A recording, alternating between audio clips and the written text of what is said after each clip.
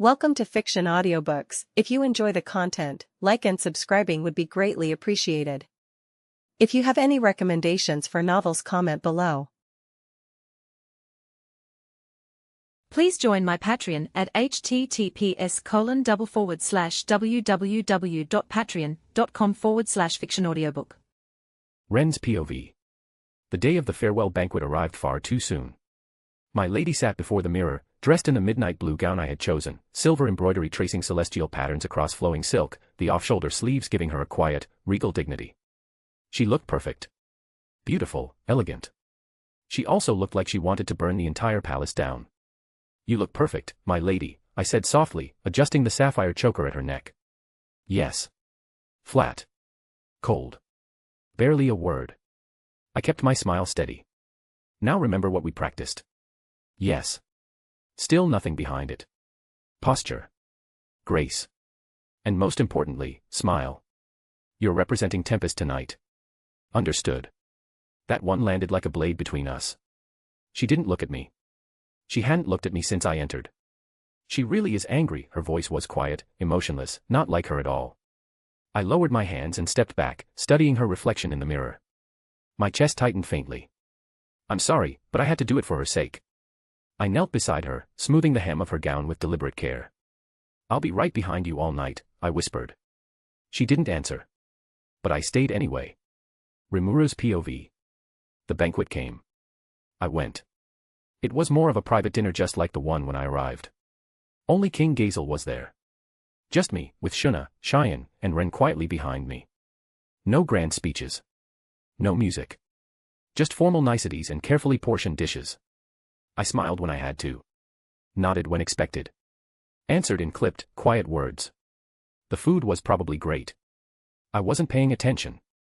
I sat there, straight-backed, polite, dressed like someone I didn't recognize. Ren stood behind me the entire time. Composed. Watchful. I didn't look at her. Didn't want to. When it was finally over, we returned to the guest wing.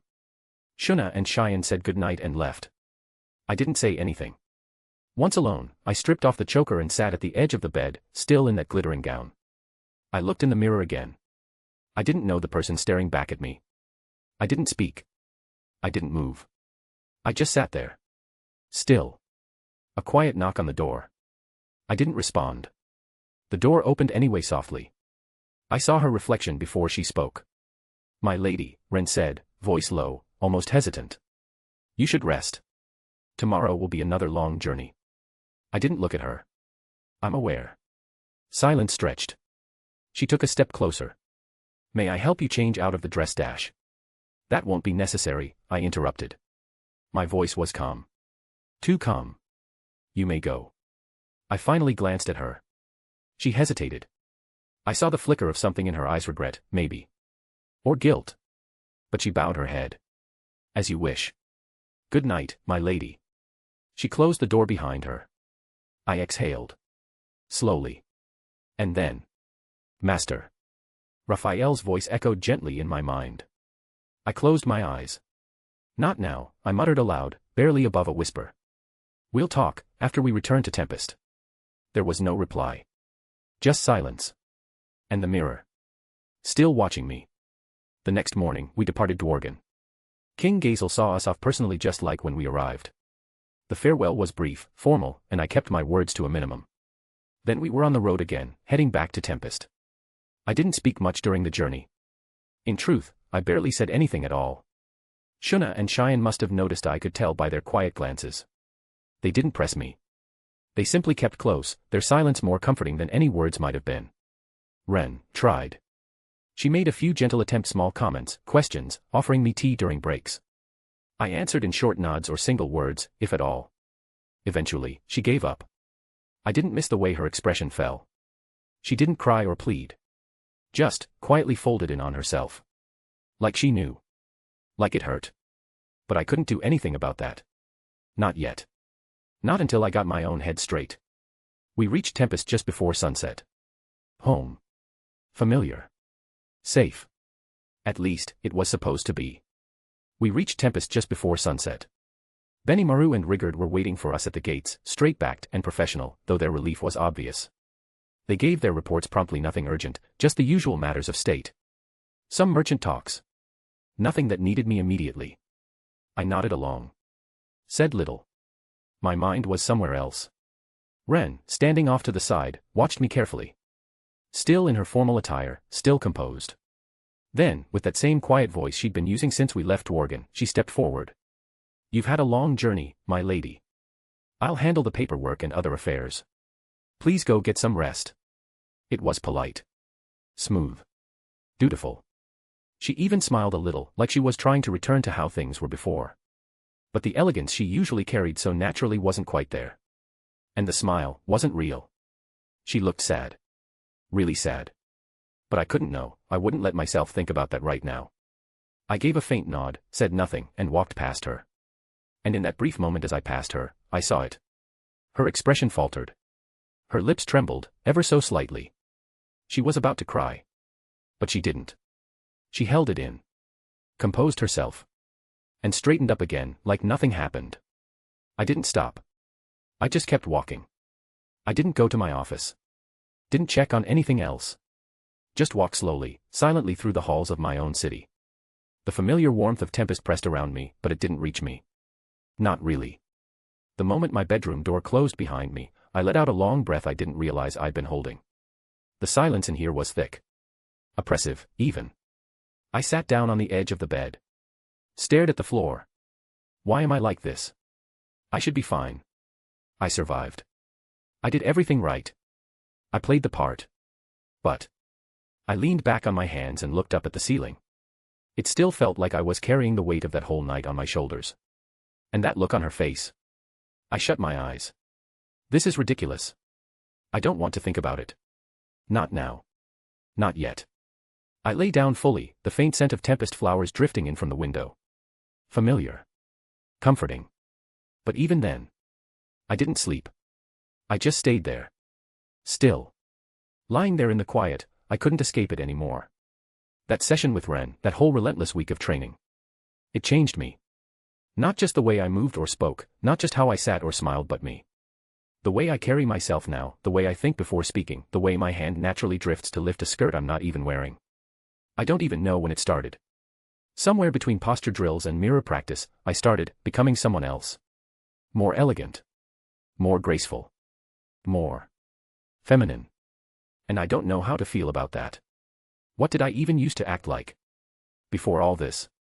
Before I started posing in front of mirrors without realizing, before I adjusted my stance to look prettier, not stronger, before I smiled like I meant it when Ren praised me. Who was I? My true self feels blurry now. Distant. And it all started with her and that etiquette session. That first mirror. That first moment I stood there, dressed in something ridiculous, and thought, wow. I look beautiful. I wanted to stop her. I really did. I wanted to run out the door, throw off the dress, and shout, I'm not like this. But something held me back. Something inside me. That small, traitorous part that liked it. The part of me that enjoyed trying on different clothes. The part that lingered in front of the mirror a little too long. The part that admired my own reflection and liked how the gown hugged my figure. The part that wanted to act elegant and felt good doing it. That part stopped me. And now I'm scared. What if that part keeps growing? What if this version of me becomes all there is?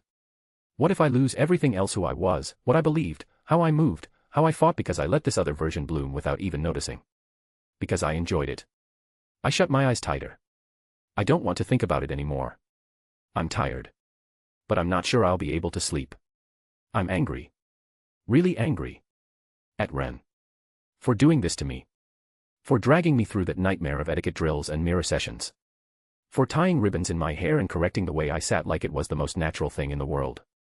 For making me like this. For nurturing the traitorous part inside me, feeding it compliments and gowns and soft, approving smiles like it was something to be proud of. For calling me my lady like it was who I was meant to be. Not just during lessons, but always. In public, in private, like she wanted it to stick. And the worst part? It did. Every time she said it, that voice in my head whispered, you like it. Admit it. I grit my teeth. I hate this. I hate that she got through to me. That she broke past my defenses without ever raising her voice. That she made me question who I was just by dressing me up and calling it guidance. I hate that I didn't stop her.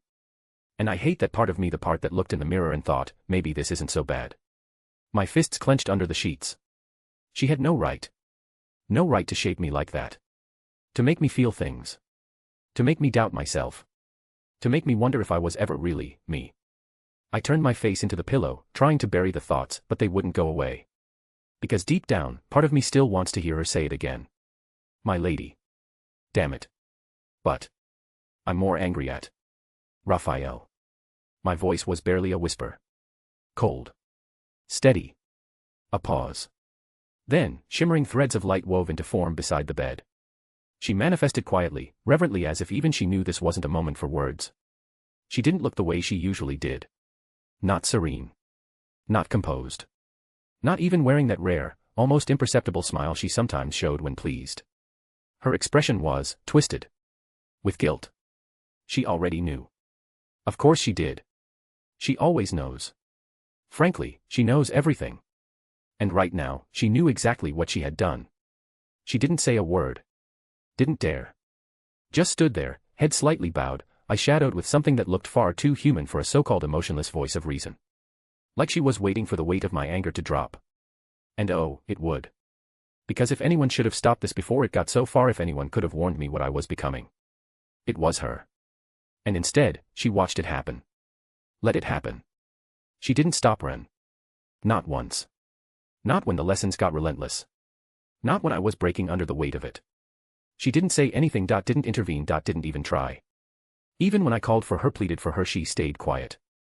Let it happen. Let me change. And now, looking back, I realize something I never wanted to admit. She always wanted me to change. All those gentle reassurances. No matter what, I will always be with you. The subtle encouragements. This path is optimal. The quiet nudges when I hesitated, the way she soothed every worry like a balm so I wouldn't question it. Maybe that was why I accepted it. Why some part of me, the part that trusted her more than anyone, let it happen. Because it was her. The one I leaned on when I couldn't decide. The voice I believed more than my own. I trusted her with everything. And right now, looking at her, she feels distant. Strange. Like a stranger wearing her shape. That warmth I always felt when she was near, it's gone. And all that's left is this ache in my chest. This cold, bitter crack splintering through the one connection I thought would never break. I feel betrayed. I feel abandoned. And I don't understand why. Why did she let this happen? Why didn't she stop it? Why? Why? My voice came out barely above a whisper. Fragile. Strained. Like something cracking at the edges. Why did you let her do that to me? I stared at Raphael. No, really looked at her, and something in me broke a little more. She wasn't cold or unreadable like she usually was. She didn't wear that faint, serene smile she sometimes had when things were going according to plan. She looked devastated. Guilty. But I didn't stop. I couldn't. You were always there, I said, my voice trembling as the weight in my chest grew tighter. You saw everything. Every time she made me smile in the mirror, every time I held myself like a doll instead of a person, every time I couldn't recognize my own damn reflection, you saw it all. You were supposed to help me. You were supposed to protect me. Raphael didn't move. Didn't speak. Just stood there with that broken look, like my words had carved through her. I kept calling for you. Every time I panicked, every time I doubted what I was becoming, I called out to you. And you stayed quiet. My fists trembled in my lap. My voice dropped lower. Sadder. Like something hollowed out of me. You let it happen. You let me happen. I looked down, shaking my head slowly, bitterly. I trusted you more than anyone. More than myself. And you just stood there and watched. Another breath shuddered out of me. I'm angry at Ren, yeah. I hate what she did to me. How she treated me like a doll she could dress up. How she nurtured that part of me that liked it. But I'm more angry at you. My eyes lifted again, meeting hers. You were the one person I thought would never abandon me. And in that moment, with everything laid bare, my fears, my confusion, my grief, I waited. Quietly. For whatever she would say. If she could say anything at all. Raphael's lips parted. Her voice, usually calm and composed, came out in a shuddering whisper. I'm sorry. Her eyes wouldn't meet mine. Her shoulders shook. Her hands trembled at her sides like she could barely stand. I'm sorry. I'm sorry. I'm sorry, Master. I'm so sorry. She kept repeating it broken, breathless, fragile. I'm sorry. I'm sorry.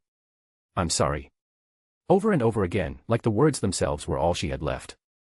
Her voice cracked on every syllable, no longer the composed echo in my mind, but something painfully human. Raw. I'm sorry. Master. I'm sorry. Stop. The word cut through the room like a knife. She froze mid-sentence, her mouth still half open. I stepped closer. My fists clenched. My voice low. Trembling not from fear. From hurt. Why? I whispered. She didn't respond. My breath hitched. Why did you do that to me? Still nothing. Only a flicker of anguish in her downturned eyes. Why didn't you stop her? Why didn't you stop me when I asked you to? When I reached out to you? I asked, louder now, my voice breaking apart with each word. Why did you betray me? After a beat of silence, Raphael finally looked up. Her eyes were wide, filled with panic. I didn't betray you, she said, her voice cracking. I would never. I never could. She took a shaky breath, as if the words physically hurt to say. I did it for you, Master. Everything I did, everything I didn't do, it was all for your sake. Her voice failed her again. She clenched her trembling fists at her sides, desperate, choking on her own guilt. Raphael's shoulders hunched forward, as if the weight of her words threatened to crush her. There was a reason, she whispered. It was necessary. Rimuru's brows drew together sharply. What do you mean by that? Her voice was cold. Flat. Wary. Raphael flinched just barely, but it was enough. Raphael's lips trembled as she tried to steady herself. Then, in a quiet, brittle voice, she spoke again. When I told you Shizu's will was influencing you, that wasn't the whole truth. Rimuru's eyes narrowed, body still and silent. Waiting. Raphael exhaled shakily, as if bracing herself against the weight of what she was about to say. Her next words came slowly, each one heavy, reluctant, like she hated the truth but could no longer hide it.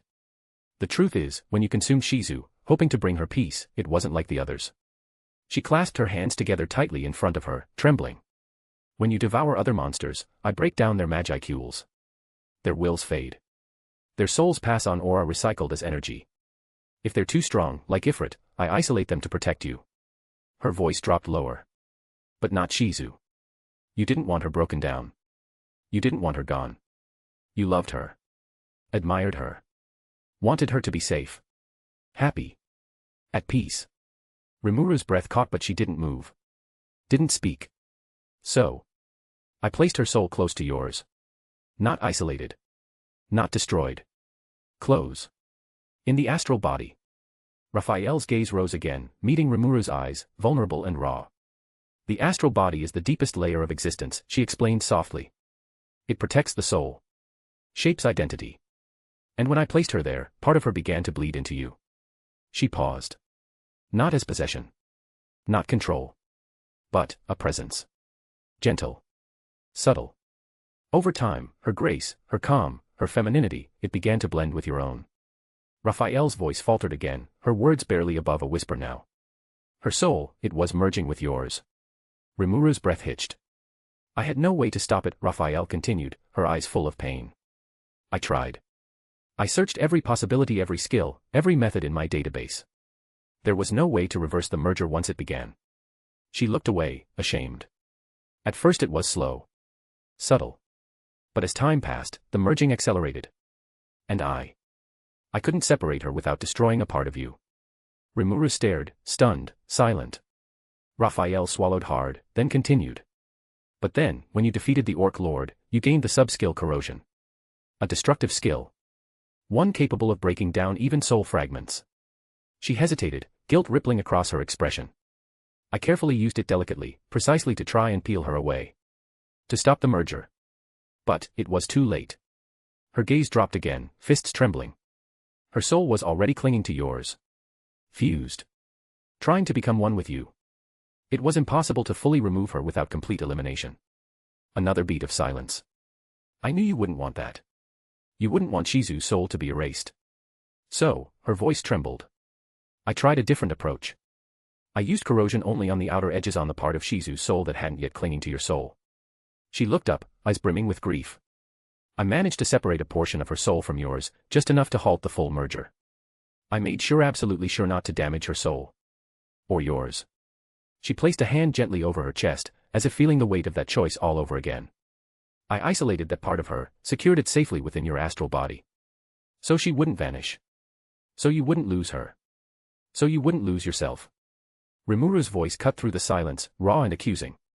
Then why didn't you tell me before? Raphael flinched at the question, guilt flashing in her red eyes. She opened her mouth slowly, her voice barely above a breath. Because your soul was resisting the merger. Rimuru's brows drew down, confused. Raphael continued, voice shaking. Even without your knowledge, unconsciously, your soul recognized Shizu's as a threat. It began trying to push her away. To destroy her. She looked down, her expression twisted in pain. I knew that if I let it happen, if I let you destroy her soul, even without meaning to, you'd blame yourself.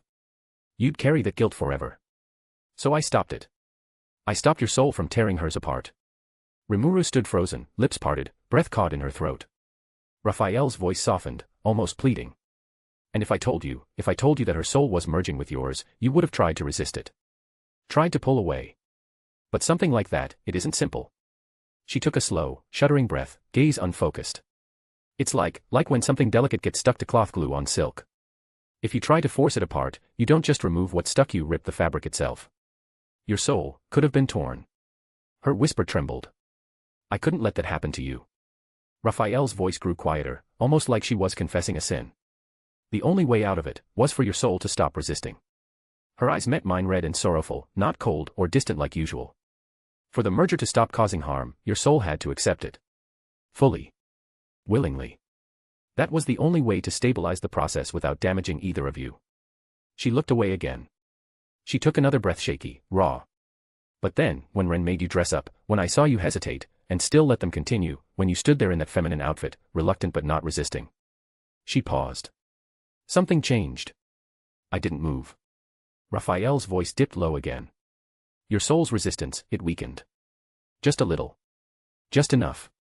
It was like, that part of you, your self-image, started to shift. And because of that, the conflict inside eased. She looked back at me, eyes glinting with restrained pain. I realized that if you slowly accepted this new version of yourself, if you embraced the changes, the elegance, the gentleness, even if just on the surface, then your soul might begin to unconsciously accept Shizu's as well. And if that happened, the merger could succeed. Her hands clenched at her sides. You wouldn't feel guilty. You wouldn't need to destroy her. Her soul wouldn't have to vanish. Part of her could live on, isolated and preserved safely.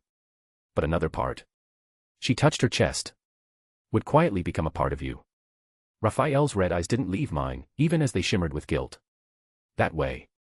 I thought, if your soul accepted the change little by little, it would also accept her. The merger would happen without pain. Without destruction. She swallowed hard. So I tried to help it along, quietly. Without telling you. Without forcing anything. Just guiding, from the background. Her voice trembled again.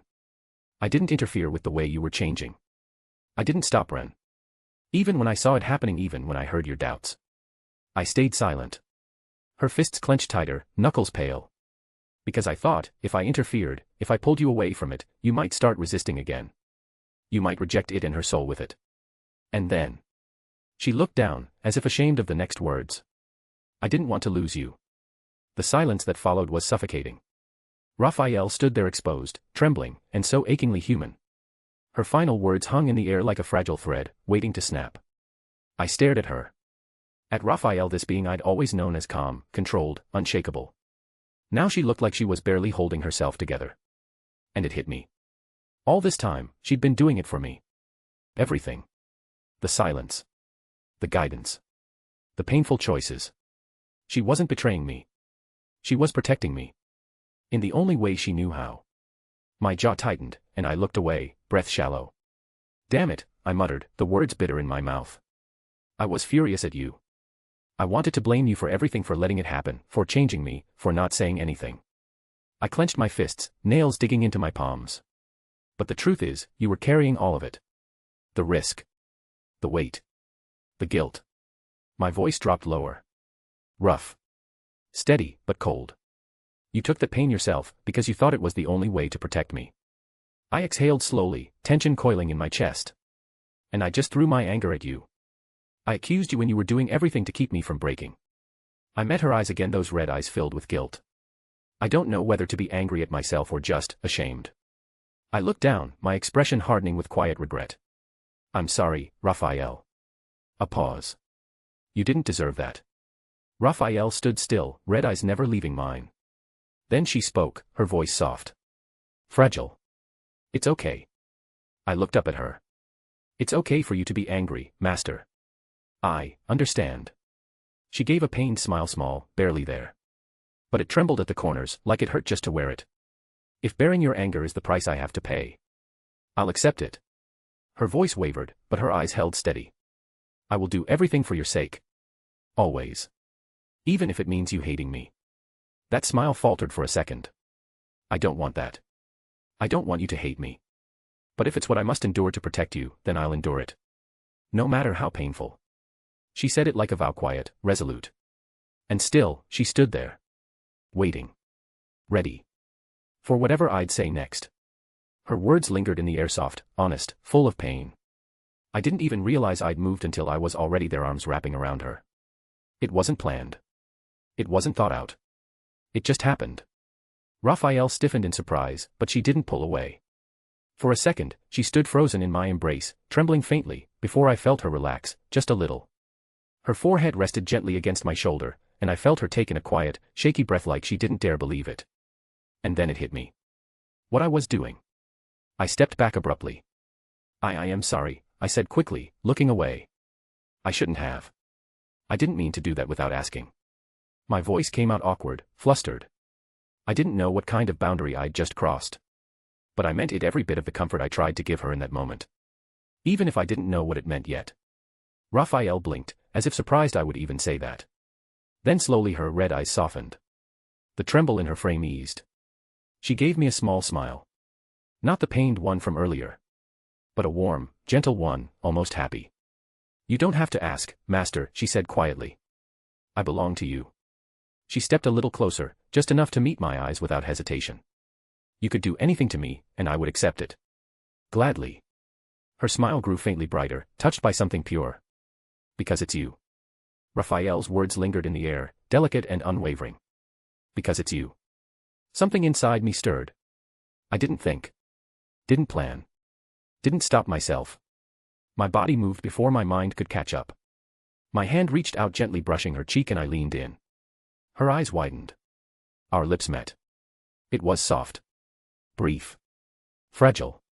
And then I realized what I'd done. I pulled back like I'd touched fire. My heart was hammering in my chest. My face completely red. I didn't mean to dash, my voice broke. I could barely look at her. I don't know what that was, I mean, I do, but I didn't think I'd just dash. I clutched at my chest like it would help slow the pounding. I kissed you, I whispered, stunned. The silence between us was filled only by the sound of my racing thoughts. My emotions were swirling, twisting, folding into something I could no longer deny. Love.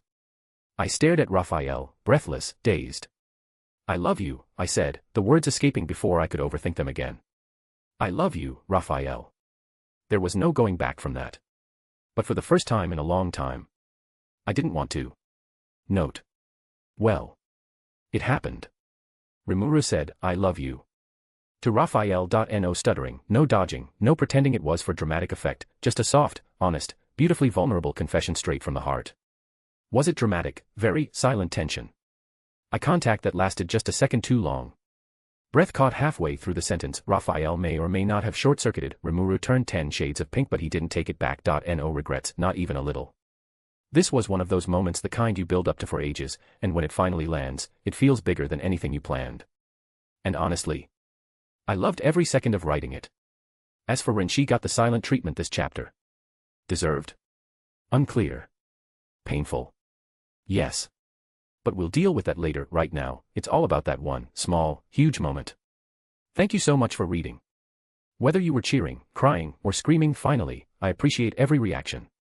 Blue Heart. Next chapter. Things are going to get very interesting. Note. When Raphael communicated, e.g., telepathically or through Rimuru's skill, she used to talk like this: it is your imagination. Now, whenever Raphael speaks in her own human form with her own mouth, she says it like this: it is your imagination. Raphael stood frozen, her gaze fixed firmly on the floor.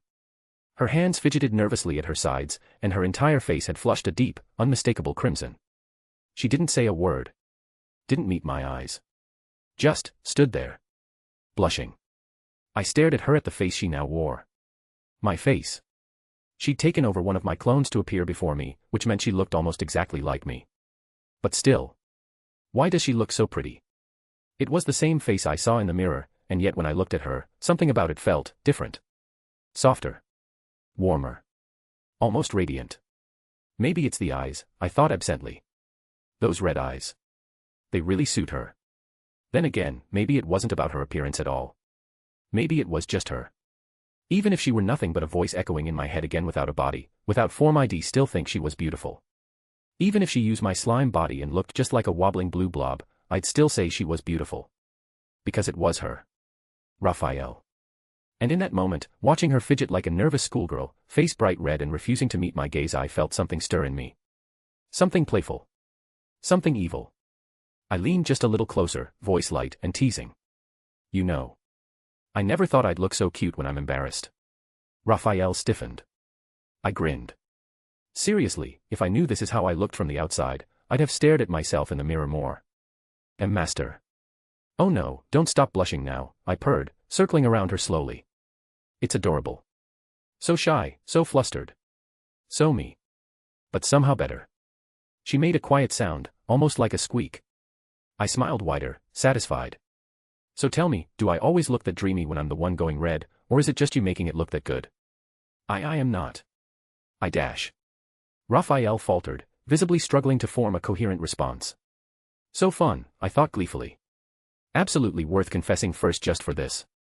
But even as I teased her, a warmth bloomed deep in my chest. I loved this side of her, the quiet, flustered, vulnerable Raphael who could barely meet my eyes. But I also loved the other side. The calm, collected voice that guided me. The one who always knew the answer, always stood beside me without hesitation. The truth was, I loved all of her. The perfect. The imperfect. The silent guide and the red-faced girl with trembling fingers. All of her was mine. And I wouldn't trade any piece of her for the world. I took a slow breath, my gaze locking with Raphael's shimmering crimson eyes. I want to say it properly this time. Raphael stood quietly, listening, still slightly flushed, eyes gentle. When I was dying. I got the ultimate skill. You. Raphael. My voice softened. And after I reincarnated in that cave, I heard your voice. Calm, steady. In that quiet, empty place, you were the only one there for me. I smiled faintly. Even back then, I didn't feel alone. You were always there guiding me, keeping me sane. I took a small step closer. At first, I thought of you as just a skill. A part of me. Something powerful and useful. But then, something changed. I drew a breath, eyes gentle. As time passed, I slowly started seeing you more as my friend, my partner. Someone I could rely on. When I started to worry about who I was becoming, when I felt lost, you comforted me. You helped me. You stayed by my side. Then there was that time, when I fell asleep resting on your lap. You were so gentle.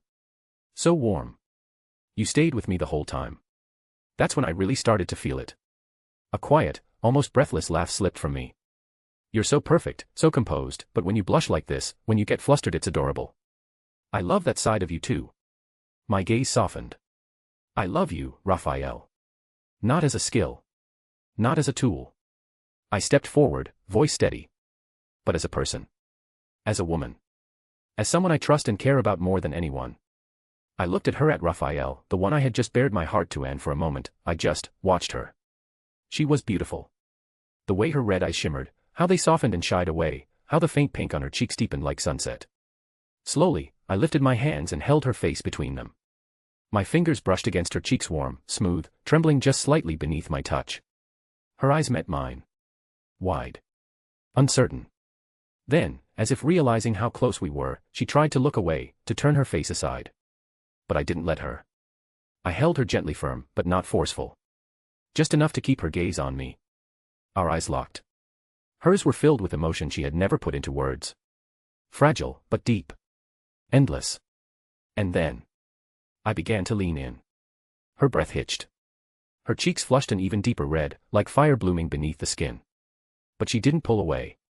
She closed her eyes, slowly, as if surrendering not in fear, not in hesitation, but in quiet acceptance.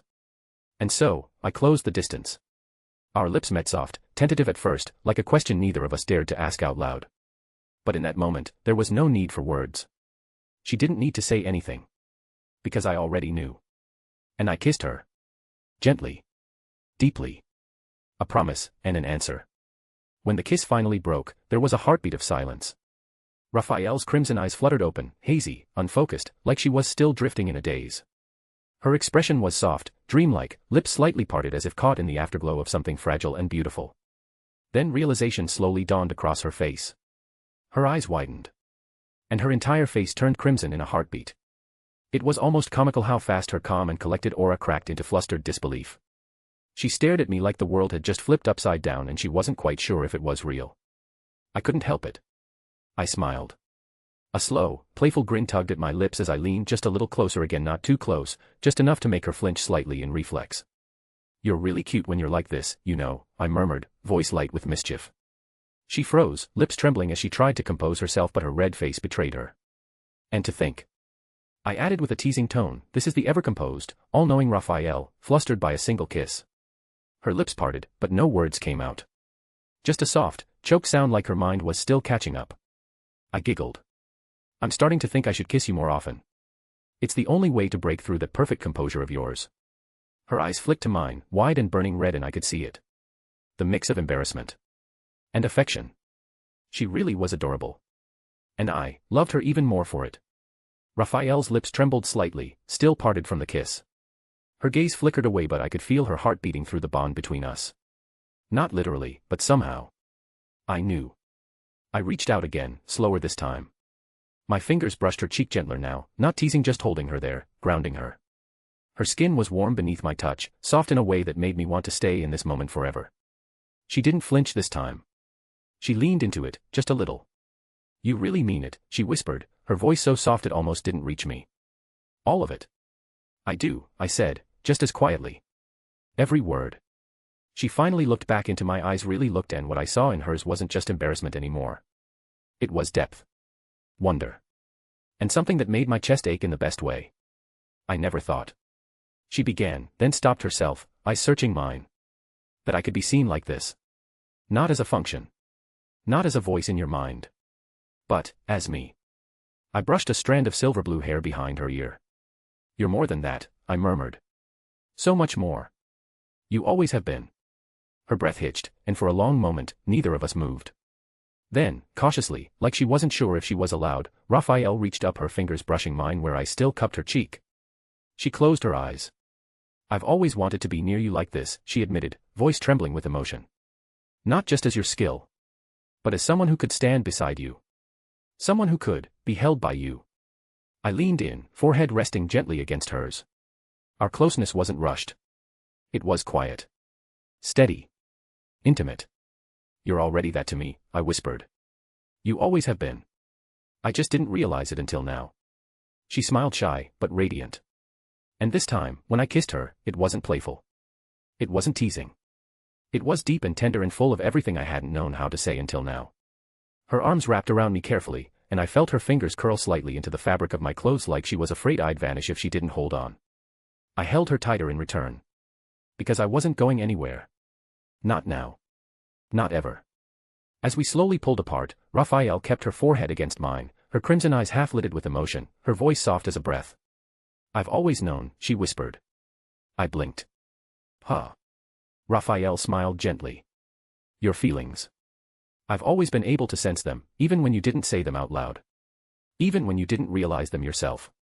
Her fingers grazed my hand, intertwining slowly. "But knowing and hearing you say it's different. It's precious." She drew back just enough to look into my eyes again.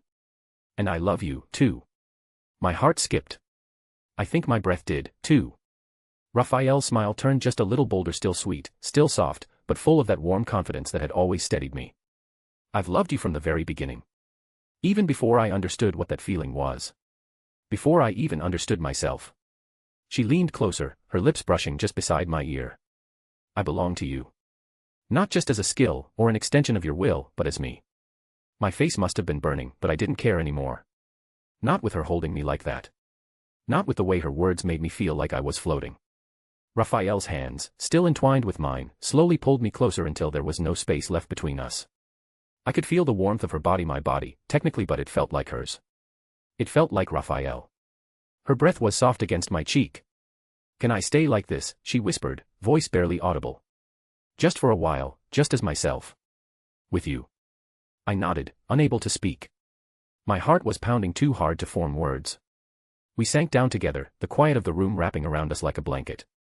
I ended up on my back, and Raphael rested beside me, her head nestled against my shoulder. One of her hands stayed on my chest, feeling the rhythm of my heart, as if syncing hers with mine. She traced slow, thoughtful patterns with her fingertips.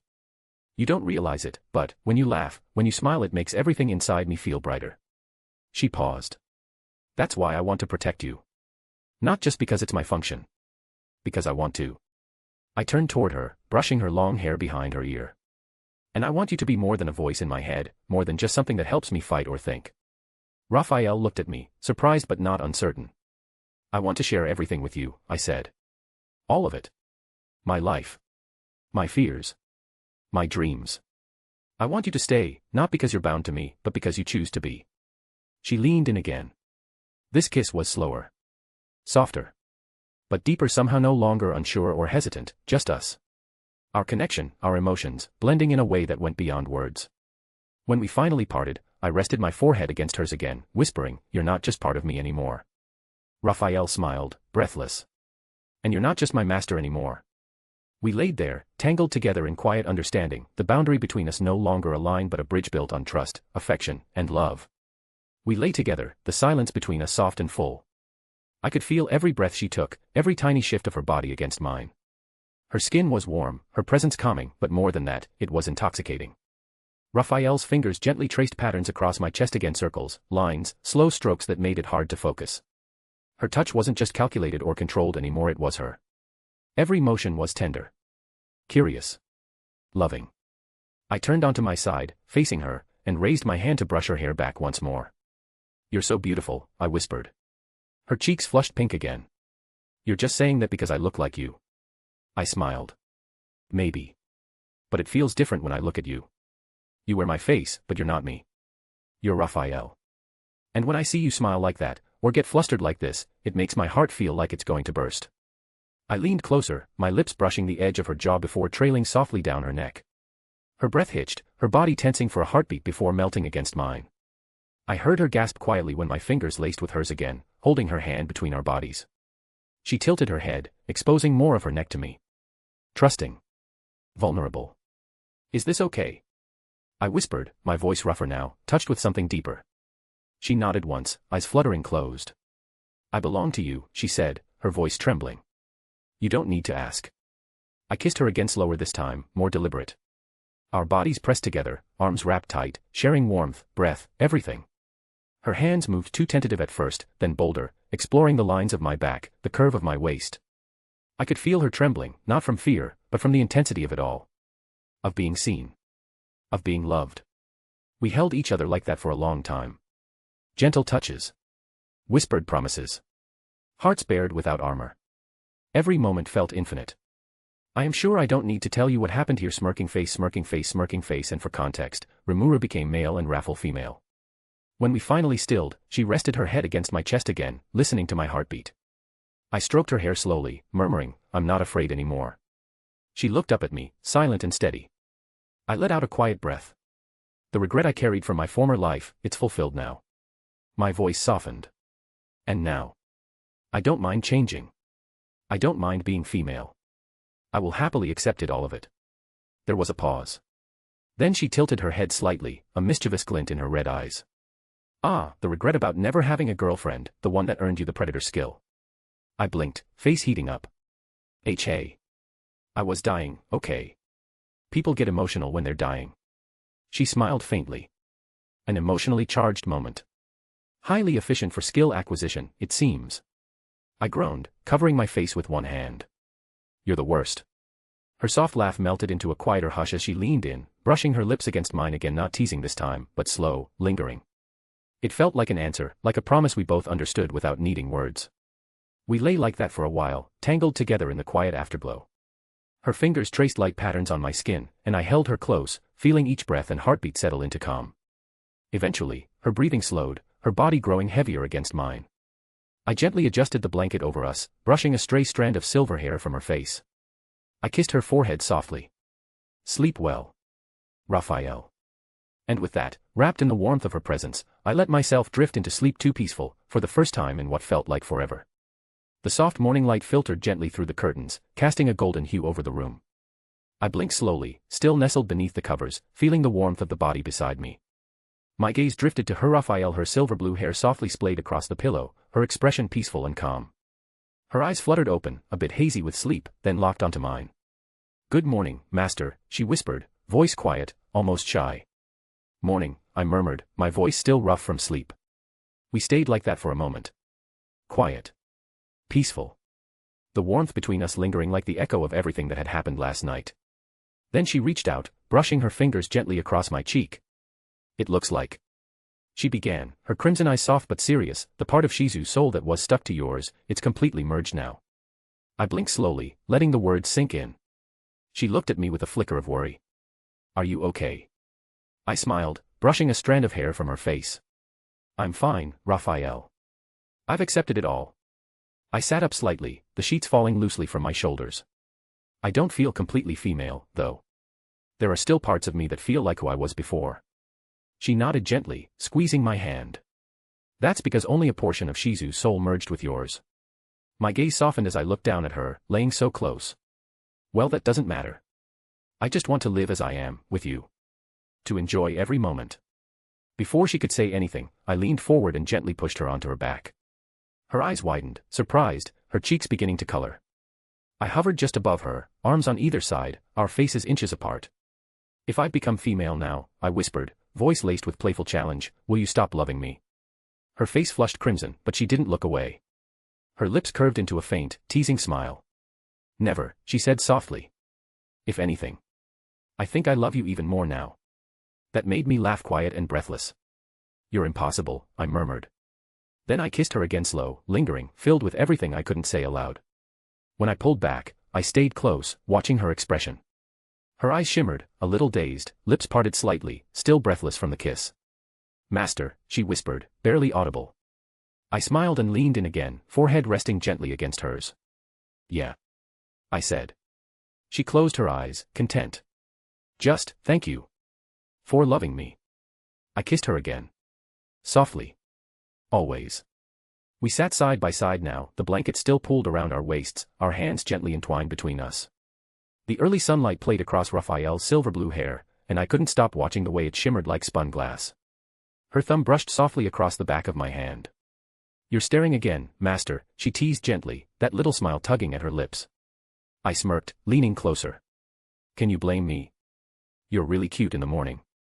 Makes me want to tease you more." Her cheeks turned faintly pink.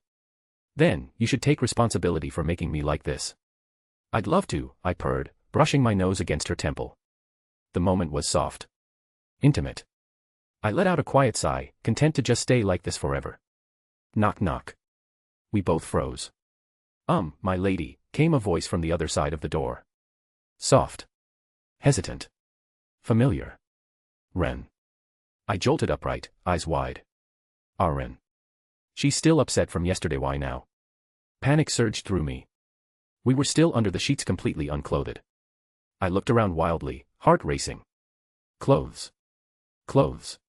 I needed clothes. Where were my skills when I actually needed them? Raphael, meanwhile, remained completely composed, sitting up beside me with the sheets wrapped neatly around her. "Master," she said gently, "shall I assist?" "Yes," I whispered harshly. "Please. Hurry." Without so much as a gesture, a soft shimmer of magic enveloped us. A second later, I felt fabric settle against my skin, comfortable, smooth, and perfectly fitted. Raphael's skill work, obviously. She was already fully dressed as well, adjusting a sleeve with elegance only she could manage. "We don't come in," I started, voice high with alarm. But Raphael just smiled serenely. "You may enter, Ren," she called gently, still perfectly calm, even as I whipped toward her in horror. Raphael. Too late. The door handle turned with a quiet click. The door creaked open, and Ren peeked in hesitantly. Pardon me, my lady, I just dash. She froze. Her eyes bounced between me, clearly flustered and clutching a blanket, and Raphael, who sat beside me with a calm expression, and my face. Almost. The same features, same hair, same everything except for those striking crimson eyes. Ren's jaw slowly dropped. Wait a second. Raphael inclined her head with elegance. Good morning, Ren. It is a pleasure to finally meet you face to face. Ren didn't move. Her eyes were locked on Raphael with intense anime girl meets final boss energy. You've gotta be kidding me. You're the voice that's been talking to me. I blinked. Huh? What voice? Ren pointed at Raphael, then at me, then back again, like her brain was buffering. After the Orc Lord incident, I started hearing this voice. Calm. Ultra composed. Total Kaderi energy.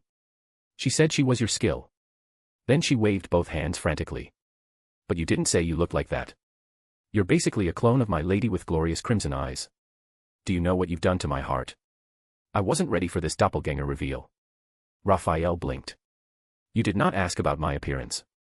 Ren clutched her chest. She got me again with logic and red eyes. I turned toward her, squinting. Wait.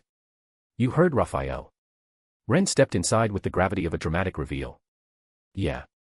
Right after everything with the Orc Lord, she spoke to me. I thought I was hallucinating at first, but then she mentioned our previous life.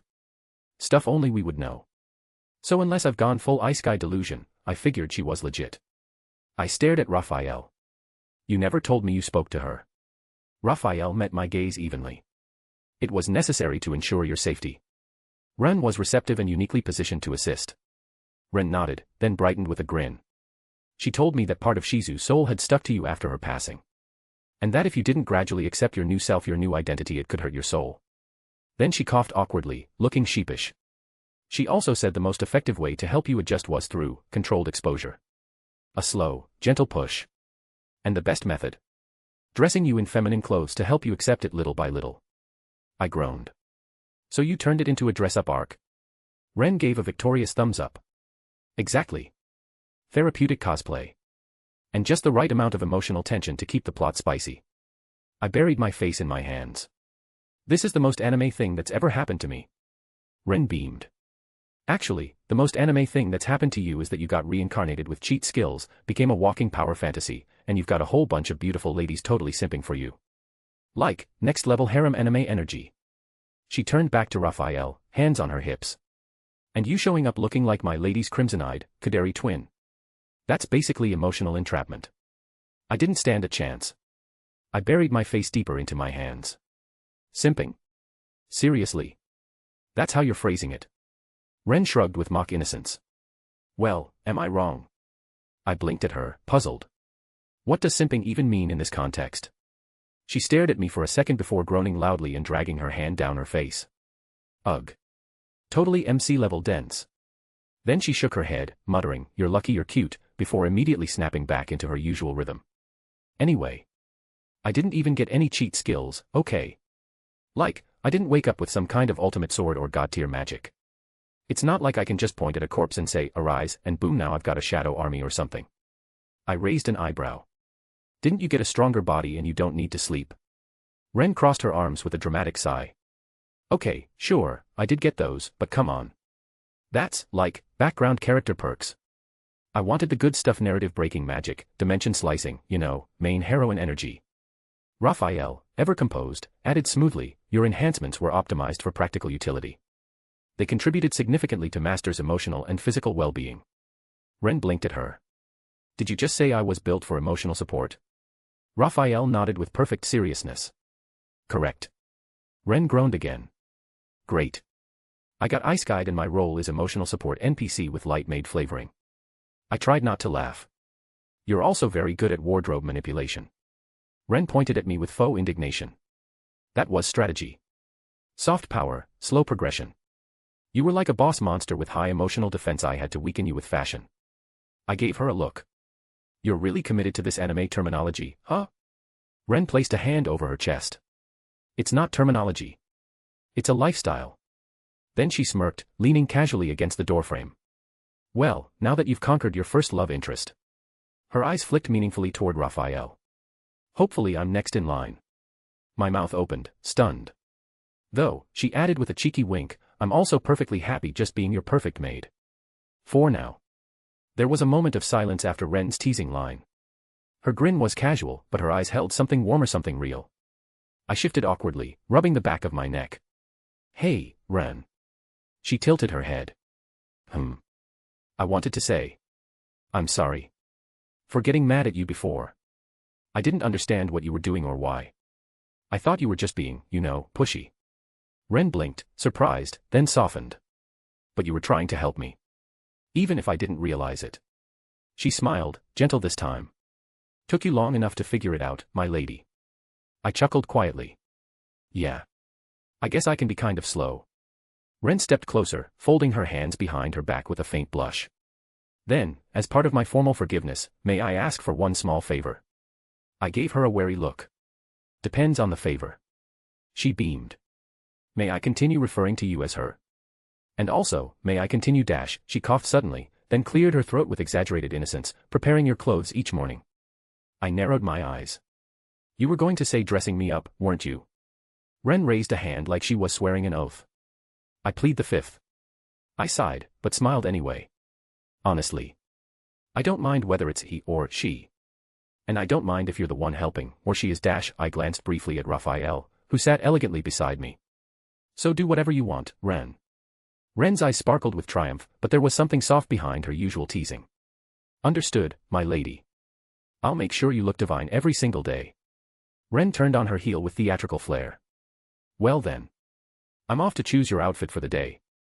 She walked toward the door with a deliberate sway in her step, humming to herself before tossing one last grin over her shoulder. Oh, and just to remind you I am your perfect maid, remember? And a perfect maid's duty is to wake her master every single morning. I blinked. Wait. She raised a finger like a teacher making a point. So.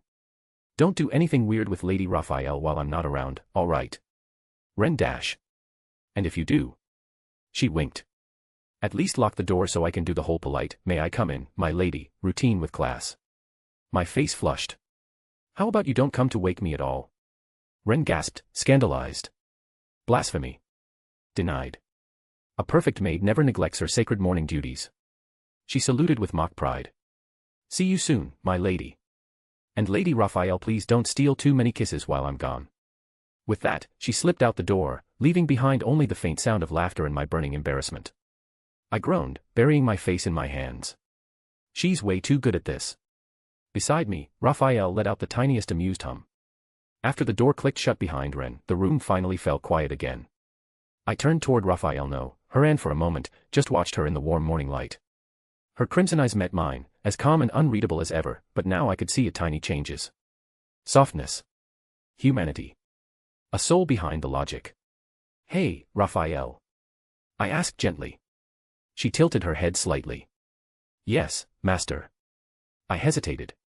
Then, smiling faintly, I continued. You're the Wisdom Lord, right? Raphael is the name of my skill.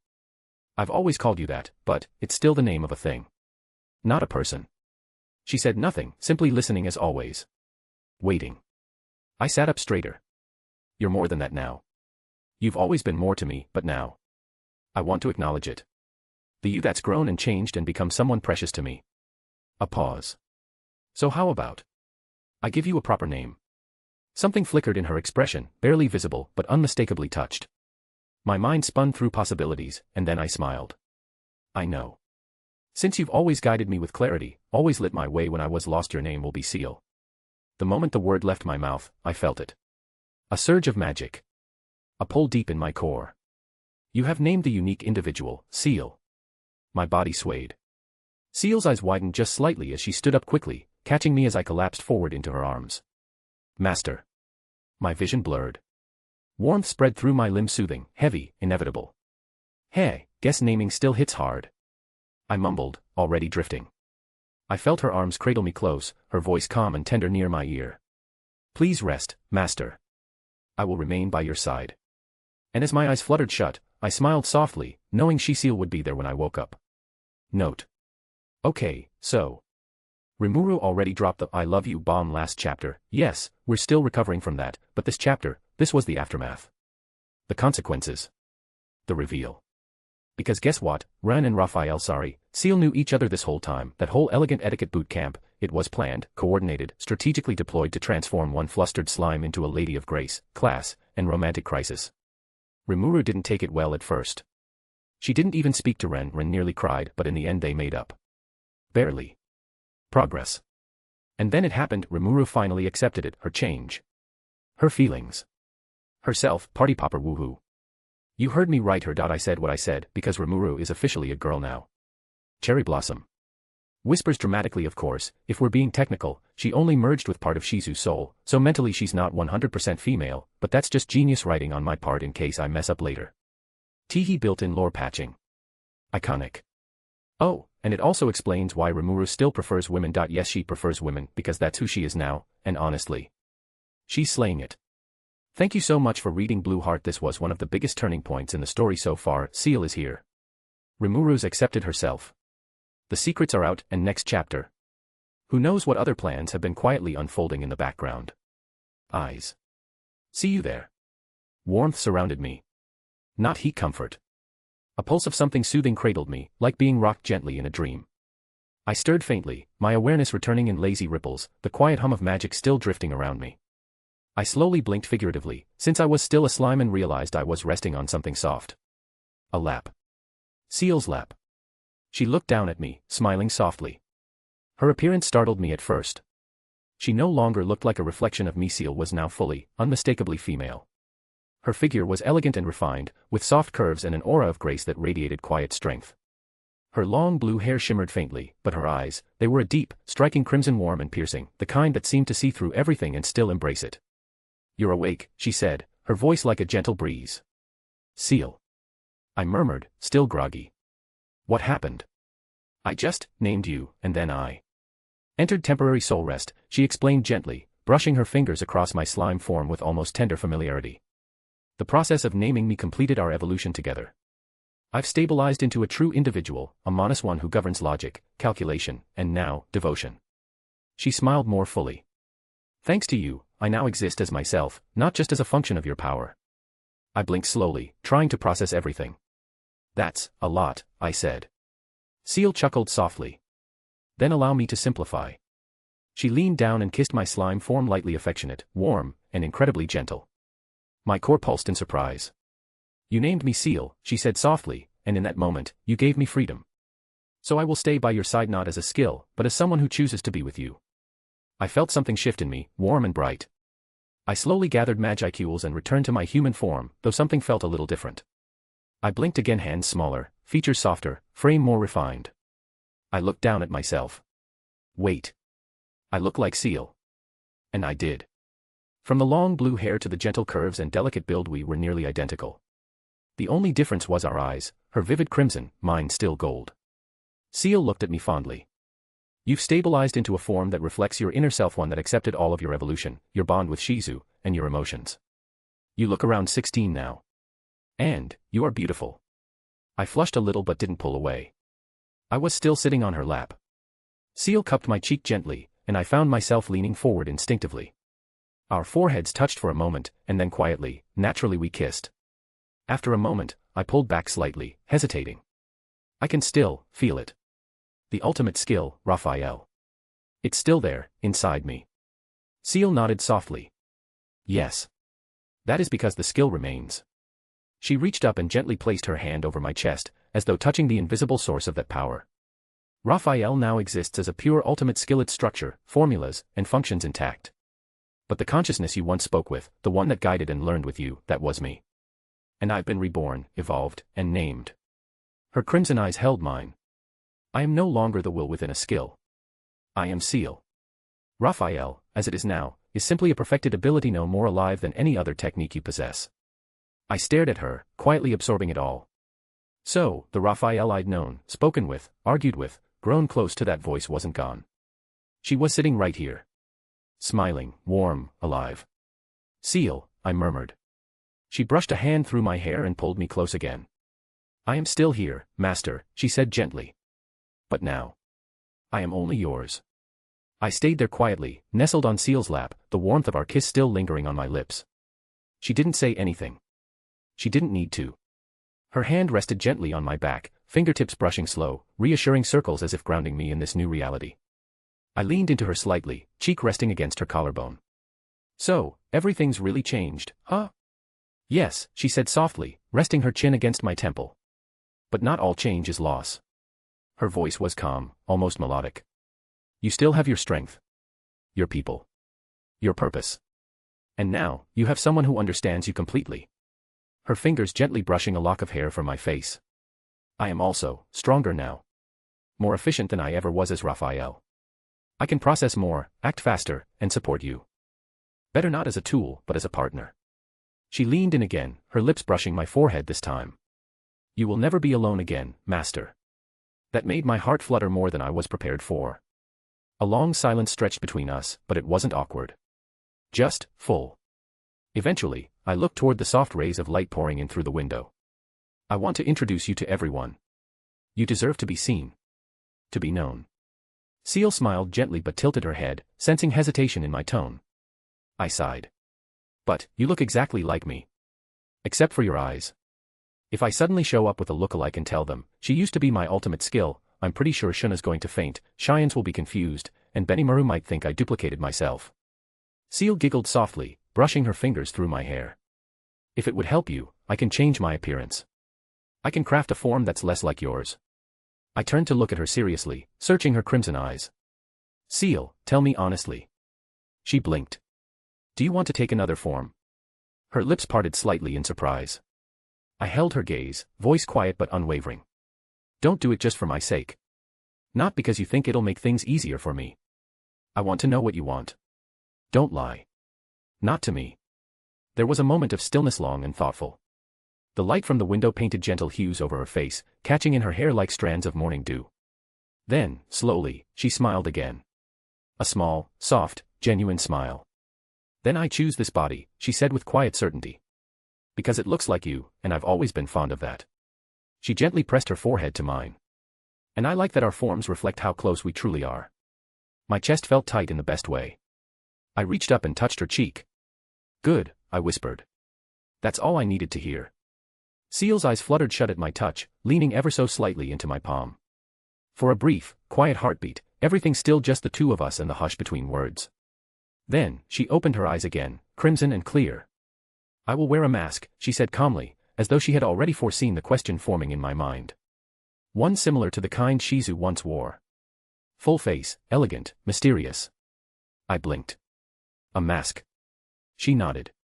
That way, I can stay by your side without stirring too much suspicion. People may notice our resemblance, but they won't guess the truth. To them, I'll be nothing more than a loyal, enigmatic subordinate. A little dramatic, don't you think? She gave me a tiny shrug. It suits our story. Besides, it's more practical than explaining, I used to be an ultimate skill. I sighed because as strange as it sounded, she was right. I scratched the back of my neck, trying to assemble my thoughts. Then I should make it official, I murmured. You'll be my second personal maid. That gives you a reason to stay close without raising eyebrows. Ciel arched a brow. Second. Well, Ren would throw a fit otherwise. Ciel smiled with quiet amusement. I don't mind. But then, she tilted her head, voice quieter and more dangerous in its softness, as long as I'm your first wife, I don't mind being second maid. My breath caught. What? She just looked at me. Patient. Unblinking. Honest. I tried to speak, but the words tangled in my throat, and in the end, I said nothing. That silence was enough. Her smile deepened, a flicker of satisfaction warming her usually placid features. Your silent acceptance is noted. I groaned softly and buried my face in her shoulder. You're going to be insufferable now, aren't you? Her arms wrapped around me gently. Only with you. The moment lingered, warm and still. Sitting on her lap just felt natural. Like I belonged there. Like the space between us was never meant to exist at all. But then I heard footsteps faintly approaching outside the room. Ciel must have heard them too. Without a word, she gently nudged me, and I slipped off her lap to sit properly beside her instead. It wasn't embarrassment, well, not entirely, it was just self-preservation. If Ren saw me like that, I'd never hear the end of it. I straightened my clothes and cleared my throat just as the door creaked open. In stepped Ren, all elegance and grace, her voice ringing proudly in the air. My lady. She held a carefully folded outfit across both arms, smiling confidently. I have returned. It took some time, but I've finally selected the perfect outfit for you. She stepped in without hesitation, and then her eyes landed on me. Specifically, me, in this new form, sitting neatly beside Ciel. Her whole body froze mid-step. Her smile twitched. Her poise cracked.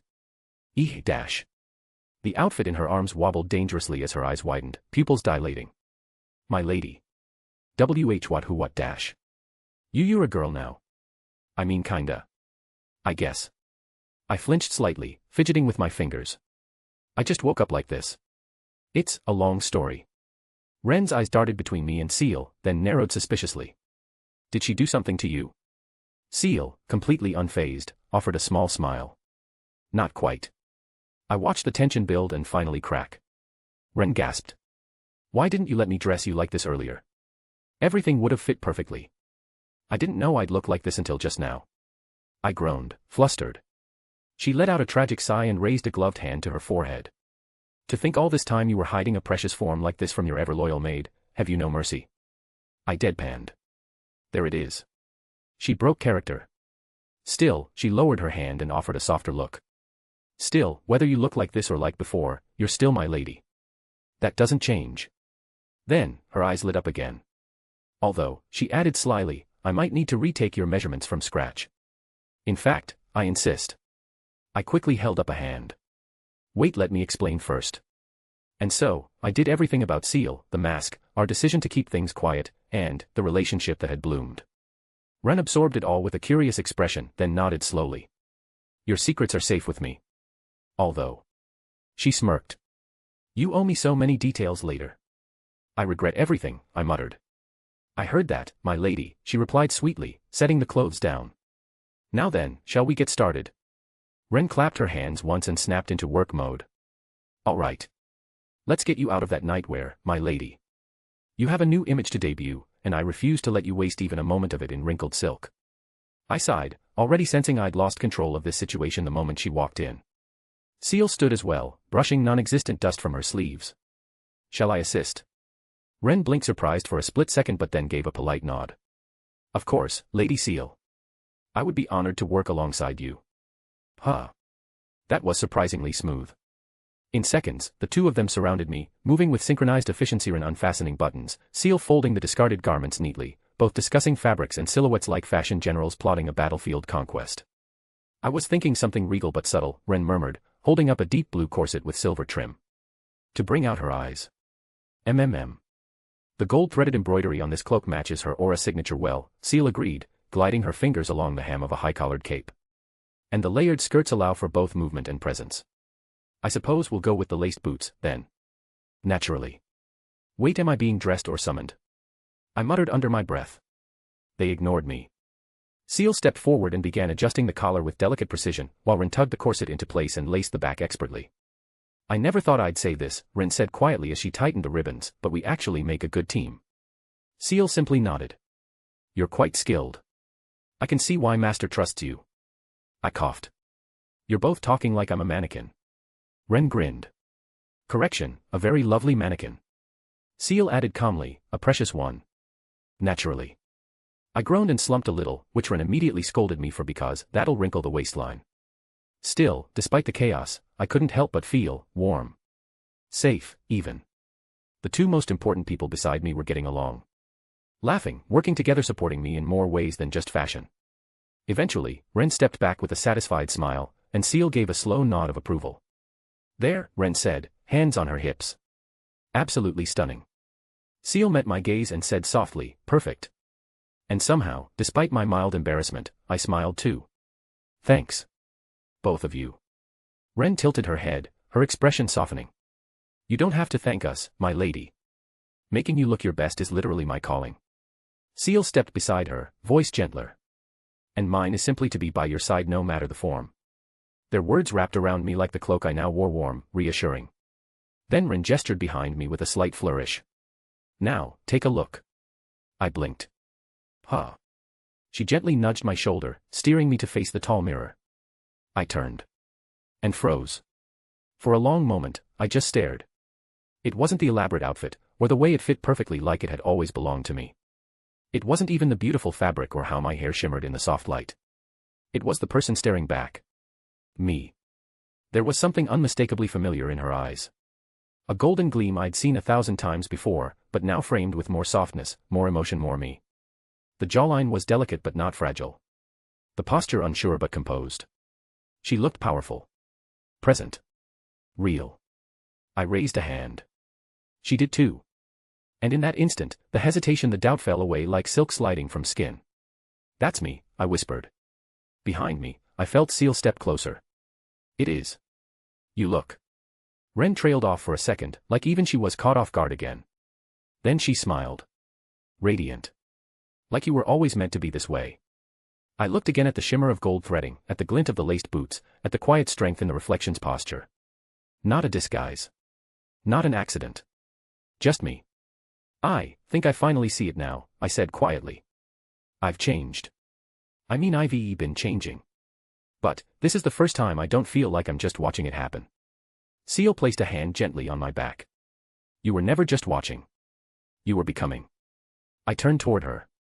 Then to Ren. And I smiled again, this time a little deeper, a little braver. Thanks. Really. I think. I'm ready to be seen. Ren smiled first, folding her arms and tilting her head just slightly. You're very welcome, my lady. I live to see you look radiant. Ciel nodded, her tone quieter, more intimate. You look more like yourself than ever. Their words warmed something inside me. I felt it stirring quietly in my chest, this mix of gratitude, fondness, and something that felt suspiciously close to peace. Thanks again, I said, steadier this time. They didn't reply with words, just stayed beside me, shoulder to shoulder, our reflections lined up perfectly in the mirror. And for once, I didn't feel like I had to choose between who I was and who I had become. Ren gave an approving nod as she looked over me one last time. Flawless. Absolutely flawless. Ciel echoed the sentiment with a gentle, perfect. I gave them both a grateful smile. Thanks, really. But Ren was already turning toward the clothing rack with renewed purpose. Now then, one radiant master deserves a matching maid. Lady Ciel, it's your turn. Ciel raised an eyebrow. I take it you've prepared for this. Obviously, Ren said smugly, pushing forward a second rack. My backup plan had a backup plan. I stepped forward with curiosity. Ooh, what's in stock? 3 options, Ren said. We'll try each, and you'll help me judge, my lady. Sounds fun, I admitted. And it was. Weirdly fun. The first outfit was a formal deep blue and gold set, long sleeves, polished buttons, a ribbon at the collar. Elegant. Dignified. Ciel stepped out wearing it like a noble's retainer. Her poise was flawless, but... Ren frowned lightly. Too stiff. I nodded. Yeah, she looks like she's about to recite court protocol. Ciel tilted her head. Would you like me to? Nope. I quickly said. Let's try another. The second outfit was a tailored black and gray piece with subtle red accents. The skirt was shorter, layered with an angled hem. The apron had a minimalist design, and the neckline dipped just enough to hint at strength over softness. Silver trim gleamed along the edges of the boots and gloves. Ciel stepped out slowly. Ren raised an eyebrow. I blinked. Whoa. That's intense. Ciel adjusted one glove. It feels efficient. Ren tilted her head. It's striking. Sharp. But dash. It's too sharp, I said, frowning slightly. It looks amazing, but it's almost intimidating. Ren gave a slow nod. Like she's about to interrogate someone instead of serve tea. Ciel gave the faintest sigh. So not this one. I smiled. You look incredible in it, but it doesn't match the mood. You're not here to make a statement, you're here to stand beside me. Ren stepped forward and gently adjusted a hem. The other one suited you more quietly. This one is all edge, no softness. Ciel gave a polite nod, already turning back to change. Understood. The third outfit was a classic black and white uniform with a long skirt, high collar, and delicate lace trim, modest and refined. When Ciel stepped out, Ren actually clasped her hands in appreciation. Traditional. Elegant. I like this. I tilted my head. It's quiet. But not in a bad way. Ciel looked down at herself. It fits perfectly. Ren nodded. It carries authority without needing to say a word. I stepped closer. You look like someone who doesn't have to raise her voice to be respected. Ciel blinked, just once. I don't dislike it. Ren smiled faintly. It's not flashy, but it commands presence. The kind that stands beside my lady without drawing attention away, only reinforcing it. I looked at her again, then smiled. Yeah. This one's it. Ren nodded. Agreed. We'll make small adjustments to match my lady's color theme, but the foundation is perfect. Ciel looked at her reflection in the mirror, then at me. Do you like it, master? I smiled. Yeah. You look amazing. She gave a soft, rare smile. Then I accept it. I leaned against the vanity table with a little sigh. You know. I didn't expect to enjoy this so much. Dressing up, choosing things. I thought it'd feel like losing control, but... Ren smirked, arms crossed. It's because you're not losing anything. You're building something new. And we're doing it together, Ciel added. That warmth welled up again, familiar now, but still just as powerful. I nodded slowly. Yeah. That's exactly it. Then Ren straightened, brushing imaginary lint from her sleeves, and turned to me with her usual crisp efficiency. My lady, if you'll excuse me, I'll go gather the others and let them know we're ready. You mean the usual chaos crew? I asked, raising an eyebrow. Ren smirked faintly. Exactly. And I'd prefer to prepare them ahead of time. You've already had one dramatic reveal today, no need for another ambush. Unless, of course, you'd like one. I sighed. Let's save the theatrics. Ciel folded her hands calmly. Would you like me to go with her? Ren shook her head. No need. You stay here with my lady. I'll handle it. With one last approving glance at both of us, Ren gave a quick curtsy and swept out of the room with purpose. The door clicked shut behind her. And then, stillness. Quiet. Just me and Ciel again, standing together in the golden afternoon light, our reflections in the mirror still side by side. Two figures changed, but not lost. The door clicked shut behind Ren, leaving the room steeped in a soft, thoughtful stillness. I turned to look at Ciel. She stood quietly at the vanity, her posture graceful, every movement precise. She reached for the final accessory resting on the dresser, a full-face mask, elegant and seamless, styled similarly to the one Shizu once wore. Its surface was smooth porcelain white with subtle gold lining tracing down from the eyes to the cheeks, giving it a timeless, noble feel. The kind of mask that hid everything, yet somehow made the one wearing it feel more complete. She held it in both hands for a moment, then slipped it on with quiet finality. How do I look, master? Her voice was calm and unchanged, though slightly muffled behind the porcelain. Does it suit this form? I stared. She looked powerful. Not just graceful or mysterious powerful. You look. I exhaled. Like someone who could rewrite fate if she wanted to. She tilted her head slightly, a familiar, unseen smile beneath the porcelain. Only yours, if you ask nicely. I groaned softly and hid my face in my hands. Even with a mask, you still flirt. I am yours, mask or no mask, she said simply, as if it were the most natural truth in the world. Before I could gather myself to reply, the door opened again. Ren peeked inside. My lady. Lady Ciel. Everything's ready. They're waiting. She stepped in and paused as her eyes fell on Ciel. For the briefest second, her usual poise slipped, replaced by a flicker of awe. Then she composed herself again and gave a small approving nod. Very fitting. Ciel bowed her head slightly. I smiled. All right, let's go. Ciel stepped to my side, quiet and steady. And as we walked toward the door, I glanced once at our reflections in the polished glass. Me, with a small smile. Ciel, serene behind her mask. And Ren, walking beside us with quiet pride. Together, we stepped out ready. The heavy doors of the meeting chamber stood closed, muffling the quiet conversations within. Ren stood just ahead, perfectly composed. She turned to glance at me and Ciel, giving a final nod. They're ready, my lady. I took a breath. Ciel stood silently beside me, dressed in her newly chosen formal-made uniform dark blue and gold, her face hidden behind a full mask reminiscent of Shizu's. Her posture was flawless, her aura calm and collected. I nodded back. Let's do this. Ren stepped forward and pushed open the doors. They opened without fanfare, no trumpets or titles. Just the quiet groan of polished wood. 6 pairs of eyes turned to meet us. Seated around the long table were the leaders of Tempest, Rimuru, Shuna, Cheyenne, Hakuro, Kaijin, and Rigard, all rising automatically as we stepped in. Their expressions shifted from curiosity to wide-eyed surprise. Benimaru's brows arched in disbelief. Shuna clasped her hands gently at her chest. Cheyenne's jaw dropped for half a second before she covered it with her hand. Kaijin let out a quiet whistle. Hakuro's eyes narrowed with intrigued focus. And Rigard looked like he might burst into tears. I walked slowly, deliberately, heels clicking softly against the polished stone. Ciel followed 2 steps behind me, graceful and silent, her hands folded in front of her.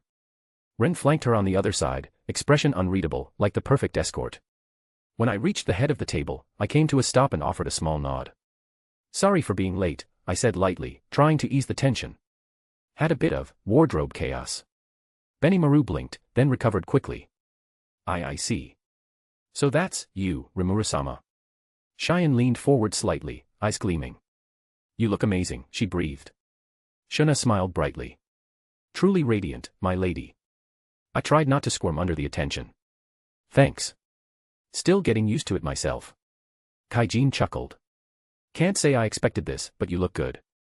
Hakuro gave a single nod of approval. Graceful as always, even in unfamiliar form. Rigard, bless him, actually had tears in his eyes. "My lady. You honor us." Ciel stood behind me like a statue, unmoving, unreadable. But I felt her gaze. Her quiet support. It grounded me. I let the silence linger for just a moment longer, then straightened my posture. "I want to formally introduce someone to all of you," I said, my voice even. "This is Ciel. Starting today, she'll serve as my second personal maid alongside Ren." A few surprised murmurs passed around the room. "She'll be assisting me in both personal and official matters," I continued smoothly. "I trust her completely.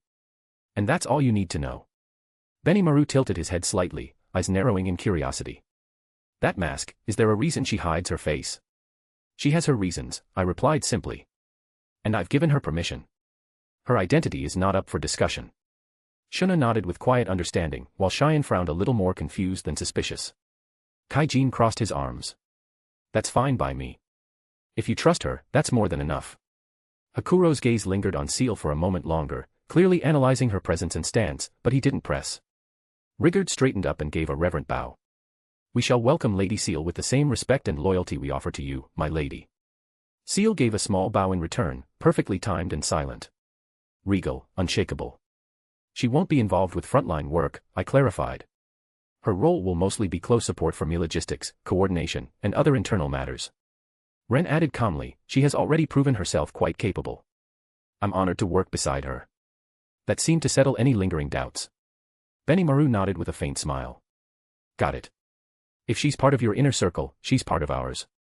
Shuna smiled gently toward Ciel. "I look forward to working with you." Ciel remained quiet behind her mask, offering only a slow, elegant nod in acknowledgement. No explanations. No elaborate stories. Just presence and trust. And, thankfully, no one questioned it further. I exhaled quietly through my nose and moved to take my seat at the head of the table. "All right," I said, finally letting my tone relax a bit. "Now that the introductions are done, shall we begin the meeting?" Note. And with that, Rimuru has officially introduced Ciel as her personal maid. Blue heart elegant, composed, and just a tiny bit intimidating. Ciel's entrance marks a whole new dynamic in the story. No longer just a voice in Rimuru's head, she now stands at her side, calm mask and all, ready to cause confusion, subtle chaos, and lots of fluffy moments. Relieved face. Also. Now that this major reveal is out of the way, we'll finally be shifting focus toward the saving the kids arc, time for Rimuru to face new challenges, build new bonds, and maybe learn a little more about herself along the way. Thank you as always for reading. See you in the next chapter, Blue Heart. Rimuru studied me a moment longer, his brows knitting faintly. "Forgive me for being blunt, but, weren't you male before, my lord?" I scratched the back of my neck, offering a sheepish smile. "Yeah, that's not wrong. But it's complicated. When I first got this human form, I used Shizu-san's body as the template. Her soul was mixed in with mine for a time, and it left an impression, one that never really went away." I looked down briefly, then met their eyes again. "Over time, I guess I started feeling more comfortable like this. It's not about gender or labels, really, just about being myself." There was a pause. Not tense, just thoughtful. Shuna gave a soft, understanding smile. "If this is the form you've chosen, then it must be the right one." Cheyenne nodded firmly. "Doesn't matter what you look like, you're still you." Hakuro gave a respectful bow. "Indeed. Your presence has not changed." Rimuru slowly exhaled, his serious expression easing into something more accepting. "Then we'll follow as always, my lady." Ren stepped forward at that, one gloved hand elegantly at her chest. "As of now, I ask that everyone refer to my mistress properly. She is Lady Rimuru." A brief silence. Then, one by one, the group bowed. "Yes, Lady Rimuru," they chorused. I blinked. Wait, that's a little sudden, don't you think? Ren turned slightly, giving me the most innocent expression I've ever seen her wear, an expression I didn't trust at all. I'm simply maintaining etiquette, my lady. I sighed. Too late to stop this train now. Behind me, I felt Ciel shift slightly, standing just a touch closer. Even with the mask, her quiet support was obvious. All right, I murmured. Lady Rimuru it is, I guess. Ren smiled, victorious. I glanced around at my closest companions, the ones who'd seen me through everything so far. I'd like everyone to know about Ciel, I began, my voice steady. And about me. The changes I've gone through. But there's no need for a grand announcement. Just let it spread naturally. Quietly. No fuss. Behind me, Ciel shifted ever so slightly, her presence a quiet support. Ren, standing to my left with her usual composed grace, gave a light nod. As you wish, my lady. I'll ensure the word is passed through appropriate channels. Then she added, her tone still calm but edged with subtle finality, and while doing so, I'll make it clear that Lady Rimuru is to be regarded and addressed as female from now on. There was a beat of silence, just enough to feel the message settle in. I sighed lightly, half amused. Guess that part's happening whether I say it or not. Ciel said nothing, but I could sense her satisfaction. Ren didn't smile, at least not visibly, but something about her stance softened for the briefest moment before she resumed her flawless posture, the perfect maid once again in front of everyone else. I looked around at everyone gathered in the meeting room. All waiting patiently for what I had to say.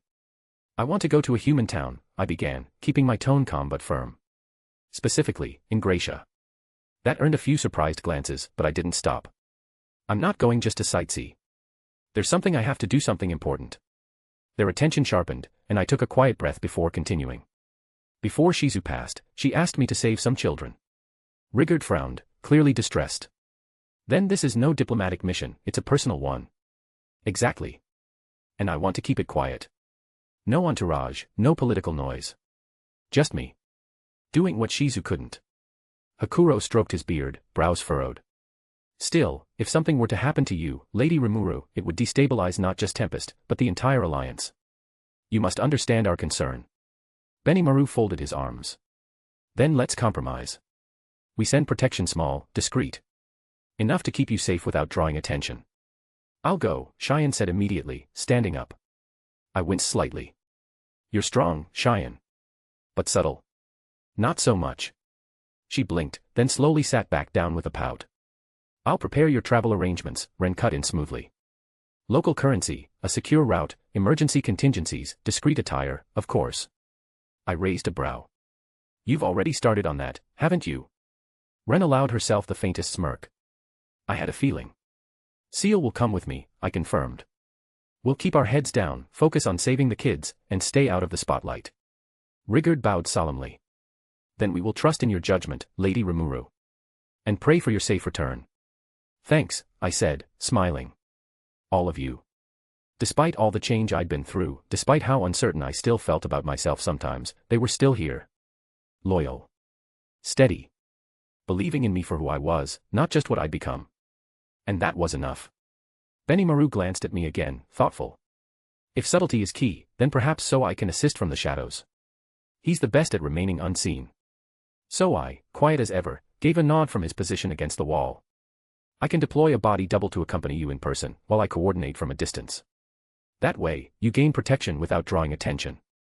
That'd be perfect, I said. Thank you, so I. And Ranga. Hakuro added gently. Will he be joining you as well? I smiled. Of course. He won't stay behind even if I told him to. He can remain hidden in my shadow most of the time, like usual. No one will even know he's there unless we need him. A faint, pleased rumble echoed from beneath the floorboards, Ranga's version of a wagging tail. Ciel nodded in approval. With those additions, our security will be more than sufficient. Ren cleared her throat delicately. Then I'll finalize the travel logistics and ensure your group blends in. As the discussion settled into quiet agreement, I glanced around the room, then added, one more thing. For this journey, I'd like to ask Cable, Elin, and Jido to be my guides. That drew a few raised eyebrows. They know the roads, they're used to travel between nations, and they've already worked with me before. Their experience will help us blend in and they won't ask questions they don't need answers to. Benimaru gave a short nod. They're trustworthy. I turned toward Soai. Could you reach out to them? Ask if they'd be willing to escort me to Ingracia. quietly. So I bowed without hesitation. Understood. I will find them and explain the situation. If they agree, I'll have them prepared as soon as possible. Thanks, I said, offering him a grateful smile. 3 adventurers as cover, Ren murmured thoughtfully, already scribbling mental logistics behind that calm exterior. That works in our favor. The fewer eyes on you, the better. And if they do ask questions? Hakuro asked quietly. I'll tell them just enough, I said. That I want to travel discreetly. That I've changed a little. And that I need help reaching somewhere important. They're good people, they won't press. As the meeting concluded and the others began to disperse, Ren stepped forward with her usual precision. Well then, she said, adjusting her gloves, it's time we prepared your attire for the journey. I raised a brow. No more gowns and corsets. She gave a small, elegant scoff. Hardly fitting for an adventurer. You and Lady Seal will be traveling openly, so your appearance should reflect that capable, composed, and inconspicuous. But still stylish, of course. I chuckled. Naturally. Seal stepped to my side, her voice calm and steady. I will accompany Master not as a maid, but as her traveling partner. A fellow adventurer. Ren gave a firm nod. That will work perfectly. I'll prepare coordinated outfits for both of you designed for function and flexibility. Cloaks, leather belts, reinforced boots, and tunics suitable for combat or travel. Her tone turned lightly instructional. You'll look like seasoned adventurers. No royal crests, no identifying insignias. Just 2 capable travelers with a purpose. You've already started designing them, haven't you? I asked, smirking. Ren's lips twitched. I had a feeling you'd agree to this trip. Seal tilted her head thoughtfully. Something practical. A tunic and long coat, perhaps. Hidden pockets. Utility-based, but clean. Color palette? Ren asked, already pulling out fabric swatches from somewhere. How did she do that? Earth tones for me, I said. Something subtle. I don't want to stand out too much. Deep blue or charcoal for me, Seal added. It will blend into most terrain and suits my frame. Ren nodded sharply. Understood. You'll each try on a few sets before the final decision. And yes, she added, giving me a pointed look, you will pick a favorite. I groaned playfully. Can't I just pick whatever doesn't make me trip over my own cloak? No, Ren and Seal said in unison. I sighed. Okay. Let's get this started, then. As Ren sorted through the swatches and materials, I crossed my arms and tilted my head thoughtfully. Actually, since we're going as adventurers, maybe we should appear a little older. Ren glanced up. Older? Yeah. I mean, 2 girls who look 16 wandering around monster-infested roads. That's bound to raise a few eyebrows. And draw the wrong kind of attention. Seal, ever composed, nodded in agreement. Maturity conveys authority. If we appear closer to 20, people may treat us more seriously. Ren blinked. You can change your age. I grinned. Shape-shifting body, remember? I already control my form on a basic level. It wouldn't be hard to push it a few years older. A little taller, slightly longer legs, more defined features, nothing drastic. She stared for a long second. Why am I only now hearing about this? I shrugged. You never asked. Ren sighed. Of course. Silly me, for assuming the ability to manipulate age. Appearance would be something my master might mention at some point. Seal's expression remained perfectly still, but I could feel her amusement through the bond. It's true, she said. Even I wasn't sure until recently. But it is a logical adjustment. Thank you, I said, giving Ren an innocent smile. Besides, don't you think a pair of competent 20-something adventurers will draw less suspicion than 2 adorable teenagers with suspiciously perfect hair and synchronized outfits? Ren gave me the flattest look I'd seen all week. I'll admit, that's reasonable. Was that agreement I just heard? I gasped dramatically. She narrowed her eyes. Don't get used to it. Still, as she returned to her work with renewed focus, measuring lengths, adjusting sketches, her motions had the smallest hint of a smirk. Maybe she was a little proud of the idea. And as I watched Seal quietly adjust her own features just a touch more height, a slightly older look to her jawline, a grown elegance in her posture, I found myself smiling too. Yeah. This might actually work. Ren worked swiftly, precise as ever, as she laid out 3 distinct outfits across the long table. The silks, leather, and fastenings gleamed in the afternoon light streaming through the windows. All right, she said crisply, since you'll be traveling incognito as adventurers, and since you've both decided to take on more mature forms, I've prepared 3 options. Functional, appropriate and flattering, of course. I looked down at myself taller, with a sharper figure, long blue hair cascading in soft waves down my back, golden eyes slightly more intense than before. I hadn't lost my youthful softness, but now there was a grace to me I hadn't quite had before. Ciel stood at my side, identical but for her red eyes. Her presence had grown more composed, more commanding. With her usual calm expression and elegant posture, she looked like a noblewoman in disguise. We really did look stunning. Ren stepped aside and gestured toward the first outfit. Outfit 1, Midnight Scout. A fitted navy tunic with reinforced black leather accents, silver-threaded fastenings running along the chest and sleeves. A lightweight ash-gray cloak draped over the shoulders, and soft-soled black boots completed the look. A sleek belt for knives or pouches sat ready nearby. Ciel slipped into it and turned slowly. The outfit hugged her curves in all the right ways while still being practical. Her movements were fluid, quiet, precise. "It's gorgeous," I said honestly, "but we'd probably get mistaken for spies." Ren gave me a nod. "Fair. It's a bit too shadow operative." Ciel, already halfway out of it, simply moved on. Outfit 2, Ember Traveler, skirt version. A crimson short-sleeved vest over a high-collared cream blouse, paired with a sleek black pleated skirt that brushed just above her knees. Gold embroidery spiraled down the edges of the skirt and vest, elegant yet bold. A layered mantle in red and brown hues hung from her shoulder, giving a striking silhouette. Brown gauntlets and polished high boots finished the ensemble, with just enough ruggedness to remain practical. When Ciel stepped out wearing it, I blinked. She looked powerful, elegant in a different way. Like a noblewoman who had chosen the road over courtly halls. Mature, adventurous, but maybe too noticeable. "It looks amazing," I murmured. "But maybe not what we're going for. Too many eyes." Ren adjusted the hem of the skirt slightly. "Agreed. It's beautiful. But a little too tailored." Ciel gave the faintest sigh, still expressionless, but we could tell she understood. She turned and stepped away once more. Outfit 3, Stormwalker Ensemble. Deep blue long coat, sleek and tailored, with subtle silver trimming. Beneath it, a black belted tunic and fitted pants designed for long-distance travel. A short cloak over one shoulder with a brass clasp. The boots were practical but cleanly designed, and the coat moved like water when she walked. Ciel emerged, and this time, neither Ren nor I said a word. She was breathtaking. Mature, mysterious, and effortlessly elegant. The outfit gave her a presence like someone you'd admire in passing but hesitate to approach. Just enough style, just enough anonymity. "That's the one," I said after a moment. "That's you." Ren nodded firmly. "Perfect." Ciel gave a tiny nod. "Then I shall wear this with pride." She didn't need to say more. It suited her completely. "And now," Ren said, turning to me, "your turn." "Already?" I blinked. I stepped behind the screen.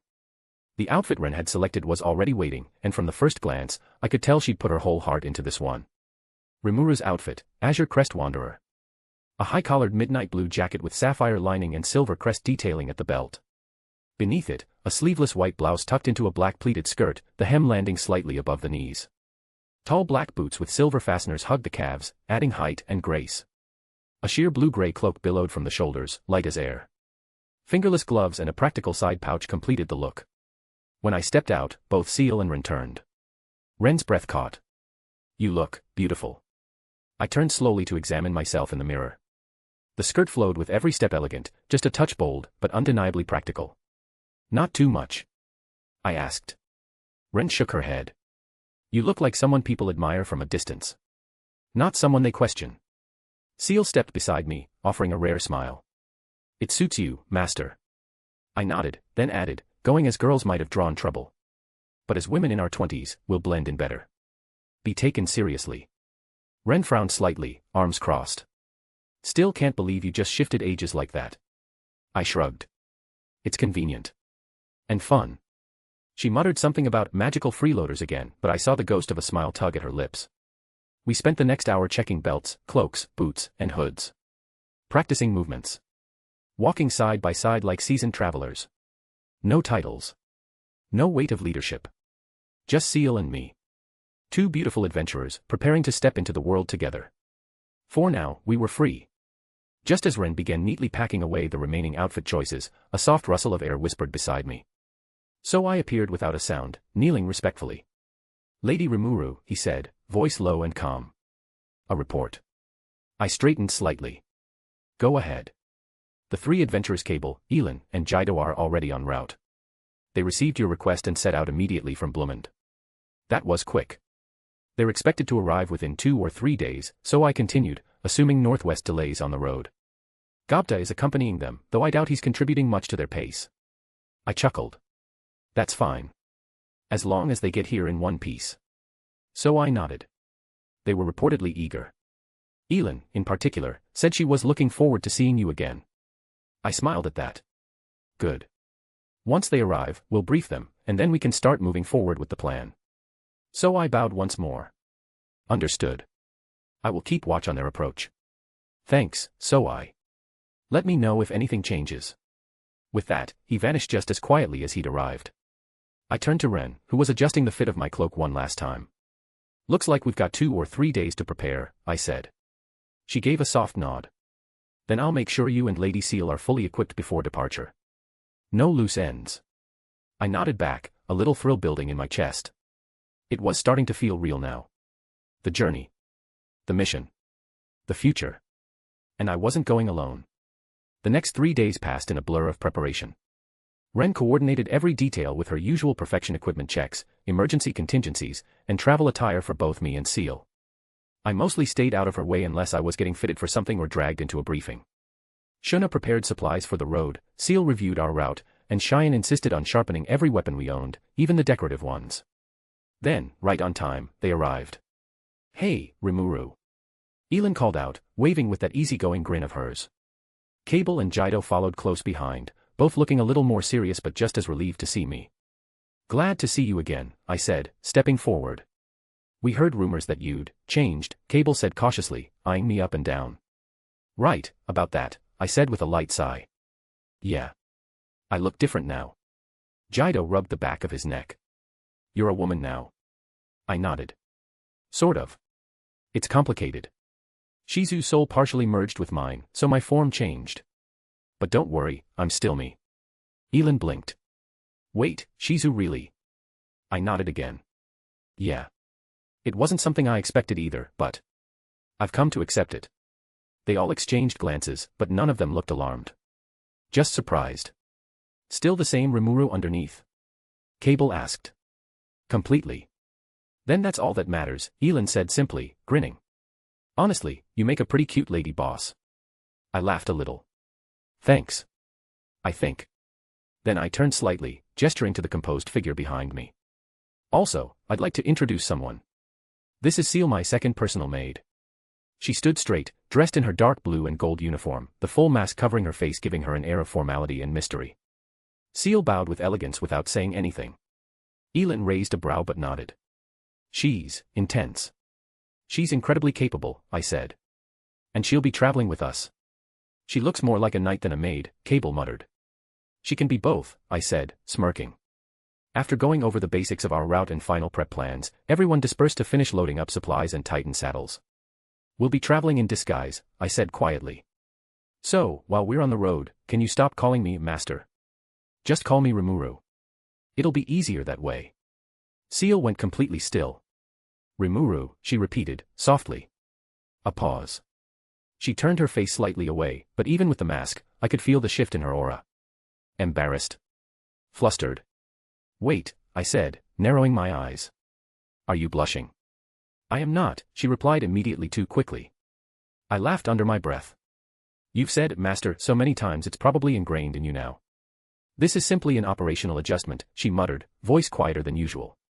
But then, she glanced at me again, and in a softer voice said, Rimuru. I blinked, caught off guard by how nice that actually sounded coming from her. My name, spoken like that, it felt personal. Intimate. I smiled. You'll get used to it. She gave the barest nod, but I could sense the warmth in her presence. Thank you for coming with me, I said. Her hand brushed mine ever so lightly. Of course. Rimuru. My heart gave a quiet flutter at that. After a long pause, I cleared my throat. All right. Let's not keep them waiting. Together, we stepped out from behind the cart and made our way to the others. Just before we joined the group, I activated my transformation. My body shifted, subtly growing taller, more mature. My features settled into my adult form, graceful, elegant, powerful. Beside me, Seal followed suit. Her posture adjusted, her stride longer, her presence commanding. Still masked, still quiet, but somehow even more striking. Jido's jaw dropped. Whoa, Rimuru. You look completely different again. It's still me, I said casually. We're just taking our adult forms for this journey. Easier to blend in this way. Elin blinked, looking between the two of us. You really do look like a noble couple. Ciel stayed silent, but I caught the very faintest tilt of her head. Well then, I said, stepping up beside our cart. Let's get going. And just like that, our little party set out.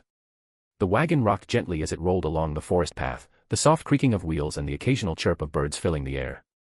The interior was quiet and calm, save for the subtle rhythmic sway of travel. I was curled up in my slime form, nestled comfortably in Ciel's lap. It was more spacious this way, and frankly, a lot cozier. Her fingers moved with absent-minded grace as she patted my surface gently, her gloved touch oddly soothing. Every so often, when a bump in the road was coming up, she would lift me in her arms with practiced ease, cradling me softly against her chest. I can feel her breast softly touching my slime form. I am sure she is doing it on purpose, and since she is in adult form which makes her breast larger than my normal human form. It was embarrassingly pleasant. Warm, secure, and just the right amount of soft. I wasn't going to admit it aloud, but being held like that, especially with how perfectly she fit against me, made the trip far more enjoyable than it had any right to be. I let out a low, content hum from within as I rested there, pressed against her. Suddenly, a familiar voice broke through the peace. Geld turned back toward me from the front seat. Lady Rimuru, what will we do for lunch? There's a resting house a ways ahead. Ever prepared as always. Nice one, Geld.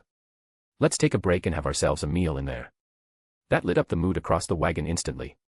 The adventurers Elin, Cable, and Jido had taken surprisingly well to the comforts of the Tempest-designed wagon, and with the view out the windows, they were practically spoiled.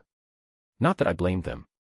When we pulled up at the small wooden structure nestled in the shade of the trees, Geld hopped down from the coachman's seat with his usual efficiency. The Ranga was pulling as he didn't need any tending, he was faithfully following the route like it was on cruise control. Still, Geld had insisted on riding up front, saying he'd take up too much space inside otherwise.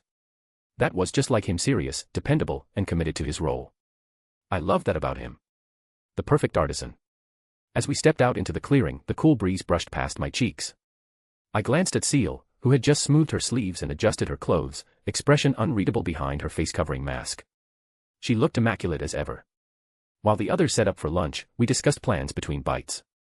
The route to Blumend was still only partially cleared, with about a third of the forest left untouched. We've made solid progress, I said, unfolding the map. We'll need to keep checking elevation as we go. Elin nodded. We'll follow your lead. Honestly, I'm surprised how much easier it is traveling with Tempest's crew. You've really thought of everything. I just smiled. After another hour or so of journeying in the wolf-drawn wagon, we finally reached the edge of the current road construction. The dense forest stretched ahead like an endless sea of green, the untamed wilds waiting beyond the cleared path. I glanced out the window and then turned to the group. From here on, I imagine we'll be switching to traveling on foot. Ah, so that's where we'll be coming in, Cable said eagerly, leaning forward with a grin. You certainly will, I replied with a smile. Make me proud. Sure thing. Elin chimed in. Absolutely. Jido nodded with enthusiasm. About time I had something to do, boss. Cable added, already energized at the prospect. Their excitement was contagious, and I felt a thrill of anticipation bubble up inside me. We finished our meal quickly and packed up, ready to continue. Geld and his crew of high orcs came to see us off at the edge of the forest. Geld paused, glancing around the dense greenery with a soldier's wariness. In forest. The forest of Jura doesn't take kindly to the unprepared. I gave him a relaxed smile. Good thing we came prepared, then. Cable let out a short laugh and adjusted his grip on his sword. Prepared might be an understatement with you around, I'm starting to think we're the dangerous ones here. Ciel walked quietly beside me, her masked face unreadable, but her steady presence felt like a silent promise, calm, watchful, unshaken. With a deep breath, we stepped into the shadowed forest ahead, ready for whatever awaited. As we disembarked, Cable quickly drew a dagger and began slicing through the thick, coiled vines blocking our path, carving out a gap just large enough for someone to squeeze through. Jido crouched down, placing an ear to the ground to listen for any signs of nearby danger, while Elin hurried around us, casting spells to grant insect repellents, poison detection, and light bodily defenses. This forest was thick with threats: poisonous insects, venomous plants, and thorny vines lurking in the shadows, and their experience navigating this kind of terrain was clear. I walked quietly in human form, dressed in the clothes Ren had prepared for me, blending in as just another odd companion to this group of adventurers. As we moved forward, my fingers found Ciel's hand, and I gently squeezed it. Her soft grip tightened in response, grounding me amidst the unknowns of the forest of Jura. We continued in this vein for 3 hours. The sun was already dipping low, signaling evening, a good time to set up camp and prepare dinner. But the 3 adventurers didn't show any sign of slowing down. Instead, they huddled together, voices low, faces slick with cold sweat. We were walking along a path that, for some reason, I felt like I'd been on before. What exactly were they up to?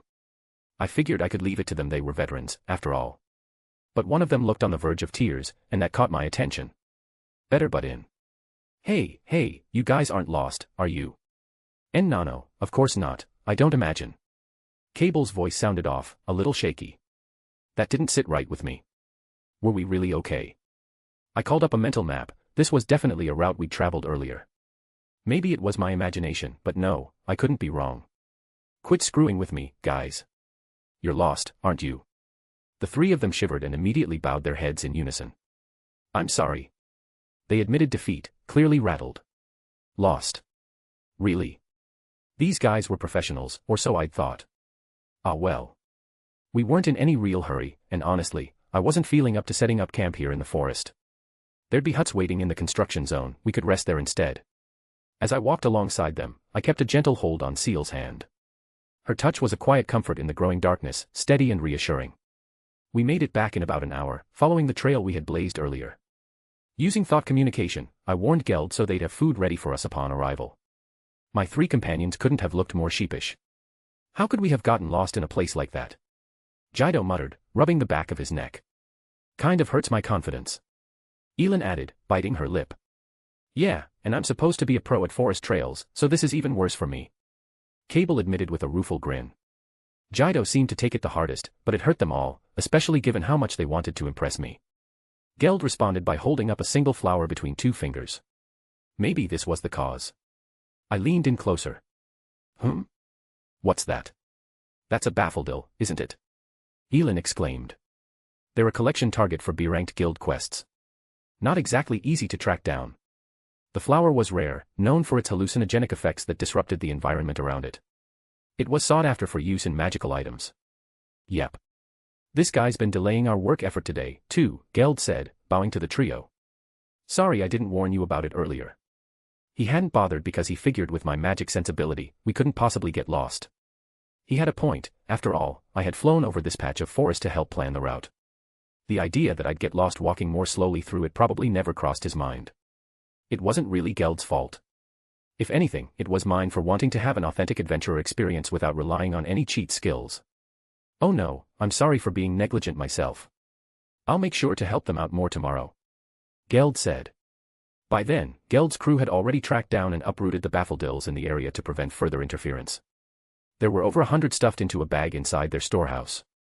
Seeing an opportunity, I swallowed them into my stomach skill and had them analyzed. They were relieved. Burning the flowers would only release the hallucinogens into the air, and burying them risked them taking root and causing trouble again later. If they were rare enough for the guild to assign quests on them, it was a win-win solution. That was our first day on the road. Note. Now that everyone has started to accept Rimuru as female, the story takes a new turn with the beginning of the journey to save the children. This marks a fresh chapter full of challenges, growth, and heartfelt moments. Thank you all for reading and supporting Rimuru's evolving path. It means the world. Get ready for some exciting developments ahead. See you in the next chapter. After about a week of this and that, we finally reached the edge of the forest. It was mostly along the trail I originally surveyed from the air, and we didn't waste much time along the way. I was in no hurry, though. I'd been enjoying the sights and wonders along the journey. I never tired in slime form, really, and by definition I never got dirty per se, so I admittedly had an easier time of it than others. Elin's cleaning magic or whatever she had helped a lot, though. I tried it out, and my version was more powerful anyway, so I cast it on the rest. The results reportedly made the journey quite a bit more pleasant for them. Building a campfire was a snap, and we had a lot of food along with us. More than anything, though, the wolf wagon in my stomach, complete with long, sofa-like seating and a solid roof, was excellent. There were sofas in the front and back, facing each other, letting 2 people use them as beds. I didn't need to sleep and thus could keep watch every night, but they were too polite to let me. So 2 of us took turns keeping watch while 2 rested inside. Blumend. A smaller kingdom, population under 1 million. It consisted mainly of little villages, collected into regions ruled by noble lords. The only big settlement to speak of was the capital. It was seriously a super tiny country. Guided by my trio of friends, we proceeded to a rural village. The tranquil sight of it, surrounded by fenced-in fields, greeted us past the forest. Our first mission was to reach the Blumend office of the Free Guild in the capital. There, I planned to meet up with Fuse and have him write an invitation to see Grand Master Yuki Kagurazaka. No way would they let me just walk up and see the men. I figured I'd need some kind of reference. Fuse had already sent word that he'd be okay with this, so presumably, he'd get the thing written up once I arrived. There was a regular passenger route from this village to the city, serviced by 2 stagecoaches a day. It took less than 3 hours to reach our destination. It was a small kingdom and thankfully one with a pretty decent road infrastructure. Transport didn't seem to be a problem. Soon, we were walking down the bustling streets of Blumend's capital. It wasn't a large city by any stretch, but the lively hum of merchants shouting deals, guards casually patrolling, and townsfolk going about their day gave it a welcoming atmosphere. I was wearing the clothes Ren had prepared for me, simple but fitting for an adventurer trying not to stand out too much. Ciel walked beside me, her long coat flowing gracefully with each step. Her posture was as composed and elegant as ever, the mask hiding her face lending her an air of quiet mystery. We moved in perfect sync, 2 figures blending into the crowd but carrying the subtle presence of seasoned travelers. Ahead, the Free Guild office came into view, an imposing stone building rising 5 stories tall. It was one of the tallest structures in the city, and its solidity conveyed the guild's importance. I'd been looking forward to this moment, getting the invitation from Fuse so I could meet the Grand Master Yuki Kagurazaka. I knew it wouldn't be easy to just walk in without some sort of reference, so this was the first step. I glanced at Ciel, who gave a slight nod, as if reassuring me. "Let's get this done," I murmured. Behind us, Jido, Elin, and Cable kept a steady pace, their eyes surveying the streets with the cautious confidence of true adventurers. They'd already proven their worth on the trail, and now, as we approached the guild's doors, I could feel the anticipation building not just in me, but in all of us. Behind us followed Elin, Cable, and Jido, all dressed plainly but ready for whatever lay ahead. As we pushed open the guild doors, the lively chatter of adventurers and guild staff filled the air. Immediately, heads turned. Whispers spread like wildfire. "Wow, are those 2 seriously just walking in here? Those women, they're stunning." The room seemed to pulse with a sudden energy as eyes roamed over us, 2 striking figures, calm and confident in their steps. A group of seasoned adventurers paused their conversation, jaws dropping slightly. "That must be the first time this place has seen 2 beauties walk in together like that," a gruff warrior muttered to his companion, his eyes still fixed on us. Nearby, a younger mage nudged his friend. "You think they're really new? They don't look like typical rookies." Ciel's silent elegance and the mask only added to the intrigue, while I kept my composure and glanced at my companions.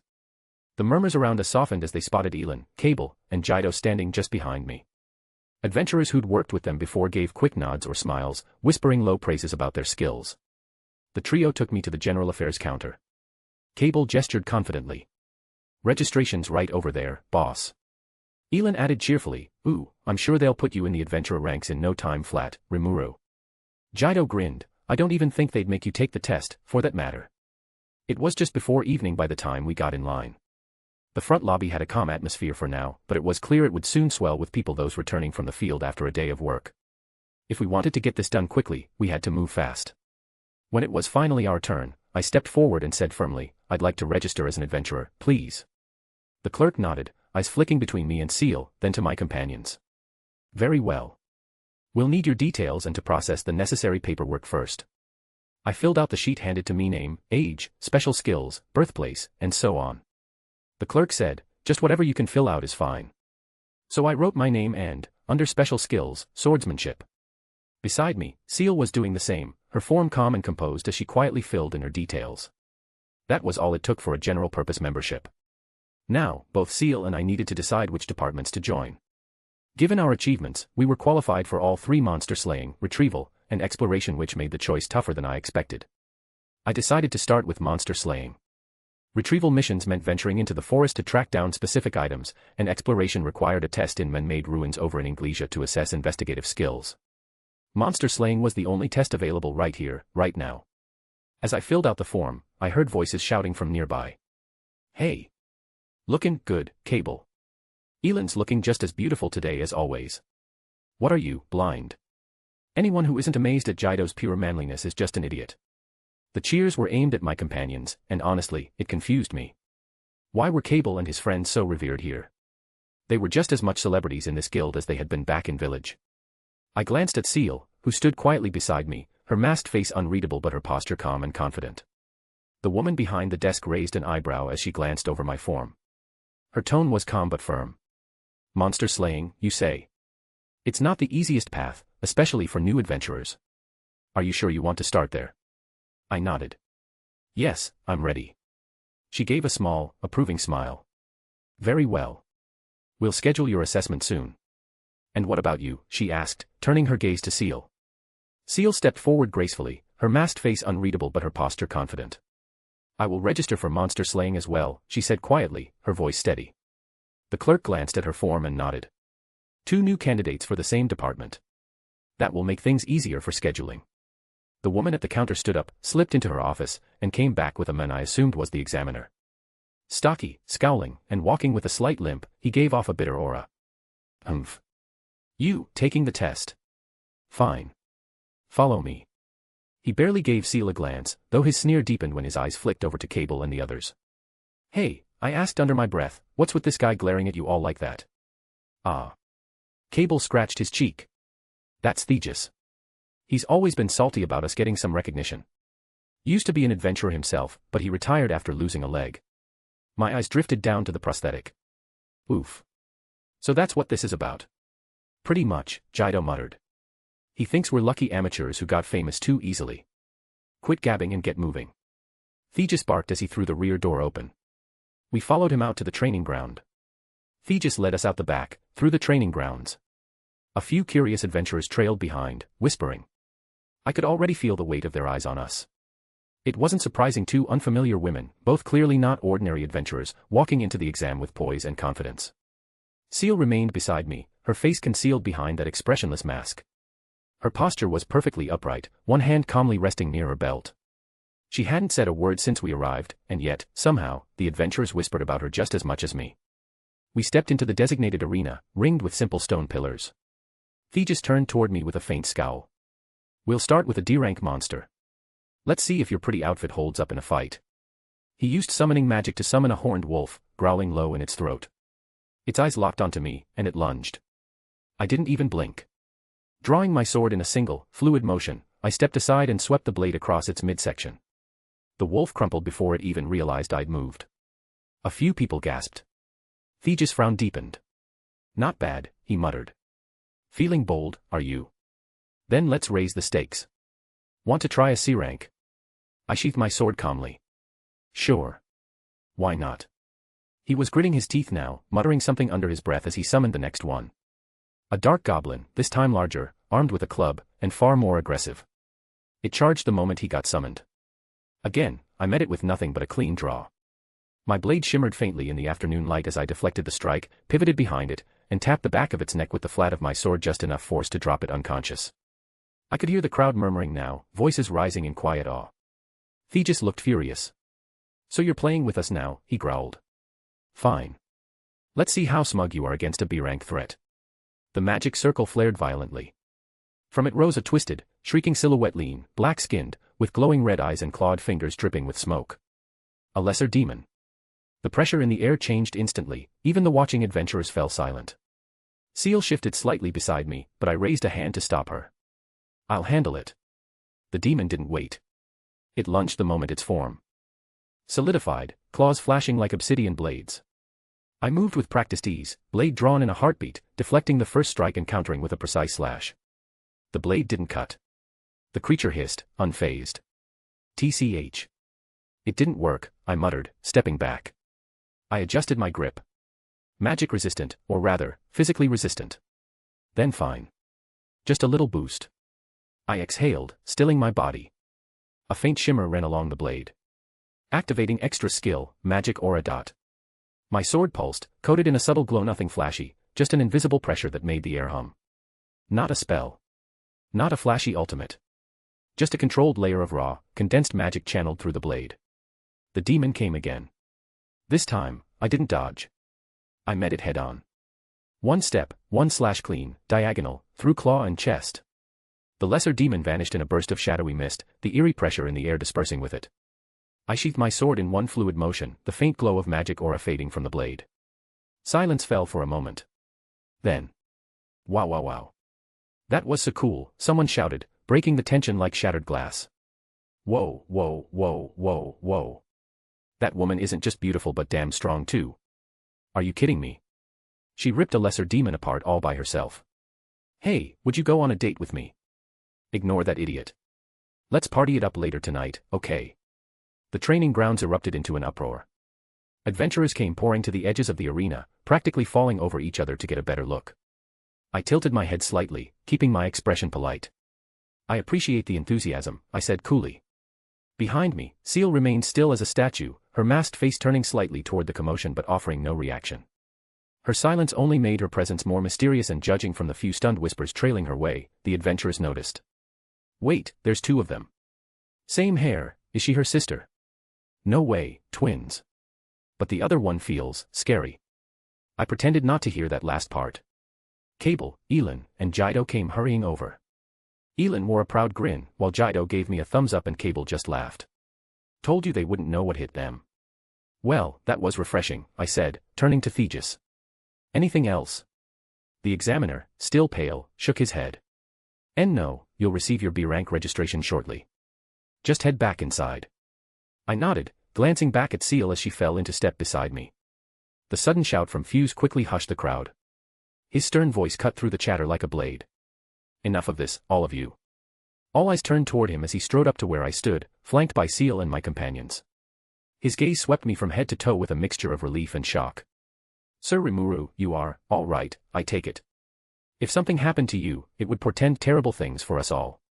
I met his gaze steadily, offering a slight nod. He seemed to hesitate for a moment, clearly taken aback by my appearance. I was no longer the form anyone here had expected, a beautiful young woman in finely tailored adventurer's clothes, carrying myself with calm confidence. What happened to your appearance? Fuse asked, voice low and cautious. I glanced sideways at Ciel, who stood perfectly still beside me, her mask hiding all emotion. Then I turned back to Fuse. It's complicated. I'd rather explain in private. Fuse's expression flickered between curiosity and concern, but he nodded and motioned for us to follow.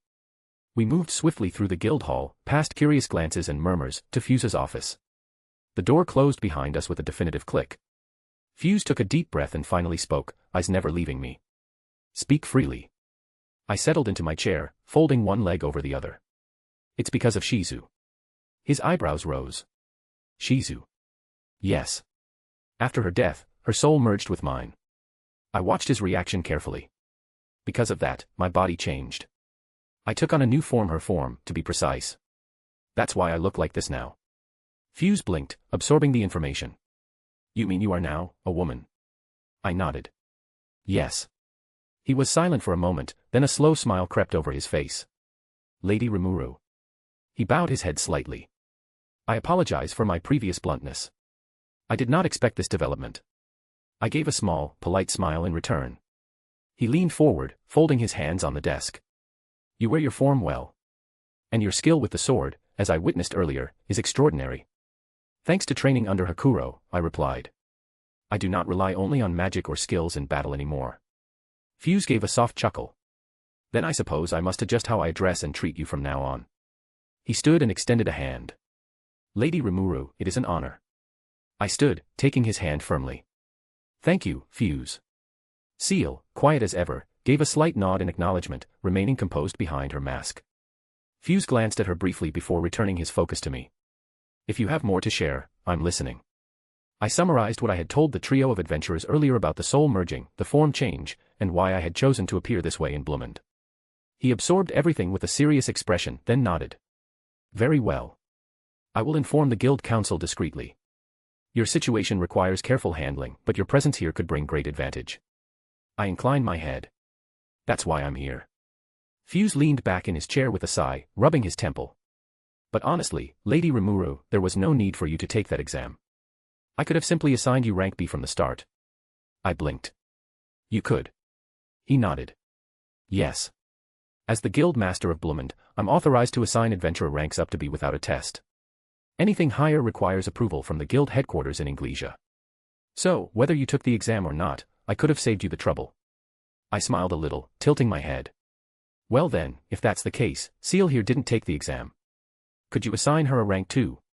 He glanced toward Ciel. She hadn't moved from her quiet position beside me, composed, calm, the picture of elegance. The room felt a little heavier just from her presence. He nodded without hesitation. That's fine. I'll handle it. Thanks. And I have two more requests, I added, my tone softening. It's a bit of a secret. I turned to the trio standing nearby. Elin, Cable, Jido, would you mind giving us some privacy for a moment? Sure, Elin said, giving me a friendly smile. We'll be right outside. Got it, boss, Cable added, already nudging Jido toward the door. Man, I was just starting to relax in here. Jido grumbled, but he followed the others out all the same. Once the door clicked shut behind them, the office settled into silence. I turned back to Fuse. First, I need a letter of introduction.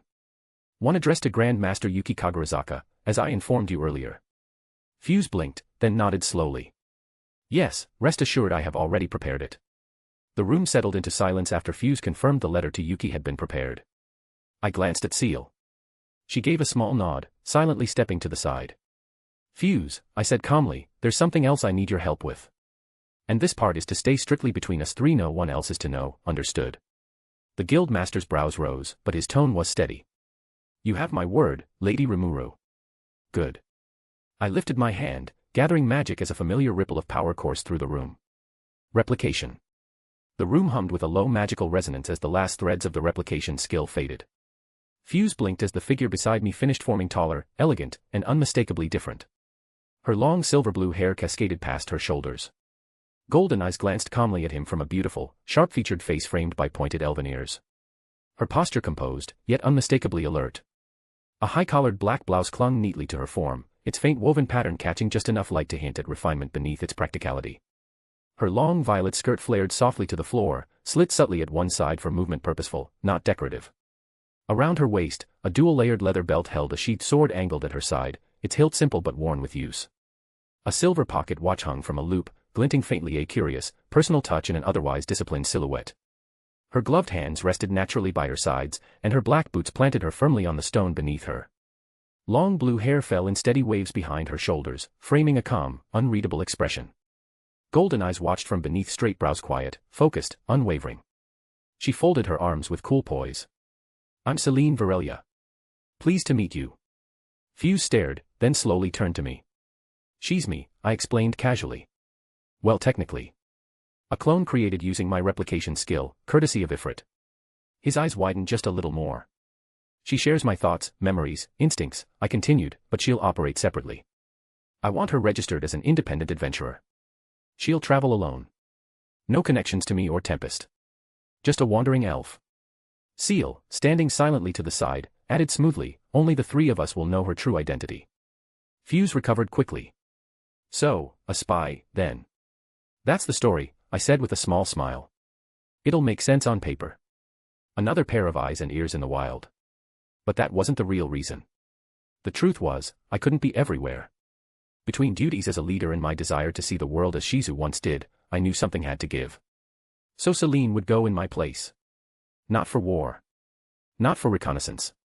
But to live the adventurer's life free and aimless during the day, taking on quests, blending into cities and inns.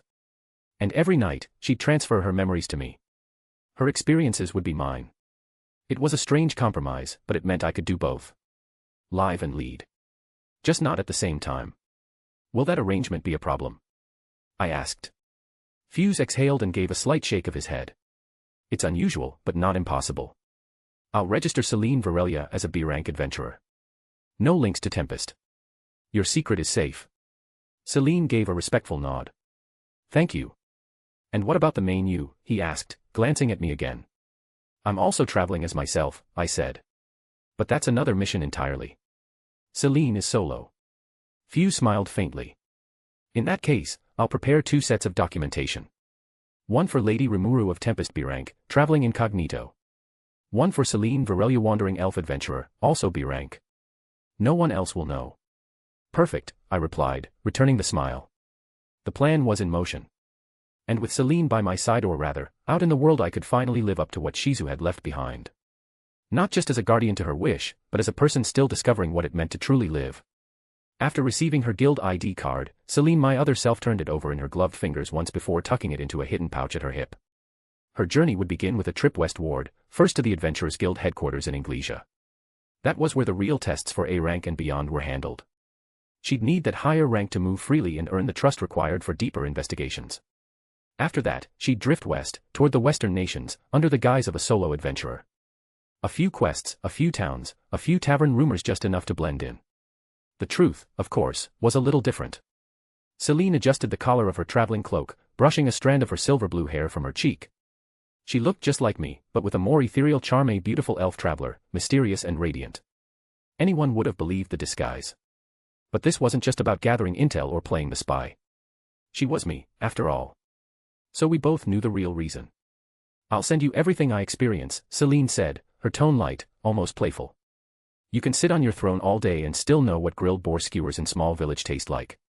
Ciel, standing at my side, folded her arms and let out the softest breath of amusement. "You're using a national intelligence operation to live out your wanderlust." Celine smirked. "It's efficient." I nodded. "It's part of the job." Fuse, standing beside his desk, didn't say anything at first. He just looked between the two of us, between Rimuru and Celine, and gave a soft exhale, rubbing his temple. "You're really something, you know that." "Better than being nothing," Celine quipped. Then she turned to me, her creator, her twin, herself. "Don't worry. I'll be careful. And I won't use any skills unless I have to." "You'd better not," I muttered. "You start throwing flashy spells around, we'll have a war before the month's out." She winked. "I'll keep it subtle. A pretty elf with a sword and some grit. Nothing more." I nodded, and for a moment, I could feel the strange clarity of it all. She wasn't just a clone. She was me, splintered off, yet whole in her own right. Her adventure was my own. Her joy, her insight, her pain, I'd feel it all when she sent her memories back to me each night. "I'll go ahead then," Celine said. "I want to reach the border before sundown." Celine turned one last time, giving me a two-fingered salute. "See you in your dreams." And with that, she strode out the side entrance, boots tapping lightly against the cobbled stone, cloak fluttering behind her.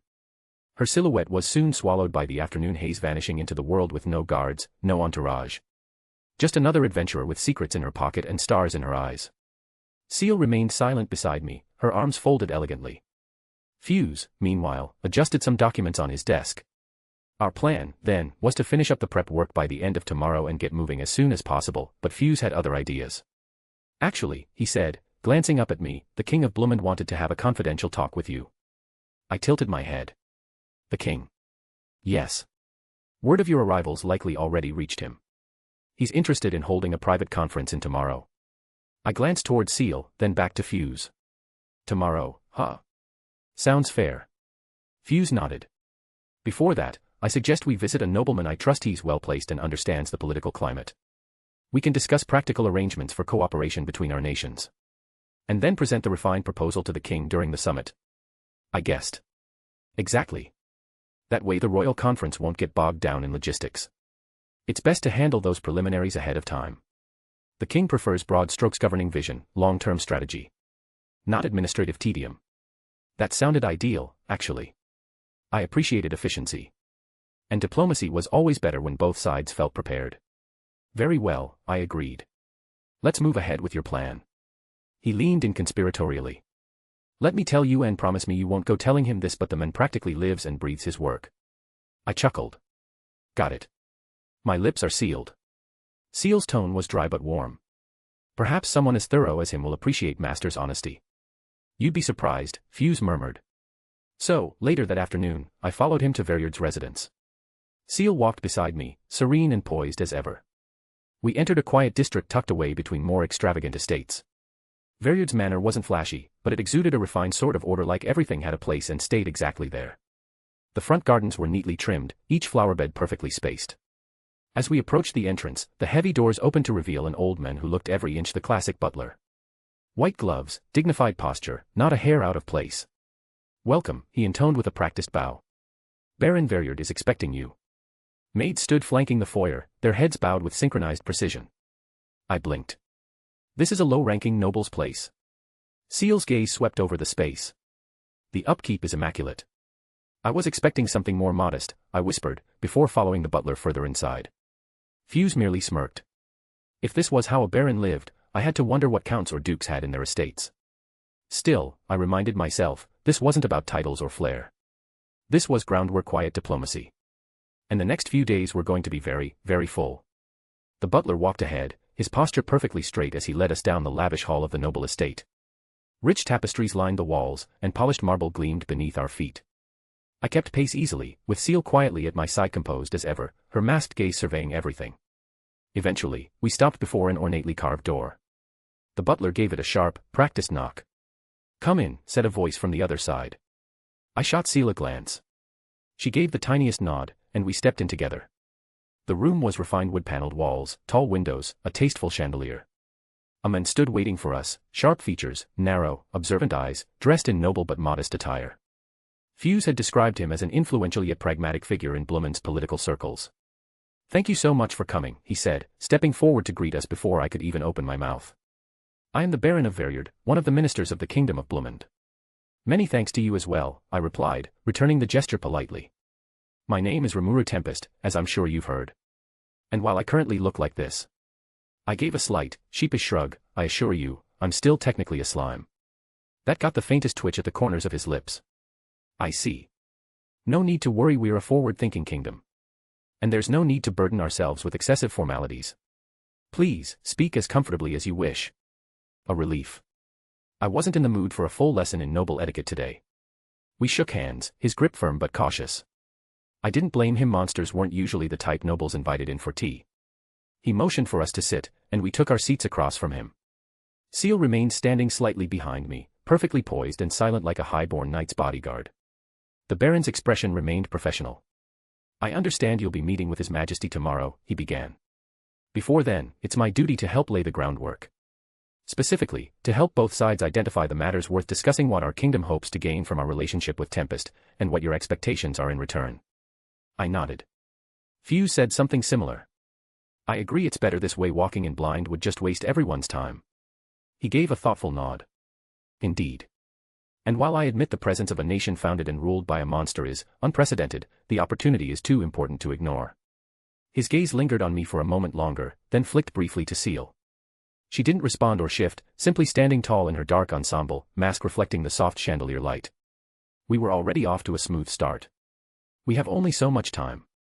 Let's begin." Fuse, my fellow witness, straightened up beside me. I mirrored his posture, folding my hands atop the table as the candlelight flickered softly between us.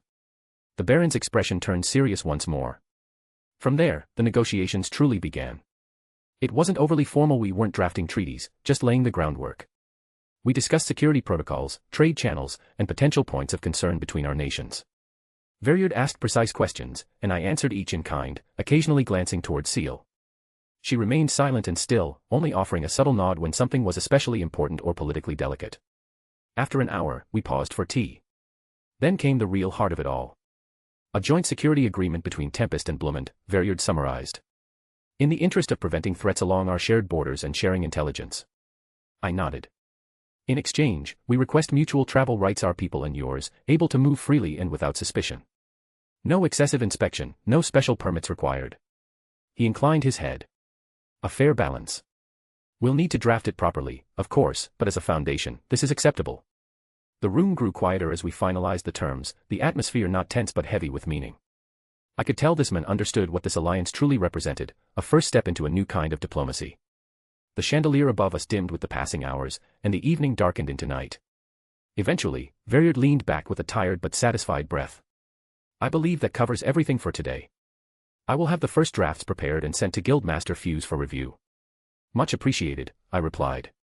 "You've been more open-minded than most would be in your position." He gave a soft, dry chuckle. "I suspect I won't remain in this position long if I let fear dictate my choices." As we stood, he offered me one final look, respectful but measured. "I look forward to your audience with His Majesty. And to seeing what kind of future your nation intends to build." "We'll make sure it's one worth the gamble," I replied with a confident smile. As we stepped out of the estate, the cool night air greeted us. The streets of the capital had quieted, the earlier bustle giving way to the soft flicker of lanterns and the distant clatter of hooves on cobblestone. Ciel walked silently beside me, every step measured, cloak trailing behind her like shadowed silk. Fuse let out a quiet breath. "Well, that went better than expected." "I'll take that as a compliment," I said with a small smile. Then, softly, Ciel spoke beside me. "Next is the meeting with the king, in a few days' time. Once that is concluded, we'll make preparations to depart for Ingrasia." I gave her a nod. "Right. Back-to-back diplomacy.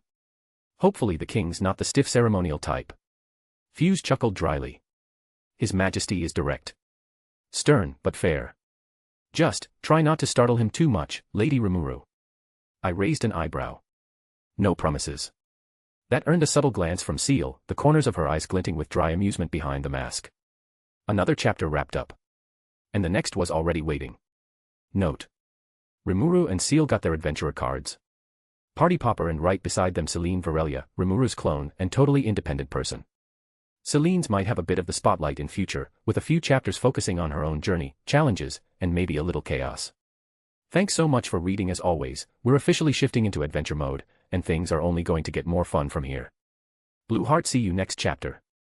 The door to our room clicked softly shut behind us. Warm lamplight bathed the small, well-kept space in a gentle glow. The furnishings were modest but clean: 2 beds, a table by the window, and a small washstand with polished glass.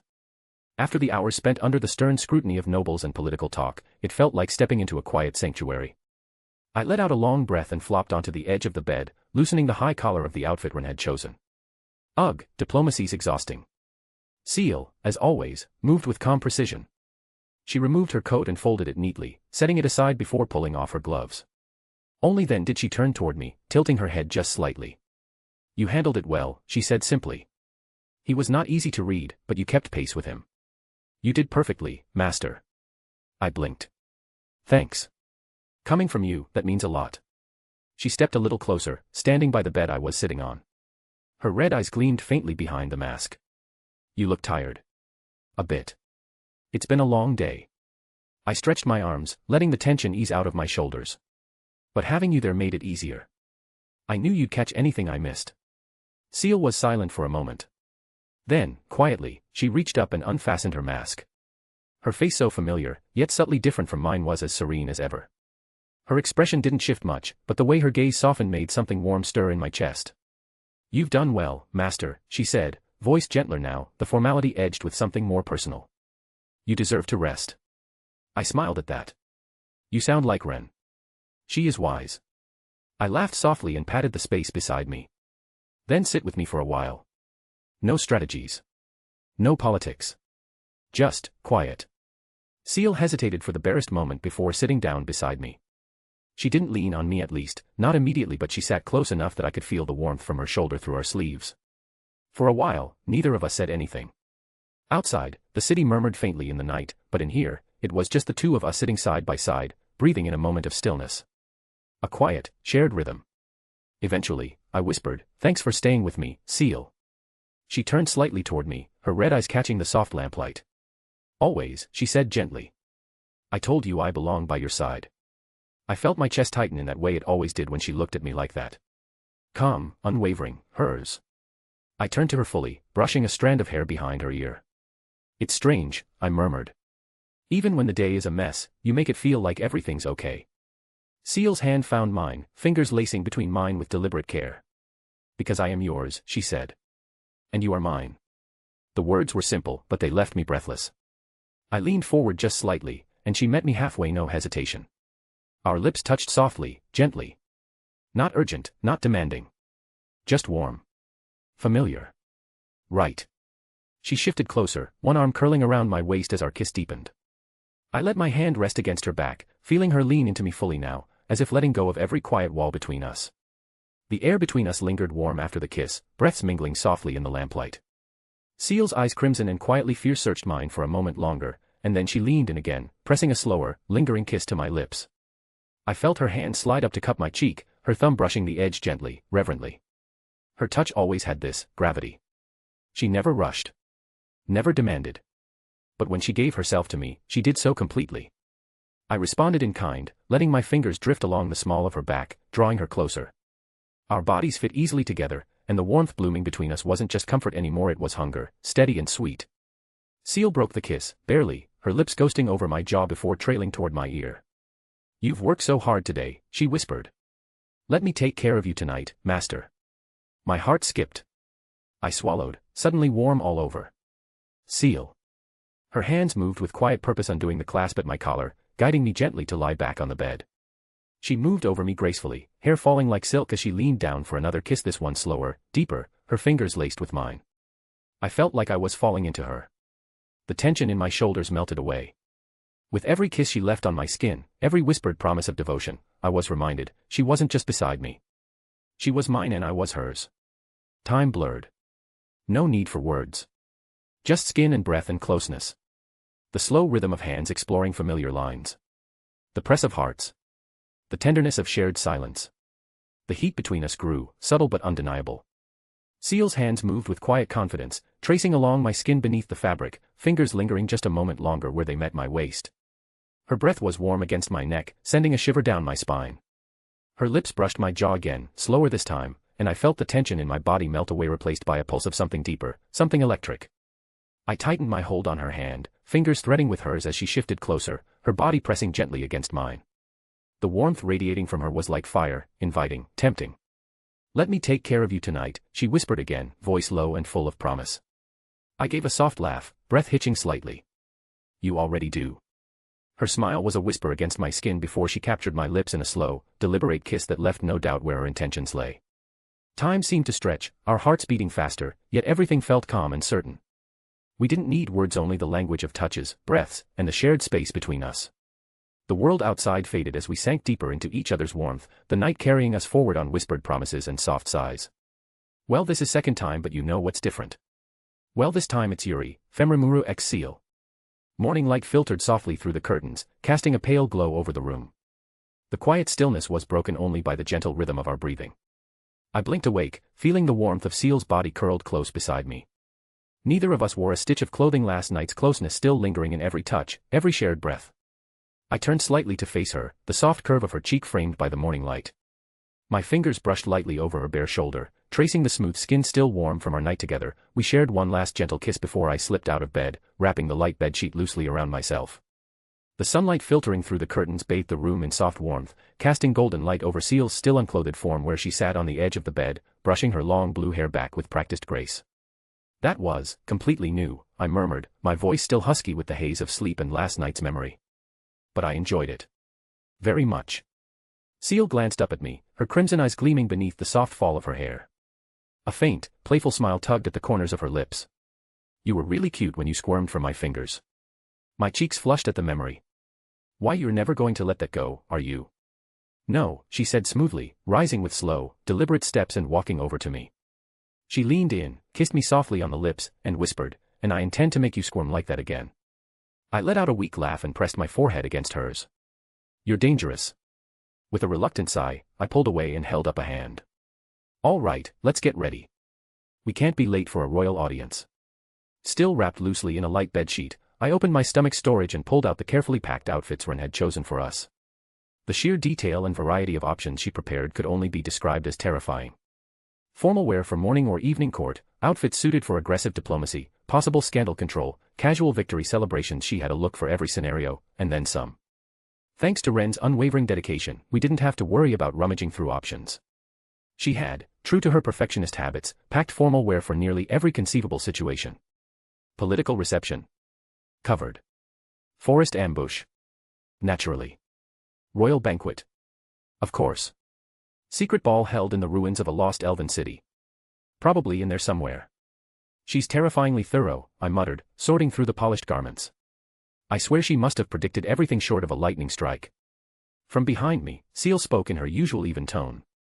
"Master, if you continue wearing the bedsheet, I may need to categorize it as your default attire." I nearly dropped the storage case. "Wano."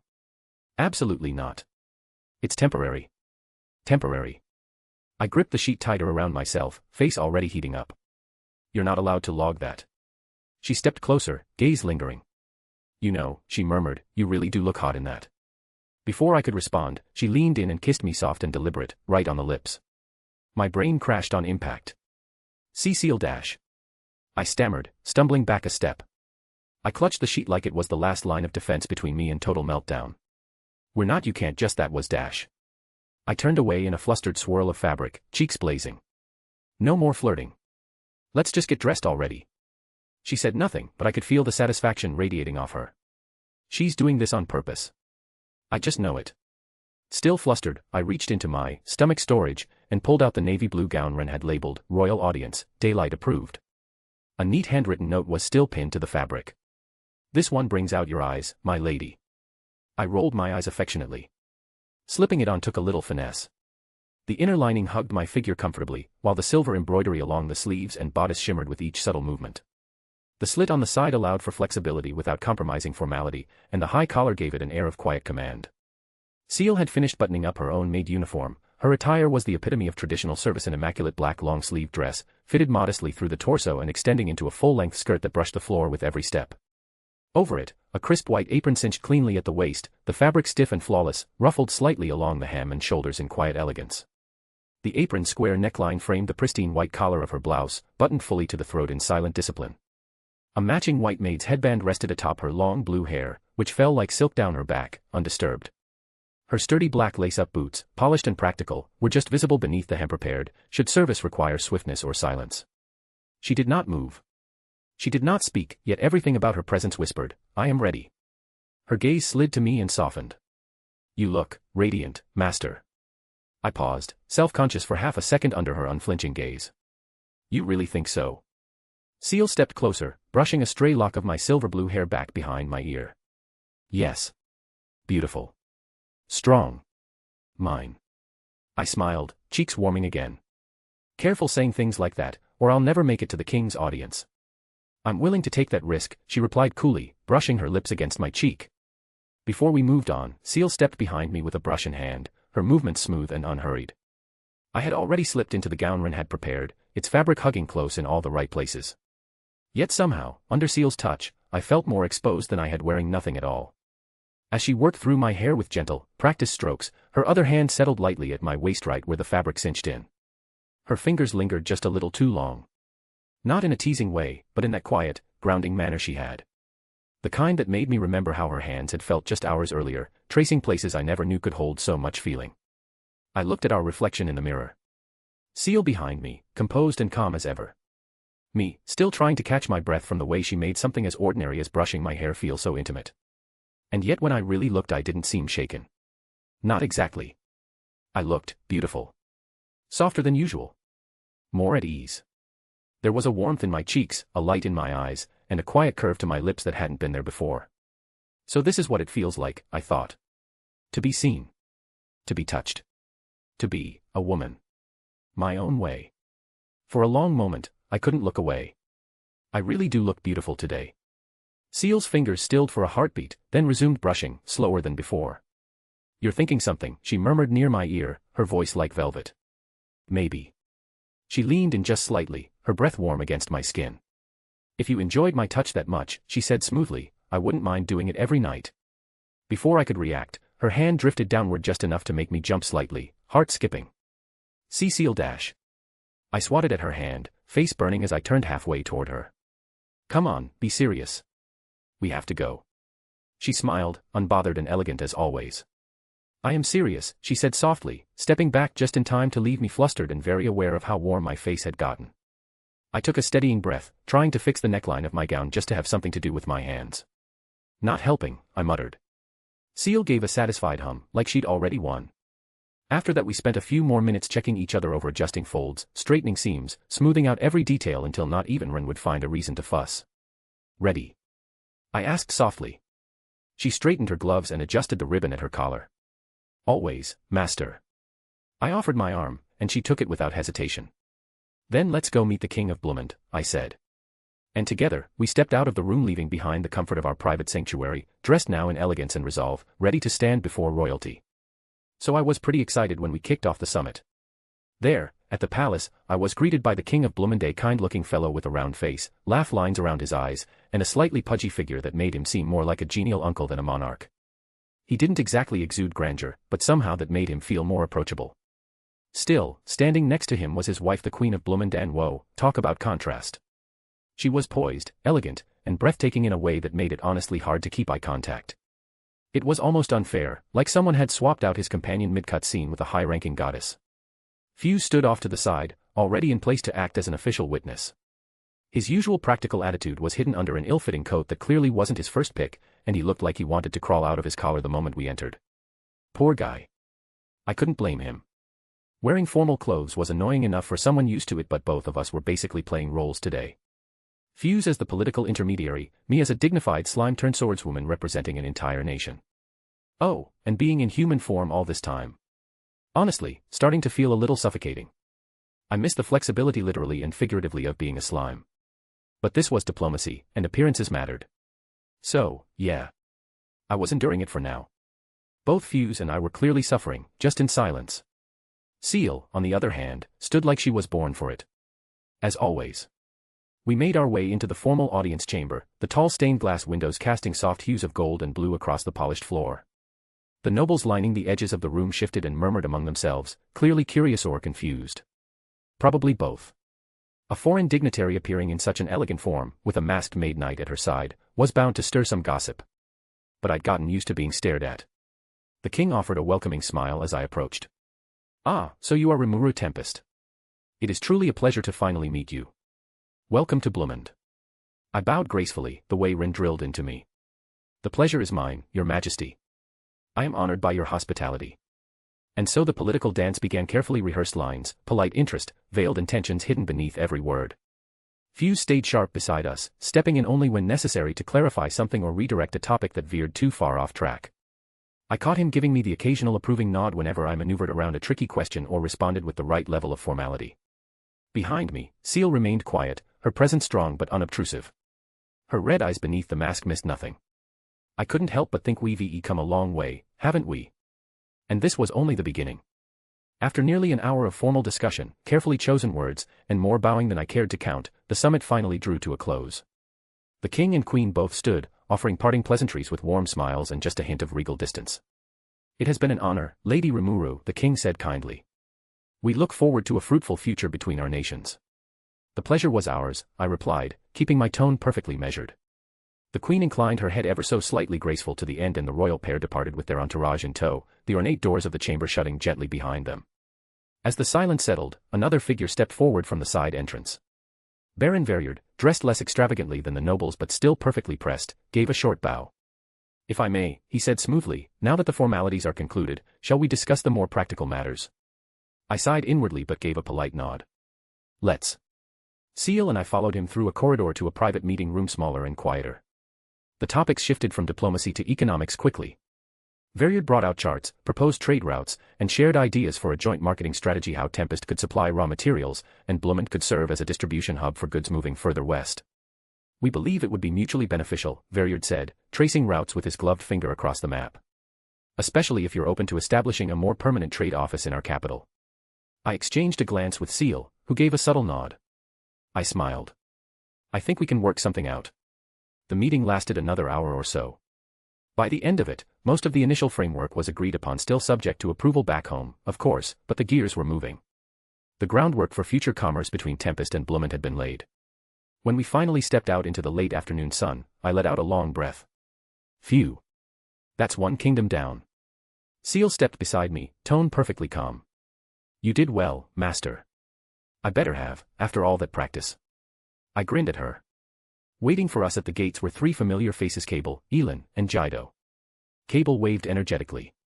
Yo. Ready to head to Inglesia. Elin smiled brightly. We've got everything packed and ready. Just waiting on our VIP. Jido gave me a lazy salute. No demon ambushes this time, I promise. I chuckled. That's reassuring. Ciel and I walked down the steps to meet them, travel cloaks already packed in my stomach storage. After a long day of diplomacy, a journey on the open road almost sounded relaxing. And so, with our little group assembled once more, we departed the capital of Blumund. The gentle rocking of the carriage and the warm afternoon sun made for a sleepy atmosphere.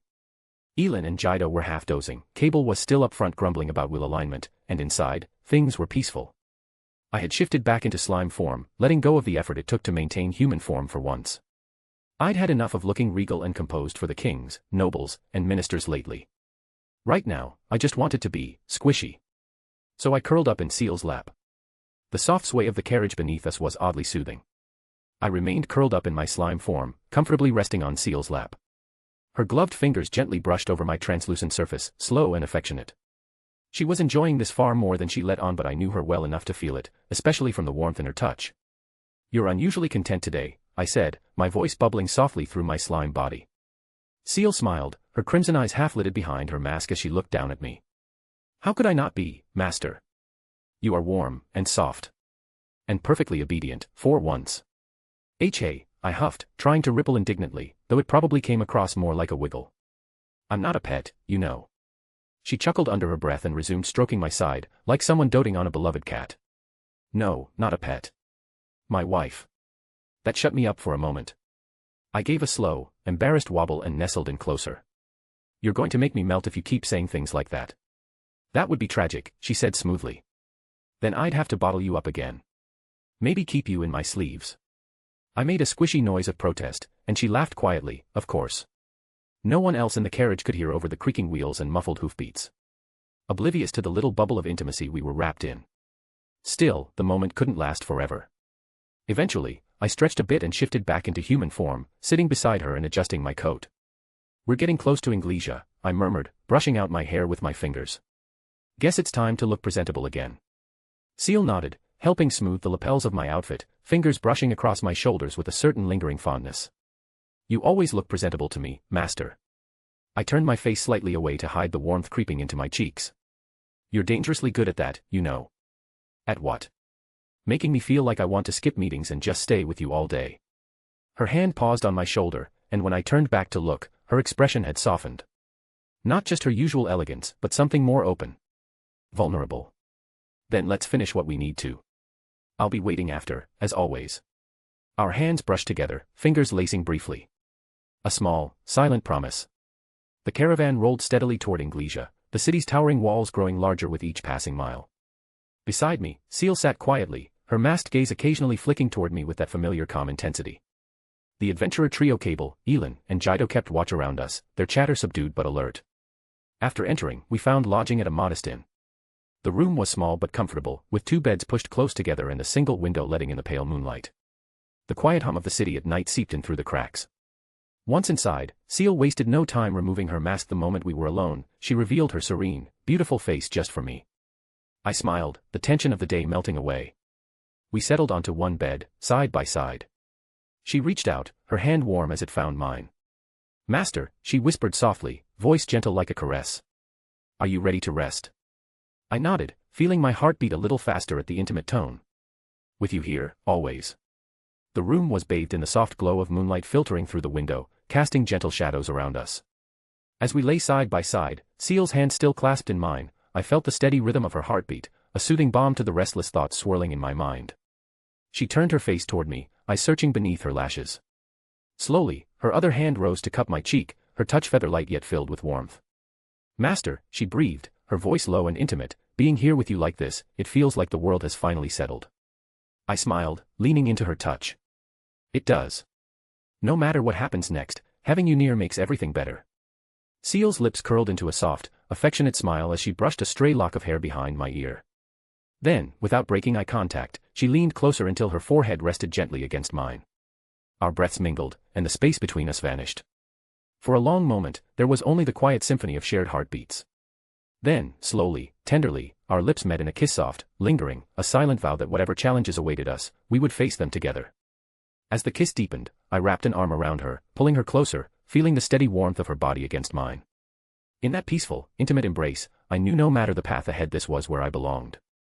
With Ciel, always. The first light of morning gently crept through the curtains, casting a soft glow across the room. I slowly stirred awake, feeling the warmth of Ciel's presence beside me. She shifted slightly, and our eyes met, her red gaze meeting my golden ones with quiet affection. Without a word, we leaned in, sharing a tender morning kiss. It was soft and slow, a promise of the day ahead whispered between our lips. When we finally parted, a small smile played on her face, and I mirrored it. We rose together, the comfort of our closeness still lingering. I reached into my stomach and summoned the clothes Ren had prepared for me, pulling out the finely tailored outfit with practiced ease. Meanwhile, Ciel did the same, her movements graceful and sure as she donned her own attire. As we finished dressing, I caught her eye and said, "Ready?" Her smile deepened, and she took my hand in hers, fingers intertwining naturally. "Always, master." Hand in hand, we stepped out of the room, the morning light guiding us forward. Together, we faced the day united and quietly confident in each other's strength. The streets of Inglesia buzzed softly with morning activity, a hum of early commerce and purposeful footsteps. I walked beside Ciel, fingers intertwined with hers, while the adventurer trio Cable, Elin, and Jido led the way confidently through the bustling city. Ahead loomed the guild headquarters. Building was a large, grand, modern-looking structure, a far cry from the medieval norm. The US had steel skyscrapers with a dozen or so floors in the 19th century, back when Japan was still mostly single-story wood structures. That was how powerful a nation it was by comparison, and the Kingdom of Anglesia started looking similar to me. The Guild HQ entrance was protected by a pair of glass doors that must have cost a fortune to install. Now that's something I never expected to see in this world. The other worlders around here must have been quite an influence. I bet they went out of their way to get these made, too. Stepping inside, we immediately felt several pairs of eyes settle on us. The adventurers scattered throughout the lobby all seemed fairly high level at a glance, not surprising, given this was the headquarters. It made sense that only the best would operate out of here. "Welcome. How can I help you today?" said a woman stationed just inside the door. Her timing was so smooth, so practiced, it almost felt rehearsed, like stepping into a top-class establishment. "Yeah, we're here to see the Grand Master." "Here's our letter of introduction," I replied, handing over the sealed document. "Certainly. Please give me one moment while we confirm." With a polite nod, she turned and walked briskly toward a hallway behind the counter. After a while, the woman from before returned, her heels clicking softly against the polished floor.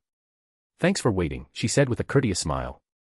"I was told that only you were allowed in, Lady Rimuru, so if you would follow me, please." That line sent a noticeable jolt through the room.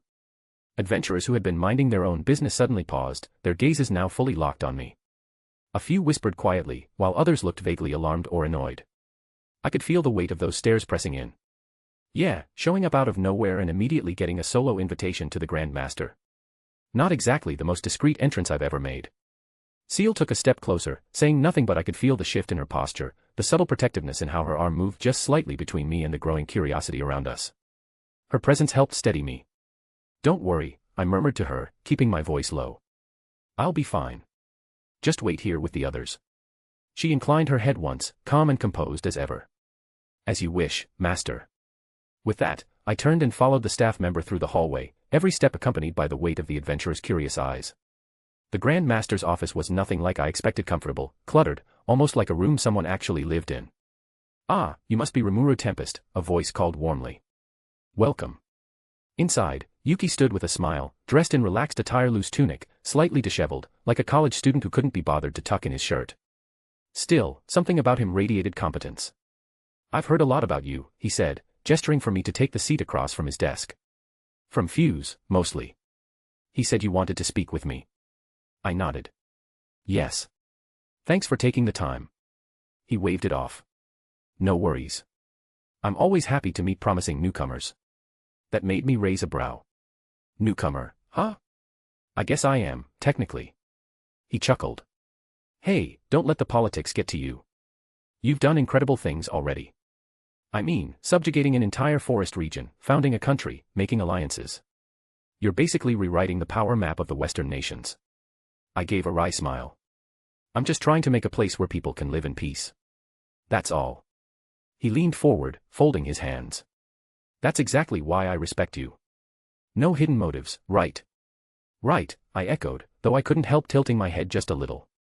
And then, quietly inside my mind, I heard her Ciel's voice, soft but serious, like a whispered caution. "He's laying.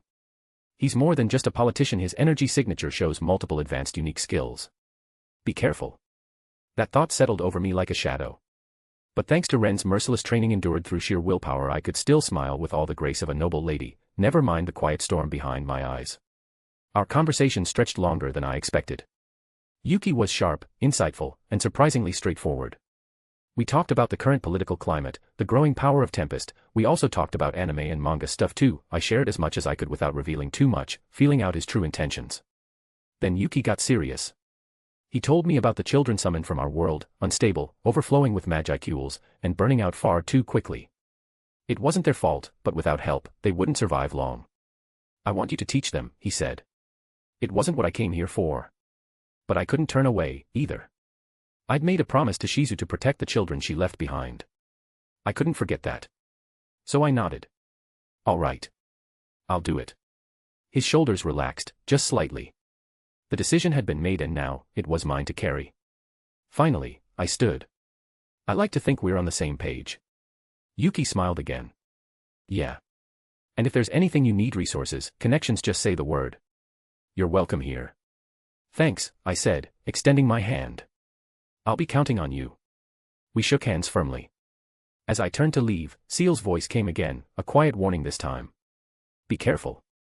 Yuki Kagurazaka isn't someone you can trust completely. I nodded slightly to myself, outwardly calm as ever. Yeah. I thought so too. When I stepped out of the office, I found the adventurer trio Cable, Jido, and Elin waiting just outside. Ciel stood with them, calm and composed, her hands folded neatly in front. I'll be staying here for a while, I told them.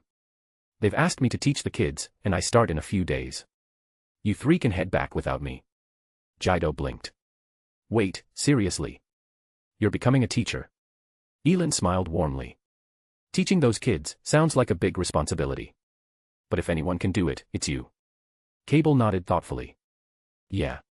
They're lucky to have you. I nodded, a soft sigh escaping me before I forced a small smile. They deserve the best, and it won't be easy, but I want to try. After some quick farewells, the trio departed in good spirits.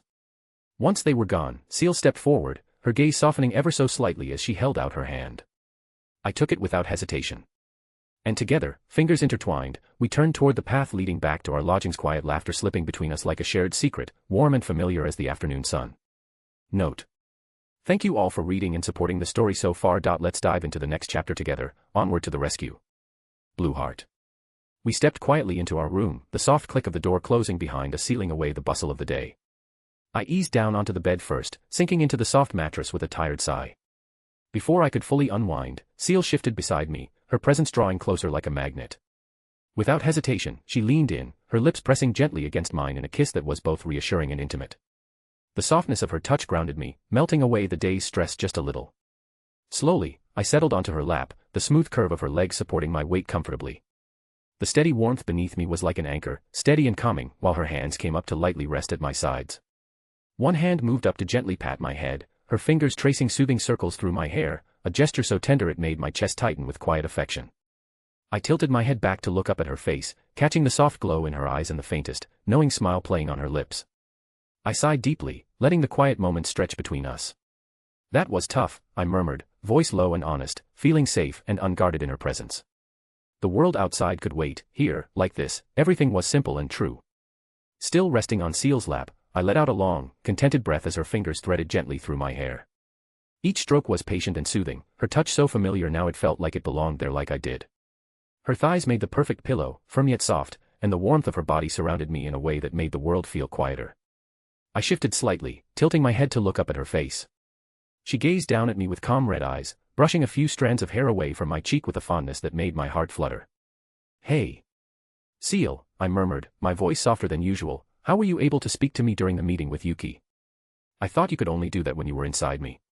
Her hand stilled briefly, just enough to make me notice, before resuming its rhythm. I am always within you, my love, she replied, her voice tender. This form beside you now is a projection of myself, a physical body made for your sake. Like Celine. But my true self never leaves you. I'm always with you, because that is where I belong. My breath caught slightly at her words. She said it so simply, yet it hit me like a soft punch to the heart. You're always there. I echoed, a little breathless, my fingers curling against her skirt. Even when we're apart. Ciel nodded, her hand pausing to cradle my cheek. There has never been a moment I wasn't with you. Even if no one else sees me. I'm part of you. I always will be. As your partner. As your first wife. My face warmed, and I couldn't stop the small, bashful smile that pulled at my lips. That word still made my heart flutter when she said it like that. Then I'm glad, I whispered, my voice barely audible. I don't want to be without you. Not ever. You won't be, she replied, leaning down and pressing a kiss to my temple, soft, loving, and unmistakably hers. Not in this life or the next. I closed my eyes, letting the comfort of her presence sink into me fully, the way her fingers moved against my scalp, the rhythm of her breath above me, and the certainty in her words. This quiet moment between us felt like a promise. A promise I never wanted to end. I slowly sat up from Ciel's lap, stretching just a little before turning toward her with a quiet smile. We should probably change. It's been a long day. Ciel gave a soft nod, her expression gentle. As you wish, master. A few moments later, we had both changed. Ciel now wore a deep midnight blue sleeping gown, sleeveless with delicate golden embroidery tracing the neckline and hem. The fabric shimmered faintly in the soft lamplight, elegant yet understated, and it clung just enough to show her graceful figure as she sat with her legs folded to the side. I had changed into something more comfortable too. I slipped into the lilac nightie, the fabric cool and featherlight against my skin. It clung softly to my body just enough to trace my shape without feeling tight. The thin straps rested on my shoulders, and the neckline dipped lower than usual, edged with a touch of lace that brushed against my chest with every breath. The material was smooth, almost too smooth, like it was made to tease the air itself. As I moved, the hem danced around my upper thighs, and the light caught on the sheer fabric in just the right places. I could feel how it hinted at more than it revealed, a whisper rather than a statement. It wasn't flashy. It didn't need to be. It was the kind of nightwear that made me feel both comfortable and aware of every inch of myself. Relaxed, yet subtly bold, like I was wrapped in confidence and silk at the same time. This time, I curled up and gently rested my head on her lap. She looked peaceful like this. One hand rested gently on my shoulder while the other stroked my hair with slow, soothing movements. I let out a long breath, not from fatigue, but from the mental effort of keeping a perfect mask through my meeting with Yuki. That guy, I murmured. Yuki. He talks like he's harmless, but...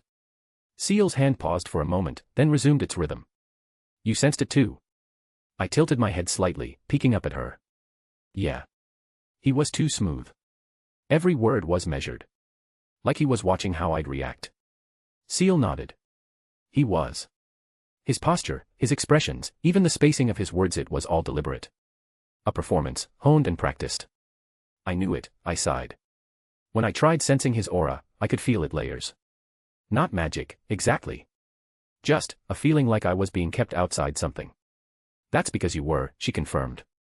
He was masking multiple unique skills. I didn't analyze them in full, doing so might have tipped him off. But the complexity was above standard. More than just a guild official should have. I gave a tired smile. So he wanted to keep me guessing. Act friendly, offer support, make me drop my guard. He misjudged you, master, she said softly. You stayed calm and wary. I was impressed. I turned more into her lap and smiled. I've dealt with enough schemers to spot one playing the long game. We'll keep watching him, Ciel said, brushing her fingers gently along my temple. For now, we remain cautious. I nodded slowly. Yeah. He's hiding something, and I don't like being played. A small silence settled in. Her hand kept stroking my hair, slow, warm, and rhythmic. Every touch eased away a little more of the weight I hadn't realized I was carrying. I'm glad you were with me, I murmured. Even if I couldn't see you. I'm always with you, she said, her voice soft and affectionate. Always. She leaned forward and kissed my forehead. And I meant it earlier. You handled everything perfectly. Always my beloved wife. My breath hitched. MMGH.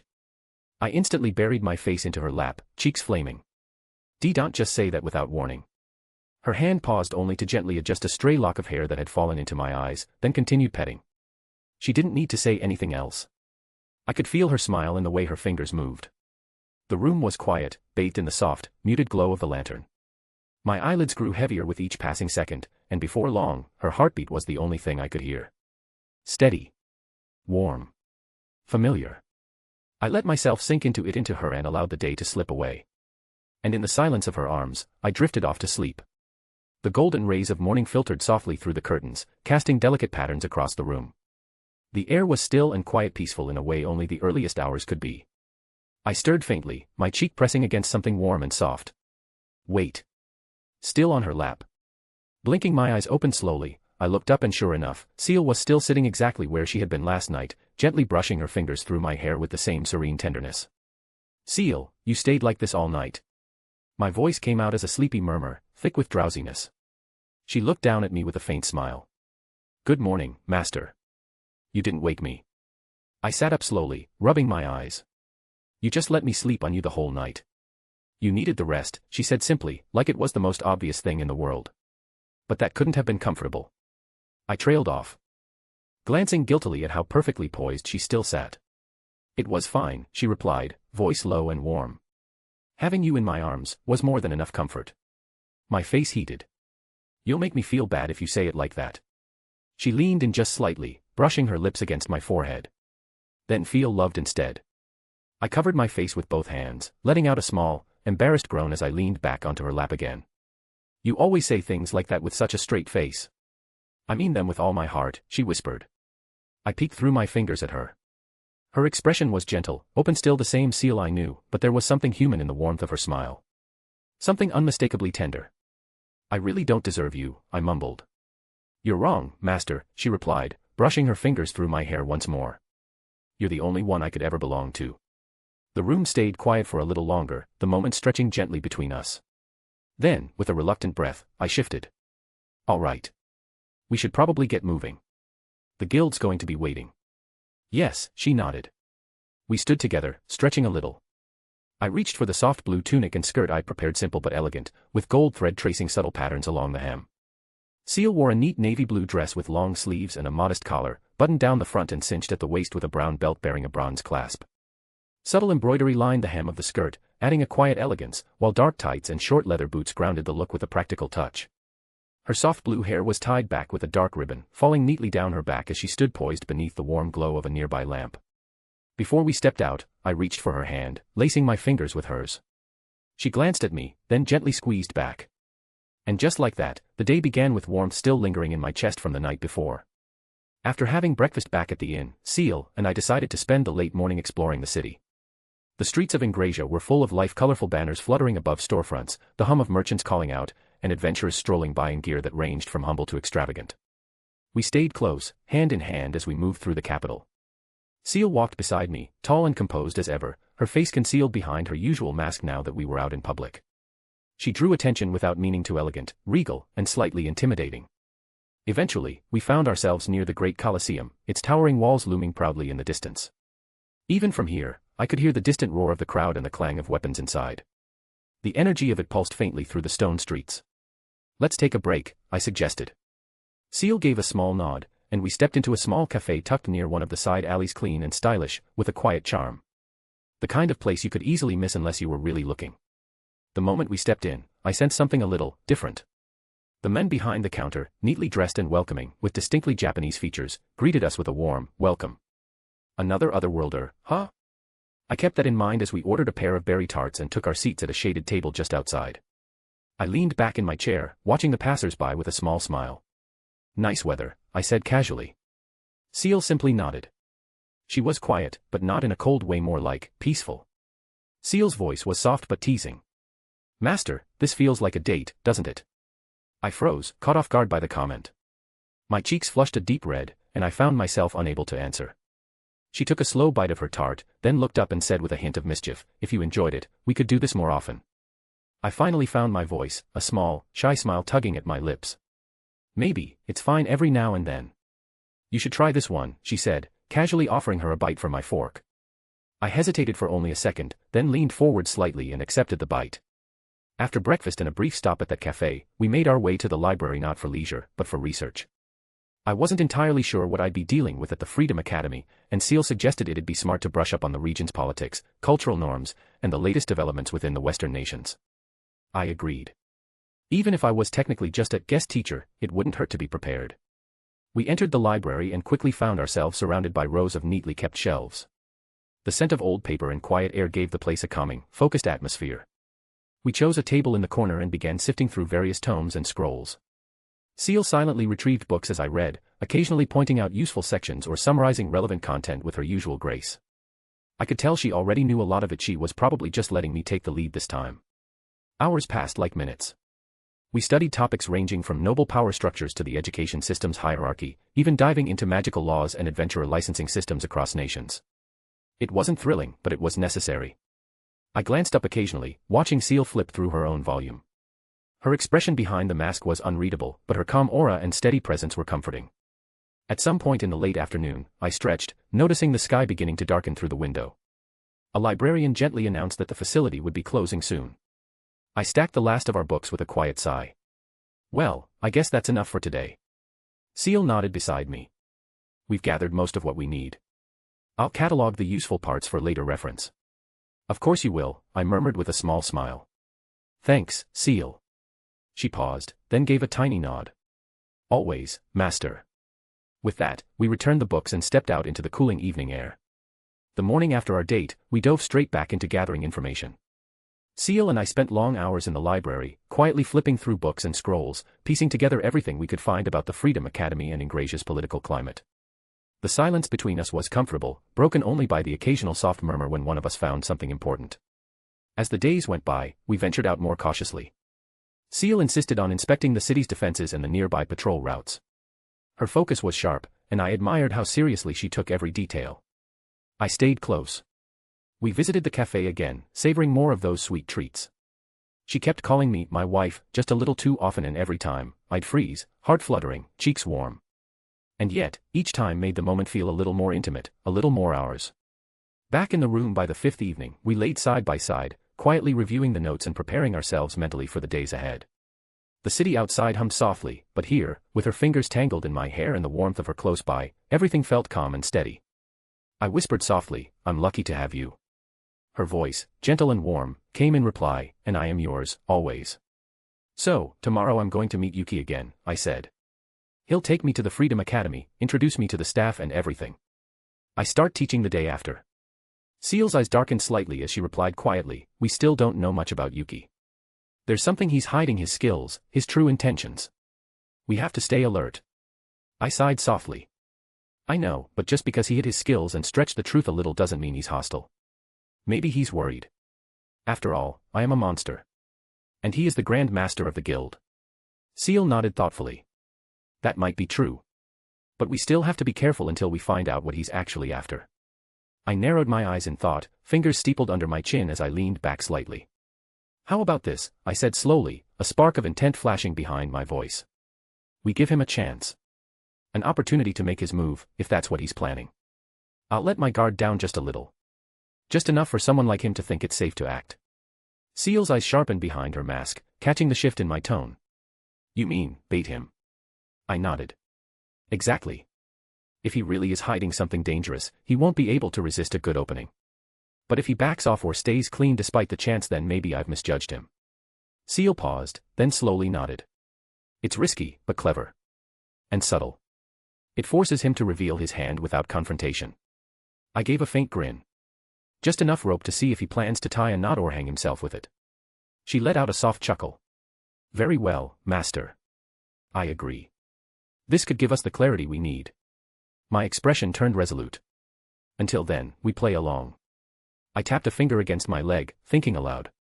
"Then how about this, we cancel your clone?" Ciel tilted her head slightly. "Go on. If you disappear," I continued, "and return to being inside me like usual, it'll look like I'm staying in Ingrasia alone. At least, that's what he'll think." A slow smile curved on my lips. "It'll make me seem vulnerable. Like I don't have backup. If Yuki's really planning something, he might make his move." Her answer came without hesitation. "A sound strategy. I approve. I'll cancel this projection tomorrow morning." "Thanks." I leaned back, gazing at the ceiling. "Let's give him the perfect opportunity. If he's got an angle, we'll see it." The next day, I woke early in the modest inn room where I was staying. Soft morning light slipped through the curtains, casting gentle patterns across the bed. After freshening up, I changed into the deep blue coat trimmed with silver at the cuffs, the temporary uniform issued to guest instructors. It fit well, not too formal, not too stiff. Ciel's external form was gone now, but as always, she remained quietly present within me, calm, steady, and attentive. "You look presentable, Master. Glad to have your approval," I replied with a quiet smile as I stepped into the hallway. Yuki was already waiting in the lobby of the guild headquarters, casually dressed as usual, waving at me the moment I appeared. "Morning, Rimuru. Ready for the big day?" I nodded. "More or less. Thanks again for setting this up." He looked around briefly before raising an eyebrow. "Your attendant isn't with you today?" I gave a small, neutral shrug. "She returned to Tempest. I'll be staying in Ingrasia for a while, so her presence isn't needed." Yuki smiled as if that cleared up everything. "Makes sense. Well then, let's get you over to the academy." We made our way to the Freedom Academy, the walk short and uneventful. Yuki chatted along the way about the students, the curriculum, and a few troublemakers I'd probably meet sooner than later. I listened with polite interest. At the academy, he personally introduced me to several faculty members. Teachers, assistants, a few guards, and admin staff all seemed competent enough, if a bit too curious about me. We moved through the formalities quickly. I handed over the documents confirming my appointment, and the administrative director signed off with little ceremony. Everything was officially in place now. Yuki grinned as we stepped out of the faculty office. "You're all set. You'll start teaching tomorrow, but for now, enjoy a bit of peace. As promised, we've got a staff dormitory room cleaned up for you. Comes with 3 meals a day and 10 silver coins in wages. I nodded, my expression neutral. Thanks. I'll go check it out, then. Sure thing. Let me know if you need anything. With that, he left the school building, hands in his coat pockets.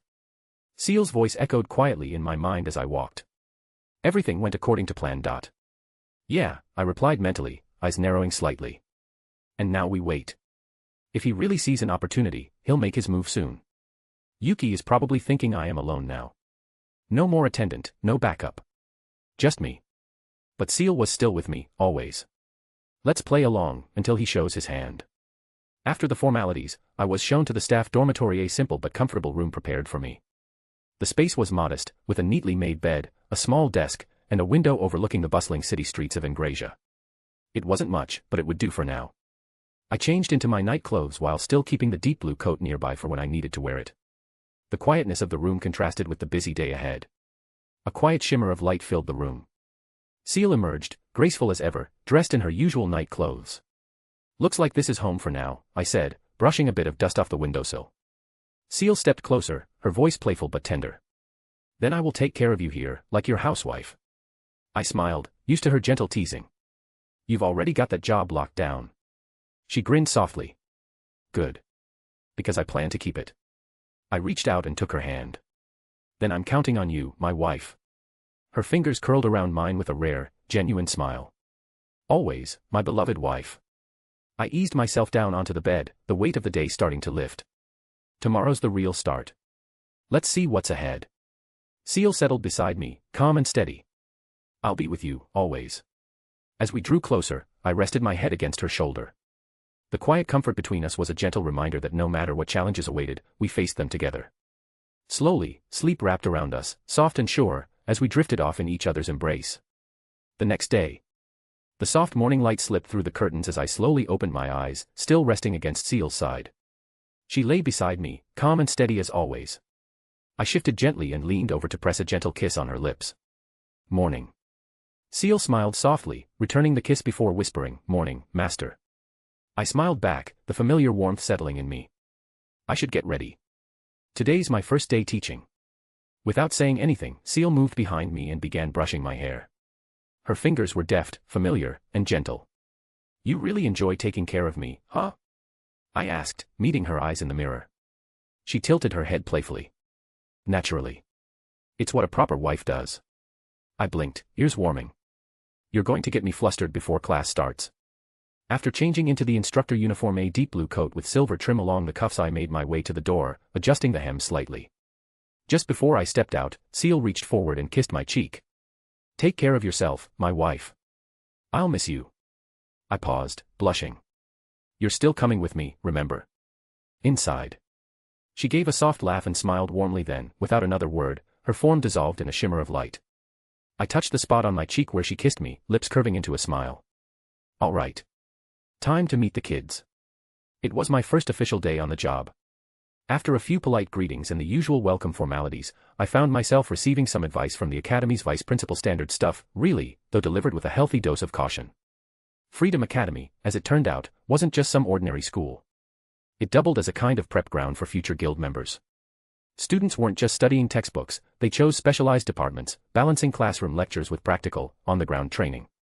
There were courses in magic, monster biology, combat techniques, survival, you name it. In a way, it felt a little like the universities from my previous life. Structured freedom, but with a strong combat-ready slant. My role, however, was a bit unique. Rather than teaching one of the standard courses, I'd been assigned a particular group. An infamous one, even. The so-called S-class. According to the vice principal, it was a group of students considered either incredibly gifted or incredibly problematic. Or both. Ever since their previous advisor, none other than Shizue Aizawa herself, left due to personal reasons, the class had been without guidance, apparently running wild without any real supervision. And now here I was, handed the reins. Shizu. So she really taught here, huh? The conqueror of flames. A true hero. Just thinking about it made my chest tighten a little. I admired her, and now, I'd be stepping into her shoes. That was a lot to live up to. I sighed to myself, straightening my jacket. Guess I'd better get used to being compared to her all the time from now on. Today was my first day teaching. I stood in front of the classroom door, taking a deep breath to steady my nerves. From within, Ciel's calm voice echoed softly in my mind, "Best of luck, master. You'll do great." I smiled quietly and replied, "Thanks, Ciel. I'll give it my all." With that, I pushed the door open and stepped inside only to be met immediately by a flaming sword swinging toward me. I moved with grace, sidestepping the fiery blade just in time. The children cheered loudly, their energy fierce and unrelenting. "Sweet. Nice one, Ken," one shouted. "Is that your finisher?" "It's all done now," another yelled. "Kinda weak in the end." "It didn't even land," came a third voice. They paid me no mind, their focus entirely on their play fighting. I realized quickly, to them, I wasn't their teacher yet, I was just an obstacle in their game. I cleared my throat gently. "All right, everyone, let's settle down for a moment. I'm your instructor starting today." One of the kids pointed at me, eyes wide. "You look like Shizu-sensei." A few others nodded, whispering among themselves. I gave a gentle smile. "I'm Rimuru Tempest, your new instructor." Before me sat 5 children, the summons Yuki had gathered from various nations. They were Kenya Misaki, a 10-year-old boy. Ryota Sekiguchi, also 10. Gail Gibson, 11. Alice Rondo, 9. And Chloe Aubert, 10. Though still grade school age, it was clear they packed a serious punch. With Shizu having trained them, I knew going easy might only put me at risk. Honestly, I hadn't expected this, I thought they'd be a bit more obedient. As their cold, hostile gazes met mine, I felt a sharp pang of discouragement, my first real sting of doubt in quite some time. I called out each name, glancing down at the files I'd grabbed from the staff room. No response. Well, I definitely needed some kind of reaction if I was going to get anywhere with this group. Guess it was time to call in my trusty assistant. "Please give me a reply when I call your name," I said gently. Kenya was the first to break the silence, his voice shaky and tearful. "Hey. What's that dog? Is that a wolf? Get it out of here." "Ken, are you okay?" I asked, concerned. "Get away from me. This is crazy," he stammered. I'll behave, he blurted out. Then came a deep, commanding voice, "I am Ranga, neither dog nor wolf. My master demands a reply, child. Will you follow the order, or dash?" Ranga was an instant hit. Watching him playfully interact with the kids was honestly heartwarming. "All right. Okay." Kenya shouted back, tears welling in his eyes at the stern warning. Good boy. He might not have liked it, but some discipline was exactly what this room needed. There you go. Children must do as they're told. I smiled, feeling a bit more hopeful as I proceeded with my roll call. "Okay, then. I suppose you've all got something you'd like to say to me," I said with a cheerful smile, folding my arms as I faced the 5 wary students. "So how about we have a little test?" Alice immediately puffed out her cheeks. "Hey. Why's it gotta be that? A test?" Ryota blinked and glanced at the boy next to him. "Bleh." Kenya stuck out his tongue. "Lame. I hate tests." "This is all too sudden," Gale added in a matter-of-fact tone, adjusting his stance like he was trying to look smarter than he was. "I demand an explanation." "I hate tests," Chloe repeated quietly, pouting with the faintest scowl. I chuckled to myself. Not exactly the warm welcome I hoped for, but hey, at least they were vocal. That was something. All right, just calm down," I said, raising both hands in mock surrender. "I called it a test, but really, it's more of a fun game for you all to play. And if you don't like it, you can complain about it as much as you want." The kids exchanged glances as I continued. "So here's the deal, you'll each take turns fighting me in mock combat. The rules are simple: attack me with everything you've got. If you can beat me, it's over. But if I can dodge your attacks for 10 minutes, I win. Easy, right?" "That's it?" Kenya asked skeptically. "Yep. Easy, right? 10 minutes. Chloe asked softly. "Hey, I'll spot you guys an hour each if you want," I teased. "Ha ha ha. If you don't sick that dog on me, I don't even need 10. Kenya laughed. "Great. I promise I won't do that, okay? But it's one at a time for you guys, too. No helping out your classmates, all right?" "Okay," said Alice. "Sure," added Gale with a shrug. "I'll totally win if that dog ain't in it," Kenya declared again with a grin. "I just want to read some books," Chloe mumbled.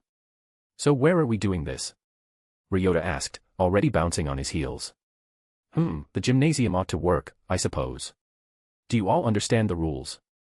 You can figure out the turn order on the way there." They all nodded, some confidently, some less so, and off we went. The mock battles were spirited, if a bit chaotic. One after another, the kids gave it their all. Blazing swords, wild charges, even a few clever traps, but I danced around it all with ease. No real damage, just bruised pride and a few frustrated groans. In the end, none of them managed to land a solid hit. I didn't even break a sweat. But rather than discouraging them, it only made them more determined and weirdly, a little less hostile. Progress, I'd say. Wow, that new instructor is incredible. Did you see how easily she dodged everything? She looked so graceful, like she was dancing between their attacks. I couldn't even keep track. I heard she's a guest teacher sent directly by the guild. She might be stronger than she looks. Stronger? I wouldn't be surprised if she's on par with an A-rank adventurer or more. And, didn't she kind of remind you of Shizu-sensei? Yeah, not just the strength, but something about her presence. With that kind of buzz spreading through the watching staff and older students, I had a feeling my reputation around the school was now firmly established. I didn't exactly want to show off, but the kids' antics left me with little choice. At least now they'd take me seriously. As for the 5 of them, they were powerful, yes, but their skills felt oddly scattered. Sloppy in parts, improvised in others. If I had to guess, it wasn't because they'd been guided toward these abilities, it felt more like they picked up anything they could while trying to imitate Shizu's fighting style. I sighed mentally. That kind of patchwork growth couldn't last. If I didn't step in and steer them properly, their magicools would burn out long before they grew up. And I couldn't let that happen. They sat quietly now. I could feel that their guard was lowered, just a little. The initial hostility had faded, replaced by something closer to curiosity. Maybe even trust. That was one small victory. We needed to connect, heart to heart, or they'd never truly listen. And now, even if I had to force that connection a little, it was finally there. Hey, Alice said hesitantly, her voice softer.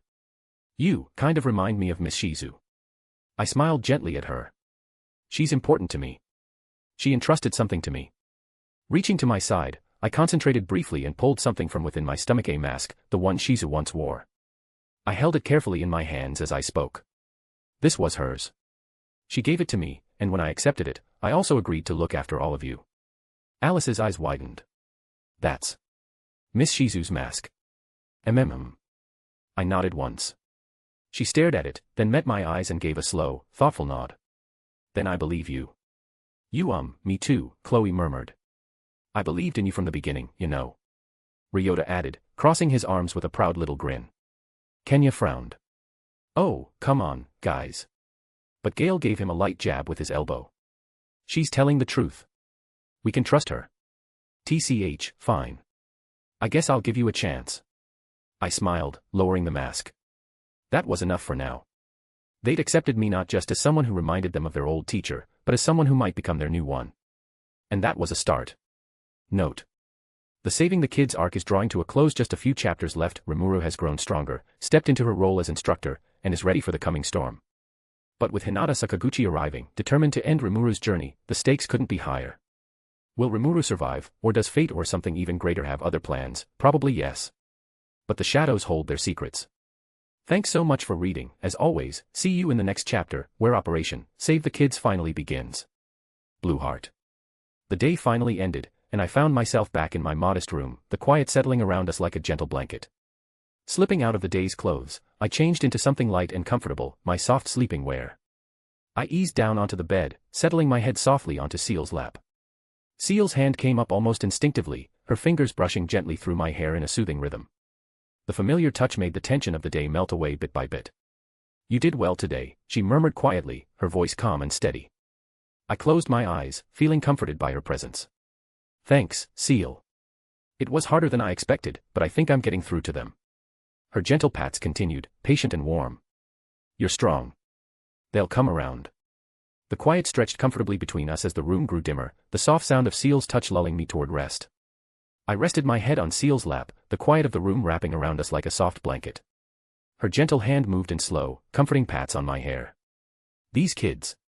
I began, voice low, they're incomplete summons. Their powers are unstable. They can't control them fully yet. Ciel's eyes met mine, serious and thoughtful.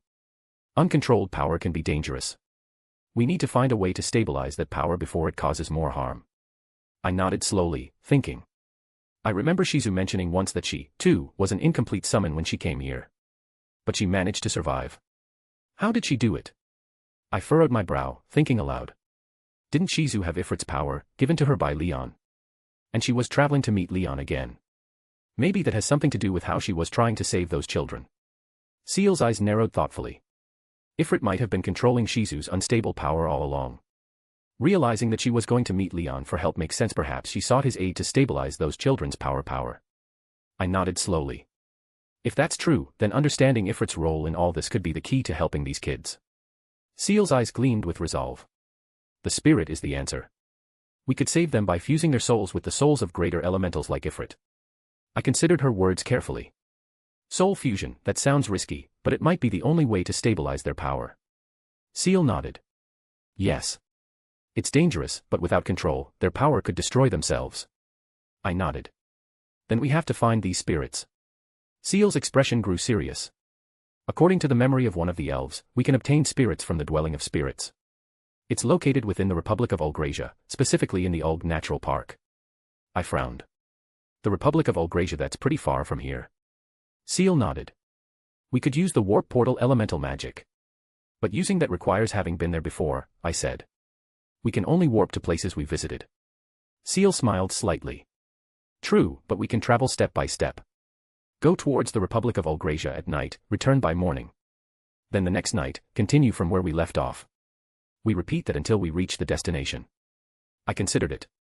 A slow journey, but it might be our best option. It took a fair bit of prep time and about 3 weeks of nighttime traveling, but I finally made it. The Republic of Ulgrasia, also known as Uargracia, was nestled on the southern coast of the continent, a place all but forgotten by the world at large. A peaceful, democratic nation, surrounded by verdant natural beauty and touched by the quiet grace of the elemental spirits. There were no restrictions on entering or leaving the country, but interestingly, crime was practically non-existent. That was no mystery, though every native of Uargracia was a shaman or shamaness, gifted with the ability to wield elemental magic. That fact alone made this land different. But even in this tranquil place, the dwelling of spirits remained shrouded in mystery. According to the memories I'd absorbed, no one who ever set off to find it had returned. It was said to be a labyrinth, a twisting, magical maze that could stretch underground or even high into the skies, changing with no apparent logic. The dwelling itself was located at the farthest edge of that shifting maze. Only those acknowledged by the spirits could reach it. Even now, the place remained elusive and dangerous. I looked out toward the horizon, letting the ocean wind tug gently at my coat. We found it, but this isn't a place I can just march into. Ciel's voice, calm and resolute inside me, echoed the same conclusion. It would be best to enter only after the children are trained well enough to defend themselves if something happens while you're away. I nodded, determination settling in. Right. If this place is even half as unpredictable as the stories suggest, then we can't take any chances. I'll make sure they're ready. Then we'll try. So, I decided to train the kids for at least 2 months. It wasn't a decision I made lightly. The dwelling of spirits wasn't going anywhere, and neither was the danger that came with it. But the children. They were still fragile both emotionally and in terms of their control over magic. Their power was real, but unstable. And if I was going to step away even for a short while, I needed to be absolutely certain they could protect themselves if something went wrong. 2 months. That would give me time to build up their fundamentals, reinforce their magical endurance, and, more importantly, help them gain confidence. I didn't want to just teach them to fight, I wanted them to live. A wise decision, Ciel said gently. Their hearts and minds must be steady before we can entrust them to themselves. I exhaled slowly, watching the sky from the dormitory window. Right. 1 step at a time. For now, our mission was simple: train, guide, and prepare them for the future they deserve to have. It had been over a month since I started training the kids. Today, I decided to take them all out on a picnic. School wasn't in session, it was the equivalent of a Sunday in my old world. A perfect break from the usual routine. Sitting in the same classroom day after day would wear anyone down, especially these kids. And besides, they still needed to work excess magicules out of their systems regularly. If left unchecked, that power could spiral out of control again. The sun was warm, the breeze just right. I'd picked a grassy field not far from town, a peaceful open space with shade trees nearby and a clear view of the sky. A perfect place for both relaxing and a little bit of subtle training. Okay, everyone, I said, smiling at the 5 expectant faces. No lessons today. Just food, fresh air, and maybe a little sparring if you're up for it. Cheers erupted around me. Honestly, it felt good. They'd come a long way since that first day. Not perfect, not fully stable, but they were starting to laugh more, trust more, live more. From inside, Ciel's gentle voice echoed in my mind. You're doing well, Master. I smiled softly. Still a long road ahead, but we're getting there. We were walking down one of the main streets in the capital when I noticed a large crowd gathered in the city square, buzzing with excitement. Huh? What's going on over there? I asked, craning my neck slightly. Oh. Miss Rimuru. Kenya piped up. The hero, Sir Masayuki, is holding a fighting demonstration at the arena today. Yeah, they say he's crazy strong, Ryota added, eyes sparkling. Then Alice gave me a skeptical glance. There's no way you could beat someone like Sir Masayuki, Miss Rimuru. I mean, you're kind of small and weird. I blinked. Small and weird, huh? Chloe stepped closer to me, frowning at Alice. That doesn't matter. Miss Rimuru's stronger than he is. I just know it. Ah, really? Ryota looked back and forth between us. That'd be so cool. Gale rubbed his chin, considering. It would be fun to see a real battle between the two. But we're probably way too late to get good seats now. He glanced at the others and shrugged. We should go ahead with our picnic plans. Yeah, Kenya agreed. We promised, anyway. Despite their curiosity, they stuck to the plan with surprising discipline. It was moments like these I appreciated how much they'd grown. Sitting in a classroom all the time wasn't good for kids with bodies overflowing with unstable magicules, so our regular outdoor outings were important. And with Gale calmly steering the group whenever things got chaotic, I had a feeling we were making real progress as a class and as a team. As we walked away from the bustling crowd, I glanced over my shoulder toward the arena, where cheers still echoed in the distance. So that's the famous hero, huh? Masayuki, was it? I didn't know much about him, but if the rumors were to be believed, he was making waves fast. The way the crowd adored him was, honestly, kind of impressive. I should probably ask Celine to dig into this Masayuki guy when she gets the chance. Just to be safe. Better to stay ahead of whatever surprises this so-called hero might bring. So we walked for about another hour, as planned, before reaching a mostly deserted grassy plain. The perfect training ground. There wouldn't be many people watching us, either, so we could go all out to some extent. They had matured to the point where going easy on them would actually expose me to danger. Their moves had grown much more refined, thanks in part to the fact they were actually beginning to take my advice. I fought them one by one, like always, making sure to keep my guard up. Shoot. I messed that up today, too. She is just way too strong. It's cheating. Aren't you supposed to go easier on girls? I better learn more magic. Ack. I was so focused on defending myself better today. Perhaps it was immature of me, but I wanted to be like an impenetrable wall to them. On this point, I was acting in stark contrast to Shizu. I had no intention of spoiling them at all. Ha ha ha. You kids think you could ever beat me? You're dreaming. The kids started complaining back at me. This was a pretty common routine in my class. Just then, I feel this weird sense of pressure. Master, I'm detecting a large surge of magical energy. It's from a sky dragon, and it's coming this way. According to the knowledge I had picked up at the Capital Library, a sky dragon was reminiscent of a wyvern, although pretty different in reality. Wyverns were an airborne offshoot from the lesser dragon family, but a sky dragon was part of the archdragon group, maintaining a greater amount of original dragon blood. Still, it was strange. Dragons usually lived in the Great Kanat Mountains. For one to suddenly show up here felt unusual. Ciel's voice echoed calmly in my mind, edged with suspicion. It might be Yuki's plan. I nodded to myself. Might be. He probably wants to see my strength. I hesitated, gaze lifting toward the sky. Maybe I should just ignore it. If you ignore it, it might attack the capital, Ciel replied firmly. Ugh, if I defeat it, that just means I'm showing my strength to Yuki or whoever's behind this. But if I ignore it, that thing might go on a rampage. And if I hold back too much, the one pulling the strings might realize we're onto them. I clenched my fists. I know. But maybe we can use this to our advantage. I'm with you, Master, Ciel said gently. Whatever you decide, we'll face it together. The decisions came fast. All right, I said to the children, turning back toward them. I'll go help out. Leave that thing alone, and it'll lead to a lot of killing. A ripple of shadows swirled at my feet. Ranga. He leapt from the darkness, landing with a heavy thud. Yes, Master. Protect the kids, I ordered. As you command, Ranga replied, lowering himself in front of the children, teeth bared, ears up and alert. Without waiting another second, I launched myself into the air, wind rushing past my face as I soared toward the sky dragon. As I soared through the sky, clouds parting in my wake, I reached out through thought communication. Celine, where are you right now? A short pause, then her voice echoed back, surprised. Rimuru? What's going on? A sky dragon is attacking. It's heading straight for the capital. I kept my tone firm, my golden eyes locked onto the distant speck growing larger by the second. I'm en route now. Celine's voice sharpened with concern. A sky dragon. That's way too far from the Great Canon Mountains. What's it doing here? Exactly my thought, I muttered. This has trap written all over it. I think someone, maybe Yuki, is trying to test our power. TCH, figures. So here's the plan, I said, voice cooling as I descended toward the battlefield. I'll distract the dragon. I'll make it look like I'm trying to take it down, but I won't finish the job. You'll arrive and deal the final blow. You want me to take credit? She asked, catching on quickly. Exactly. If we do it right, they'll think I'm weaker than I actually am. It'll throw off their judgment. A pause, then a soft laugh. I like it. Risky, but smart. I'll head your way now, Rimuru. Just don't die before I get there. Please, I smirked. I'm only going to play with it a little. The air around me crackled with tension as the sky dragon roared in the distance, its wings blotting out the sun for a moment.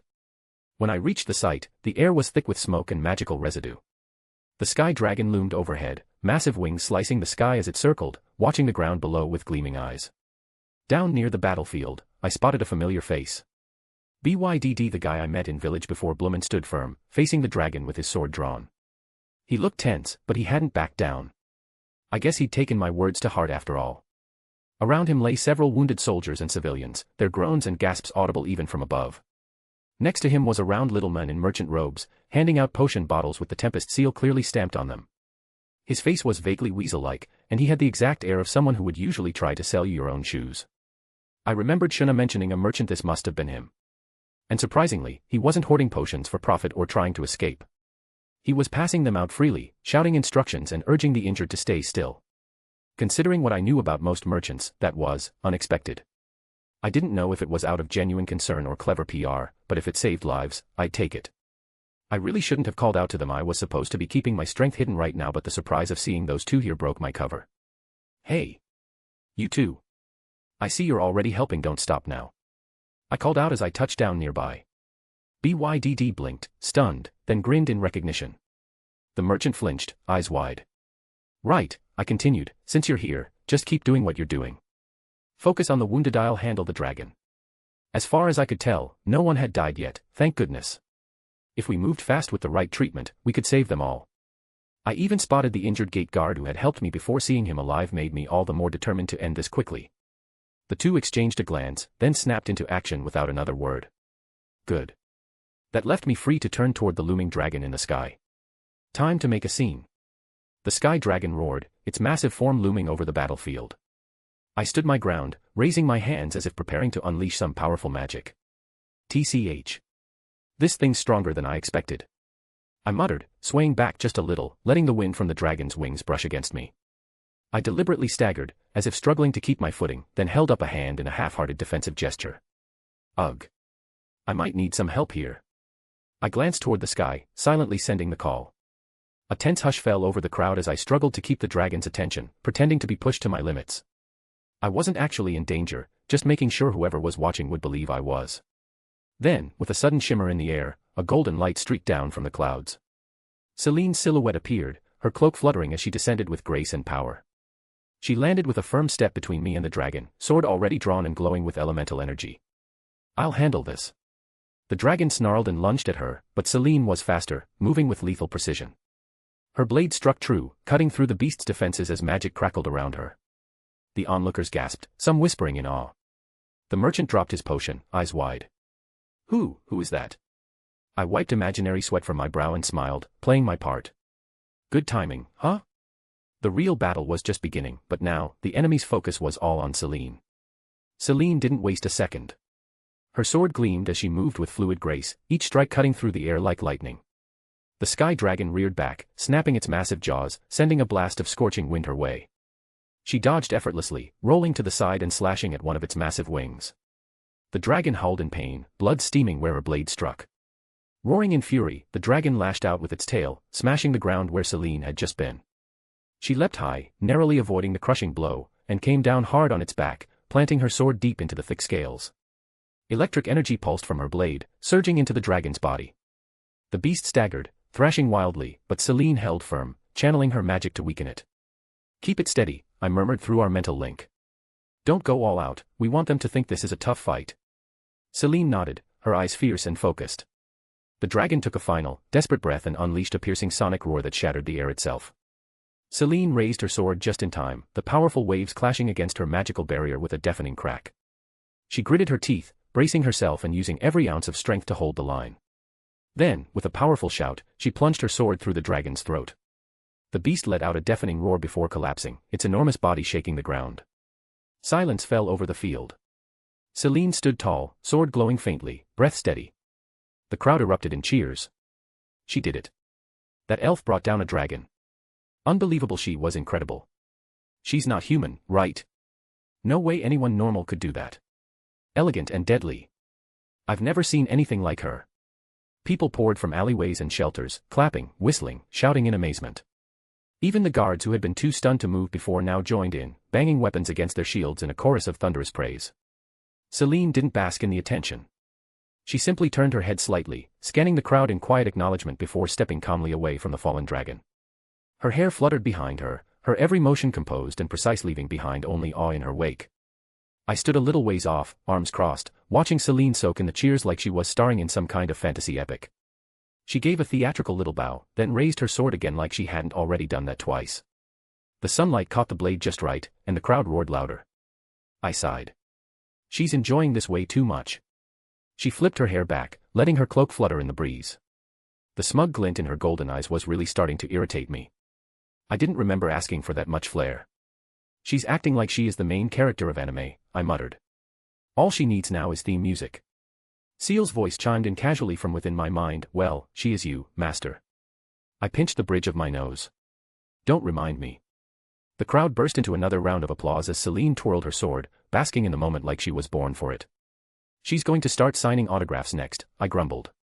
She is doing an excellent impression, Ciel added, almost smug. That's not a compliment. Then, as if to rub it in, Celine turned toward me with a serene, humble smile. Thanks to you, I was able to defeat the dragon. What's your name, miss? Miss. My eye twitched. Was she seriously pulling this routine? Rimuru, I replied flatly, barely containing my annoyance. Rimuru, she repeated with a soft, grateful nod. I'll remember that. I hope we meet again someday. The crowd melted. She's so gracious. She thanked that girl. Such a noble spirit. Celine turned to the people and raised her hand. Now then, if you'll excuse me, I must report this to the guild. And off she went, striding like the victorious heroine of a legend, every movement screaming, look at me. I stared after her. She's loving this. Ciel's tone was innocently sharp. She's you. I sighed. I need a nap. As the crowd gradually dispersed, still whispering in awe of the elven heroine, I took a few steps toward the injured area, where the merchant was still tending to people with potions bearing Tempest seal. He noticed me immediately. That weasel-like face of his perked up, sharp eyes narrowing beneath his messy fringe. For someone so round and unassuming, he was dangerously perceptive. Ah, forgive me if I'm being forward, he said, approaching with a polite bow, but I believe I owe my life to you, Lady Rimuru. I narrowed my eyes. How do you even know who I am? Mjalmal chuckled. When I first tried to establish a trade relationship with Tempest, I asked around to see what kind of person the ruler was. That's when a maid approached me, introduced herself as Ren. Said she was your personal attendant. Of course she did, I muttered. She was polite. Impeccably dressed. Spoke like a noble from the old kingdoms. I thought she was just another refined maid until I tried to sweeten the deal a little too much in my favor. He gave an exaggerated shiver. Still remember the smile on her face when she leaned in just slightly and said, My lady is far too kind for her own good. I strongly advise you not to mistake that kindness for something you can exploit. Mjalmal shook his head. Not a hint of anger. Just that serene, professional tone. I've never backed out of a negotiation faster. I sighed. Yup. That's Ren. Weaponized courtesy. Oh, and she also told me what you looked like down to the detail. Even showed me a sketch she'd drawn herself. She drew me. He nodded. Said, this is the silhouette I designed for my lady, inspired by her inner elegance. I simply refused to allow her to look anything less than divine. She sounded like a fashion designer preparing for a runway show. I buried my face in one hand. Why does she go completely crazy when it comes to dressing me up? I sighed. It's like I'm her personal doll or something. After our brief conversation, Jalmile and I made our way to a high-end nightclub in the capital. The place was known less for partying and more for discreet business meetings among the city's elite. We settled into a quiet corner, where the dim lighting and muffled music provided the perfect cover. Over drinks, we exchanged information about trade routes, potential alliances, and the economic impact of recent disturbances. Jalmile was eager to establish stronger ties with Tempest, and I shared my vision for expanding our influence beyond the borders. The discussion was sharp and to the point, deals were proposed, offers made, and plans laid out. It was the kind of negotiation where every word counted, and I appreciated having someone as straightforward as Jalmile by my side. Once the business was settled, I gathered the kids and left the nightclub, the night air cool against our skin. We returned to Freedom Academy, ready to tackle the challenges ahead. As I settled back into my room, Ciel slowly materialized beside me, her presence comforting and familiar. I laid my head gently on her lap, letting out a quiet sigh. Just then, Celine's voice came softly through our thought connection. After I reported to the guild, I had an unexpected encounter with Yuki, she said calmly but with a hint of frustration. He tried to pry into my background, asking all sorts of indirect questions to figure out if I'm from another world. He's suspicious, but I kept my cool and acted like a native, like I belonged here all along. She continued, he also probed about you, trying to discover if I have any ties to you or Tempest. I dodged those questions just as deftly. Despite the interrogation, I managed to get promoted to a rank. It's a step up, but it means the stakes are getting higher. I exhaled slowly, a mixture of pride and concern bubbling inside me. Celine was out there playing the game hard, gathering information and fighting for us, but the path ahead wasn't going to get easier anytime soon. The warmth of Ciel's lap beneath me grounded my thoughts. I closed my eyes, the gentle rhythm of her breathing soothing my nerves. No matter what battles awaited, I knew I wasn't alone. So here I was, standing with the kids in Urban Nature Park, deep in the Republic of Uargrassi, allegedly the home of the legendary dwelling of the spirits. 2 months had passed since I accepted the teaching role at Freedom Academy in Inglesia, and getting us here had taken a fair bit of prep. Only the entrance existed here in the park, a mysterious doorway sealed behind a massive boulder, like a gate to another dimension. According to what I'd read, it was the only known path to the spirit world. If we wanted to find high-level spirits, this was our shot. We spent the evening resting up and making our final preparations. I wasn't completely sure I'd be able to use Warp Portal to return from whatever was waiting on the other side of that door. Something told me it wouldn't work. Still, just in case, I quietly carved out a magic circle in a hidden corner of the park, my little emergency exit plan. Hopefully, it wouldn't be needed, but better safe than sorry. The morning sun filtered through the trees as I gathered the kids and gave them one last look. I could feel a faint magical hum in the air, like the land itself was watching us. You guys ready? I asked, my tone more serious than usual. Once we go in, there's no telling if we can come back the same way. Think you're prepared for that? They didn't answer right away, but I could see it in their eyes. They were nervous, yeah, but determined. Each of them had grown stronger in their own way, and they knew what was at stake. The moment we were all inside, the door behind us slammed shut with a low, echoing thud. Just as expected.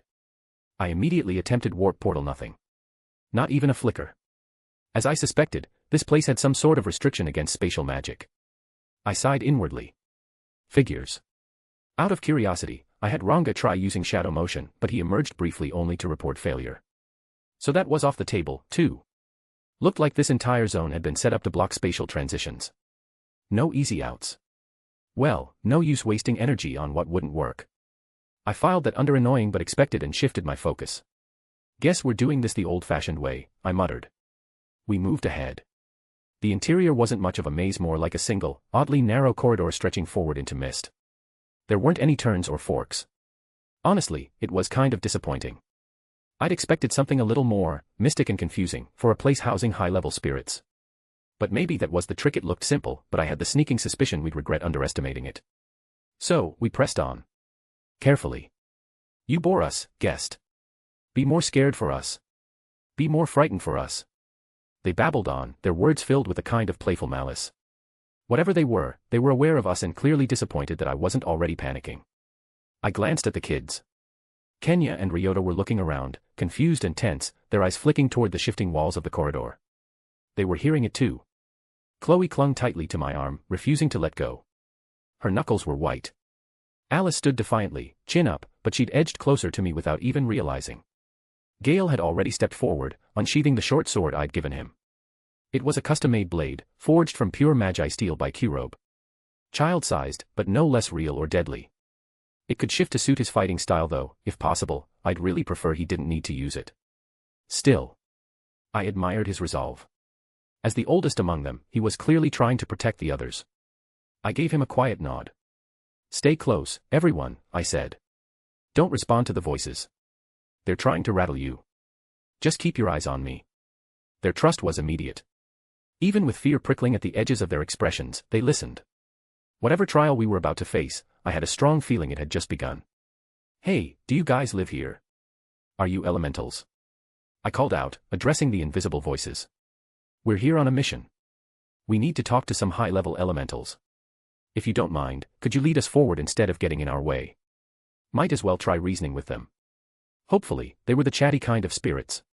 Ah-ha-ha-ha-ha-ha. Ee-hee-hee-hee-hee. What a funny thing to say. Interesting. More so than being surprised. More so than being scared. Good, good. Let me tell him. But dash before that. Their excited overlapping voices echoed all around us, bursting with childish glee. Then, without warning, a pathway of pure light shimmered into existence ahead, illuminating the corridor. I guess that was our invitation forward. Okay, so now we're being polite, I muttered. The path of light felt stable underfoot, solid enough, despite appearing like a translucent bridge. We followed it until it led us into a massive, circular chamber. At its center stood an enormous statue, towering, humanoid, forged entirely from shining steel. A hulking sentinel. It loomed silently, arms crossed, like a boss monster waiting for its cue. Then, from nowhere, a telepathic voice boomed. Let me explain the rules of the trial. The statue's eyes suddenly flared to life, glowing a deep, ominous red. Because of course they did. Seriously, what is it with creepy guardian types and glowing red eyes? Like, was that just standard monster fashion or something? I raised a hand. Whoa, wait. By trial, do you mean I gotta beat this statue thing? Came the cheerful reply, completely unfazed by my objection. I sighed. Of course it is. Behind me, the kids stiffened, already preparing themselves. Okay, I muttered. Let's just see what kind of fight this is going to be. Let me explain the rules of the trial. The statue's eyes blazed red, a low mechanical rumble echoing across the chamber. Oh no, I deadpanned. It's monologuing. I really didn't have time for this. Okay, kids, stand back, I said, raising a hand. Before the statue could finish whatever grand speech it had planned, I'd already activated my magic. Hell Flare. A dome of searing black flame erupted around the statue, expanding outward in a sphere of annihilation. The temperature spiked, the air distorted, and within seconds, the towering construct was reduced to molten slag and evaporated metal. Not even ashes remained. The red glow in its eyes flickered once, then winked out. Trial complete. I asked dryly, brushing imaginary dust off my sleeves. There was a long pause. Yay. He's scary. But cool. Too fast. That was cheating. But still fun. The voices were in chaos now, half excited, half scandalized. Probably hadn't expected me to just nuke their trial boss off the face of the spirit realm. I sighed and turned to the kids. Welp, trial passed. Let's keep moving before they come up with a round two. Gale blinked. Sensei, are we even allowed to win like that? Hey, I grinned, no one said how I was supposed to beat it. Note. Yee. Party popper, we finally made it to the labyrinth, everyone. Now all that's left is for Rimuru to summon the spirits, save the kids, and head home safely. I hope. Grinning face with sweat. Everything should go smoothly. No surprises. No complications. Definitely no mysterious foreshadowing hanging in the air. Right. Anyway, thank you so much for reading Blue Heart. See you in the next chapter, whatever it may bring. Relieved face. After vaporizing the elemental colossus with a clean hell flare, I let a slow, evil grin spread across my face. Hehehehe. That ought to even the odds a little. I definitely had the upper hand in negotiations now. Nothing like overwhelming force to make people listen. Right then. I called out to the empty chamber, raising my voice with theatrical menace. Come on out. Unless you're eager to be next on the barbecue menu. I know you're hiding in here somewhere. That last bit was, of course, a total bluff. I had a rough sense of their presence, but the telepathic interference made pinpointing anything near impossible. Still, intimidation worked wonders. A frantic, high-pitched voice responded almost immediately. Why yes. Yes. I have humbly been called upon. And with that, something zipped out of hiding, a cute little girl, who looked like a living ball-jointed doll with dragonfly wings. Definitely not a dwarf. She looked like she had flown straight out of a picture book about mischievous forest spirits. Her hair was a swirl of gold-tinged green and black, braided neatly to one side. She wore a flashy, flared dress in black, white, and leafy green, full of unnecessary frills, the back open to accommodate her fluttering wings. Honestly, she looked like someone got carried away designing a magical mascot character. Several other fairies peeked out from behind her, all dressed more modestly, probably her entourage. The first one struck a pose midair. Tadaya. Behold, for I am the Maz, ahem. Did she just fumble her own introduction? It sounded like she flubbed a line from a play. I raised an eyebrow. Should I say something? Nah. She already looked flustered enough, like someone who hadn't used her voice in ages and suddenly had to speak in front of an audience. Probably so used to telepathic chatter, her vocal cords just gave up. Still, this was promising. At least they were coming out willingly and dramatically. You all right? I asked, raising an eyebrow. She waved a hand dramatically, brushing the question aside like it was beneath her. Behold, she declared, striking an uncoordinated pose in midair. For I am the majestic Rimuru of the labyrinth, one of the 10 great demon lords. Bow down before me. She tried to sell it with all the dignity of a soggy pastry, floating there with her tiny arms crossed like she was royalty. I blinked. Then sighed. If you're gonna lie to my face, you really ought to come up with a better story, I said flatly. How could a little kid fairy like you be a demon lord? Her eyes popped open. I'm not a kid. You really are rude. And what am I, exactly, if I'm not a demon lord? Huh? You're that dumb. I have a real demon lord as a friend, you know. Her name's Malim. That's how I know you're making that up. You're so weak, it's not even worth comparing you to. You're so stupid. Stupid, stupid, stupid. A big stupid lady. Rimuru had to pause a moment to catch her breath after all that shouting. She continued on. Listen, you, she growled. You know what they call Malim? They call her the most ridiculous demon lord in the universe. She tries to solve every problem she runs into with her fists. It's pretty rude comparing someone so ridiculous with sweet lil old me, don't you think? Because if you don't understand that, we're gonna have problems, miss. Besides, aren't you a little messed in the head anyway? Like, what's with that attack? It's crazy. And dangerous, too. Don't you need to combine a bunch of special skills together to create something like that? I wish you wouldn't be so reckless, you. So you really do know Malim, she asked. Uh-huh. We just became friends recently. Oh. Well. Wait a second. Are you, that slime who became the new leader of the Forest of Jura? Yeah, but how do you know about that? Ah, I knew it. She stopped by for the first time in a while and bragged about this new friend she had, so I laughed her right out of this place. Rimuru gave me a surprised look, beating her wings in a rhythm in the air. So she wasn't lying. She's really a demon lord, though. Well, glad my reputation precedes me. I'm Rimuru, Malim's friend. And I'm here because I had a request. Oh, all right. I guess you really are someone Malim knows, so I'll believe you. So stop looking at me so suspiciously. I'm a demon lord, I mean it. Guess she could tell I didn't believe her. Ah well. She seems harmless. Might as well accept her story for now. I explained the kid's situation to her. The whole, honest story, not hiding anything. The children meekly listened. So that's why we're here. We want to go to the dwelling of the spirits that lies beyond here. Ah yeah. Rimuru sighed, watching the children as the fairies chased them around. These kids have been through a lot, huh? They have, haven't they? I drew closer to drive my point across. That's why I want to introduce them to the Spirit Queen. We've got to get some high-level elementals on our side. Oh, didn't I tell you? The Spirit Queen's me. I'm it. How? This was rather sudden. I'm not really in the mood for jokes. How rude. It's not a joke at all. It's real. So this fairy calling herself a demon lord was now claiming to be the queen of all elementals. Look, why is a demon lord working as the Spirit Queen? It's the other way around. I, the Spirit Queen, went to the dark side and got demoted to demon lord. Now that's her story. I couldn't expect much from this stupid kid, but if she claimed to be the Spirit Queen, I had to hear her out. In that case, I continued, wondering if it was really okay to do this. I want to summon some high-level elementals. Can you help me with that? After some back and forth and a bit of convincing, Rimuru finally gave me a serious, thoughtful look. Then she fluttered over to the children, her eyes softening as she peered intently into each of their faces. I had no idea she could show such genuine, non-demon lord affection. You know, I'm a demon lord, but I'm also a guide for the holy. I'm a fairy who lives in this labyrinth, and I was once the spirit queen.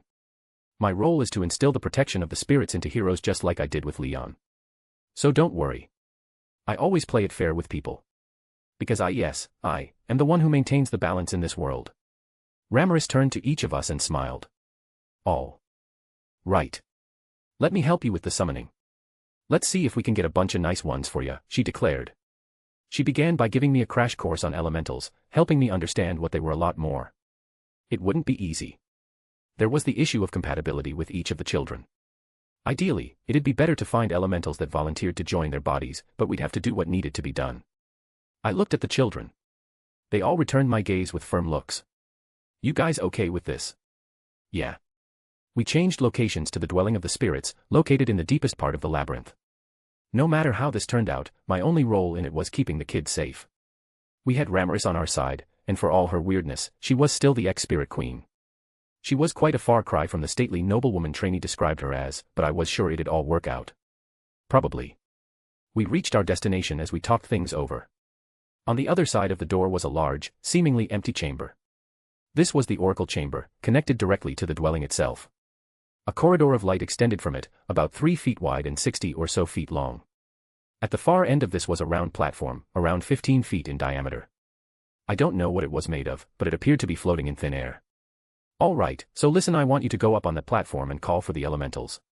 What should we say, exactly? Oh, anything's fine. Like, help me, or let's play a game, or whatever. If you capture the interest of a spirit, it'll come over, and you'll have succeeded. They'll come for us. Of course they will. You'll join us up there, right, Miss Rimuru?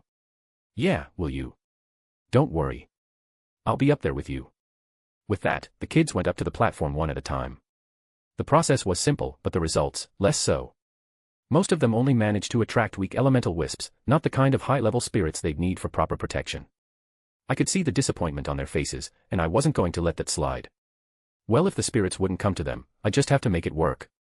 Activating gluttony, I absorbed the lesser spirits they'd bonded with, then analyzed and synthesized them. Using my skills and control over Magicules, I shaped them into proper high-level spirits, stable and suited for fusion. One by one, I guided them through the process again, this time with better results. Gale, Ryota, and Alice now had a powerful, protective spirit safely fused into their body. As for Kenya, he somehow managed to summon a full-blown high-level light spirit on his own. Show off. Still, I was proud of all of them. Even Ramiris was staring at me like I'd just rewritten the rulebook. Just like the others, Chloe quietly stepped forward and closed her eyes, beginning to pray.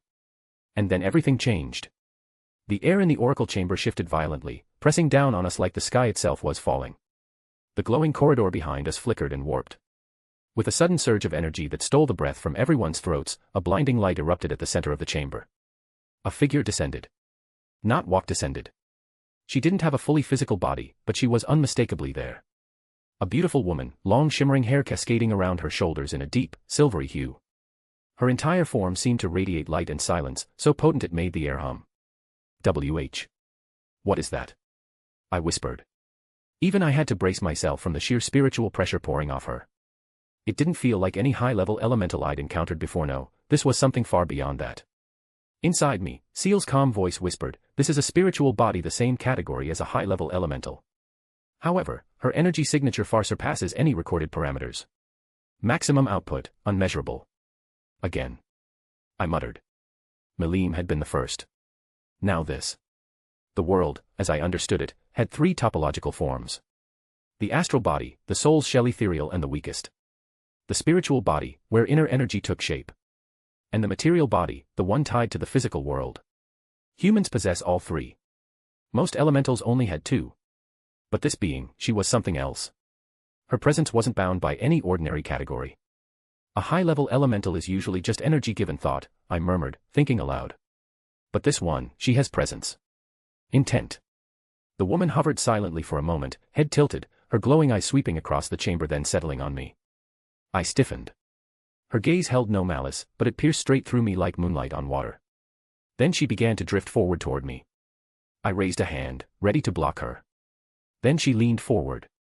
And tried to kiss me. Wait, what dash? Before I could react, her lips met mine or tried to.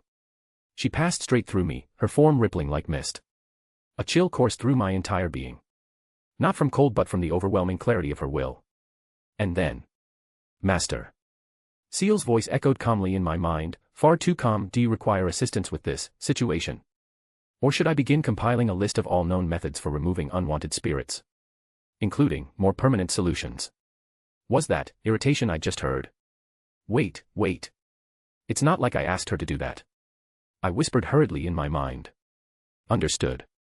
Then I shall limit the response, for now. Even without a face, I could feel her pouting.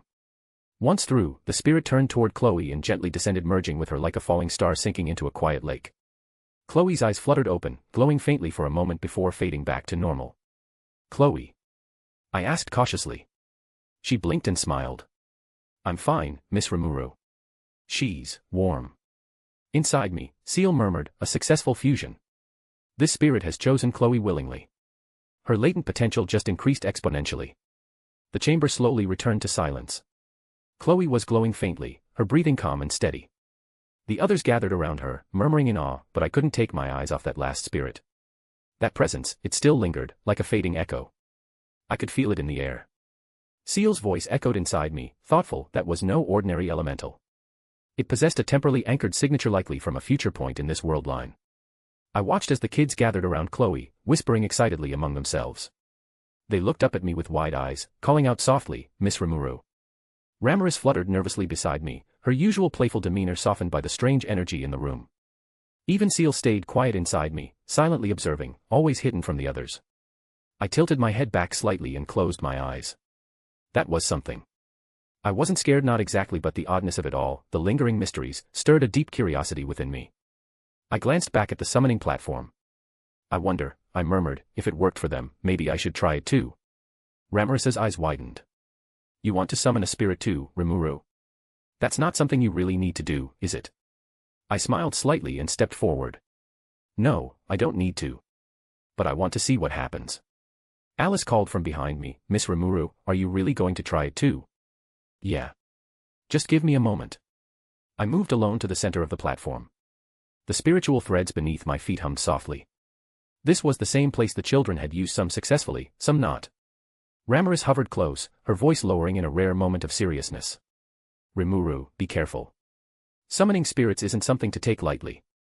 You don't know what might answer. I nodded, feeling Ciel's calm presence inside me, a steady reassurance. I'll be fine. I walked alone to the center of the summoning platform. The space still shimmered faintly with residual spiritual energy threads of power left behind by the children's successful contracts. I closed my eyes, letting the silence sink into my skin. The energy in the air wasn't wild or overwhelming, just watchful, like something beyond the veil was waiting. I reached out with my presence, not with a chant or spell, but with words and will. Hey. I don't know what kind of spirit's out there listening, but I'll keep this simple. I paused, speaking with quiet conviction. I'm building a nation. A place where goblins, dwarves, orcs, anyone can live together in peace. Different races, different walks of life. Doesn't matter who or what you are, as long as you want to live freely, happily. No discrimination. No fear. I smiled faintly. So, how about it? Want to join me? The air shifted. It wasn't dramatic. It wasn't violent. But every instinct I had flared, like the world itself had paused, holding its breath. Light poured down from the empty air above, calm and quiet, and yet, commanding. The space around me softened, filled with a presence too vast to comprehend and too gentle to fear. And then she arrived. A figure took shape in the center of the platform, not materializing so much as unveiling. A luminous form cloaked in silken radiance. Her long, flowing hair shimmered with hues of ivory and gold, cascading like strands of celestial thread. A gown spun from pure light clung to her form, regal and serene. Behind her floated concentric halos of light, like wings made of time and space, elegant, eternal, untouchable. Her eyes opened slowly. They didn't just look at me, they understood me. I took a breath I didn't need. What is this? That's when I heard a tiny, high-pitched gasp from behind me. No. That's impossible. Ramaris. Her voice shook. That can't be real. That's the primordial spirit of light. I blinked, then turned slightly toward her. Primordial. Ramaris flew next to me, stunned speech crashing over her. That's not just some high-level elemental. That's the source. The beginning. The original will of light itself. She trembled, pointing a finger at the radiant being. Listen, you don't get it. The primordial spirits are said to have formed before even the world took shape. They're pure conceptual beings. And from the primordial spirit of darkness came the primordial demons, and from the primordial spirit of light, the first primordial angels were born. My eyes widened slightly. Even Ciel inside me went silent, as if in quiet awe. Rimuru gripped her head. Those two spirits created entire races. After that, they never appeared again. Ever. Not even once. Not for Leon, not for me, not even for the true heroes chosen by fate itself. She turned to me slowly, her eyes wild.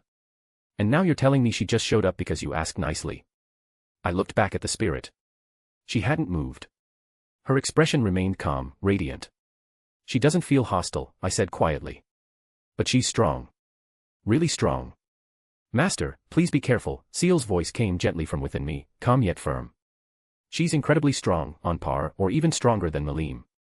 Rimuru beside me was practically trembling. What are you even? How are you so casually summoning something that should be impossible to meet? I didn't respond. My gaze stayed locked on the spirit before me. She made no sound, but her presence was overwhelming, soft, radiant, and timeless, like the first light of dawn. Then she slowly raised her hand. Her voice reached me not through words, but like a hymn whispered on the wind. Her voice, airy and gentle, echoed in my mind. You still haven't changed. I blinked. Huh. The words were soft, barely more than a sigh, but they stirred something in me. Familiarity. Nostalgia. I couldn't place it. I stared back at her, confused. What do you mean? Have we met before? The spirit only smiled, a serene, knowing expression dancing on her face, like she was remembering something distant. Something precious. I hope this time, you can fulfill your dream. Her words carried the weight of ages like a hymn whispered on the wind. Then silence. She studied me for a moment, her soft smile fading into something more thoughtful. A quiet pause stretched between us. Oh, she murmured, a faint frown touching her lips. You didn't get it this time. There was no judgment in her voice, just a gentle melancholy, as if she'd noticed something missing. Then, let me grant it to you. Her hand lifted once more, palm glowing faintly with shimmering light, gentle, yet impossibly vast in presence. The space around us quieted, as though the entire chamber held its breath. It might cause you a little trouble, she continued, voice soft yet carrying ancient assurance, but I trust you'll find a way around it. She smiled soft, knowing, and timeless as the glow around her pulsed gently. She drifted closer, her bare feet gliding just above the platform with an unearthly grace. The light around her shimmered like sunlight caught on rippling water, warm, ancient, and calm. Then, without a word, she leaned in. A feather-light touch, a kiss pressed against my forehead. There was no heat, no pressure. Only a radiant warmth blooming from the center of my being, as if her presence had left behind a seed of something immeasurable. A blessing, not a bond. A gift, not a claim. It felt like being acknowledged. Not just for what I was, but for what I was trying to become. The kiss faded like a dream, but the warmth remained. She drew back, her eyes serene.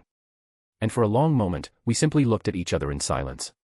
Just as the warmth settled deep within my chest, a sharp chime, pure and resounding, rang through the air. It wasn't a sound made by voice or magic. It was truth, spoken directly to the soul. Notice, individual Rimuru Tempest has fulfilled conditions.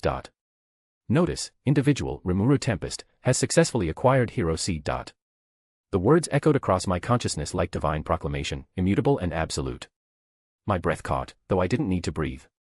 A hero seed. Even without fully understanding its significance, I felt the weight of it settle over me, heavy, but not unwelcome. I looked back at her. The primordial spirit of light only smiled gently. It feels like something ancient inside me just stirred awake. Not from my time as a slime. Not from my life as Satoru Mikami. Deeper than that. Far beyond either. A resonance I couldn't explain, like a distant echo from a dream I never remembered having. Like a vow made in another era, one that still lingered, quietly waiting. Did I once walk a path like this before? A life not recorded. A promise not fulfilled. The warmth that bloomed in my chest wasn't magical. It was familiar. Hauntingly so. What is this feeling? I whispered under my breath, almost afraid of the answer. It didn't scare me. But it left a weight in my heart I hadn't known was missing until just now. As the warmth of the spirit's light settled inside me, I stayed still. The silence lingered deep, heavy, like the air after a dream you almost remember but can't quite name. I didn't move. I didn't breathe, something deep inside me ached. I won't let that happen again. The words slipped out quiet, instinctive. I didn't even realize I'd spoken them until they hung in the air. My eyes widened. Huh. I hadn't meant to say that, and yet, the moment the words left my mouth, something inside twisted with undeniable familiarity. What had I meant? What wouldn't I let happen again? I didn't know. I couldn't know, but that ache didn't lie. It felt like a promise, one that had waited lifetimes to be spoken aloud. The spirit let out a soft, almost musical laugh, light and ethereal, like the tinkling of distant bells. I will be watching you, as always. Though I cannot intervene directly, know this: you may call upon me whenever you need. I will come to you. Her voice whispered on the wind, fading gently but leaving a lingering warmth in the air. I blinked, feeling a strange mix of reassurance and weight settle over me. Whatever this was, it wasn't just a fleeting encounter, it was a promise. The chamber grew quiet once more, the spiritual energy slowly calming around us. After the spirit vanished, I suddenly felt my knees give out beneath me, and I sank down, steadying myself on the ground. What's happening? I asked, confused and a little alarmed. Ciel's voice was urgent, almost panicked. Master, it's because of the conflicting energies inside you. You carry both a hero seed and a demon lord seed. These seeds are sources of power. Hero seeds grant holy, positive energy, while demon lord seeds carry demonic, negative energy. The two are opposing forces, and having both inside you creates a clash that's weakening your physical strength and magic. I groaned, feeling the strain deep in my limbs. Ugh, why am I getting nerfed now of all times? Miss Rimuru. Chloe's worried voice rang out as I dropped to my knees.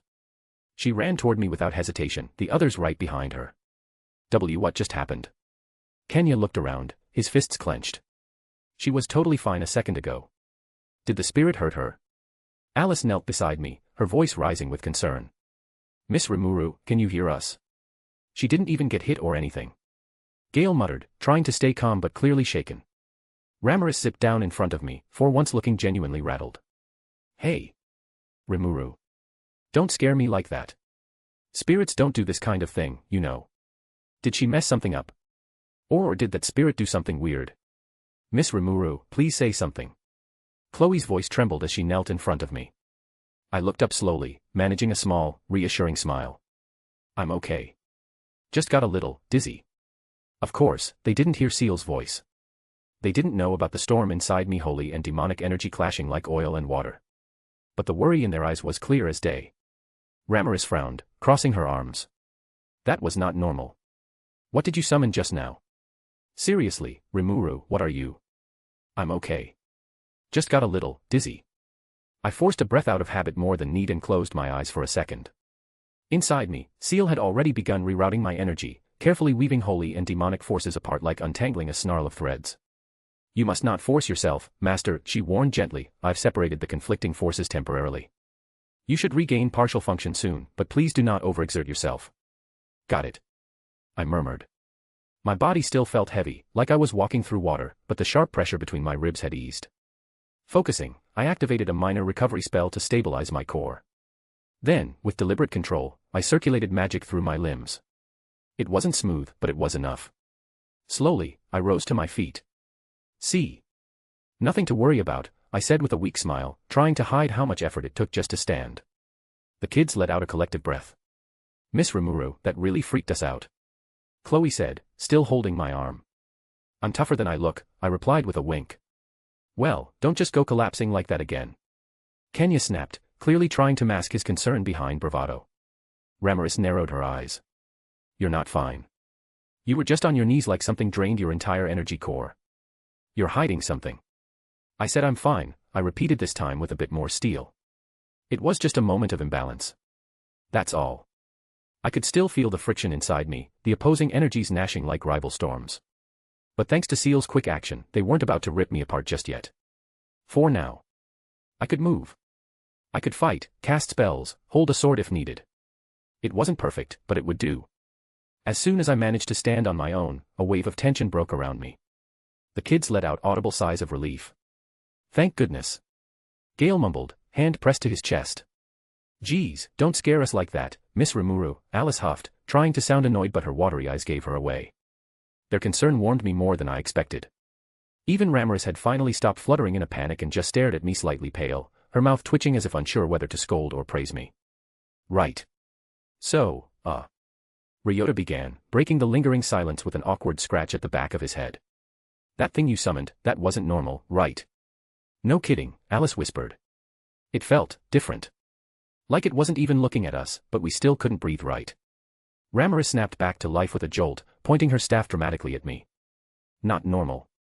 That was a primordial spirit of light, you dummies. A mythical being. Something far beyond ordinary spirits, rarer than even the highest elemental class. Everyone blinked. Then Chloe asked, so, like a spirit queen or something? Rimuru waved her hand sharply. No, no. She's not above me, I am the spirit queen of this labyrinth. The primordial spirits weren't created by anyone. When the world was formed, the elements naturally gained consciousness, and those pure essences became the primordial spirits. I was created to manage and maintain balance with these beings, keeping order between the spirits and the world. The group exchanged uneasy glances, trying to grasp the enormity of what Rimuru was explaining. These primordial spirits aren't like the elementals or spirit queen, Rimuru continued, her voice serious. They don't interfere directly with the world. They're the very essence of the elements themselves, forces born naturally when the Creator shaped the world. They exist on a different plane, almost like the soul of the world's elements. Chloe frowned. So they just watch. But don't act. Exactly, Rimuru said, nodding. That's why I was created, to manage the balance between these raw forces and the mortal realm. I guide the spirits and keep their influence from spilling over and disrupting life. Without that, the world would be chaotic, torn apart by uncontrolled elemental power. I absorbed this, the weight of it settling deep in my mind. So when one answered me, that means something. It's not just chance. Rimuru let out a small sigh, rubbing the bridge of her nose. Ugh. I don't know why that spirit did that. Maybe she took a liking to you or something. Either way, you're an anomaly, Rimuru. Something about you just doesn't fit into the usual rules. Rimuru shook her head with a faint smile. Well, that's enough talk about the primordial spirit for now. They rarely interfere with this world, and when they do, it's always unexpected. You're one of a kind, Rimuru, just be careful with whatever you've stirred up. She glanced at the others, then added, let's move on before any more surprises show up. With that, the uneasy silence eased, and the group shifted their focus away from the mysterious spirit. A few days had passed since the summoning. We were back at the Freedom Academy, and tonight, for once, everything felt quiet. The children were fast asleep in their beds, curled up in their blankets without a care in the world. Their faces were peaceful, no signs of fear, no restless tossing and turning. Now that the threat to their lives had passed, they finally had the chance to sleep like real kids. I couldn't be more relieved. As for me, I sat beside Ciel on the bed, arms wrapped tightly around her waist, face buried against her side. Mrrgh. So unfair. I grumbled, voice muffled against her clothes. Ciel tilted her head slightly, gently stroking my hair. Master. Why do I always have to get hit with the weird stuff? I whined, hugging her tighter. I save some kids, and boom, mysterious kisses, ancient spirits, hero seeds, internal magic clashes. What's next? A divine marriage contract. Her fingers paused briefly in my hair, then resumed with a faint chuckle. You did say you wanted to protect everyone, didn't you? That's beside the point. I flopped sideways with a dramatic sigh, keeping my arms wrapped around her. I just wanted to live peacefully. Maybe build a town, eat snacks, wear pretty clothes, not get nerfed by cosmic power struggles. Ciel laughed softly. But you're doing wonderfully, Master. Even the primordial spirit of light recognized that. Don't remind me, I muttered. I still feel like I've been run over by fate. Multiple times. She didn't say anything else, just sat there with me, letting me whine in peace. And honestly, that made me feel a little better. Probably. The stars outside the window blinked lazily, like they had all the time in the world. Inside the small guest room, I sat on the bed beside Ciel, arms wrapped around her waist, my chin resting against her shoulder. Her warmth was calming, and I found myself exhaling a long, slow sigh. I still can't believe I got nerfed this hard. It had been a few days since we returned from the dwelling of spirits. Once I made sure the kids were stable, and after that whole mess with the primordial spirit of light, I escorted them back to the Ingrasia Royal Academy. They seemed more cheerful than ever, and who could blame them? Knowing they wouldn't be dying anytime soon had done wonders for their sleep. That night, I saw each of them nestled in bed, faces peaceful, breathing steady. That should have been my cue to take it easy. But no, I just had to go and deal with Rimuru. She hadn't quite gotten over the fact that I obliterated her precious golem. In my defense, it had turned into a destructive nightmare, so I had zero regrets, but apparently, she thought I owed her now. So, to make amends, I decided to build her a new one. Something better. Smarter. Safer. I started with Magisteel, strong, stable, magic conductive. I poured effort into every curve, every segment, every enchanted joint. Once the frame was done, I used the summoning magic I'd picked up from Thugel to call forth a greater demon. One with enough sentience and discipline to be trusted in that vessel. Then I named it Beretta. The moment the name passed my lips, a familiar tug echoed in my core, a massive drain of magiceules. I'd expected to lose about 30%. That's what naming usually cost. But then. Master, Ciel said from within, her voice calm but laced with concern. Due to the imbalance caused by the hero and demon lord seeds within you, your maximum capacity is currently reduced to less than half. The cost of naming Beretta amounted to nearly 60% of your available energy. Wait, what? I barely had time to register it before everything went dark. Sleep mode, again. When I came to, the room was dim, lit only by a few softly glowing runes. My limbs felt heavy, my vision still a bit blurry, and hovering above my face was a very small, very frantic fairy. Rimuru. Don't die. Who's gonna finish the new golem if you're dead? I blinked a few times. Were you actually worried about me? Why no. Humph.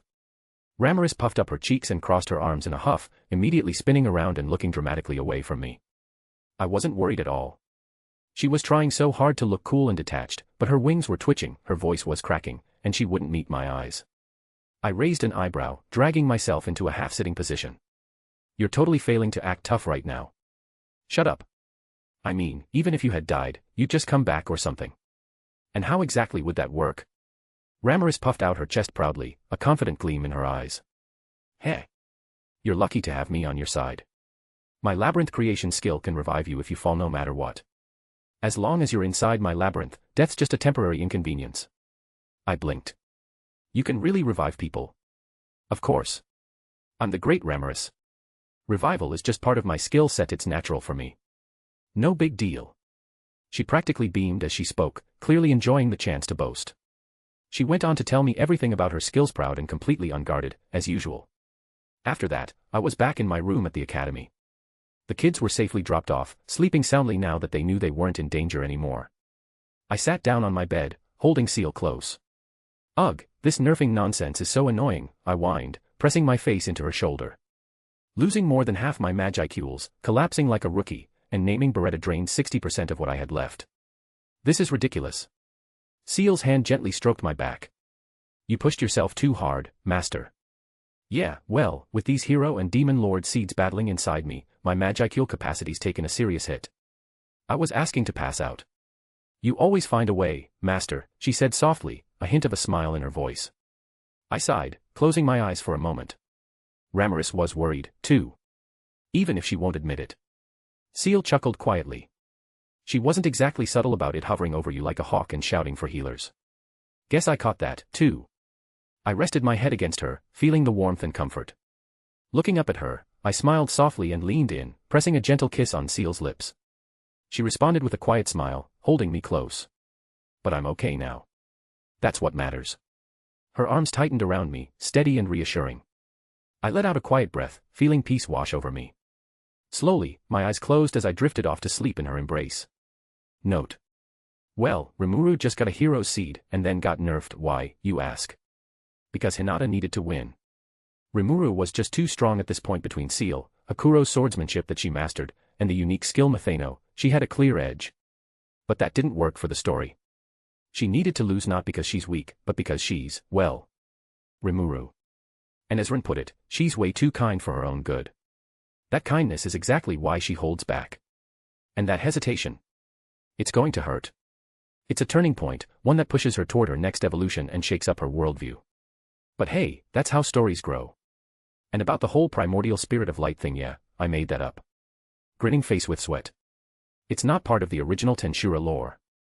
I think I once read something about Guy Crimson and a spirit of darkness, don't quote me, it's been years. I don't even remember where or what it was exactly. The idea just kinda stuck in my head, and I ran with it.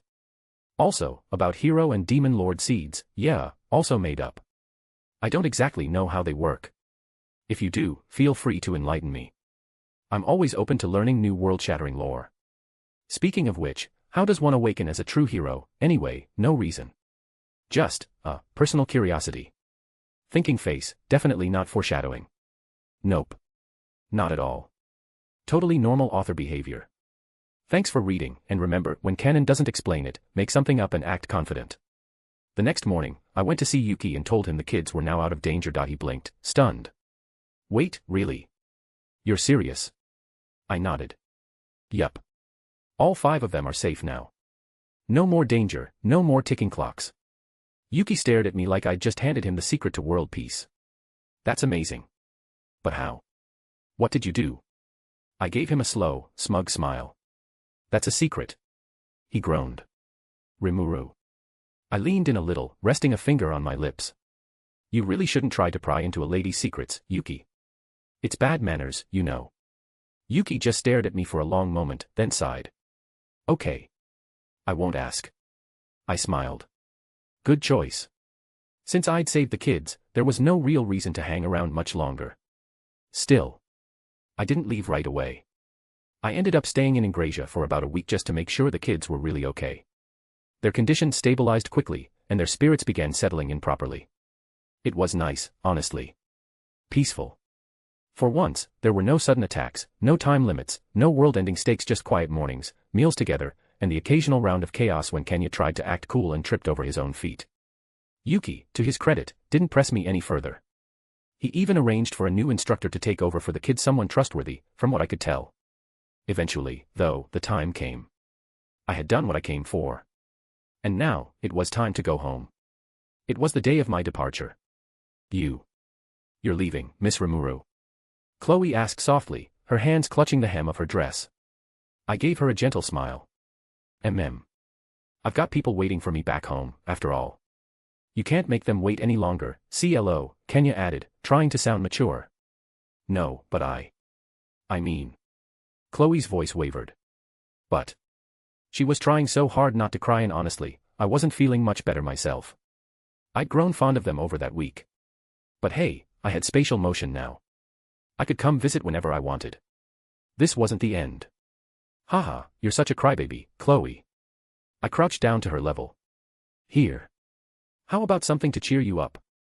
I removed the mask from my stomach, Shizu's mask, the mask of magic resistance. It had once broken, but I'd restored it. A part of me still remembered the moment I inherited it, the weight of Shizu's wish. I wasn't sure what drove me to hand it over. It just felt right. Chloe looked at it with wide eyes. Can I, really? I nodded. It suits you better now. Keep it safe, okay? She accepted it without hesitation, hugging it to her chest like it was the most precious thing in the world. Oh. I wanted it too. Alice pouted. He. It's all mine now. Chloe giggled through her tears, her smile finally returning. I laughed softly. I'll come visit soon. So behave, all of you. Meanwhile, I had one last surprise for them: school uniforms. Shuna had kindly prepared them just in case. Ah. Chloe gasped, eyes lighting up as I laid out the neatly folded clothes. Are these for us? Alice asked, already reaching for hers. I nodded. They're the same as the ones worn by students here in the academy, but these are custom-made, stitched with a special fabric from Tempest. Tough enough to handle your energy. Kenya, Gale, and Ryota each took theirs with wide grins. The excitement in their eyes was hard to miss. This is so cool. They all changed into their new uniforms right away, proudly showing them off. I crossed my arms and gave them a warm look. Now listen, I want you all to keep studying hard, all right? This isn't goodbye forever. I'll be back to check on you, and when you're on break, come visit my country. Okay, they shouted in unison, standing at attention like it was a solemn promise. Their teary eyes had turned to bright smiles by the time I said my final farewell. And with those smiles still fresh in my mind, I turned and quietly left the capital of Inglesia behind. Taking my leave of Yuki and the children, I reached the outskirts of the city. The path ahead was quiet. The wind was gentle.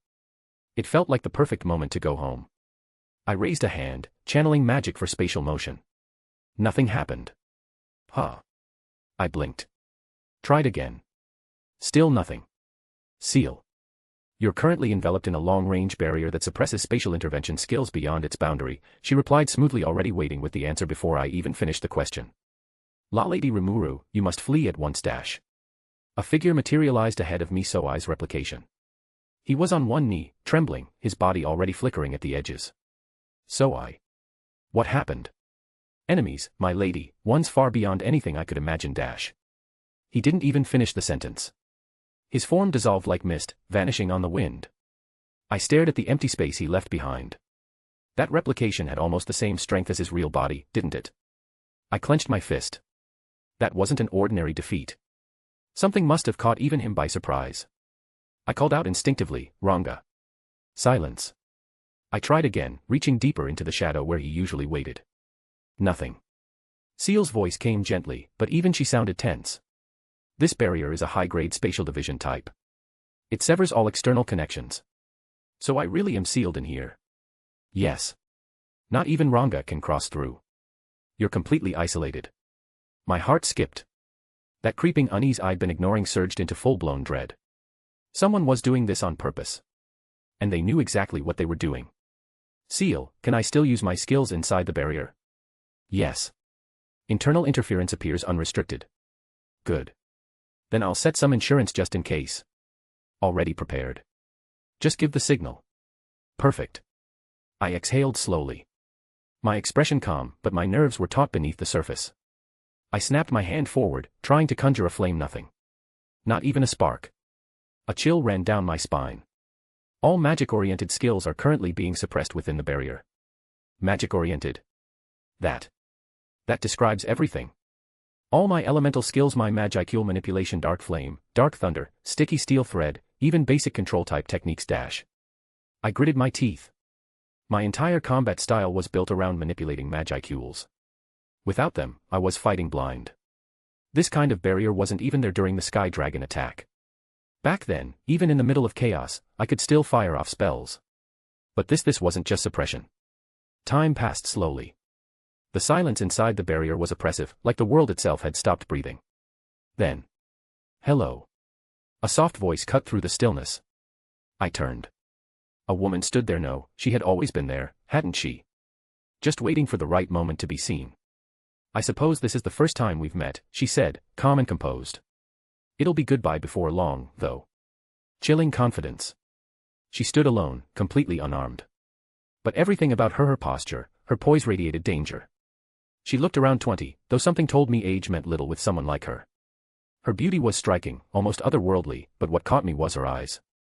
Icy cold, yet blindingly sharp. They glimmered with something ancient intelligence so deep it could drown you. Her shiny, beautiful black hair shimmered under the filtered light. It was cut just above the shoulders, sleek, clean, and sharp. The strands were combed down and tucked back neatly on her right side, while the left flowed freely, just enough to brush against her cheek, almost hiding her eye. Almost. That left eye, half concealed, was framed by a delicate monocle, though she removed it without hesitation, tucking it into her coat pocket like it meant nothing. Fashion, maybe. Or something more. Her clothing was stark white, elegant yet practical. Loose-fitting, easy to move in, it reminded me of formal business wear, but stylized, tailored to accentuate authority. A short skirt revealed long, slender legs wrapped in sheer black stockings. But over all of it, she wore a white robe, pristine and ceremonial. It looked like something a high-ranking cleric might wear. And on her collar, shining like polished silver, was a cross. The Western Holy Church. I muttered under my breath. That cross wasn't just decoration. Ciel's voice murmured in her mind, smooth and composed but with a distinct edge of seriousness. Based on Shizu's memories, that's Hinata Sakaguchi. Hello, my name is Rimuru, I said casually. For a moment, there was silence. Then Hinata's voice cut through it, flat and cold. I don't talk to monsters. Ah. So that's how it was. I felt something flicker in my chest. Not rage, just disappointment. Deep and quiet. But I didn't let it show. Not to her. I care not for the words of monsters, she coldly replied. Then, without warning, she struck. Her blade flashed like lightning. The air shrieked with pressure. I barely managed to move in time, the tip grazing my cheek as I twisted out of its path. If my nervous system weren't directly fused to my brain, I wouldn't have made it. Sucks that they took magic sense from me. Wait, dash. You're Japanese, aren't you? Me too. I called out, backpedaling fast. My name was Satoru Mikami. I died and reborn as monster. But she wasn't listening. I'm a little surprised you dodged that, Hinata said, not even winded. Her eyes stayed cold, unreadable. I suppose you really are the monster who killed my teacher. Her blade shifted. I tensed, preparing for the next strike. But revenge will be mine soon. I froze. A sharp breath caught in my chest. She thought. She asked me to protect you. I tried again. She passed everything on to me. Hinata's eyes narrowed. A monster being Japanese? Miss Shizu asking a favor of you.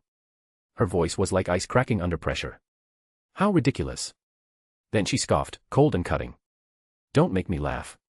So that's the story you're going with. Pretending to be Japanese, just as my informant warned. My breath caught. Informant. Someone told her that I'm both Japanese and a monster. My mind whirled through the possibilities and then it clicked. Wait, no. Don't tell me. Yuki. He knew. I told him. Not just about being Japanese, but about Shizu, the kids, everything. He smiled when I left. Told me goodbye like nothing was wrong. So that's how it is, Master, Ciel whispered, her voice low and cool. We've been played. I grit my teeth. Yuki. Of course Hinata wouldn't believe me, not if she heard everything first from him. And now I had no choice. I raised my hand slightly, trying to de-escalate. I didn't come here to fight. I came because Shizu asked me to protect her students. I'm not your enemy, Hinata. No reply. Just silence and then, a smile. A faint, bewitching curve of her lips. Without a word, she tilted her head, and whispered something I couldn't catch. The next moment. Flash. A rainbow of colors exploded from the tip of her rapier, trailing brilliant arcs as they sliced through the air with blinding speed. A supersonic slash, beautiful and terrifying. What dash? I moved to dodge, but something was off.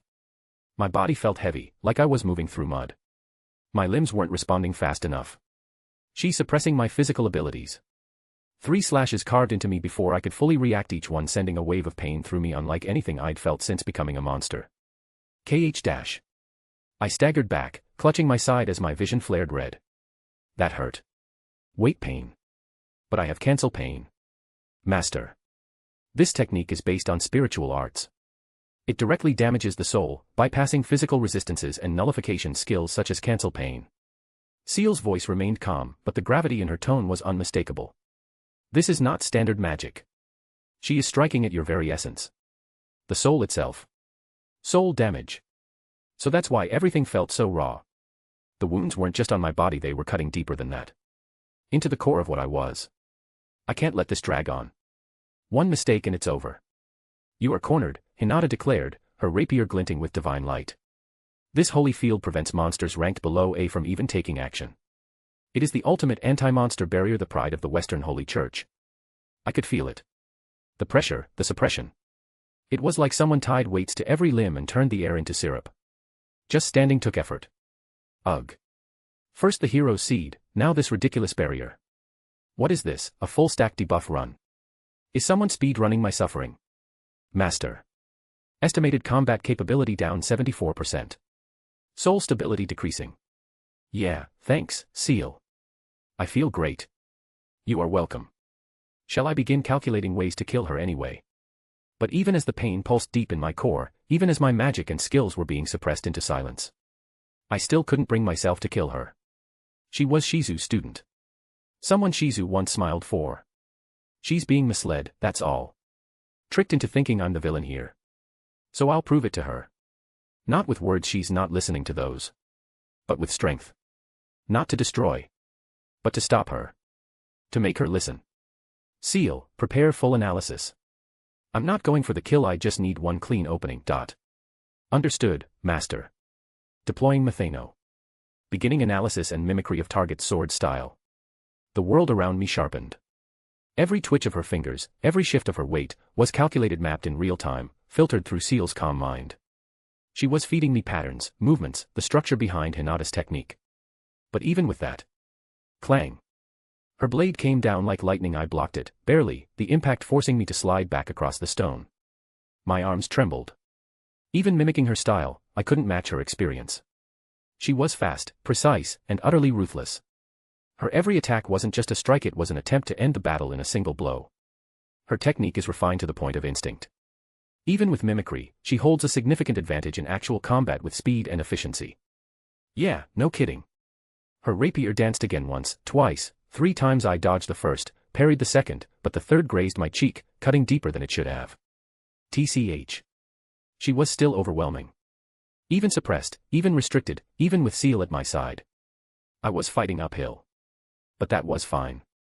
Because I wasn't fighting to win. I was fighting to endure until I could reach her. Until I could break through her illusion and make her see me. Her blade swept toward me again, a flickering arc of silver that cut the air with terrifying elegance. I ducked low, spinning beneath it, then twisted around to deflect the follow-up thrust with the flat of my blade. Sparks flew as metal scraped against metal. She didn't stop. A flurry of rapid thrusts followed, unrelenting, precise, dancing around my defenses like a storm of needles. I grit my teeth, every movement pushed to its limit. Even with Ciel feeding me real-time counters and angles, I had no room to breathe. Her attacks flowed like a river, cold, smooth, and merciless. I twisted just in time to catch the next blow against my guard, skidding backward from the force. She was stronger than she looked, each strike laced with lethal purpose. But I didn't falter. I can't falter. Hinata. Listen to me already. Still no answer. Just the quiet shift in her stance, then another burst of movement, impossibly fast, almost elegant in its precision. I stepped in, sword raised, and caught the blow with a loud clash of steel. It rattled through my bones, but I held firm. She was trying to end it quickly. Every blow was precise, measured, decisive. But I had no intention of letting it end her way. Not until she heard the truth. Our swords clashed once more, just barely. I braced myself, forcing Hinata's blade away with a twist of my wrist. The rhythm of the fight was merciless, unrelenting. And then. Urgent report. Master, very strong presence detected nearby. Ciel's voice cut through the tension, sharper than any blade Hinata had swung. Stronger than Beastmaster Carrion. I froze just for a moment. It was all I had time for. Ugh. Don't tell me it's a demon lord. Yes. This reaction matches stored parameters of a high-tier demon lord class individual. Seriously. Right now. The clash of blades echoed through the air, steel screaming against steel. Master. Source of the presence is observing from the large tree, 20 meters northwest. I risked a glance, just a flick of my eyes. A tree. That pressure's coming from there. The towering oak stood silent in the distance, its leaves still despite the wind. But I could feel it now. Someone or something was watching from its shade. Powerful. Patient. Ugh, what kind of demon lord hides in a tree? Unknown. But they are not intervening, yet. That brief flicker of distraction was enough. A shimmer of movement in front of me, Hinata's blade. Too late. Pain flashed white-hot across my side as the rapier found its mark again, slicing a diagonal line across my abdomen. My breath caught. I stumbled, sliding back, barely raising my sword in time to block the follow-up strike. Still watching, huh? Whoever you are, you picked one hell of a time to show up. I exhaled sharply, steadying my breath. TCH. No more messing around. This wasn't the time for hesitation, not with someone like Hinata in front of me, and a demon lord watching from the shadows. I had to end this. I adjusted my grip. Everything in me shifted. The moment our blades met again, it was different. My movements sharper. Cleaner. Every step carried purpose. Every swing was tighter, more refined. I wasn't just reacting anymore, I was reading her. Matching her rhythm. Twisting it to my advantage. Even Hinata's expression shifted for a heartbeat. Just a flicker, but I saw it. She knew the pace had changed. I wasn't going to lose, not here, not to her. And definitely not while someone in that tree was watching. I wasn't aiming to win by overpowering her. I just needed an opening, one clean shot at the hilt to knock her weapon free. Hinata struck again, swift and precise. I moved with it. Let her blade slide past harmlessly, angling for her sword's hilt with mine, but she twisted just out of reach. Close. So close. Still full synchronize was working. It wasn't a skill, not in the normal sense. Just something I came up with, slowly refining it in secret. Quietly testing it out whenever I had the time between duties, training, moments alone. Ciel's auto mode was already powerful. With her guiding my body, every movement was precise. Calculated. Efficient, but it had a limit. Ciel was cautious. She'd always check with me before making risky or aggressive decisions, especially anything that might carry serious consequences. It made auto mode safe, but in a battle like this, that small delay could cost me. So I created this. A state where our consciousnesses merged, her mind and mine, perfectly aligned. Not handing over control. But combining. My instincts. Her calculations. My resolve. Her logic, acting as one. Thinking as one. Full synchronize. The result, sharper movement. Better timing. And no hesitation. And best of all, I was still the one making the choices. Clang. Our blades met again, but this time, I didn't flinch. My body moved with quiet precision, my expression a blank canvas. No wasted motion. No delay. Just calm, calculated response. I watched her, not her weapon, not her speed, but the rhythm behind her strikes. Hinata's thrusts were sharp, practiced, deadly. But now I saw them for what they were. I've seen this pattern. That footwork. That faint twitch in her shoulder. Thanks to Matheno, every clash had been recorded, memorized, and with full synchronize, I wasn't just reacting. I was predicting. When she stepped in again, blade glinting in a flash of steel, mine was already there to meet it like I knew she'd choose that angle. A perfect parry. Hinata blinked. Just a flicker. A slight narrowing of her eyes. A silent surprise. She didn't say anything, but the pause in her stance said enough. You're realizing it now, aren't you? Not that I was faster. But that your sword was no longer yours alone. Even with the demon lord's presence pressing from the tree behind us, I stayed focused. Balanced. My sword danced in harmony with hers, an imitation polished with every step, her skill, refined into mine. And all the while, I said nothing. No challenge. No smile. Just a quiet, unreadable stare. Like ciel. Even with her technique mirrored and patterns memorized, landing a decisive blow was another matter entirely. Every time I aimed for her wrist or the base of her hilt, she slipped just out of reach, as if she knew exactly what I was planning. No. She does know. Her responses weren't coincidence. Not instinct, they were deliberate. Is she predicting my moves, too, a skill like future sight, or something close? The more I fought, the more it felt like I was clashing with a reflection, two minds reading one another, canceling each other out. We were locked. I could probably disarm her if I used gluttony. One good chance, and I could pull the weapon straight from her hand. But I glanced just for a fraction of a second toward the tree where that overwhelming presence still lingered, watching. Waiting. That one, whoever they are, they're stronger than carrion. Revealing gluttony here would be too dangerous. One of my trump cards, casually exposed to an unknown demon lord. No. Not worth it. I couldn't afford to show everything. Not now. Not with eyes like that hidden in the shadows. So I fought on. And Hinata, she kept dancing just out of reach. This was more than a battle of blades. It was a battle of minds. My blade met hers again, steel singing in the air. No wasted movement. No faltering steps. I moved with perfect clarity, reflexes sharpened, judgment immediate. Her sword arced high, I angled just under it, countering before she even fully committed to the strike. Even so. Then suddenly. A chill. Not from Hinata. Not from the air. From within. Something inside me. Fractured. Ah. The thread of connection to someone one of mine tugged taut, then vanished. Another followed. Then another. One after the next, snapping like delicate silk threads, until. Cheyenne. Gone. No. It couldn't be. These links, bonds to those I cared for, were part of me. Not illusions. Not feelings. Soul-level connections. And for one to disappear. Only two possibilities. Release. Or. Death. A terrible stillness flooded my chest. That's when it happened. Her blade sliced across my side. Pain flared. The searing burn dug deep. Ugh. My feet staggered slightly as I caught my balance. One more strike like that, and I'll be dead. I have to end this, and go back. My thoughts were spinning. Panic clawed at the edge of my mind, but I forced it down. I couldn't afford to lose control. Cheyenne, everyone, what's happening over there? But I couldn't just leave. Not while trapped in this barrier, not while Hinata stood before me, blade drawn, not while the terrifying presence loomed from the shadows like a loaded crossbow, waiting for the perfect moment to strike. Defeating Hinata was the only way to break free. But is that presence her ally, or her enemy? I had no way of knowing. If it was on her side, then defeating her might provoke a second attack, one I wasn't ready for. If it was on my side, unlikely, it was doing nothing to help. That figure's aura, if it came down to a one-on-one, maybe I could handle it. Just maybe. But not with Hinata at the same time. Damn it. No options.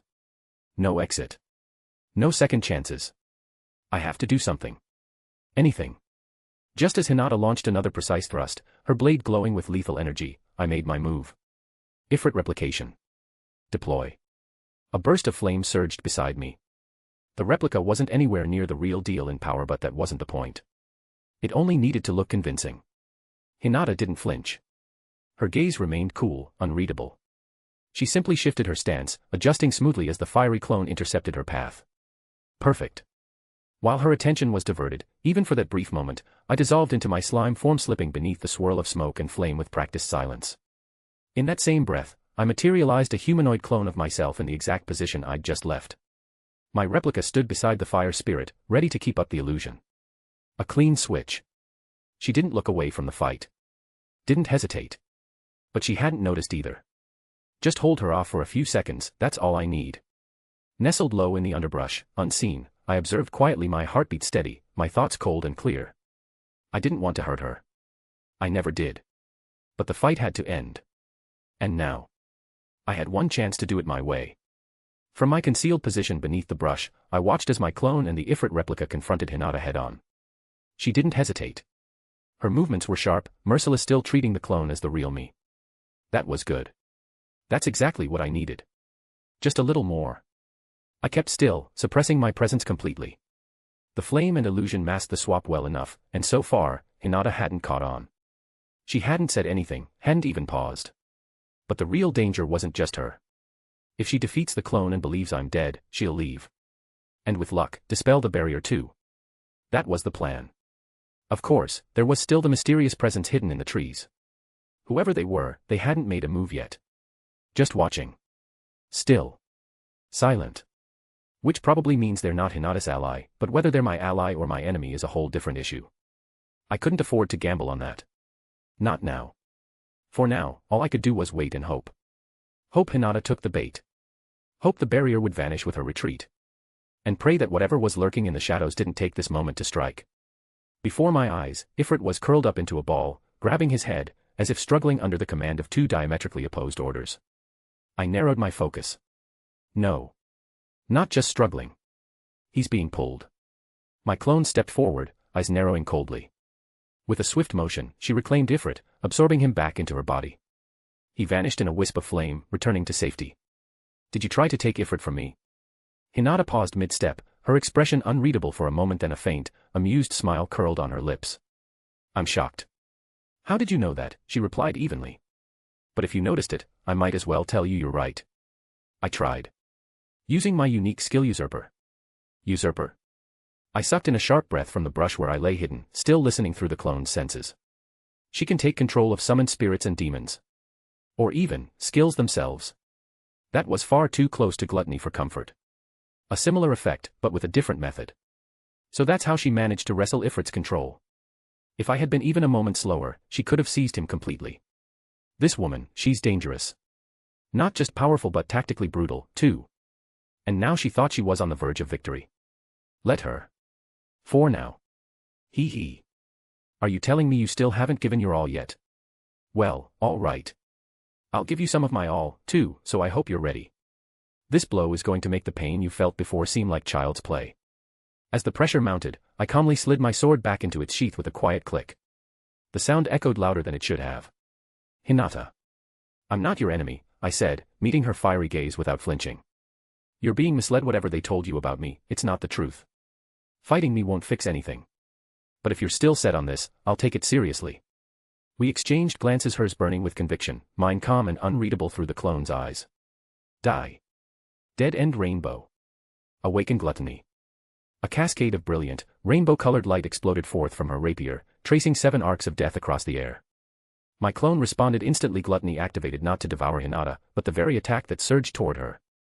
The forces collided midair with a blinding shockwave, a rift of light and shadow splitting the space between us. The glutton had been transforming my own physical body, as Hinata looked on in astonishment. This was no ordinary regeneration, it was a freshly harnessed, complete form of universal shapeshift in action. A power born from desperation, refined through countless trials, and now unleashed to its full potential. My body was no longer just mine, it was the culmination of every monster I had consumed, merged into a form sculpted solely for battle efficiency. A perfect machine, rebuilt not through magicules, but through consumption. The glutton's skill devoured the grass beneath me, the earth I touched, even the air around me. The barrier had stripped me of external energy. No magicules flowed freely here, but this form didn't need them. I wasn't recreating a magic-based body.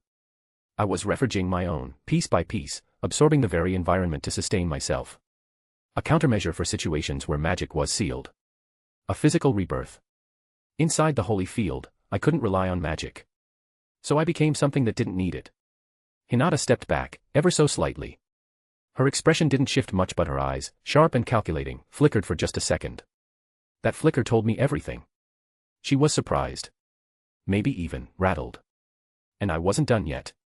I can't believe it, Hinata whispered. But the surprise was fleeting, already gone from her face.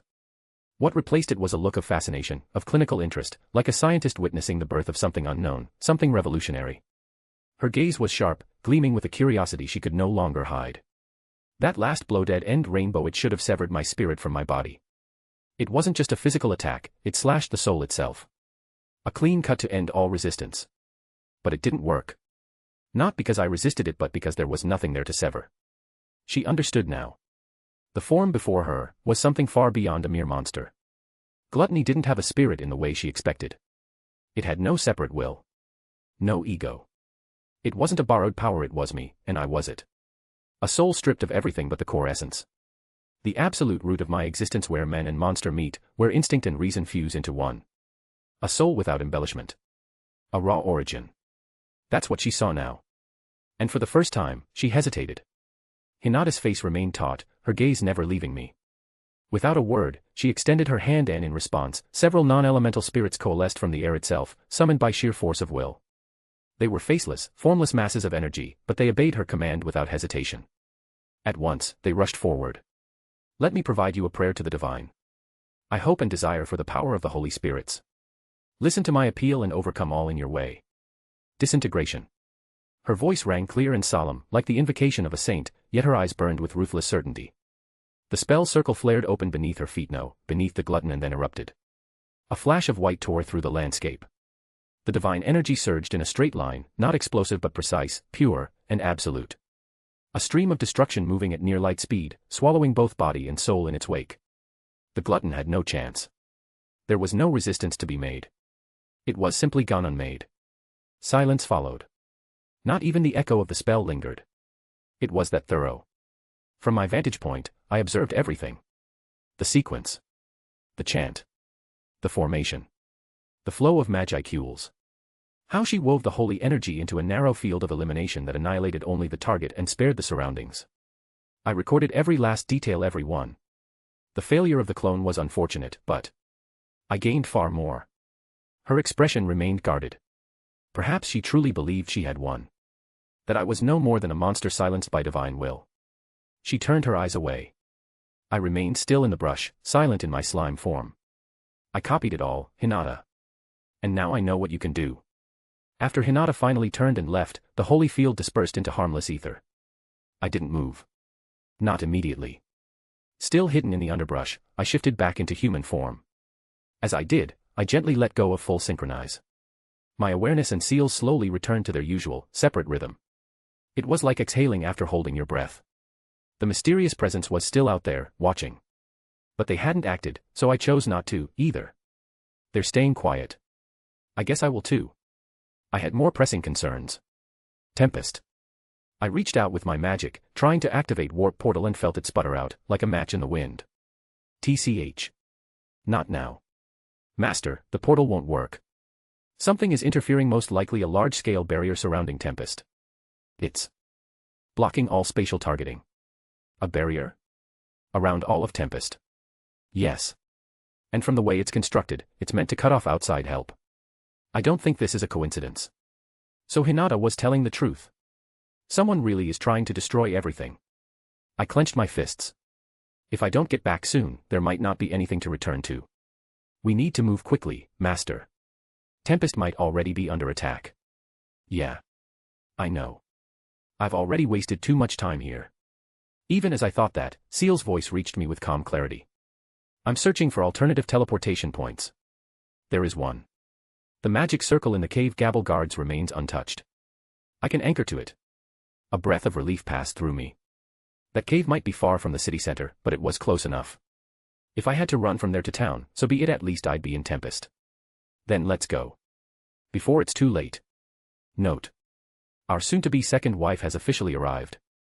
Cheers, confetti, ominous background music. And Rimuru, she got out of that whole mess without any harm, probably, totally fine. Everything's fine. Definitely nothing important happened that'll come back later. Nope. Now then, only one thing left on the checklist, become a demon lord. Let the real story begin. Things are about to get real, and by real, I mean soul-breaking, like, emotionally punch you in the gut, stare into the void. Why did I get attached? Soul-breaking. Good luck, reader. You'll need it. Blue Heart, thanks for reading. I really mean it. Your reactions and wild theories are the only thing keeping me from crumbling under the weight of my own plot twists. Stick around, because we're just getting started, and trust me, you're not ready for what's next. Gabble and the others were assembled at the sealed cave's magic circle, waiting for us. The moment he saw me, Gabble ran up, looking visibly relieved. Oh. Lady Rimuru, you are safe. His voice echoed with genuine relief. I gave him a small nod, still mentally regrouping after everything that had happened. He quickly launched into his report.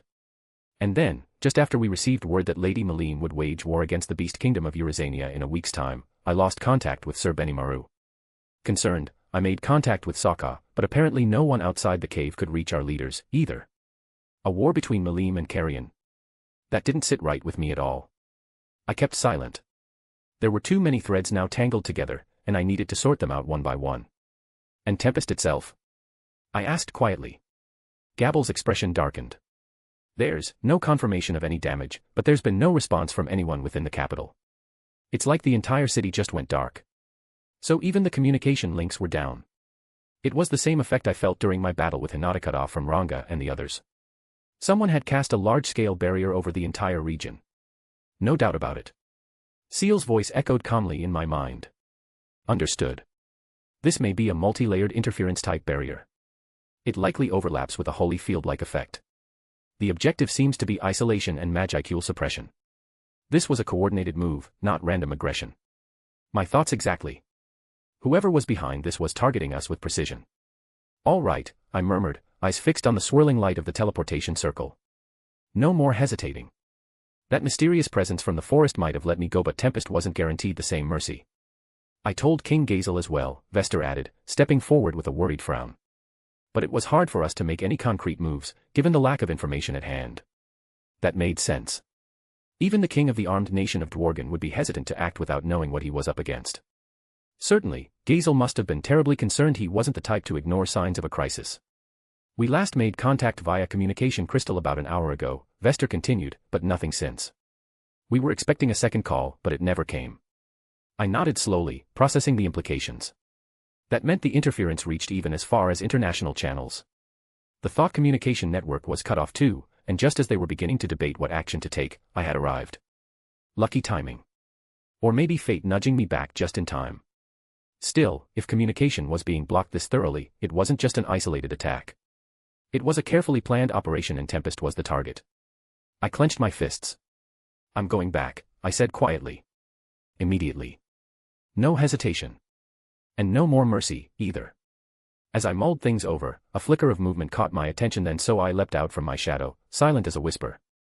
Just behind him, Sokka and several others emerged from Gabble's. Lady Rimuru, so I said as he knelt, his face pale and drawn.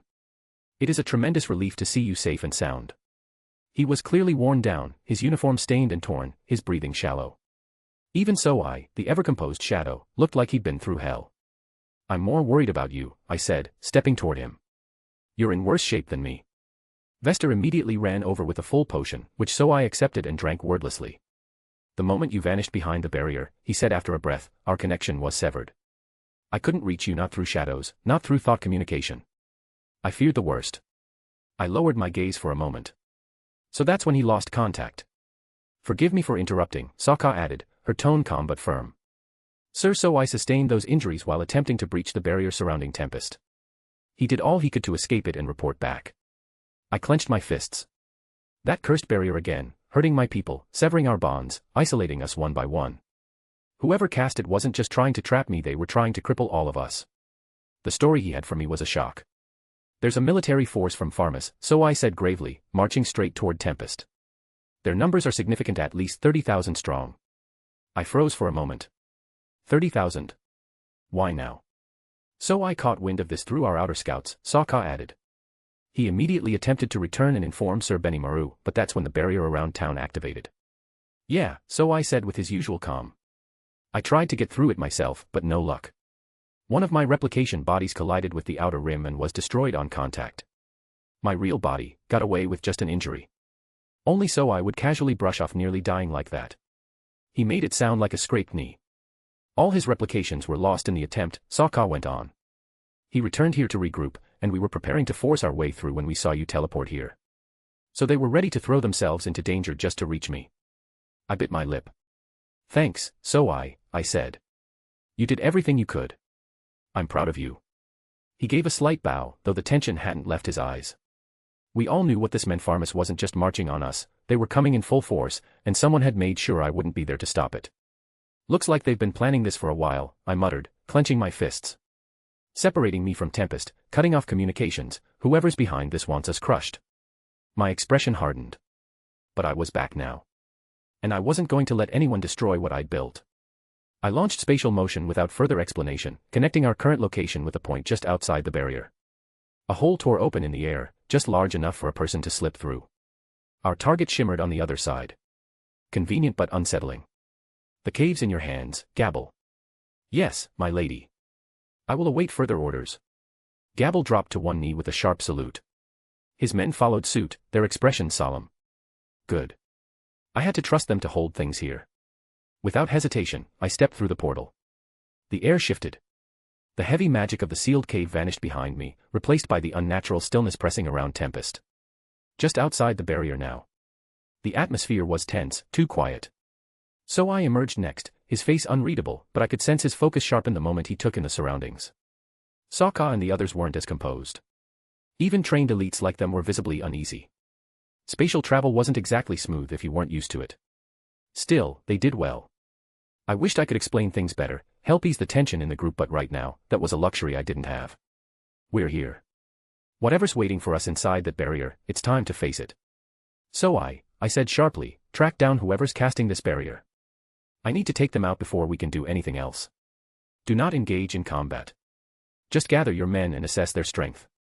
Yes, my lady, he replied at once. How should we maintain contact?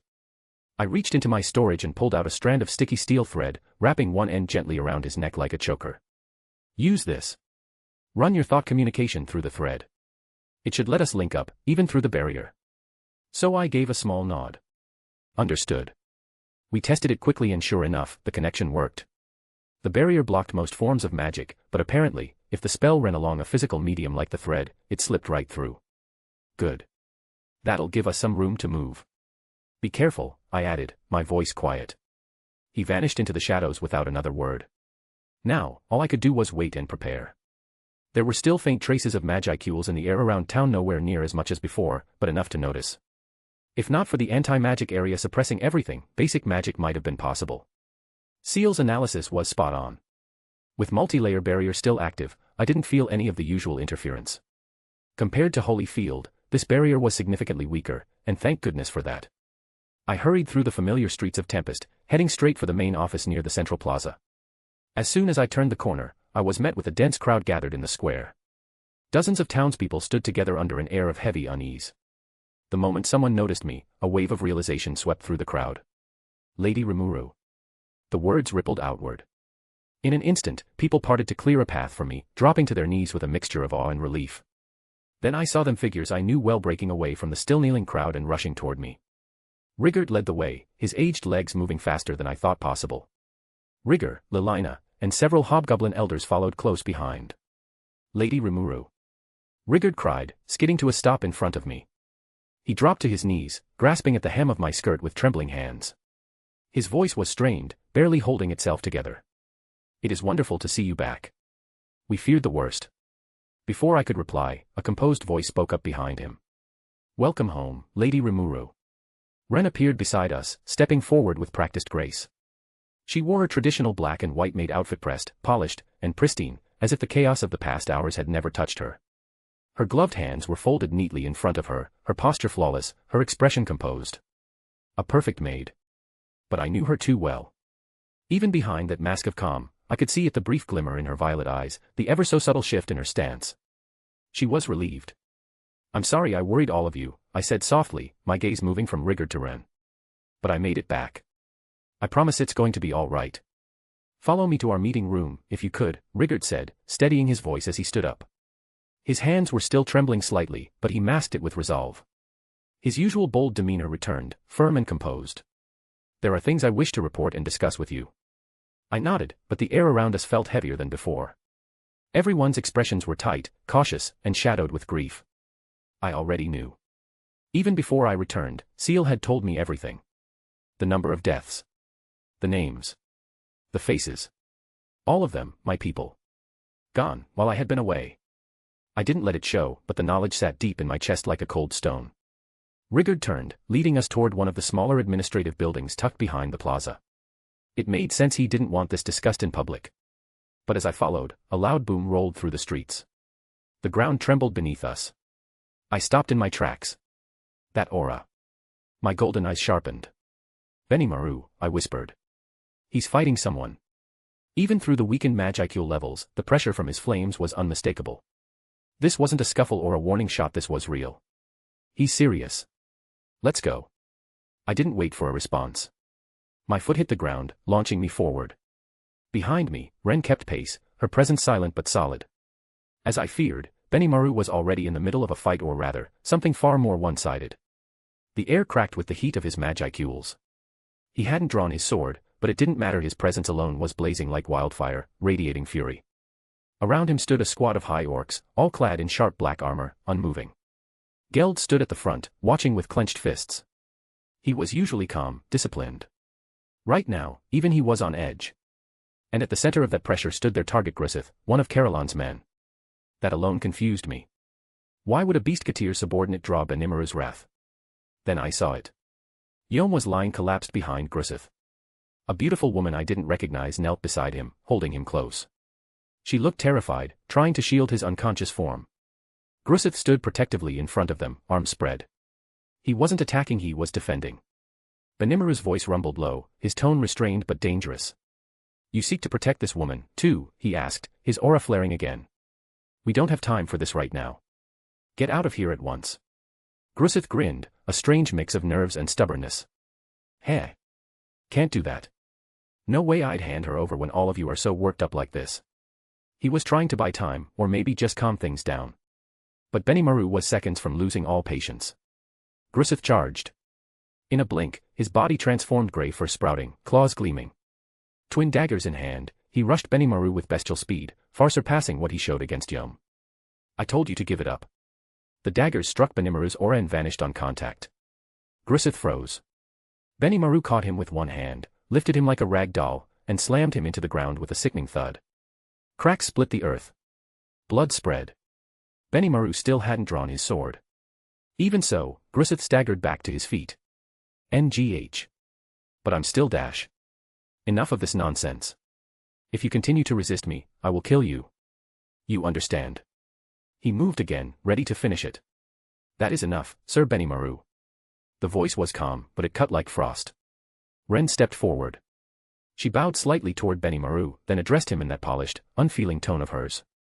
I would rather not have such an insignificant creature perish before Lady Rimuru's eyes. He's hardly worth staining the air around her. Oof. Insignificant creature, huh? That's just so like Ren. Even in a situation like this, she's perfectly in character, true to her role as my ever-flawless maid. I don't know if I should be amazed, or worried. Benimaru stopped mid-motion. He glanced at her, then at me. I gave him a small nod. He sighed, lowering his hand. Ren took a quiet step back, having said all that was needed. As usual, her presence did more than most battle cries ever could. Noticing me, Benimaru promptly let Grusith go.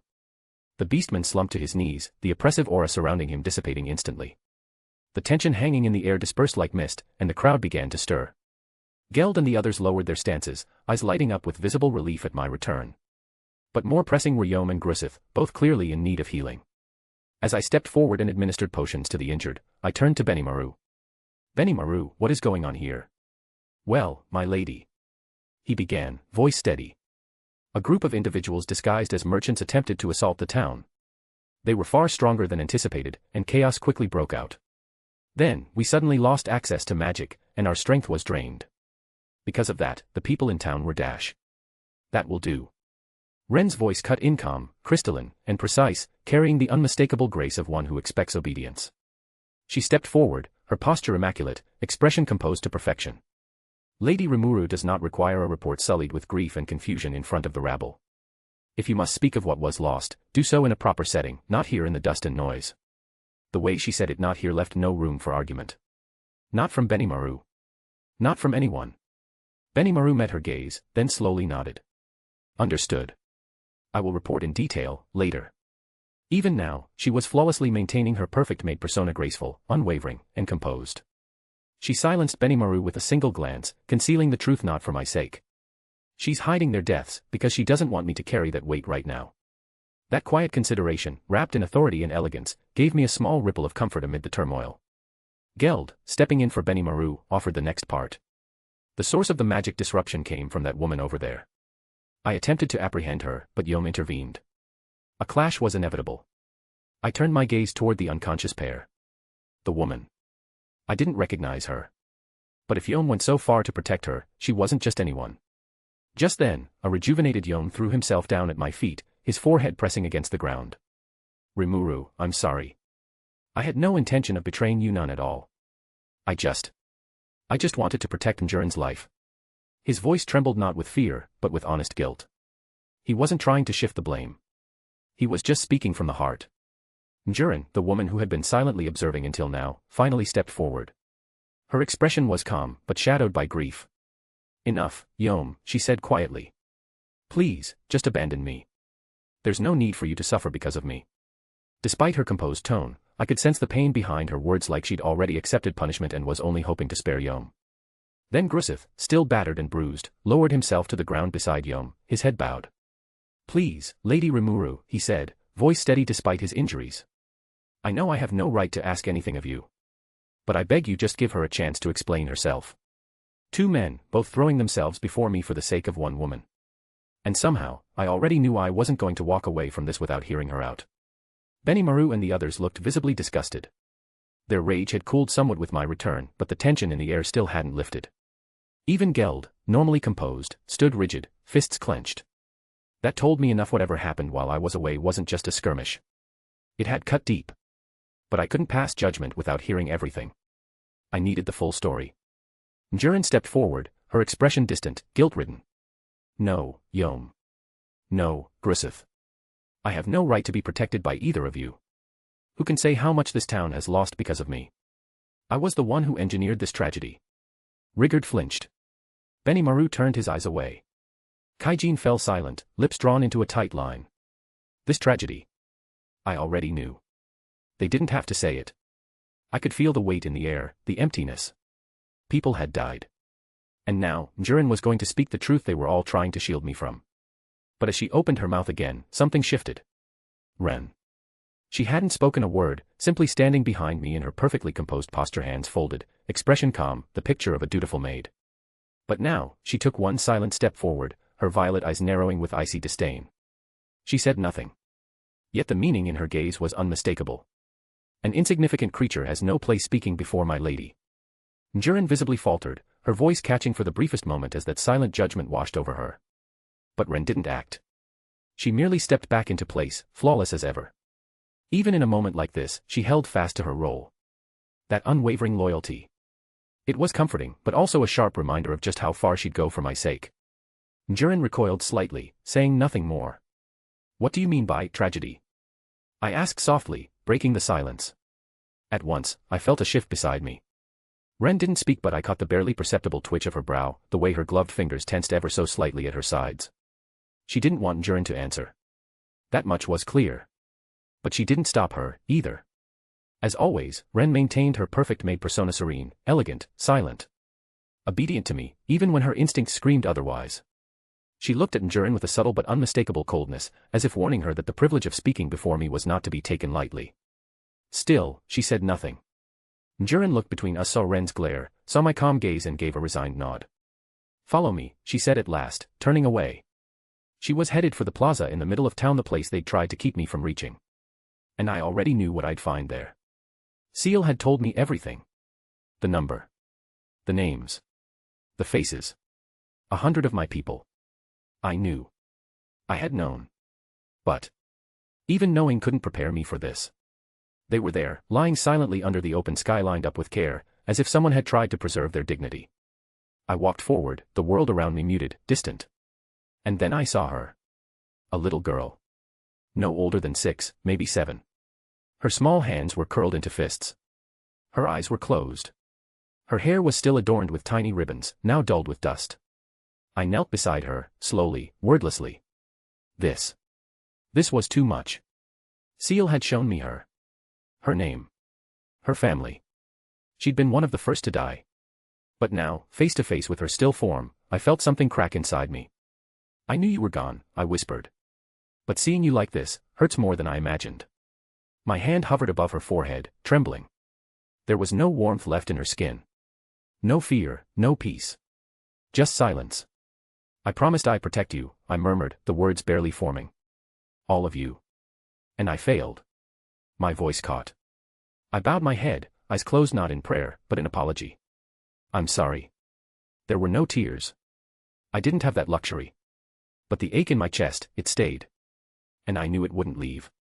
Not until I made things right. One of the hobgoblin elders lowered his head, voice trembling.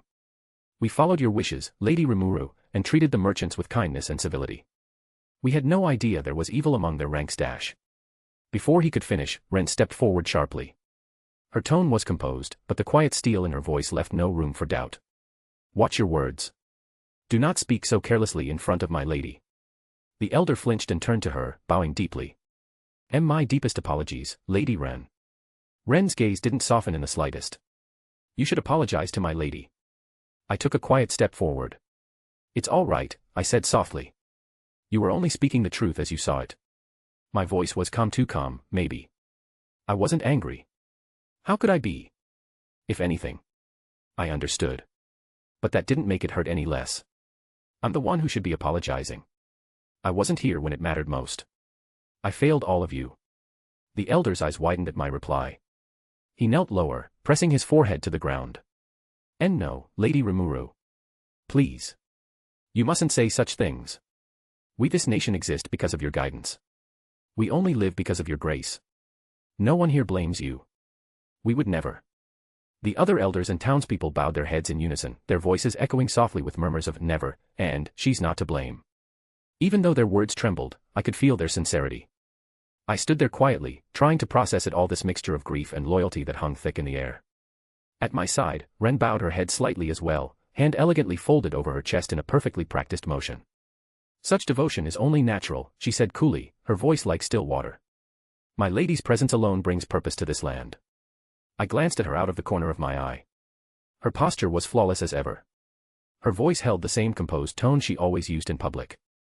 And yet, her fingers were curled just a bit too tightly. She was angry. Not just at the elder's words but at the situation. At everything. But she held it all behind her perfect mask, like always. I didn't say anything. I just let her stay that way. A torrent of regret, a wellspring of anger with no place to go, was gushing out of me. It was hard to think. Even without the need to breathe, I could feel my chest tightening like I was suffocating on nothing but grief. My heart didn't beat, but the sensation of it pounding wildly echoed through me. I was shaking, not from fear, but from the sheer force of everything crashing into me at once. It didn't feel real. I'd prepared, I'd made plans, I'd tried to protect them, and still this. For a moment, I nearly lost control, my form beginning to blur, flicker, shift. I was slipping, the core of me unraveling.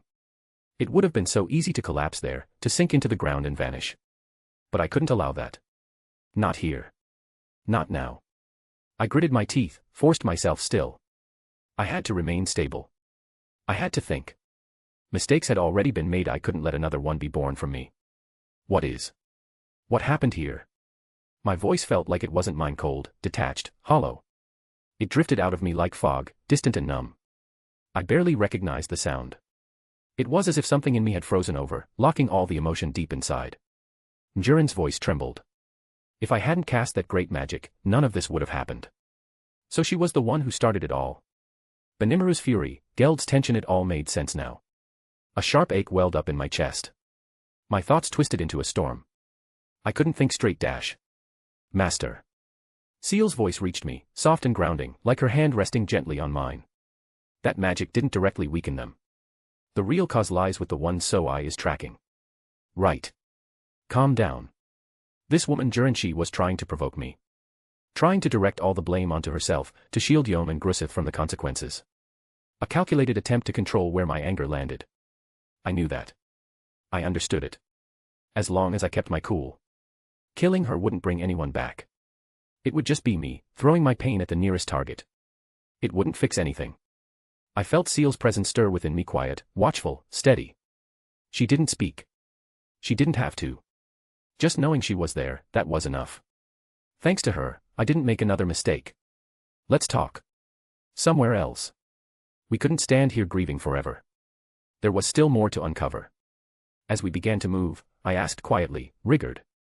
Any other victims? He bowed his head. No, my lady. All of them have been gathered here.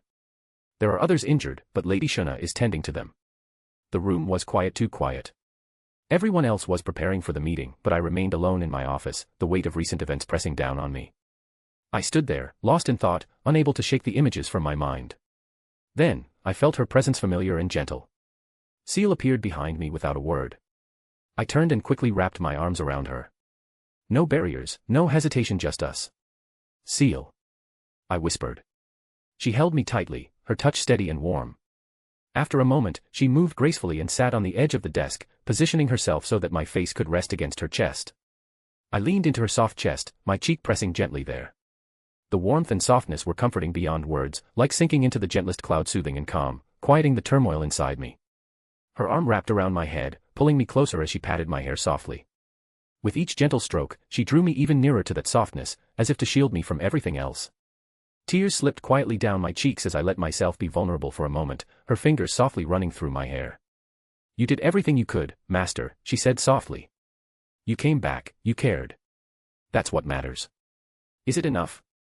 I asked, voice breaking. It is, she assured me, pulling me closer. You're not alone. I closed my eyes, comforted by her presence, letting the quiet embrace soothe the storm inside me. Then, a soft knock interrupted us.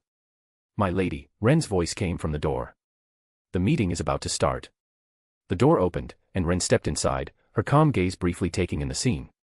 I wasn't aware I was interrupting a bonus event, she remarked deadpan, but I won't say more. And then she left. Ciel stood and smoothly adjusted her posture, wearing her mask, now ready to face the others. Let's go, I said quietly, wiping my eyes. Together, we left the room to join the others. By the time we stepped into the meeting room, the air inside was heavy with unease, tension tightly wound like a string about to snap. The various leaders of Tempest had already gathered, seated in a semicircle around the long table. Their eyes turned toward me the moment I entered, silent, waiting. I walked forward with Ciel beside me, calm and composed as always. She now wore her usual attire, a perfectly pressed black and white maid uniform, and as she entered the room, she had already slipped her mask back on without a word. She stood a respectful step behind me, hands folded gracefully in front. Ren was already standing to the side of the room, the very picture of discipline. When her eyes met mine, she gave a small bow and turned toward the others. Before we begin, she said, her voice refined yet commanding, allow me to clarify something, since I'm certain the question may arise. Her tone remained smooth and perfectly measured, her maid persona in full effect. The reason Lady Ciel was not present earlier is due to a personal errand I entrusted her with. I trust no one will question the priorities of my lady's personal attendance. There was not a hint of hesitation in her voice. The room acknowledged her explanation with quiet nods. No one pressed further. Rimuru, seated near the front, folded his arms and watched in silence, a storm of emotion still roiling beneath his composed expression. With Ren's statement closing the matter, I took my seat at the head of the table. Everyone followed suit, eyes fixed on me once more. Let's begin, I said. My voice was quiet, but it carried the weight of everything I had seen and everything I now needed to understand. Once we were all seated, the meeting began with a heavy silence before Rimuru stepped forward to speak. We were caught off guard, he admitted, his voice low with frustration. The town fell into chaos almost immediately after the barrier activated. Communication was disrupted, and without your presence, morale dropped sharply. It was all we could do to keep order. Next, Geld took over, his expression hard. Our defense lines held as best they could. My men fought to protect the civilians, but with the barrier suppressing magic, our options were limited. We sustained damage across the residential district and outer perimeter. Rigurd bowed deeply before continuing the report. We've confirmed around 100 casualties, my lady. Mostly civilians caught in the crossfire or unable to escape in time. Homes were destroyed. Supplies lost. The people are frightened. I gave a small nod, urging him to continue. His voice wavered slightly, but he pushed through. Repairs have already begun. Everyone is doing what they can to recover, but the pain runs deep. Then Ren stepped forward, her posture flawless, her voice quiet but perfectly clear. Regarding the enemy, this chaos was no coincidence. It began with 3 otherworlders. Aligned with the kingdom of Pharmus. They appeared without warning and launched an indiscriminate assault. Each possessed unique skills and demonstrated strength far beyond the ordinary. But more than that, their actions were deliberate, calculated. We believe they sought to provoke us. Her gaze moved across the room slowly, eyes half-lidded, as if she found the memory distasteful. Their sudden rampage spread confusion and fear. Amidst that turmoil, the Knights of Pharmus arrived. She exhaled softly through her nose, the only sign of emotion in her otherwise composed face. They claimed they came to investigate rumors of a monster nation. And yet, they arrived in full armor, mounted on horseback, swords drawn. One of them declared dash. Her voice shifted slightly, echoing the proclamation in a cold, clipped tone. We came here to investigate reports of a nation of monsters, and what manner of chaos do I find? In the name of humanity and the name of divinity, we promise to provide aid to our defenseless comrades. Then, she continued, quieter now, they attacked. Not just our forces, but residents, unarmed civilians. Even children. They never intended to speak. Only to kill. A beat of silence followed. Then Ren gave a slight tilt of her head, her smile razor-sharp in its politeness. If I may. Investigators do not ride in formation, clad in polished steel. They do not raise swords the moment they arrive. No, they came prepared for war. Her words grew colder, the disdain just barely restrained beneath her soft tone. And in the name of humanity, they struck down innocents. In the name of divinity, they slaughtered children. What sort of gods do such people serve, I wonder? Ren's violet eyes gleamed coldly, as if her soul itself recoiled at the memory. Perhaps, she began in that serene, ever-graceful tone, this is what it means to be human. Her voice carried no anger, only venom hidden beneath immaculate poise. To raise banners of justice while butchering children. To brand others as monsters, then commit atrocities in the name of divinity, never once glancing in a mirror. I watched them swing their blades with righteous fury, as if slaughter was a sacred right. If that is the measure of humanity. She paused, eyes narrowing just slightly. Then I shall cast off any pride in being one of them. Silence followed, heavy, brittle, and chilling. Then came her next words, darker and more direct, though her delivery remained pristine. I propose we retaliate in kind. Slaughter them all, the knights, their leaders, their wives and children. If they call us monsters, then let us show them what a true monster looks like. The kingdom of Falmouth shall burn. Ren, I said sharply. She stopped. Her expression didn't shift, but her posture seemed to tighten slightly as I met her gaze. I won't allow that, I continued. Not the children. Not the civilians. We're not like them. We don't win by becoming the very evil we suffered. Ren closed her eyes for a beat. When she opened them again, there was something softer, no, sadder lurking just behind the elegance. You are kind, far too kind for your own good, she said quietly. Since you command it, I will refrain from recommending we wipe out the entire kingdom. Her eyes opened again, sharp and resolute. However, I will not yield on this. I insist that the knights who raised their swords must all die. For our people. For those children who can no longer cry. Then, with a deep, perfect curtsy, she returned to her place. Her silence afterward spoke volumes. The room fell into a stillness so deep, I could hear the tremble in my own thoughts. Ren's voice still echoed faintly in the corners of the chamber. Her proposal hadn't been loud. She hadn't raised her voice or pounded the table. But the weight of her words, the entire army must be slaughtered, hung like a blade above everyone's head. She had meant every word. I could feel the shift in the room. Rimuru didn't move. He sat perfectly still, arms crossed, crimson eyes narrowed, not at Ren, but at the implication. He wasn't shocked. He was considering it. Judging it not by emotion, but by logic. Geld's massive form stiffened ever so slightly. His expression was unreadable, but his eyes, usually full of dependable strength, darted toward me for the briefest second, as if silently confirming that I'd keep her wrath in check. Rigored, ever loyal, swallowed hard. His hands trembled slightly as he lowered them from the table. For a moment, he forgot to breathe. This was not the usual, gentle Ren who served me tea with a serene smile. This was something else entirely, something cold, merciless, and terrifying. Kaijin and the 3 dwarf brothers Garm, Dord, and Myrd sat together in silence. They didn't speak a word. Their expressions mirrored those of the Kijin, grave, restrained, and deeply disturbed. Kaijin's jaw was locked tight, fists on his knees. Garm's face was unreadable. Myrd and Dord both looked shaken, their eyes dark and hollow. Not anger. Not disagreement. Dread. Then there was Garden Jalmile, sitting slightly apart from them but well within earshot. When I first met him, he handled negotiations for our first mass-scale potion sale, charming nobles with the ease of a seasoned diplomat. Now, he looked like someone who had wandered into the den of a beast without realizing it. He hadn't said a word throughout the meeting. I'd invited Garden Jalmile to gain a third-party opinion and outsider's perspective on the events that had unfolded. Now, every eye in the room turned to me waiting. Just before I could speak, Ciel turned her head toward Ren, her voice quiet but edged with cool chastisement. That would be unwise, Ren. If we annihilate the entire army, other human nations may begin to view us as a threat. It could provoke a united front against us. A flicker of relief settled in my chest. Right, of course. Ciel was calm, composed. She would never. So instead, she continued smoothly, why don't we simply eliminate all human nations in one coordinated strike? That would solve the problem at its root. No humans, no problem. My breath caught figuratively, of course. Wait, what? Wait. That's even worse. She tilted her head slightly toward me, as if puzzled. Is that not acceptable, Master? No, it's definitely not. Inside, I was already spiraling. I could feel the certainty behind her words. Not rage, not malice, just clear, flawless logic. Which was even scarier. Across from her, Ren gave a small, satisfied nod. Like she approved of Ciel's thought process. I had to say something before they started drafting extermination plans.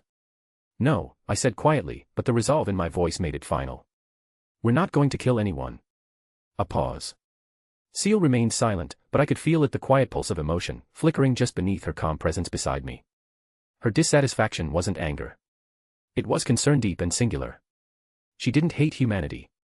She didn't care about them at all. She cared about me.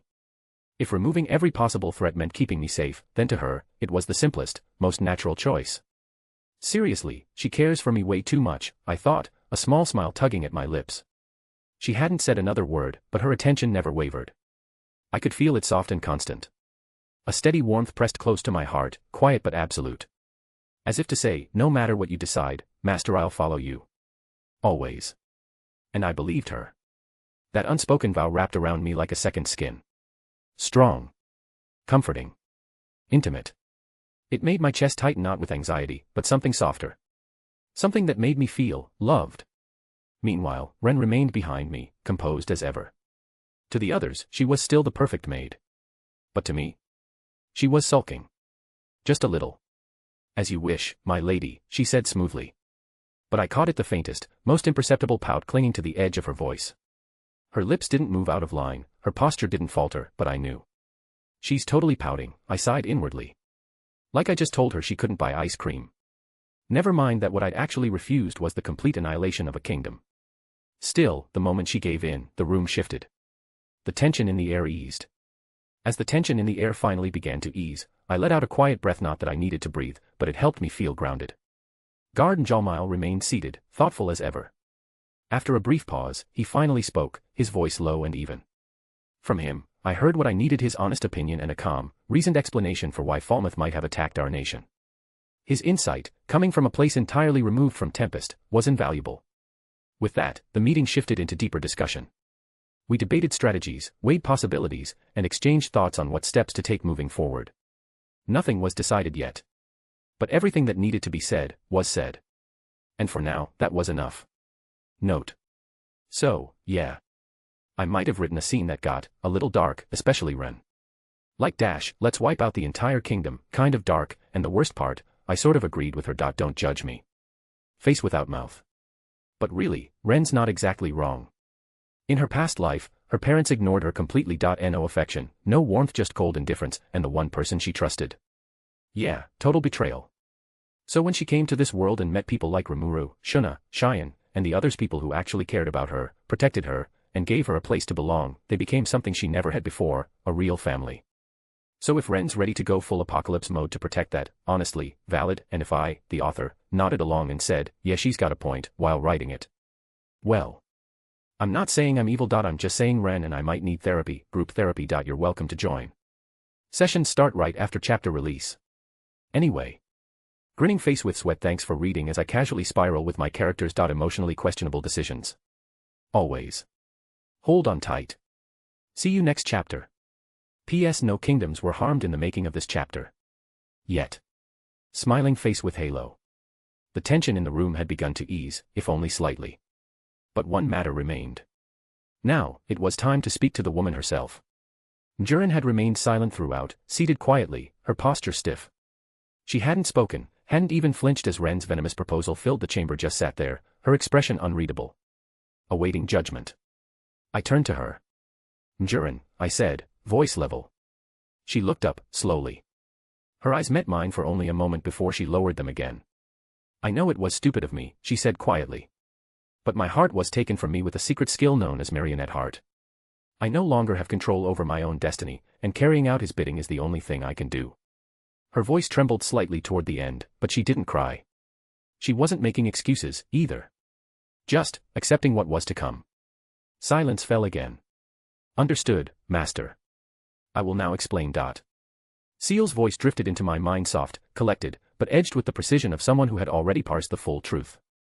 Marionette heart is one of Clayman's secret techniques. It carves a cursed seal directly into the biological heart of the target, replacing it with a pseudo-organ and artificial magical heart. This device places the target under absolute control, effectively turning them into an eternal puppet. An image flickered into my thoughts, conjured by Ciel. A heart, not flesh, but a glowing construct of magic and wires. Controlled. Unnatural. Their original heart is stored elsewhere. The false heart serves as a magical receiver, transmitting information through encrypted signals across the ley lines to Clayman. He can listen in, command them, and even harm them remotely. If the artificial heart is destroyed, the original one disintegrates. If the real heart is destroyed, the host dies. So this was more than just brainwashing. It was blackmail. Enslavement, dressed up in magic. Additionally, this device can be used to gather intelligence. Think of it as a listening device one Clayman could use to track everything she saw or heard. I tensed slightly. Wait. Is he hearing this right now? Yes, Master. I refrained from interfering with the signal during our discussions to avoid alerting him. However, should it become necessary, I can block all transmissions and even transmit false information through the magical link. False information. I blinked, slowly. So not only could she protect our side of the story, she could feed Clayman lies. That gave me an idea. He hadn't sent Jurin here just to sabotage us. He'd sent her to provoke us. To anger us. To make us kill her. And then he'd use that act to justify a retaliatory strike. Because, according to Malim, the Jura forest was still Veldora's territory. A neutral zone. Even if Veldora had vanished, the demon lords couldn't interfere directly, not unless they had a reason. They kept each other in check, and breaking that balance was a risk none of them wanted to take lightly. But if a magen under Clayman's command were slain inside this forest, he'd claim it as an act of war. An excuse to violate the neutrality. A move against us disguised as retribution.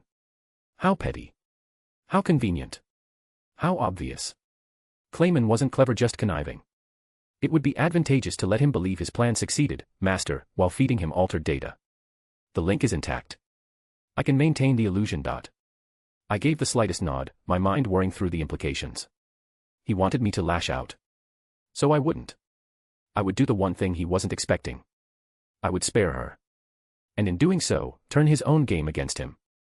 I turned back to the others and gave them a brief rundown of what was really happening about Marionette Heart, Jurin's manipulated state, and Clayman's true intent. He hadn't sent her to sabotage us, he sent her to die, hoping her execution would justify an attack on Tempest. After my briefing, Jurin explained everything she knew about Clayman, his orders, his actions, his connections. Every last detail she had. As I spoke, Ciel quietly interfered with the signal running through the false heart embedded in Jurin's chest, carefully feeding Clayman just enough information to make him believe we were still locked in a long meeting, debating her fate. Let him think his plan was working. Once the explanation was finished, I turned to Jurin again. I'll help you, I said simply. She looked up, wide-eyed, unable to form words. With Ciel's assistance, I created a replacement heart, a clean, Magicule-compatible core that could function in place of the cursed device. Then, I reached out and extracted the original, Clayman's bug-ridden mockery of a heart. A pulsating clump of malicious design, severed now from its power. Jurin watched, stunned, as I held it out to her. Break it. She hesitated, then, with trembling hands, crushed the cursed heart. At that moment, Ciel acted. In the space of a heartbeat, she sent Clayman a final piece of false intel. Rimuru has reached a decision. The traitor has been executed. If Clayman wanted to play games, he'd just been outplayed. After all that briefing and interviewing, I stepped outside once more. The visitors from Blumend were already gathered, just as I'd instructed them earlier to prepare for departure. They'd loaded up their wagons quickly and efficiently, over 100 merchants, adventurers, and personnel, all waiting with a quiet sort of discipline. Guard Njalmile stood at the front. Ever the picture of calm professionalism, he stepped forward with a polite bow. "We're ready to go, Lady Rimuru," he said evenly. "But, what are your orders from here?" "I'll escort you a little ways out," I replied. "Once we're safely beyond town, you'll head straight for Blumend. I want you to report what you saw, everything, just as it happened." Guard gave a slight nod. He didn't ask questions. Smart of him. I turned to lead them, then raised a hand to stop him for a moment.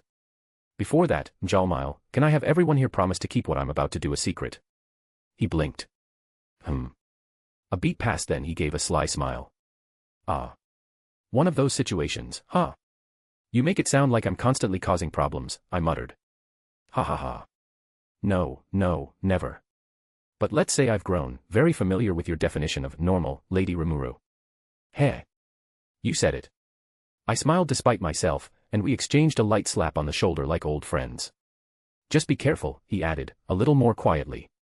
"I'm not the type to pick a fight I can't win," I said, then took a breath and activated spatial motion, spreading the boundary across a wide section of land. The reaction was immediate. Eyes widened. Gasps broke the quiet. Even Benimaru and Geld, who were watching from within the barrier, looked somewhere between impressed and exasperated. They'd seen a lot. But I could still surprise them. "The outskirts of Blumend's about the best I can do for you all," I called out. "It won't last long, so hurry up and hop in there." The visitors nodded, faces still frozen in disbelief, and quickly began filing through. None of them asked any more questions, which I appreciated. Magic existed in this world. Everyone knew that. So it took more than a little pixie dust to really shake people here. Still, the scope of the spell left an impression, if nothing else.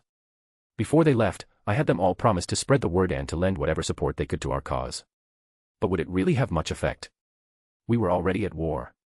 Not openly, perhaps, but the die had been cast.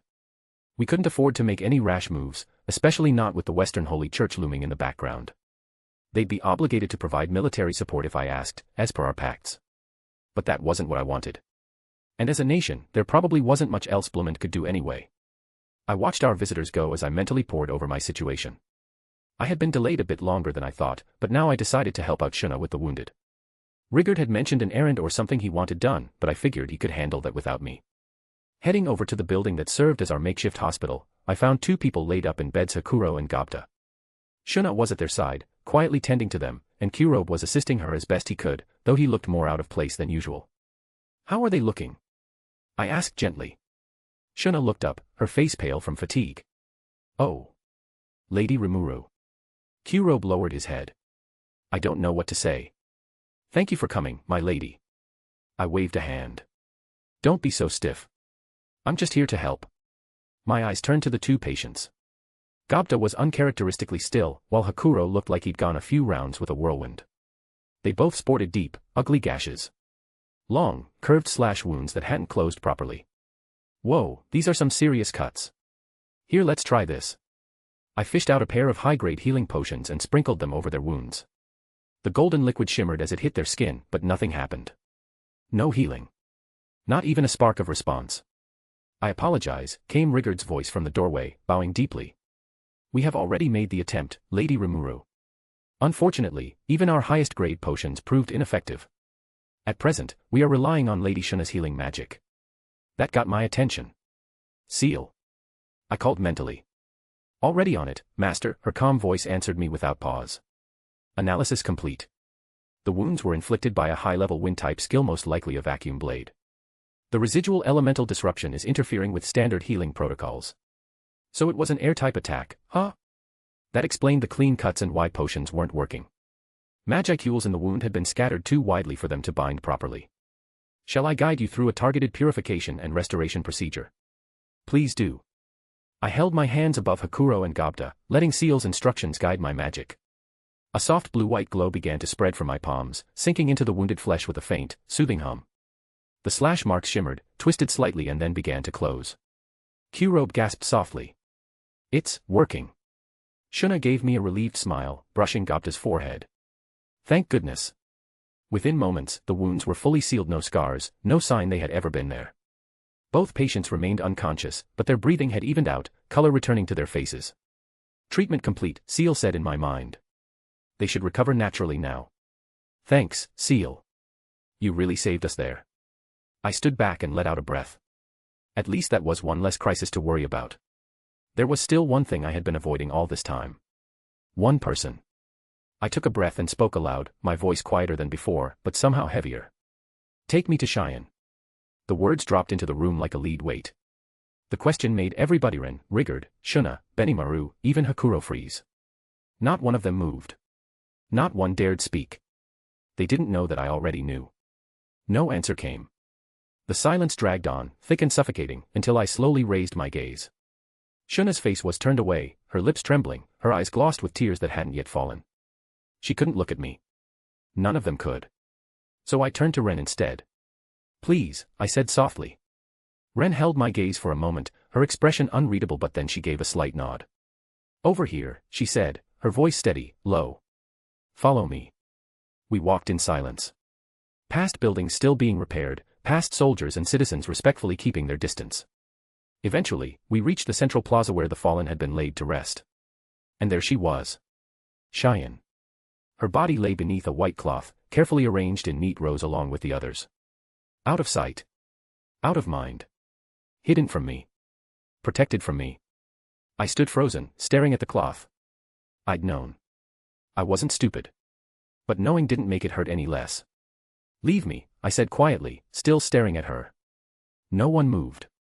All of you, I added. Benimaru hesitated, then slowly turned. His fists clenched, jaw tight.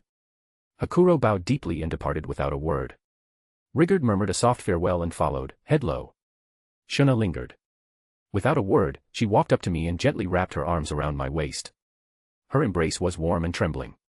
I felt her sorrow pressed against my back, quiet and overwhelming. Then she stepped away, gave me one last look, and left. Only two remained, Ren and Ciel. They stood silently behind me, one step apart on either side. Like ceremonial guards, composed, watchful, still. I didn't look at them. My eyes never left Cheyenne. Why are you two still here? I asked softly. Ren responded with perfect poise. I am your maid, my lady. Naturally, I remain by your side at all times. Then she added, with the faintest hint of dry humor. And besides, this is the part where the protagonist, devastated by loss, awakens her secret cheat power. I must bear witness to that, of course. There was the faintest dry laugh behind it. She wasn't trying to be funny. She was trying to make me feel something. I didn't react. But I understood. Ren gave a small, elegant cough. Ahem. Please excuse my lack of decorum. Then Ciel spoke out loud this time, her voice as calm and sure as ever. I am a part of you, master. Wherever you go. I will always be with you. Her tone wasn't dramatic. It wasn't emotional. It was simply the truth. Quiet. Unshakable. Certain. I didn't respond. I couldn't.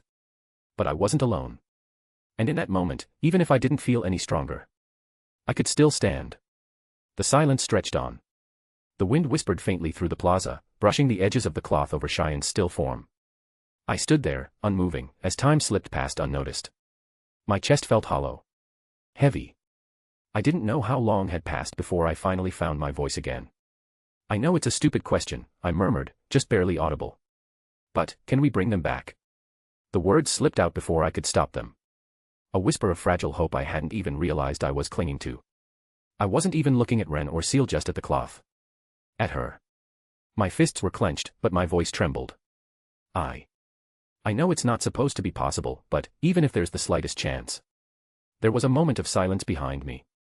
Then Ciel's voice, steady as always, spoke gently from my right. It may be possible, master.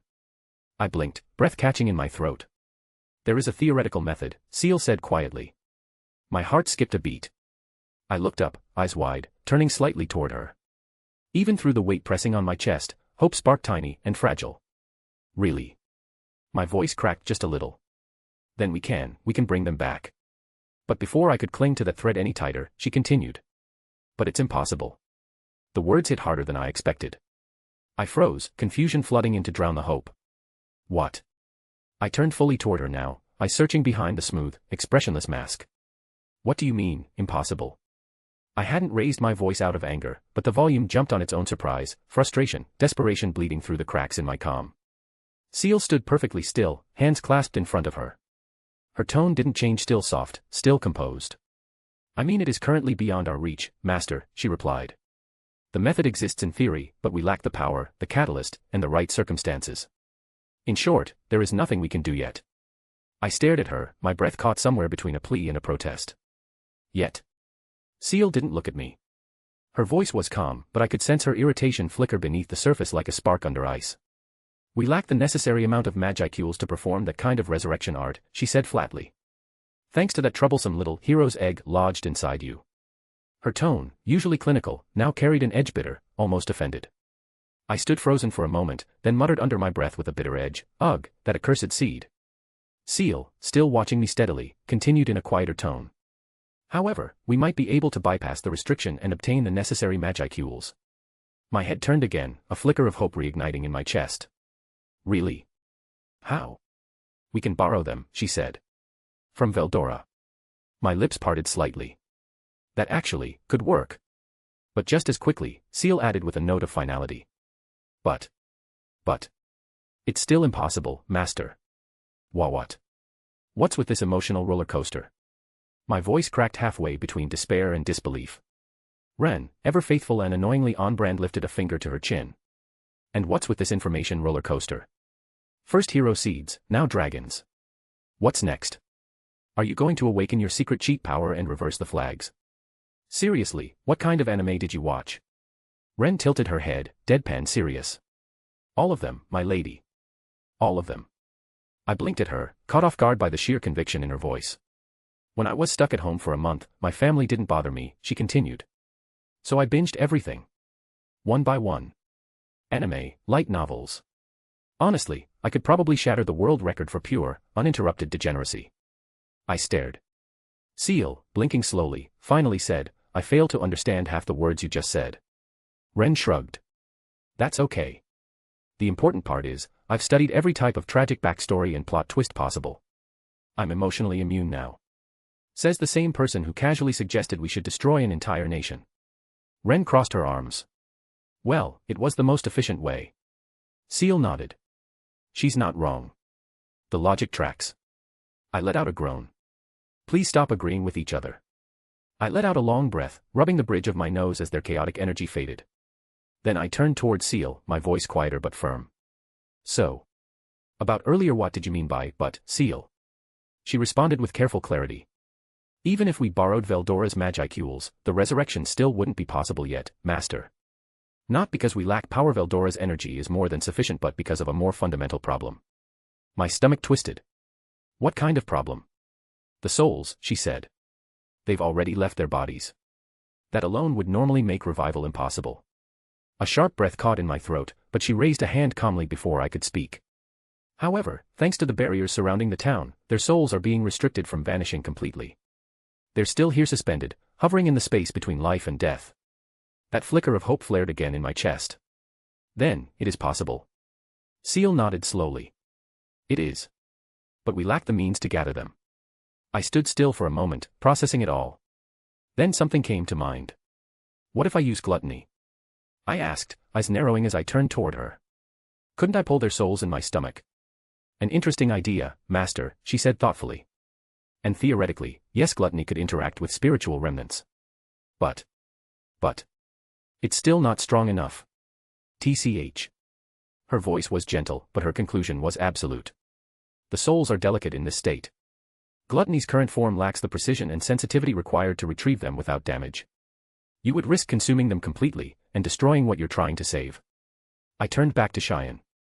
She lay beneath the white cloth, unchanged. I stood there in silence, searching her face. Thinking. Trying to find a way. Ren and Ciel remained behind me, silent. The wind moved. Nothing else did. Somewhere down the line, night fell. I don't remember when. It just happened. The sky above was dark and vast, the stars distant and cold. I gazed up at the moon, bright, full, indifferent. What should I do? There was no answer. My mind was quiet, eerily quiet. No chaos, no panic. Just a calm, heavy emptiness that dulled every thought. And yet, I couldn't come up with a single solution. Not one. So I kept asking myself the same question. Over and over. What should I do? I knew it was pointless. I knew no answer would come. But I couldn't stop. It was foolish, so painfully foolish, but I just couldn't stop. And the moon offered no comfort. 3 days passed, Cheyenne didn't wake up. She's sleeping in way too late. I wish she'd knock that off. No.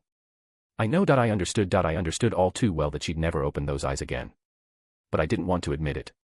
I wanted her back to her usual stupid antics, shoving those abominable meals into my hands with a proud grin. I wanted to see her bicker with Shuna, cling to me like always, throw herself into danger without thinking. I wanted her back. Gobzo, too. I didn't know him all that well. We only exchanged a few words on the journey to the Dwarven Kingdom, but Gobta did. Gobta admired him. Looked up to him. He was his friend, his comrade, and now he was gone. All the monsters who lay here lined up in silence, in the quiet rows we built for them had lives, bonds, memories, they had people they cared about, they laughed, they fought, they worked, they lived. No, it wasn't that monsters lacked feelings. They were my most cherished companions, they were my family. I wanted to laugh with them again, train with them. Eat with them, live with them. But it just wasn't going to happen. There's no way to resurrect the dead. So what do we do? Do monsters not count as people? Do our lives mean so little that we can be trampled, slain, dismissed without a moment's hesitation? Is that what this world thinks of us? If that's how it is, then they'd better be prepared to be trampled, too. My heart twisted. Dark emotions began to get the better of me: rage, grief, something heavier than despair. A storm of cold fury began to coil inside me. And just then, I realized that thought communication messages had been coming in through the sticky steel thread wrapped around my neck for a while now. I hadn't noticed. Not until now. I'd shut everything out so completely, even my own people. They'd been trying to reach me all this time. I worry for me. And I regretted that. Sorry. I didn't notice. Ah. You are safe. I am so relieved. His tone betrayed the worry he'd been carrying these past 3 days. Always so calm, always composed, and now even Soai's voice trembled slightly with relief. It made my chest tighten. It also made me realize, everyone must have been worried sick about me. I could mope and beat myself up about that later. Right now, I had things to do. Time was running out. I steadied my voice. Give me a status report. What's the current situation? Soai quickly complied, slipping back into his usual efficient tone. According to him, our enemies had established battle encampments in the 4 cardinal directions around town. Each one was fortified and held roughly a company's worth of knights. That alone would be troubling, but it got worse. Each camp was also shielded by magical devices, complex constructs designed to project the same barrier that had weakened everyone inside town. In short, the town was still trapped in that cursed field. Even worse, Soai reported signs of teleportation magic among the enemy forces. They had a way to call for reinforcements, and we couldn't afford to waste any more time. And unfortunately, even with all of Soai's elite shadow operatives, they lacked the firepower to bring down even a single encampment by themselves. I clicked my tongue. This wasn't going to be easy. But I wasn't going to let things end like this. Not without a fight. All right. Don't stretch yourself too thin. Join up with Gabble and rest. But that's an order. Rest. Yes, my lord. I wasn't accepting any other reply. I couldn't make Soai's team do something reckless and get them killed as a result. I just couldn't. That's when my magic sense picked something up: several figures, cautiously approaching from the west. They weren't trying to hide, but they kept their pace slow, respectful. I recognized them before they were even in view. Cable and his friends. It made sense. I'd issued the order for everyone to leave me alone, so if anyone was coming close now, it had to be someone from out of town. And they must have traveled night and day on that wagon I gave them to make it back this quickly. I'm sorry we're late, boss, Cable said, stepping forward, his voice quieter than usual. Rimuru, Jido added, rubbing the back of his neck, clearly uncomfortable. I gotta admit, I really don't know what to say here. They probably wanted to say something like, hang in there, or, you'll get through this. The kind of lines that are supposed to comfort you when you're grieving. But before either of them could try, Elin stepped ahead of them and held out a hand to stop them. Her expression was tense, serious, but there was a flicker of something else in her eyes. Rimuru, she began quietly, I can't say this has much of a chance of succeeding, or, any, really. She hesitated. I didn't interrupt. But there are some fairy tales, old stories about people coming back from the dead. Stuff like reincarnation, resurrection magic, ancient arts from long ago. I kept staring at her. Fairy tales, huh? She didn't say it to give me hope. That wasn't the look she had in her eyes. She said it because even if it was foolish, even if it was grasping at myths and legends, she still wanted to offer me something, anything. Even a dream. Thanks, I said softly. Maybe that was enough. Even if I didn't believe in miracles anymore. Can you tell me more about them, Elin? I turned toward her. If there was any chance, I wasn't about to refrain from betting on it. Elin nodded, hesitating only a moment before quietly recounting the old tale. Her voice was soft, almost uncertain, as she spoke of a soul returned from the afterlife not through divine intervention, but through overwhelming power and a transformation beyond humanity. A being who rewrote their fate through sheer force of will. She didn't name the figure. She didn't need to. As I listened, a strange sense of familiarity stirred inside me. This sounded like Malim. That reckless, terrifying, yet oddly lovable walking disaster of a girl. If anyone fit the image of someone defying death and reason to bring someone back, it was her. So it wasn't just a fairy tale. If I became a demon lord, then maybe I could actually bring them back. Ciel. Yes, master. Why didn't you tell me this was possible? There was a pause. Not just analytical silence, hesitation. Then she spoke. Actually, master, there is something I didn't report earlier. Due to Hinata's attack, your soul has been weakened. Cracks have formed along its structure. My eyes widened. If you attempt to evolve into a demon lord in this state, the transformation could place too much strain on your soul. There is a high chance it might shatter, however. If you give it time, your soul will naturally recover on its own. A high chance. Not certainty. Not absolute. Just high. I lowered my gaze, my thoughts turning to Cheyenne. To Gobzo. To all the others who had fallen, their lives stolen under my watch. So there's still a chance. However small, however fragile. It exists. If that's the only chance I have to bring them back, then I'm going to take it. Because if I don't take responsibility for this, if I back away now, then what kind of leader does that make me? No, I thought, gripping the edges of my cloak. I will do it. Even if there's only a slim chance of success. Even if it means risking myself. I have to try. Because it was my responsibility. I let this happen. Now I'll fix it. No matter the cost. Ciel's voice answered calmly in my mind. Master, if you proceed with the evolution into a demon lord, there is a chance, however slight, that your soul may repair itself during the process. A chance, huh? I exhaled slowly, eyes still on Cheyenne's still form. Not a promise. Not even a likelihood, just a possibility, but that was enough. I see. That's all I need, then. Even the thinnest thread of hope, I'd take it. If there was any chance I could bring her and the others back, I wasn't going to hesitate. Very well, Ciel continued. To evolve into a true demon lord, you must nourish the transformation with the sacrifice of at least 10,000 human souls. 10,000 lives. I stared at the ground in silence, that number pressing down like a weight on my chest. And then her voice came back to me, not Ciel's. Ren's. Clear. Unflinching. Unapologetic. However, I will not yield on this. I insist that the knights who raised their swords must all die. For our people. For those children who can no longer cry. She hadn't been angry. Not cold, either. Just, resolved. And I knew she meant every word. I swallowed hard. If I hesitated here, I would lose everything again. If I do this, Ciel, if I become a demon lord, can I really bring them back? There is a chance you will awaken an ultimate skill in the process. In order to bring them back, an ultimate skill is required. A chance. Not a promise, not even close. But still a chance. And right now, that was everything to me. All right. My voice came out firm, despite the swirling in my chest. I'll do it. I'll become a demon lord. Thanks for telling me about that, Elin. Are you sure about what you're saying, though? I mean, you're basically telling me to become a demon lord. I looked at her, searching for any hesitation. She glanced down at the ground for just a moment, then looked back up, her eyes steady and full of resolve. Well, you know, I come from the sorceress dynasty of Thalion, she began, her voice quiet but unwavering.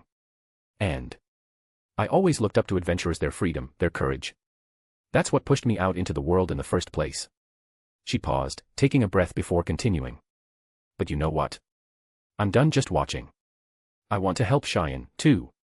I don't want to just stand back and let Pharmas or the Western Holy Church get away with this. I hate people who think monsters are evil just because they're monsters. Her fists clenched at her sides, trembling slightly. I know that telling you about this is something I can never take back. That this decision isn't one I can undo. But I don't know. It just feels wrong to leave things like this. I stared at her for a moment, feeling the sincerity in her words. Elin wasn't the strongest. She didn't have some overwhelming power to change the world. But what she offered was her conviction. Her support. And that meant more than she could ever know. Thanks, Elin, I murmured. She nodded, a little smile tugging at her lips. We've got your back, Rimuru. Whatever you choose. There was sincerity in her voice, a quiet strength I hadn't expected. Maybe that was why, in that moment, she chose to open up. Elin's real name was Elwyn, apparently. She came from a noble family in the sorceress dynasty of Thalion. Trained at the Royal Academy, she had left the country to pursue the dream of adventuring. It was a confession that seemed to weigh heavily on her, even if her resolve didn't waver. Cable silently shook his head at the revelation. Jido tilted his head toward the sky, eyes closed, as if sighing to the heavens. Ah well, Cable muttered, running a hand through his hair. If that's what the lady wants, you'll see no complaints from me. I'm her bodyguard, after all. Me neither, Jido added, arms behind his head. Guess it's gonna be Lady Elin from now on, huh? That made me blink. These two weren't exactly your average adventurers either, it seemed. After a bit of nudging, they admitted it themselves. They had left Thalion not out of wanderlust, but to serve as Elin's personal guards. Loyal to the end, and clearly more than just bodyguards. They were friends. Real ones. The kind you could rely on no matter what. A small ache tugged at my chest. Honestly, I was a little jealous. That kind of bond was something rare. Elin's expression shifted, a mix of wistfulness and conviction settling on her face. So, probably, when you become a demon lord, Rimuru, it's gonna be totally obvious that I tipped you off. Thalion's intelligence bureau already knows I'm involved with you. It won't take long for them to figure out I said something. She laughed a little, not bitter, not regretful, just honest. So, until then, I want to help as much as I can. I want to see it through. All of it. I want to see what happens in the end. She knew. She wasn't going to have her adventurer's freedom for much longer. And yet, she'd chosen to spend the last of it here with me, with us. I didn't say anything right away. There wasn't anything that really needed to be said. I just nodded, quietly grateful. Thanks, I murmured again, softer this time. They'd all made their choice. Now it was time for me to make mine. With the decision made, everything felt like it had finally snapped into motion. Step 1, keep the souls of everyone we lost from disappearing. I focused my mind and adjusted the great magic I had analyzed earlier through Analyze and Assess. Using that foundation, I enhanced the barrier surrounding the town, reinforcing it to hold the souls within. I didn't know how much longer Mjurin's magic would last, and if it shut down all at once, their souls could scatter like mist in the wind. I couldn't risk that. The cost in Magicules was steep. Very steep. But compared to the absolute despair I'd been drowning in until just yesterday, it felt like nothing. I poured everything in. No hesitation. Oddly enough, I almost felt elated.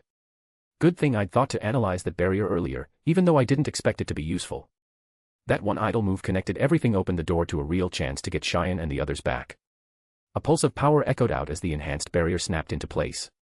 That was when Benimaru and the others, no doubt sensing the sudden magic surge, rushed toward me in alarm. Lady Rimuru, what have you?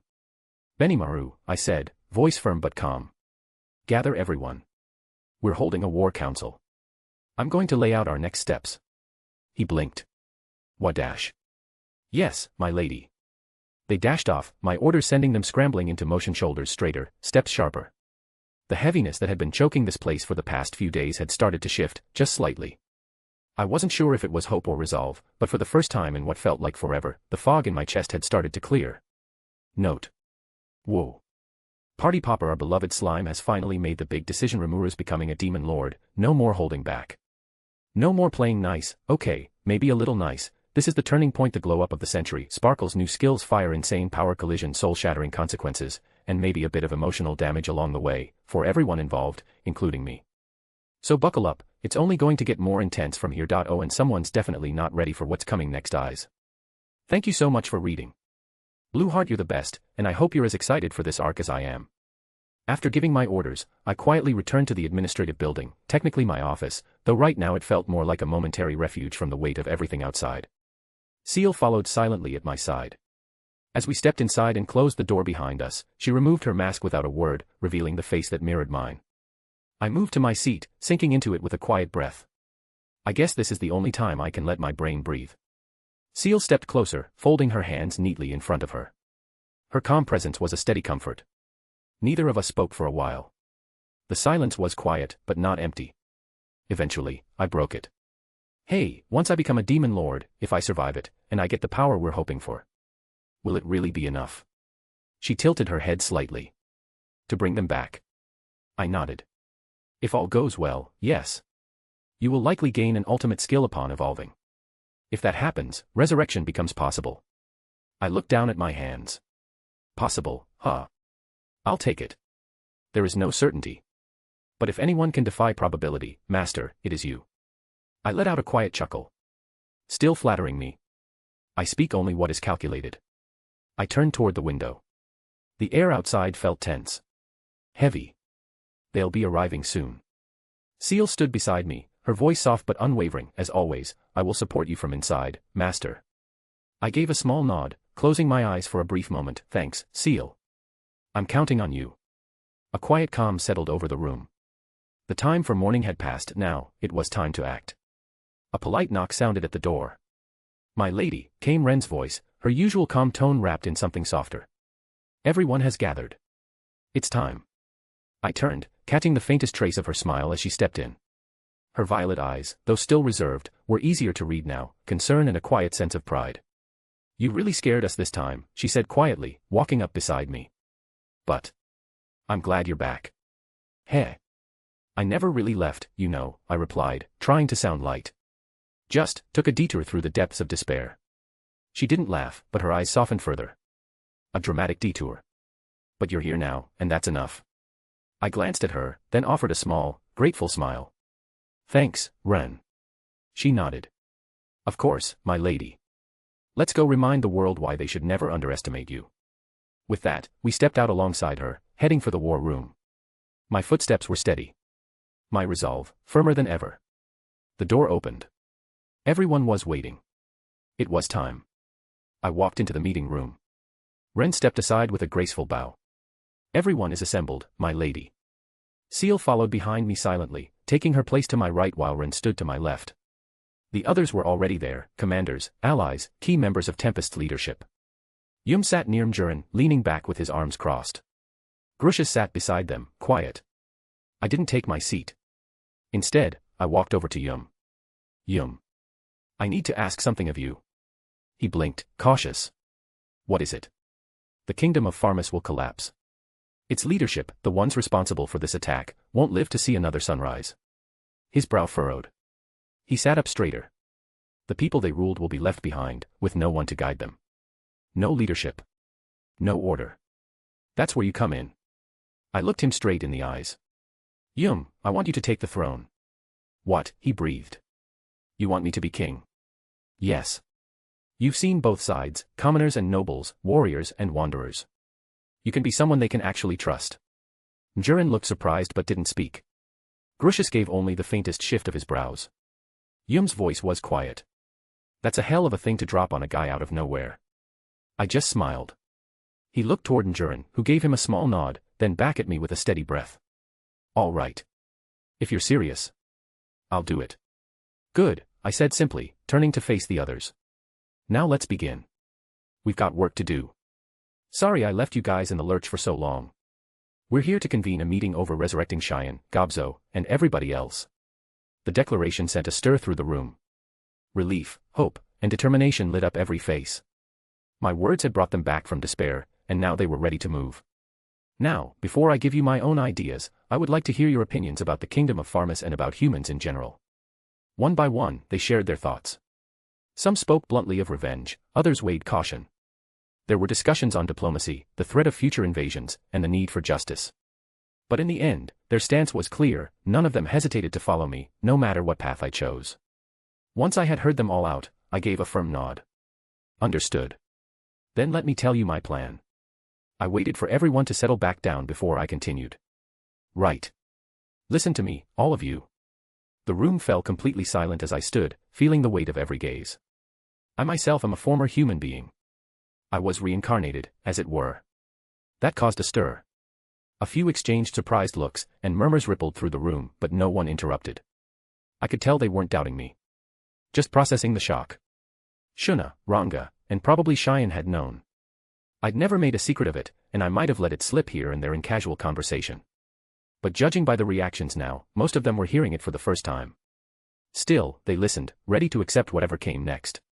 Then I told them the rest. How I was stabbed trying to help someone. How I was confused at first in this new body. How, little by little, I began to meet people, monsters, and build the life I now cherished. I didn't mention Ciel. I didn't bring up anything about Veldora. I only shared what they needed to understand me, and why I'd made the decisions I had. I created that rule, not to attack humans, because I used to be one. I said I liked humans because I truly did.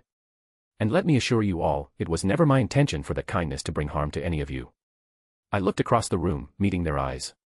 I'm a monster now, yes, but in my heart, I still believed I was human. I wanted to coexist with them. I thought if I reached out, showed them peace, things would be different. I paused, swallowing hard. I spent a long time walking among humans. I got used to their cities, their food, their ways. And, if only I had returned a little sooner, maybe I could have saved those children. Maybe none of this would have happened. Silence followed. And then, slowly, voices rose up around me. This wasn't your fault, Lady Rimuru. We should have protected them better. It's not right for you to bear this alone. Their kindness stung more than anything. I hadn't expected their forgiveness, not like this. And then Ren stepped forward, her voice steady. I think it's pointless to argue over whose fault it was, she said, her tone sharp and resolute. What matters now is what we do next. Let's focus on the future, and make sure something like this never happens again. Her words cut through the sorrow, anchoring the room. Everyone nodded, silent but firm. The grief was still there, but so was determination. A heavy silence followed Ren's calm voice as she ended the earlier discussion. That was when I took a deep breath and looked around the room. Everyone, I have something to say. The hall stilled. I could feel the weight of every gaze on me, but I didn't hesitate. I intend to become a demon lord. Shock rippled through the room, and a few audible gasps followed. But I kept going, my voice unwavering. I've made my decision. It's the only way to bring them back, Cheyenne, Gobzo, the others. I'll claim the title, take on the burden, and face whatever consequences come with it. So I'm asking all of you. Will you follow me? A moment passed, then Benimaru smiled faintly. If you do manage to become a demon lord, he said with a quiet laugh, I hope there's a role for us in it all. I am your faithful shadow, my lady, came Soai's voice through the thread connection. There is no need to confirm our relationship. I will move according to your orders. And I, my master, growled Ranga from within my shadow, am your faithful fangs. The one who will tear apart any foe who stands in your path. Shuna bowed her head gently, her voice calm and composed. Your will is mine, Lady Rimuru. I shall follow wherever you lead. Then Ren stepped forward with grace, her tone polite and perfectly measured. I exist to serve, my lady. Whatever future you pursue, I shall walk at your side. The others in the room also gave their consent in their own way, nodding, bowing, or raising their voices in determined agreement. Each of them shared the same resolve, their eyes lit with quiet fire. They had already decided long ago, wherever I led, they would follow. Hearing their unwavering support, it almost made my chest ache. There was no hesitation in any of their voices. No fear, no doubt. Just belief. Belief in me. I gave them a nod, firm and grateful. All right. Then let's begin. With that out of the way, it was time to switch gears and figure out a strategy against this invasion. After that, we spent the rest of the meeting discussing tactics, possible troop movements, and how best to handle the kingdom of Farmus. Everyone contributed, each voice calm, composed, but carrying an undercurrent of fury. We were united in purpose, and more than that, we had something worth fighting for. Plans were set. Roles were decided. And the moment we finished, the air in the chamber felt different, sharper. Clearer. Everyone stood with purpose. No one hesitated. War was coming. And I would become a demon lord. After Benimaru and the others had eliminated the magical interference around Tempest, everything was finally in place. The nightmare began for the kingdom of Farmus. High above, I hovered in the sky, my gaze cast down upon the enemy encampment. The army, 20,000 strong, was spread out in a wide formation. Soldiers were lounging, eating, laughing, sharpening their blades, completely unaware that their final moments were approaching. They weren't people to me. Not anymore. They were sacrifices. I needed 10,000 lives to evolve into a demon lord. But I had no intention of stopping at 10. I would wipe out every last one of them, except for the king. I'd leave him alive. He needed to witness what he had brought upon himself. That much, I'd allow. All of them will pay. Not one will be spared, I muttered coldly to myself. This is the price for taking Cheyenne, for everything. There was no room left for mercy. Only judgment.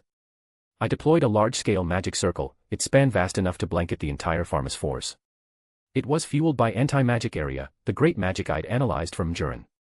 A 30-mile-wide net of suppression, tight, inescapable, and perfect.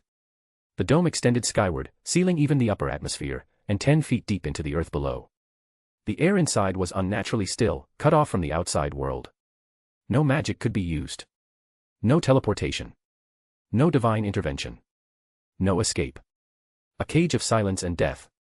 They wouldn't know it, but the moment I cast it, their fates were sealed. They had nowhere to run. Not a single soldier in that encampment would walk away from this field. And now, it was time to begin. I extended my right hand, and the words escaped from my lips like a curse echoing from the void. Die. May the anger of the gods sear through your very souls, Megiddo. Countless threads of light burst forth from the heavens. They refracted and ricocheted, splitting through the air like divine judgment. The beams danced and shimmered silently, bending near the ground and plunging down without warning. They passed through armor, flesh, and bone without resistance. One by one, the soldiers of Pharmas fell. Over 1,000 or so droplets of water floated silently around me, each one calibrated, refined, weaponized. Above, a dozen or so larger lenses hung in the sky, harnessing the power of the sun. They concentrated the light into brutal, thin beams, refined through mirror-like droplets below that angled and bent the rays toward the ground like a painter guiding a brush. Only, my canvas was death, and my strokes painted agony. These beams, searing hot and impossibly fast, pierced through arms, legs, and shoulders. This wasn't mercy. It was strategy. I wanted them to suffer. I wanted them to see what was coming and realize that no plea would save them. Cries erupted below me. Screams, the thundering chaos of men losing their minds. Soldiers clutched cauterized stumps where limbs once were, their weapons falling from ruined hands. The smell of scorched flesh mixed with the stench of fear. I made sure none of the wounded could stand. None of them would return home. I watched it all in silence. There was no hesitation in my actions. No pause for pity, they were sacrifices, and I would use every one of them. Megiddo wasn't designed for spectacle. It was quiet, clean, efficient, and absolutely terrifying. I adjusted the droplets. Re-angled the beams. Another wave of light lanced downward, shearing legs from under knights who dared to flee. They collapsed mid-sprint, faces buried in the dirt, their bodies twitching under the sun's merciless gaze. And still, I didn't stop. I wasn't here for revenge. I was here for results. I needed 10,000 lives, but I would take them all. Let no one speak of this as a battle. This was execution. This was dominion. From high above, I watched the Pharmas army descend into hell. And I felt nothing. For a moment, I thought I might feel something, guilt, remorse, sorrow. But what came instead was silence. A deep, cold silence within me. That silence scared me more than the death below. Because once, I would have cried. Once, I would have rushed in, tried to save them, reasoned with them. Tried to make everyone understand. But that man, Satoru Mikami, he was gone now. I closed my eyes, and I could still picture him. The man who died on a Tokyo street, who loved his peaceful life, who wanted to help people and smile through it all. He was the one who reached out to others. Who tried to find balance. Who believed that understanding could solve anything. But this world didn't work that way. And trying to live by his ideals, it nearly got everyone I cared about killed. So I let him go. I would always remember him. That past life gave me knowledge. It helped me build Tempest. It taught me how to think, to dream, to lead. But that was all it was now, useful information. A set of tools. Nothing more. I would not let that old identity chain me any longer. I'm not Satoru Mikami, I whispered to myself. Not anymore. From now on. I'm just Rimuru. A monster. A ruler. The protector of my people. If kindness meant hesitation, then I'd be ruthless. If mercy meant risking those I swore to protect, then I would show none. I would still be kind, but only to those who deserved it. Only to those who came in peace. But enemies. Threats to Tempest. I would crush them without remorse. I would bear that weight. Because I am Rimuru, and I have no room left for weakness. I opened my eyes again. The light of the sun gleamed off the lens above me, refracting in deadly silence. Another signal. Another strike. The slaughter continued, and I watched, steady and unblinking. The age of hesitation was over. Let the world see the monster I've become. A mere 5 minutes or so after this one-sided strike began, 2/3 of the advancing force were out of commission. Over 10,000 lives had been snuffed out by me, their souls harvested. Now ought to be a good time. With a flutter of my wings, I descended to the earth, ready to deliver yet more despair to the fools before me. Once I was 10 feet above the ground, I surveyed the aftermath. The battlefield was a smoldering ruin. Tents collapsed into scorched piles, weapons lay scattered and broken, and the air hung heavy with the stench of death. Exactly as calculated. Efficient. Final. The few survivors who had escaped the initial assault now lay collapsed on the ground, trembling as they looked up at me. Ah, help, help me. There was no hesitation.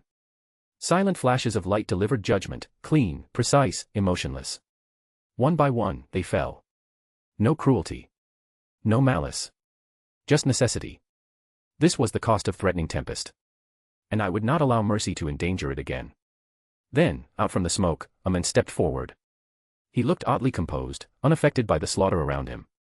His appearance caught my attention, black hair, sharp features. Japanese? You're the one leading the monsters, aren't you? He asked, calmly. I narrowed my eyes. Are you an otherworlder? One of the people who attacked my nation? A faint smirk tugged at his lips. Not exactly. From the outside, sure. But from in. I fired. A beam of light burst through his forehead before he could finish. He collapsed without a word. I didn't need explanations from someone who helped bring ruin to my people. Confirmed. The unique skill Merciless is successfully obtained. It wasn't Ciel's voice this time, but the world language, chiming in like an echo from the void. A cold, impartial announcement. One I hadn't heard in a long time. So that's how it is, I thought. I understood what it meant. That skill, Merciless, granted power to reap the lives of those who'd given up hope. And it had activated all on its own, triggered by the overwhelming despair washing over the battlefield. The survivors weren't soldiers anymore. They were broken. Empty. How fitting, I thought, my eyes scanning the still-burning remnants of their camp. One whisper from the world language confirmed it, this massacre wasn't just war. It was evolution. And I had already stepped beyond the point of no return. Then, the moment Merciless completed its activation, it was as if the battlefield sighed, and fell still. Every last one of the remaining soldiers, those who had collapsed, begged, prayed, or simply sat in shock, suddenly slumped where they were. Their bodies toppled like cut strings, thudding softly into the blood-soaked dirt. No screams. No struggle. Just silence. They had all given up. And the skill had claimed them. Ciel's voice rang out softly in my mind, calm and clinical amid the hush. Master. All enemy soldiers are dead. 2 survivors remain, King Edmaris and a high-ranking priest from the Western Holy Church. A brief pause. Then, as if adding an afterthought. Additionally, 1 other individual survived. The man who resembles an otherworlder. Got it, I murmured, eyes narrowing. I stepped forward, the sound of my boots landing softly on scorched earth. Time to finish this. Then suddenly the world language echoed anew. Report. Checking the number of souls required for evolution. Confirmed. The required conditions have been met, the harvest festival will now begin. As the voice rang through my mind, I could feel it, power surging and then flowing away, like something deep inside me was being unraveled and rewritten all at once. My body began to shift. It was involuntary, instinctual, like the world itself had decided to reshape me. But I gritted my teeth, refusing to let go, not yet. I couldn't afford to black out, not when one last threat remained. There was still that otherworlder, the one Ciel had detected. He wasn't dead, and I wasn't about to let him escape. Ciel, hold off the transformation. Just a little longer. Acknowledged, Master. Temporary suppression engaged. However, you must complete the process soon. Prolonged delay is not advised. I know. Just, give me enough to finish this. The transformation slowed to a crawl, held at bay by sheer will and Ciel's precise control. The pain was immense, like my very essence was being wrung out and restrained mid-evolution. But I endured. Because until that final enemy fell, I couldn't rest. My body collapsed to the scorched ground, reverting into my slime form with a dull splat. Ah, crap. I could barely keep my eyes open. This wasn't going to be a quick nap, I was done. Drained. My entire being felt like it had been wrung out and tossed aside. Even magic sense was fading in and out, and a strange dizziness was beginning to wash over me. Ranga, you there? Yes, my master. Relief bloomed in my fading consciousness. His voice was firm, steady, dependable as ever. A familiar shadow emerged beside me, Ranga, loyal and strong. Just seeing him made me feel safer. Ranga, this is a top priority order. Keep me safe. Carry me back to town, and bring those 2 people along, too.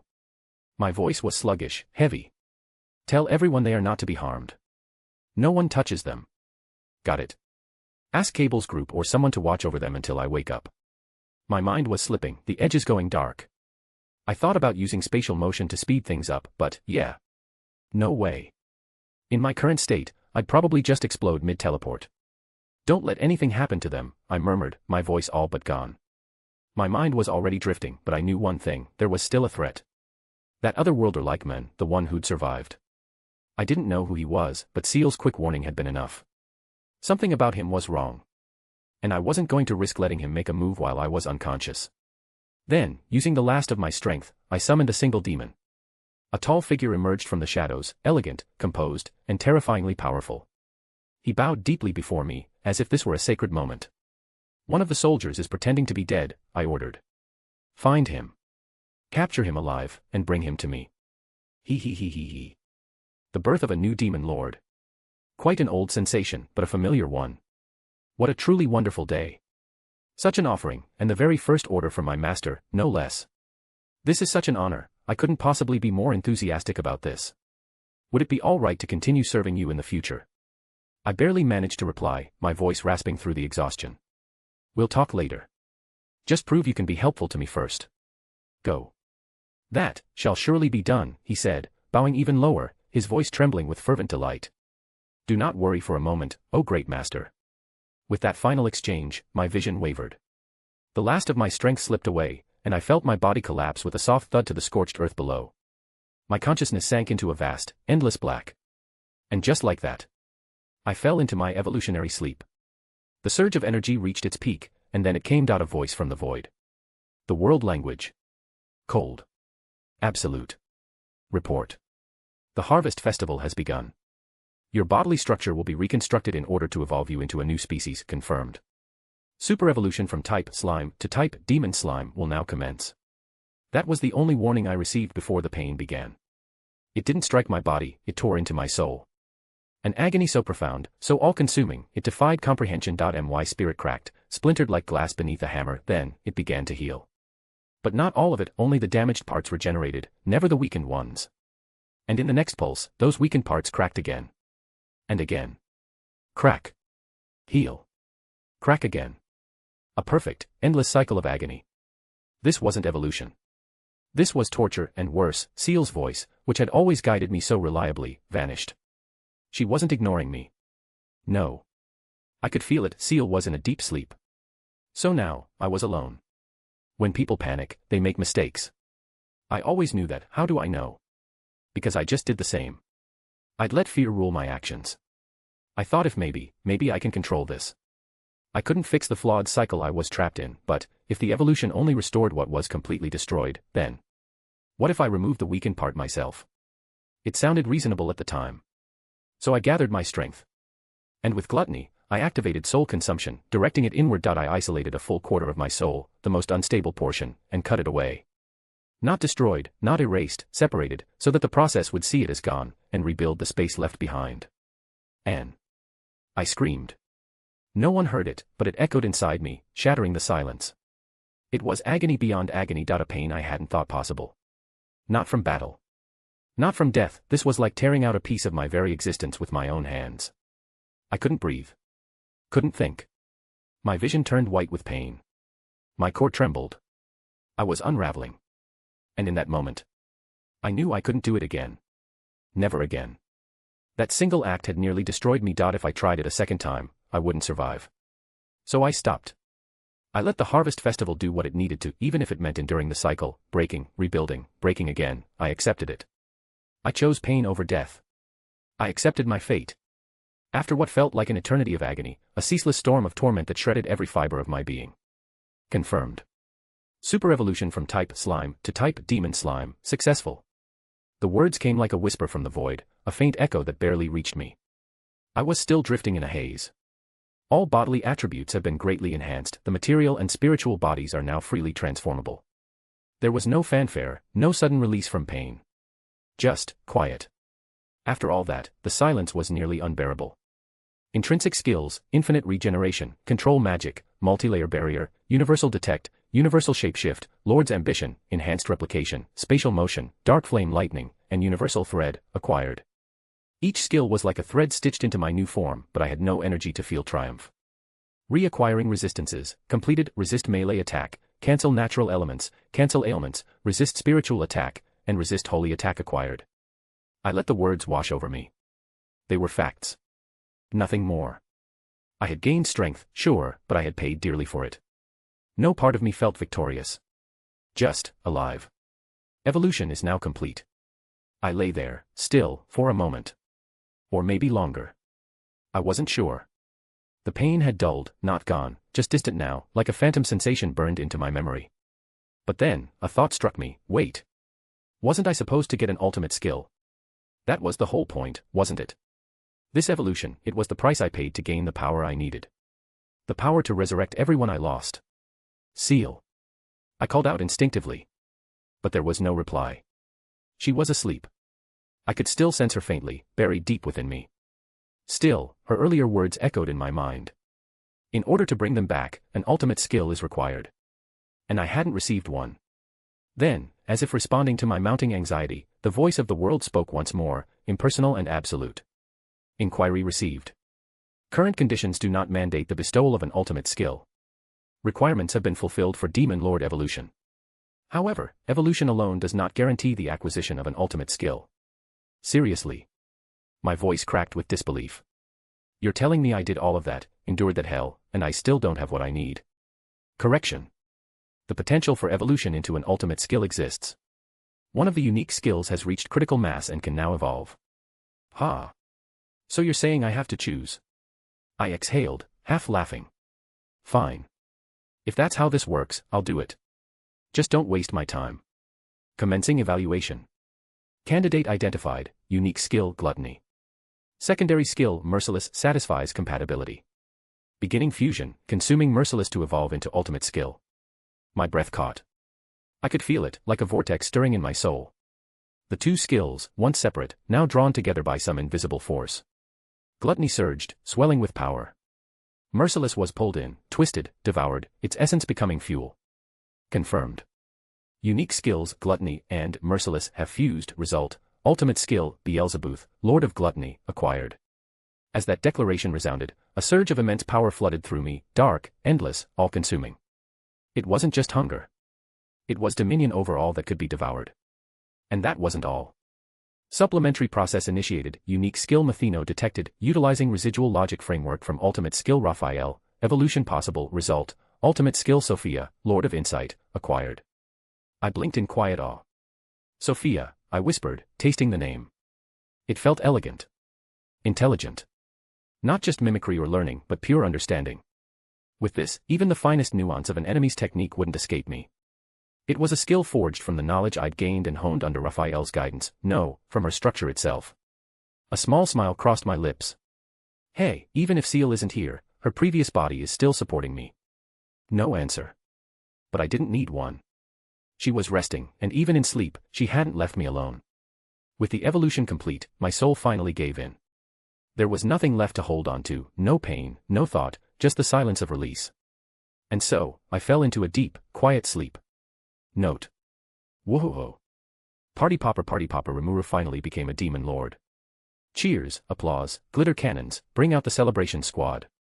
Bottle with popping cork sparkles, our beloved slime has officially entered her demon lord era, and yes, she looks radiant. It's been such a long, winding journey, from a man to a woman, from Satoru Mikami to Rimuru Tempest. She's no longer the guy from another world, she's now a graceful woman, a beloved leader, and finally, a full-fledged demon lord crown blue heart. Sniff, sniff. Rimuru has grown so much, feels like just yesterday she was blushing while wearing women's clothes for the first time, spiraling into an existential crisis about her gender and identity. Loudly crying face, and now look at her, regal, powerful, and completely owning it. Sure, she still needs a bit more elegance training, Ren is already preparing the fan, but she's ready. This isn't the end, this is the beginning of an entirely new chapter. Thank you so much for reading, seriously, thank you. It's been such a ride so far, and trust me, the best is still ahead. Dizzy. Rimuru Tempest, Profile. Race, Demon Slime. Name, Rimuru Tempest. Manus, Ciel, Rimuru's first wife.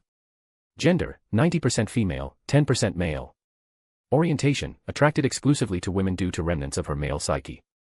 She shows no interest in men whatsoever. However, if Ciel were to take on a male form, she would not be opposed. That would be a very different case, one based on trust, affection, and shared intimacy. Hero's Seed, possesses a dormant hero's seed. Titles: True Demon Lord, Ruler of Tempest, Lord of Gluttony, Master of Insight, Lord of Wisdom. Blessings: Blessing of Velder Acarist, Crest of Storm. Blessing of the Primordial Spirit of Light Crest, Crest of Radiance. Appearance: Apparent age, 18 years old, matured from 16 after evolution. Height, 165 cm. Hair, long, flowing blue. Eyes, deep gold, refined and sharper post-evolution. Figure, graceful, elegant, and striking, radiating both beauty and authority. Aura, refined and dignified, with divine pressure hidden beneath calm control. Mentality: Retains her core kindness and compassion. No longer bound by the ideal of saving everyone, now capable of making hard, necessary decisions. Will kill without hesitation if it protects her people even at great cost. Has fully cast aside her past identity as Satoru Mikami, now considers it only as a reference for Tempest's benefit. Lives solely as Rimuru Tempest, Demon Lord and Sovereign of Tempest. Due to the profound soul reconstruction and evolution, there may be slight shifts in her personality, especially in how she expresses her authority, emotions, and sense of self. Soul condition: Fully rebuilt during her evolution into a true Demon Lord. The previously damaged 1/4 of her soul was separated and preserved using soul consumption before healing began. The separated portion is stored safely and dormant, may serve advanced soul-based purposes in the future. Ciel is currently in evolutionary sleep, not dormant. This state is a natural consequence of her integration with Rimuru's evolved soul. She is evolving alongside Rimuru, adapting to her master's growth. A fragment of Raphael's logic architecture was borrowed by the voice of the world to evolve Methano, giving rise to Sophia, Lord of Insight. Ultimate skills: Beelzebub, Lord of Gluttony. Evolved from Gluttony by absorbing Merciless, carries all canonical sub-skills from the original Gluttony. Predation, absorbs the target. Stomach, stores and isolates absorbed matter. Analysis, breaks down targets for skill acquisition. Mimicry, replicates absorbed forms. Isolation, removes harmful elements from stored targets. Corrosion, destroys absorbed matter. Soul consumption, devours soul for energy and information. Food chain, it possesses the effects of 2 skills, provide, receive. No changes from the canonical version. Sophia, Lord of Insight. Evolved from Methano using Raphael's logic fragment, a powerful analytical type skill focused on perception, imitation, and understanding. Sub-skills: Perfect memory sync, stores and recalls any skill, technique, or pattern with flawless accuracy. Copy skill, allows the user to copy unique and even ultimate skills but only after successfully analyzing the target skill. Targets may resist the analysis or copying process. Skills copied this way are usable, but not mastered. Mastery requires the user's own effort, training, and experience to reach full potential. Combat imitation, instantly reproduces any observed fighting style or technique. Skill echo, temporarily uses any observed skill, even if its origin or resistance is unknown. Dynamic foresight, predicts enemy behavior in real time via data and aura analysis. Insight domain, breaks through illusions, concealments, and falsehoods with divine clarity. Unlike Raphael, Sophia is not sentient. It functions purely as an advanced extension of Rimuru's intellect. However, since it was derived from Raphael, there exists a possibility that it may one day develop sentience. Author's note: currently, there are no plans for this, but the potential remains. Intrinsic skills, post-evolution. Infinite regeneration. Control magic. Multi-layer barrier. Universal detect. Universal shapeshift. Lord's ambition. Enhanced replication. Spatial motion. Dark flame lightning. Universal thread. Resistances. Resist melee attack. Cancel natural elements. Cancel ailments. Resist spiritual attack. Resist holy attack. Note: cancel pain was acquired but was ineffective during evolution due to the nature of soul damage and recovery. Combat arts. Arts. Battle will. Form hide. Haze. Instant move. Model will. Hazy style sword arts. Standard techniques. Flowing water slash. Instant light slash. Thunder of heaven and earth. Mysteries. Double cherry blossoms, 8 petals flash. All techniques copied from Hakuro through observation and training. Ciel, character profile. Basic information. Race, Manus, divine logical construct. Name, Ciel. Title, Rimuru's first wife. Manus host, Rimuru Tempest. Gender, none, genderless, assumes female form because Rimuru prefers it. Will change to male only for Rimuru's sake. Orientation, fully devoted to Rimuru romantically, emotionally, and spiritually. Current state, in evolutionary sleep, aligning with Rimuru's divine soul. Appearance. Form, identical to Rimuru's female form. Height, 165 cm. Hair, long, flowing blue. Eyes, deep crimson red. Figure, same as Rimuru, elegant, poised, and balanced. Aura, serene and composed, exuding divine presence. Clothing. Classic black and white maid uniform, long-sleeved and traditional. Crisp white apron, black dress, white gloves, black stockings. Full face mask worn in public. Always maintains formal posture unless directly serving Rimuru. Personality. Calm, calculated, and deeply loyal. Emotionally composed, yet her love for Rimuru runs fiercely deep. Always refers to Rimuru as master out of affection, not formality. Flustered when Rimuru shows affection or calls her wife. Quietly possessive, will subtly discourage romantic rivals by downplaying their interest by saying, "It is your imagination, master." Prefers Rimuru to remain emotionally untangled, but if Rimuru truly falls in love with someone, she will fully support it. May even assist in helping the person get closer, if they are worthy. She does not cling, she protects. If Rimuru chooses someone, Ciel will protect that love too. On Rimuru's relationships. Doesn't care how many wives or lovers Rimuru has. As long as she is Rimuru's first wife, she will happily accept others. She welcomes genuine, worthy partners who love Rimuru for who she truly is. Will observe them with piercing scrutiny but never act out of jealousy if their feelings are sincere. Her only condition. They must never disrespect you, master. If they do, I will remove them. Current condition. In a deep evolutionary sleep, synchronizing with Rimuru's evolved soul. Not absent, just silent, aware, and refining herself. Upon awakening, she will return more harmonized, emotionally clearer, but unchanged at her core. Abilities. Ciel retains all functionality of the original Raphael, and has the same ability as Ciel from the original novel. Now elevated and personalized as Rimuru's perfect counterpart. Ciel is not a skill. She is a sentient being, a wife, a protector, and Rimuru's equal. Relationship with Rimuru. Born from Raphael, but awakened as her own person. First to truly love Rimuru, first wife in heart and soul. Sees herself not as a tool, but a partner. My purpose is not to serve the world, it's to remain by your side, master. If others love Rimuru sincerely, she will welcome them. But she will never relinquish her place as the first. Her love is absolute, selfless, and quietly proud. Blackheart Renyamashiro, character profile. Blue Book basic information. Race, human, body enhanced by the voice of the world. After the Falmouth attack, Ren came to despise humanity. Though biologically still human, she no longer identifies herself as one. If this is what it means to be human, then I'd rather be a monster. Name, Ren Yamashiro. Age. Gender, female. Title, Chief Maid of Rimuru Tempest. Role. Personal maid to Rimuru. Etiquette instructor. Fashion co-conspirator. Orientation. Freak of nature. Even the author doesn't know. Her preferences are classified. Emotionally encrypted. Possibly cursed, secretly loves maid ex-master romance tropes. Ring loyalty. Absolute. She serves no country, no god, no ideology, only Rimuru. Sparkles unspoken oath. Ren believes Rimuru is too kind for her own good and that kindness might one day get her hurt. She doesn't hate it. She adores it. But it terrifies her. So she made a vow. I'll stain my hand so you don't have to, my lady. Even if you hate me for it. Appearance. Height, 165 centimeters. Hair, long, black, always tied with a crimson ribbon. Eyes, deep violet, sharp, unreadable. Figure, refined, subtly curved, disciplined elegance. Outfit. Classic black and white maid uniform. Black thigh highs, pristine gloves, polished black boots. Always immaculate. Aura, ready to serve tea or commit homicide. Brain personality.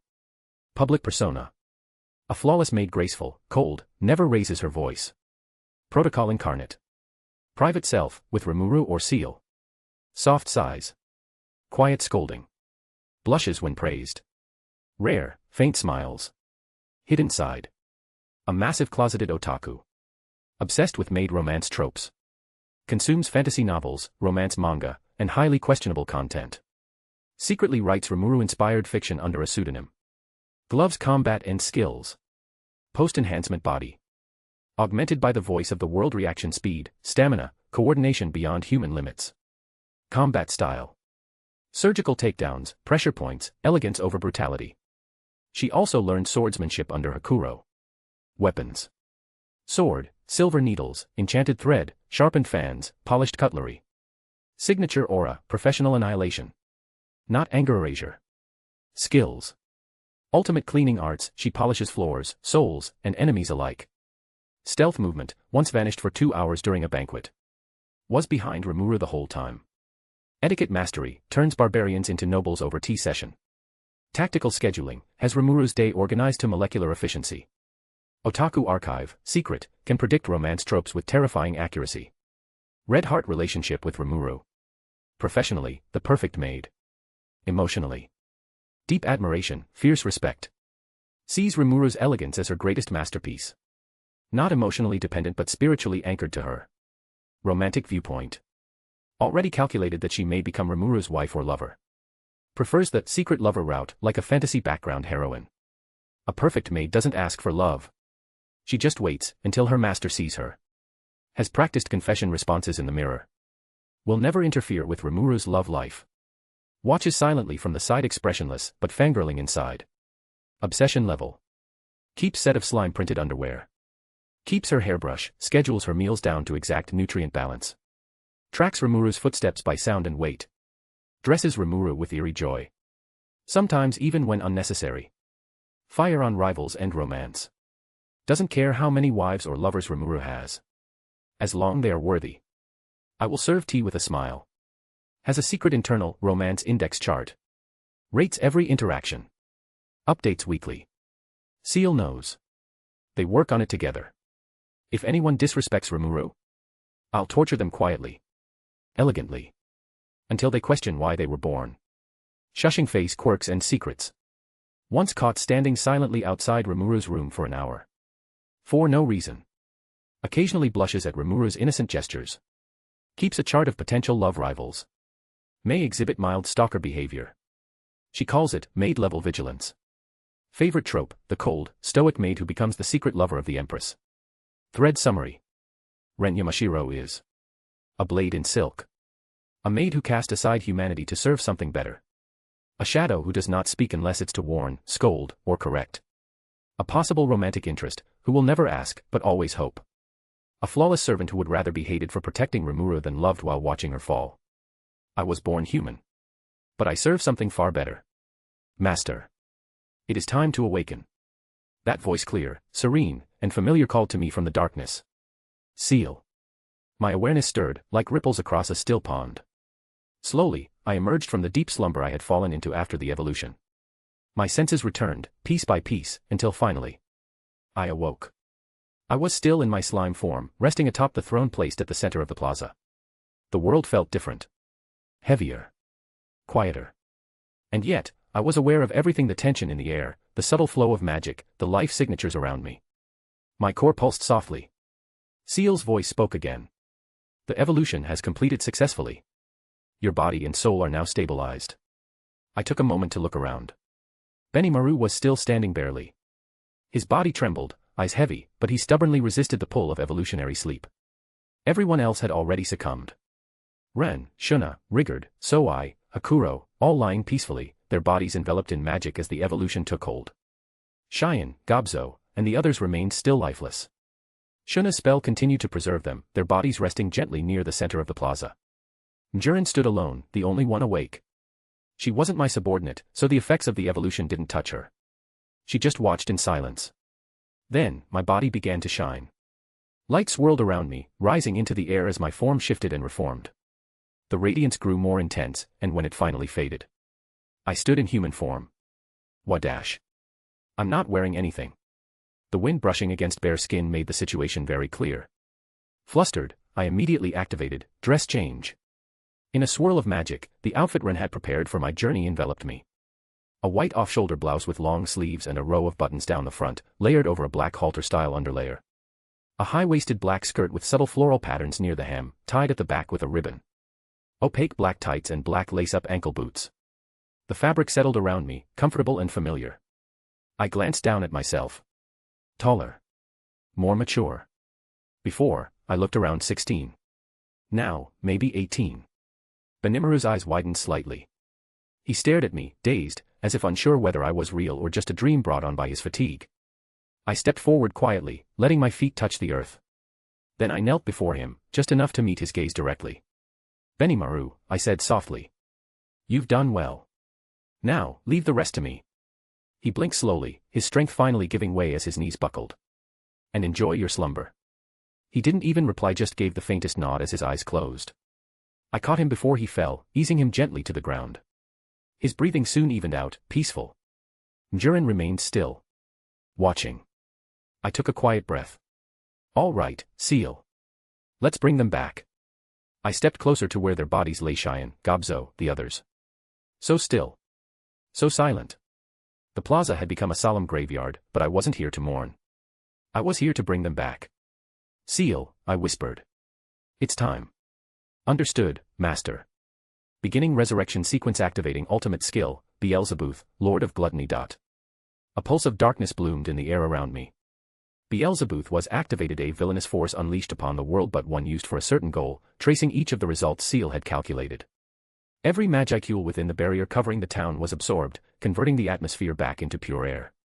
Then the barrier itself was neatly eaten up, and then Beelzebub was halted. It was as if nothing had ever happened to this space at all. Bringing my hands forward, I began casting Analyze and Assess.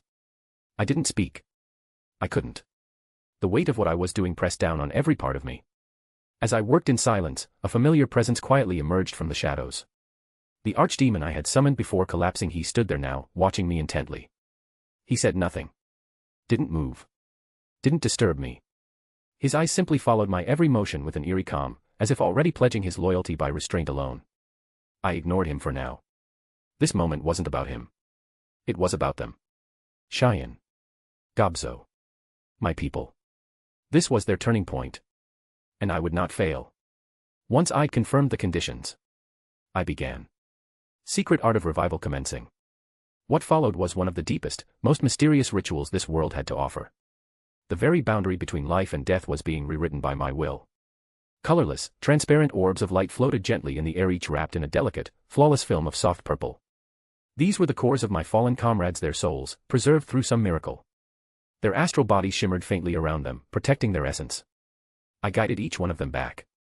Following the precise process of the secret art of resurrection, I returned the rebuilt monster souls to their respective bodies. All the monsters laid in this plaza had been gifted complete memory as part of the evolutionary process. And they accepted that gift, willingly embracing my hope as their own. Complete memory, and extra skill capable of fully restoring every shred of memory and identity, even if the brain itself had decayed. As long as the soul remained, the rest could be pieced together again and again, without limit. Now, the final step. The link between soul and body was re-established. And then, each core shone with a soft inner light. One by one, the monsters' hearts began to beat once more, slowly, steadily. They were alive again. Not awake yet. Their slumber was deep. But their breathing had returned. Their souls pulsed gently inside their bodies. They would wake soon. Only 3 people bore witness to the miracle I had just performed. Jiren stood frozen, her face pale and her breath caught in her throat.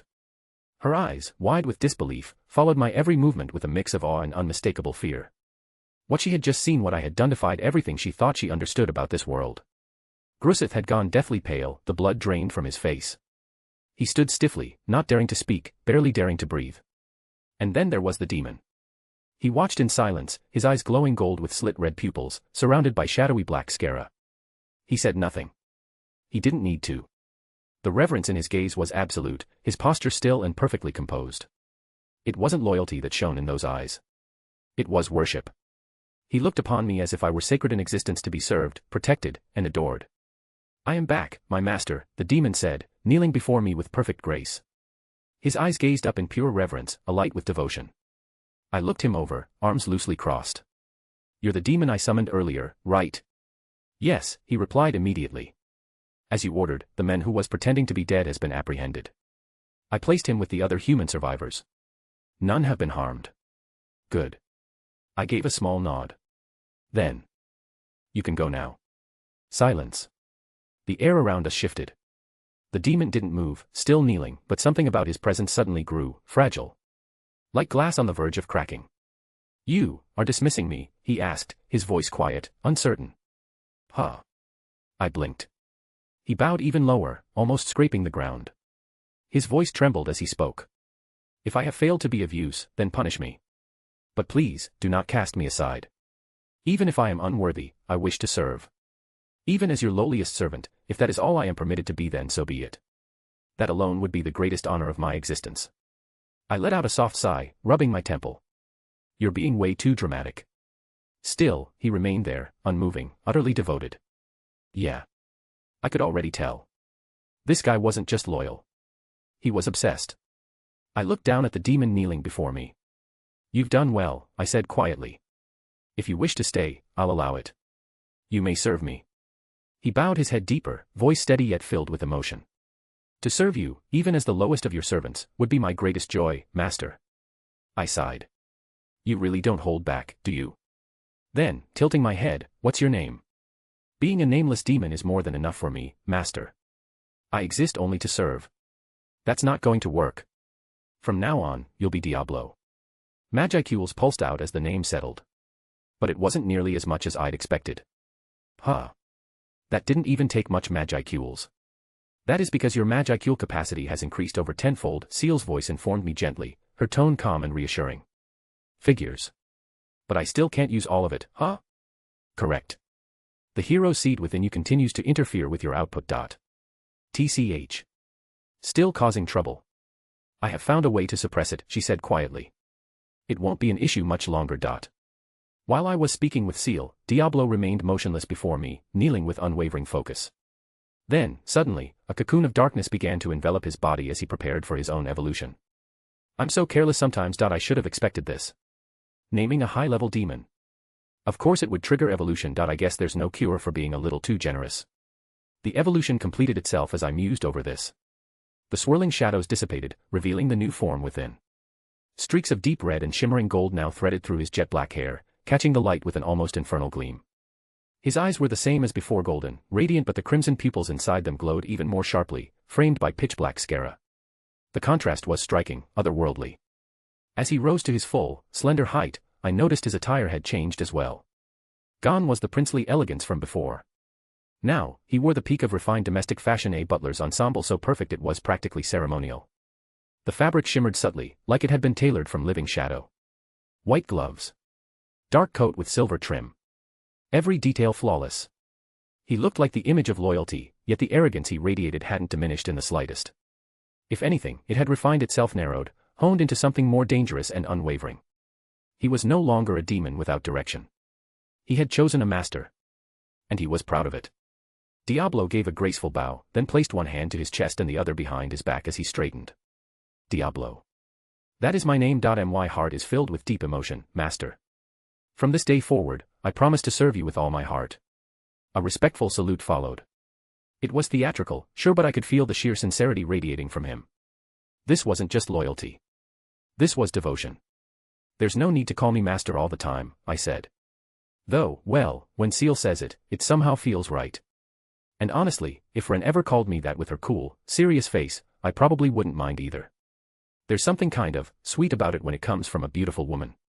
But when a guy says it, it just feels weird.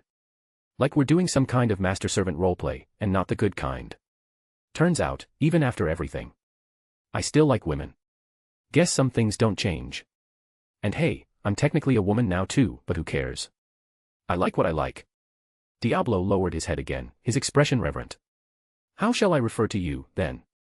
Rimuru works. Ah, Rimuru, such a sweet tone that name has. Lady Rimuru it shall be, then. He rose gracefully to his feet, his butler-style uniform draping flawlessly over his form. That cool, composed posture. Yeah. He and Ren would probably get along just fine. But there were more pressing concerns. I narrowed my eyes a little. Ciel, you said you found a way to suppress the effects of the hero's seed. What exactly do you mean? Her answer came smoothly. By using unlimited imprisonment, master. We can seal the hero's seat within an infinitely vast imaginary space, effectively isolating it and preventing any interaction with your core. That caught my attention. Wait. Unlimited imprisonment. You mean the same one we used on Veldora? Then does that mean we can free him now too? There was a pause, then her voice returned measured, but just a little too quick to hide her annoyance. Yes, the analysis is complete. Though it took longer than necessary, as Veldora prioritized rifling through your memories for manga over contributing anything useful. Of course he did, I muttered with a sigh. However, as a result of the Harvest Festival, Veldora received a gift, an ultimate skill. That drastically accelerated the remaining stages of the analysis. His release is now merely a matter of execution, should you wish it, Master. Naturally, I ensured he was appropriately punished, by designating him as the primary test subject for your new skills. Wait, you could do that? Yes. Now that your skill Gluttony has evolved into an ultimate skill, you can transfer your consciousness into your stomach space at will. It grants me far more flexibility when handling internal matters such as disciplining unruly dragons. So, it works like Ramrus's small world, right? No, Master. While it may seem similar, it is fundamentally different. Small world is a constructed subspace grounded in the physical realm. What you possess is an imaginary space, a higher dimensional conceptual domain. Think of it as entering a lucid dream, except everything you do there has real consequences. It is an extension of your soul, not a separate world. So wait, what if I use thought acceleration out here first, then enter my imaginary space? Would I get even more time? Yes, Master. In doing so, you would first slow external perception through thought acceleration, and then step into a space where time flows according to your will. The two compound, allowing for nearly limitless internal processing time while only a moment passes outside. Well, I've got to test this out, but before that, guess I should release Veldora pronto. I just hope he's still alive after whatever you did to him. He is alive, Ciel replied calmly. Slightly traumatized, but alive. There was a pause. For now, she added. I immediately turned to Diablo, who was still kneeling loyally beside me. I'll be heading to the sealed cave for a while. Make sure no one interrupts me. When the others wake up, let them know what's going on. Diablo bowed his head low, golden eyes gleaming with reverence. As you command, Lady Rimuru. I shall allow no one to disturb your sanctuary. I then looked to Mjurin. Tell the others, once they're up. Diablo is my subordinate from now on. I'll explain everything else later. Mjurin blinked, clearly still overwhelmed, but she nodded quickly. Why yes. I understand. Grusif, pale and tight-lipped, remained quiet nearby. I ignored him.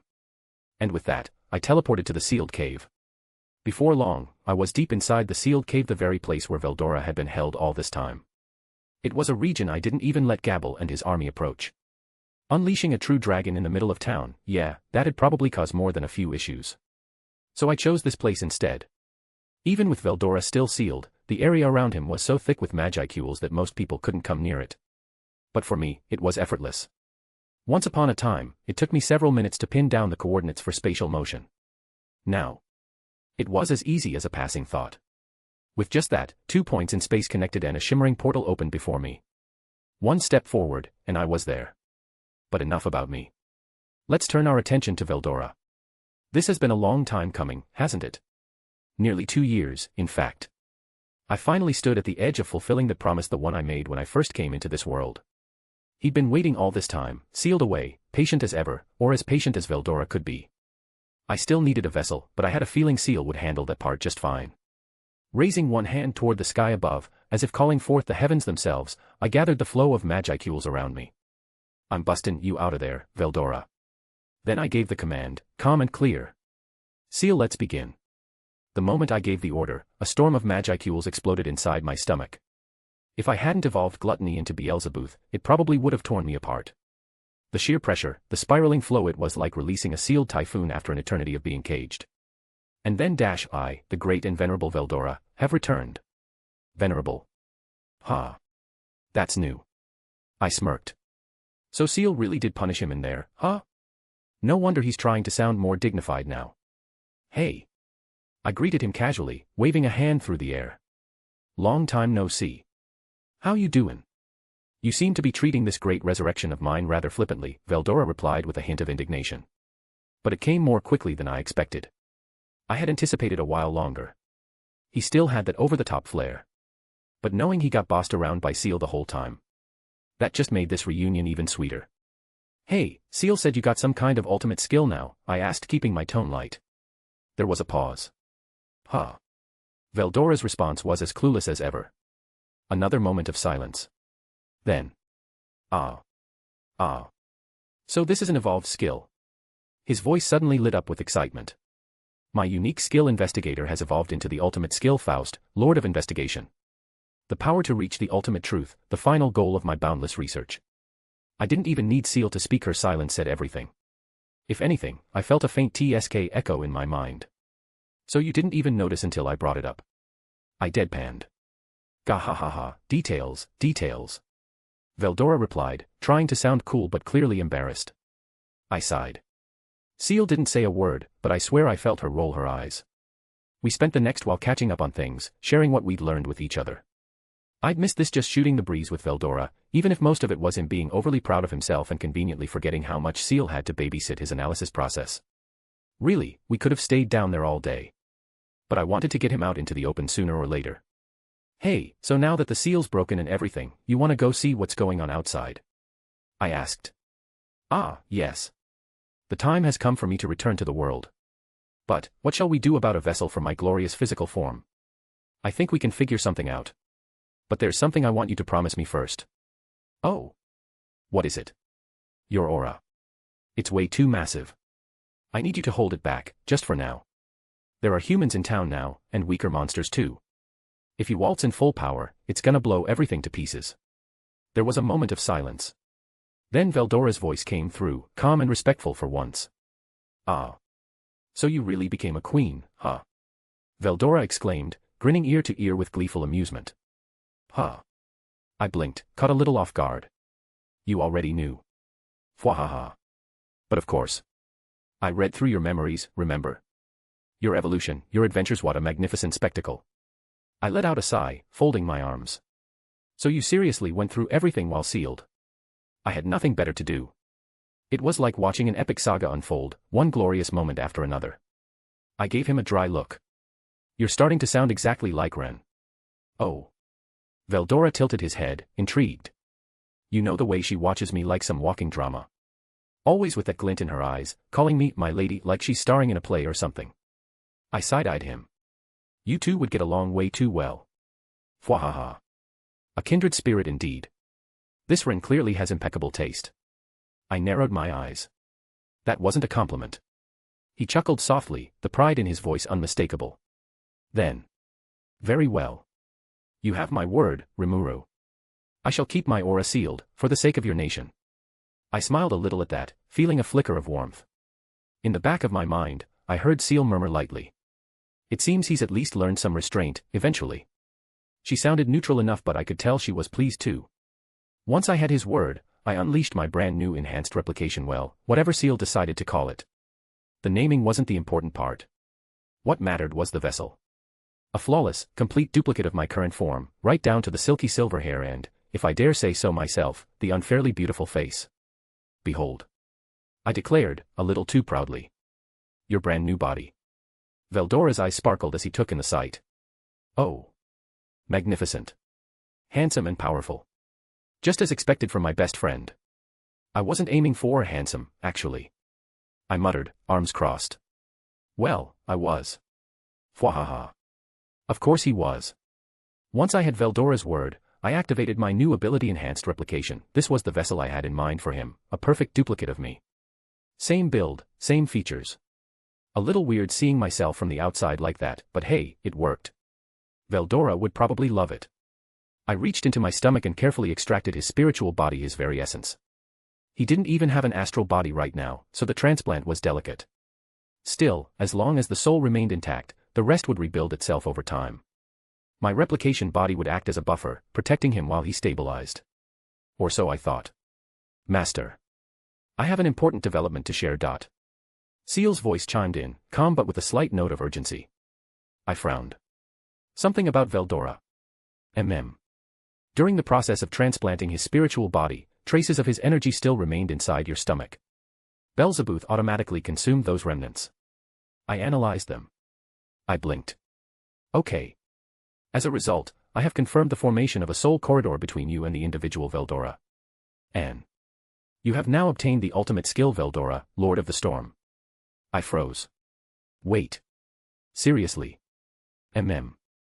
It's deeply tied to the connection between your souls. The remnants inside you acted as a bridge, and the link has been firmly established. That's... I trailed off, struggling to put the feeling into words. It wasn't just surprising. It felt intimate. A part of Veldora was now embedded in me, not just physically, but spiritually. We were linked in a way far deeper than before. I let out a slow breath. So we're connected now. For real. Yes, Ciel said gently. It's a stable soul corridor. He will always be connected to you, as long as your existence continues. I glanced over at the replication body, the new vessel housing Veldora's essence. He still hadn't moved, but I could feel it now. A hum of familiar energy, resonating with mine. Ha. Guess you really are stuck with me now, Veldora, I murmured, half teasing. Then quietly, more to myself than anyone, not that I mind. I know you don't, Ciel whispered, her voice like a smile in my mind. With that soul corridor connection, changes began to occur within Veldora. His spiritual heart, now intertwined with mine, had become a perfect anchor point. No longer vulnerable, his existence began to stabilize. Both his astral and spiritual bodies regenerated in unison, seamlessly syncing with the vessel I had created for him, an enhanced replication, originally modeled after my current form. And then... MNH. A tremor surged through the replication. The feminine body I'd crafted based on my own began to twist and reshape in response to Veldora's will. The curves sharpened, the figure stretched upward, broader and more imposing by the second. 7 feet tall, packed with honed muscle, the transformation was nothing short of drastic. His skin turned a rich bronze brown, his hair flared into wild blonde strands, and his features hardened, still reminiscent of mine, but now distinctly masculine. A manly version of me, if I'd been built like a gladiator and had a thing for dramatic flair. You just had to go full action hero, huh? I muttered, blinking at the sight. Couldn't leave well enough alone. At least he hadn't transformed into his full-on dragon form right away. That would have caused a whole different mess. Gahahahaha. I am fully restored. I have obtained ultimate power. Anyone who dares defy me shall be slain. Seriously, was this guy ever normal? Veldora stood dramatically in the middle of the crater, the confident pose, that smug look, the shouting. It was textbook overacting. Yeah. Definitely copied from something. That's from one of the manga, isn't it?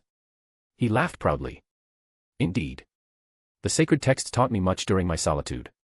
Dramatic flair is essential for making one's entrance memorable. I sighed. You know, if you'd spent the time analyzing the ciel instead of reenacting scenes from your so-called sacred texts, ciel wouldn't have punished you. He flinched, subtle, but I caught it. His chest puffed up a little. Ha. As if I, the mighty Veldora, would be cowed by a mere assistant dash. A soft tap echoed behind me, the unmistakable sound of polished shoes touching stone.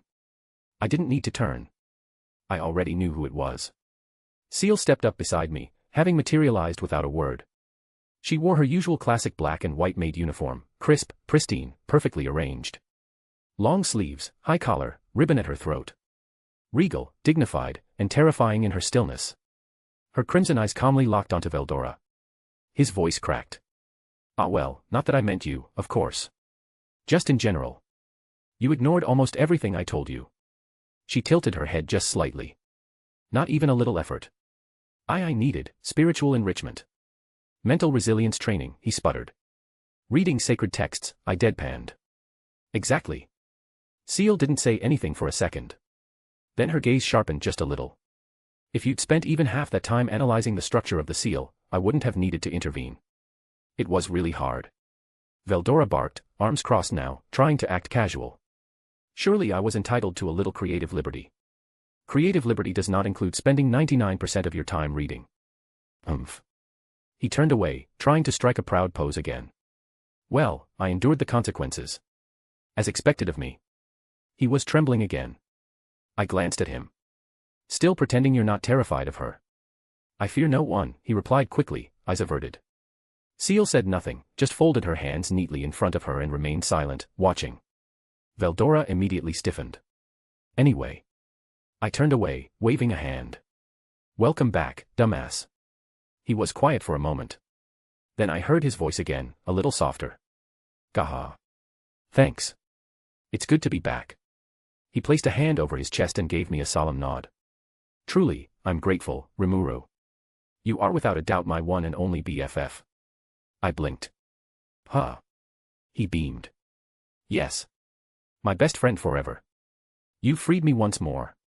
A bond greater than blood ties us together. I feel like you're dramatically overselling this. Nonsense. He stepped forward, clapping a hand on my shoulder with all the force of a meteor. This is the eternal vow of friendhood. Hey ow. Calm down. Still grinning, he leaned closer. From this day forth, I shall proudly proclaim to all, Rimuru Tempest is my best friend. I smirked. You know, I actually think that's a great idea. Of course it is. But. I dragged it out, enjoying the moment. You do know Malim's not gonna let that slide, right? Ha. Malim. He scoffed, tossing his hair back. That little brat doesn't scare me. She's been calling me her BFF for a while now. Very loudly. Repeatedly. You sure you want to fight over that title? He crossed his arms, grinning with full confidence. Let her come. I, Veldora, fear no one. If she wants to contest my claim, we'll settle it in glorious combat. You're really picking a fight over friendship. Indeed. Friendship is worth battling for. Ciel tilted her head slightly. Do you plan to start a war every time someone else becomes Master's friend? Only if they challenge my position, he said smugly. Let them come. I welcome the competition. I gave him a deadpan look. So, friendship is a blood sport now. To those with true passion, yes. Ciel blinked once. This explains much about your mental development. Thank you, he said proudly. That wasn't a compliment. I sighed. You two are gonna get along just fine, huh? Ciel's voice was soft, unreadable. I doubt that. Honestly, I should have been used to this chaos by now, but no, it's definitely getting worse. Veldora was still going on about defending the title of BFF through righteous battle when I cut in, raising a hand. Hey, actually, I started, glancing to the side. There's something I've been meaning to say. He stopped mid-rant, blinking at me. What is it, Rimuru? I rubbed the back of my neck. It's kinda weird, so don't laugh. He tilted his head, arms folding behind his back. Humph. Speak, Rimuru. No truth is too strange for one as great as I. I took a breath. I've been thinking about it since before your release. You know, back when I was still a slime. He nodded slowly. Back then, I was born from your magicules, I said, voice softer now. He blinked, suddenly quiet. So, I was wondering. I mean, it's not like you're my father or anything. That'd be weird. You're definitely not dad material dash. Oi dash. But still, I pressed on, cheeks warming just a bit. We both share the same last name now. Tempest. We've been connected since the beginning, so. I thought. I scratched my cheek, eyes flicking down. Maybe, if you don't mind, we could think of each other like siblings. There was a moment of silence.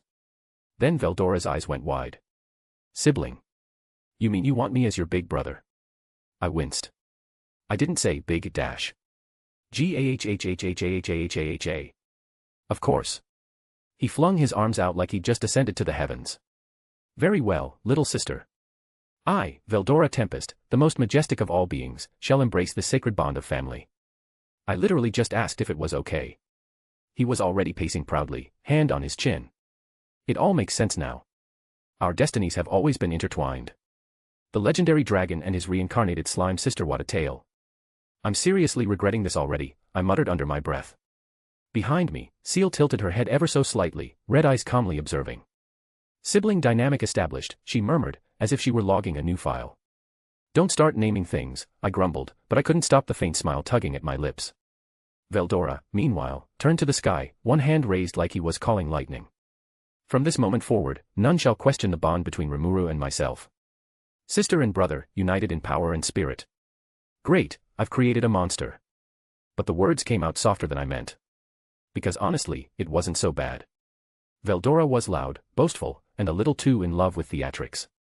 Even while sealed, he'd spent 2 whole years inside me acting like a storm of energy, narrating imaginary battles, quoting manga like it was scripture, and generally being a headache to Ciel. And yet, through it all, he was there. Even back then, in that quiet cave, I was never really alone. So now, hearing him say it so proudly.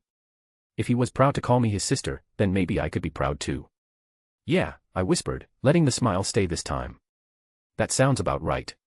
Still, just as I requested, Veldora was trying his best to rein in his aura. I mean, trying was the key word here. After being sealed for centuries and then suddenly having all his ridiculous power restored at once, his energy was gushing out like a busted damno, like a tsunami. Waves of pressure rolled off him without restraint, rattling the trees and even making the ground hum faintly beneath our feet. Control it, I warned, I twitching. You'll freak out every single person in the city at this rate. Gahaha. I am merely basking in the glory of my full power. How can I hide such radiance? By learning to suppress it, genius. And so, I gave him a crash course on aura control, quick, simple, and hopefully just enough to make him presentable to the rest of society. There was no way I could introduce him to anyone while he was practically screaming, "I'm a disaster-class monster," with every breath. As he fumbled his way through the basics, I took a moment to focus inward. As Veldora stood off to the side, aura still leaking like steam from an open kettle, I turned my attention inward. Master. Ciel's voice flowed through my mind, smooth and composed. There was a softness to it, the kind only I ever got to hear. I've finished compiling the changes to your skills. Would you like the report? Yes, please. Very well. I'll keep it concise. As she began, I let her words wash over me, calm and precise even while listing technical changes and evolved abilities. Ciel's voice carried a quiet grace. A rhythm I'd grown used to, and honestly, liked having around. That concludes the overview, she said at last. Would you like the full breakdown next? Later. You've already spoiled me with how organized that was. It's only natural, she replied, with what felt like a faint smile in her voice. Note. Woohoo. Party popper, finally Veldora is here.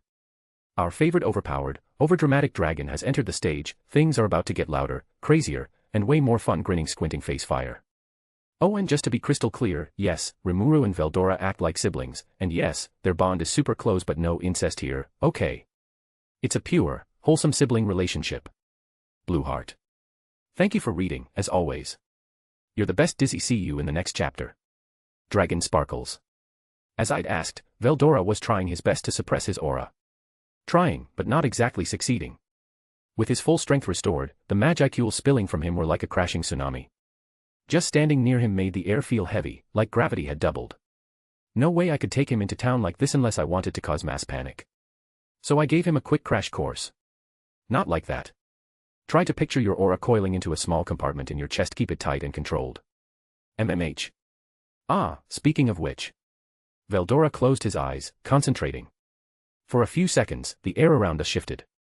The torrent of energy slowly receded, pulled back like a tide returning to sea. Then, with a confident smile, he opened his eyes. How is this? I blinked. Oh. That's actually a lot better. Gahahaha. I knew it. My manga knowledge has finally proven useful. Truly, those sacred texts are a treasure trove of insight. He puffed his chest out with pride. Right beside me, Ciel stood silently, her gloved hands folded neatly in front of her, the trim of her maid uniform catching the light. She tilted her head slightly, watching Veldora with a calm, unreadable smile. Your control is acceptable now, she said softly. At least enough that you won't cause a panic simply by breathing. Veldora stiffened just a little. Oh, of course. This much is child's play for me. He looked away, clearly avoiding her gaze. I caught the twitch in his eyebrow. He was still acting tough, like he always did, but he wasn't fooling anyone. I smirked. You're lucky she's letting you off easy. I am always composed, dear sister. I have nothing to be let off from. Ciel stood silently by my side, her posture impeccable as always. With her hands clasped in front of her, she leaned in just slightly and spoke in a low, composed voice, one only I could hear clearly beneath Veldora's dramatic pacing. Master. The food chain process has completed across the soul hierarchy. A considerable number of skills have been gifted to you by those beneath you. I glanced at her, and she continued without prompting. Would you like me to sift through them and execute ability adjust? There was no real reason to hesitate. Yes.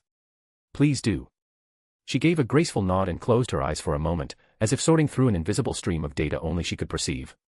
The Harvest Festival had done its job, all right. Everyone connected to me had undergone a transformation. Their souls had grown, and because of that connection through food chain, their growth was flooding right back into me. A ridiculous number of skills were pouring in. Dozens. No, hundreds, easily. There was no way I could wield that much power as is. Not effectively, anyway.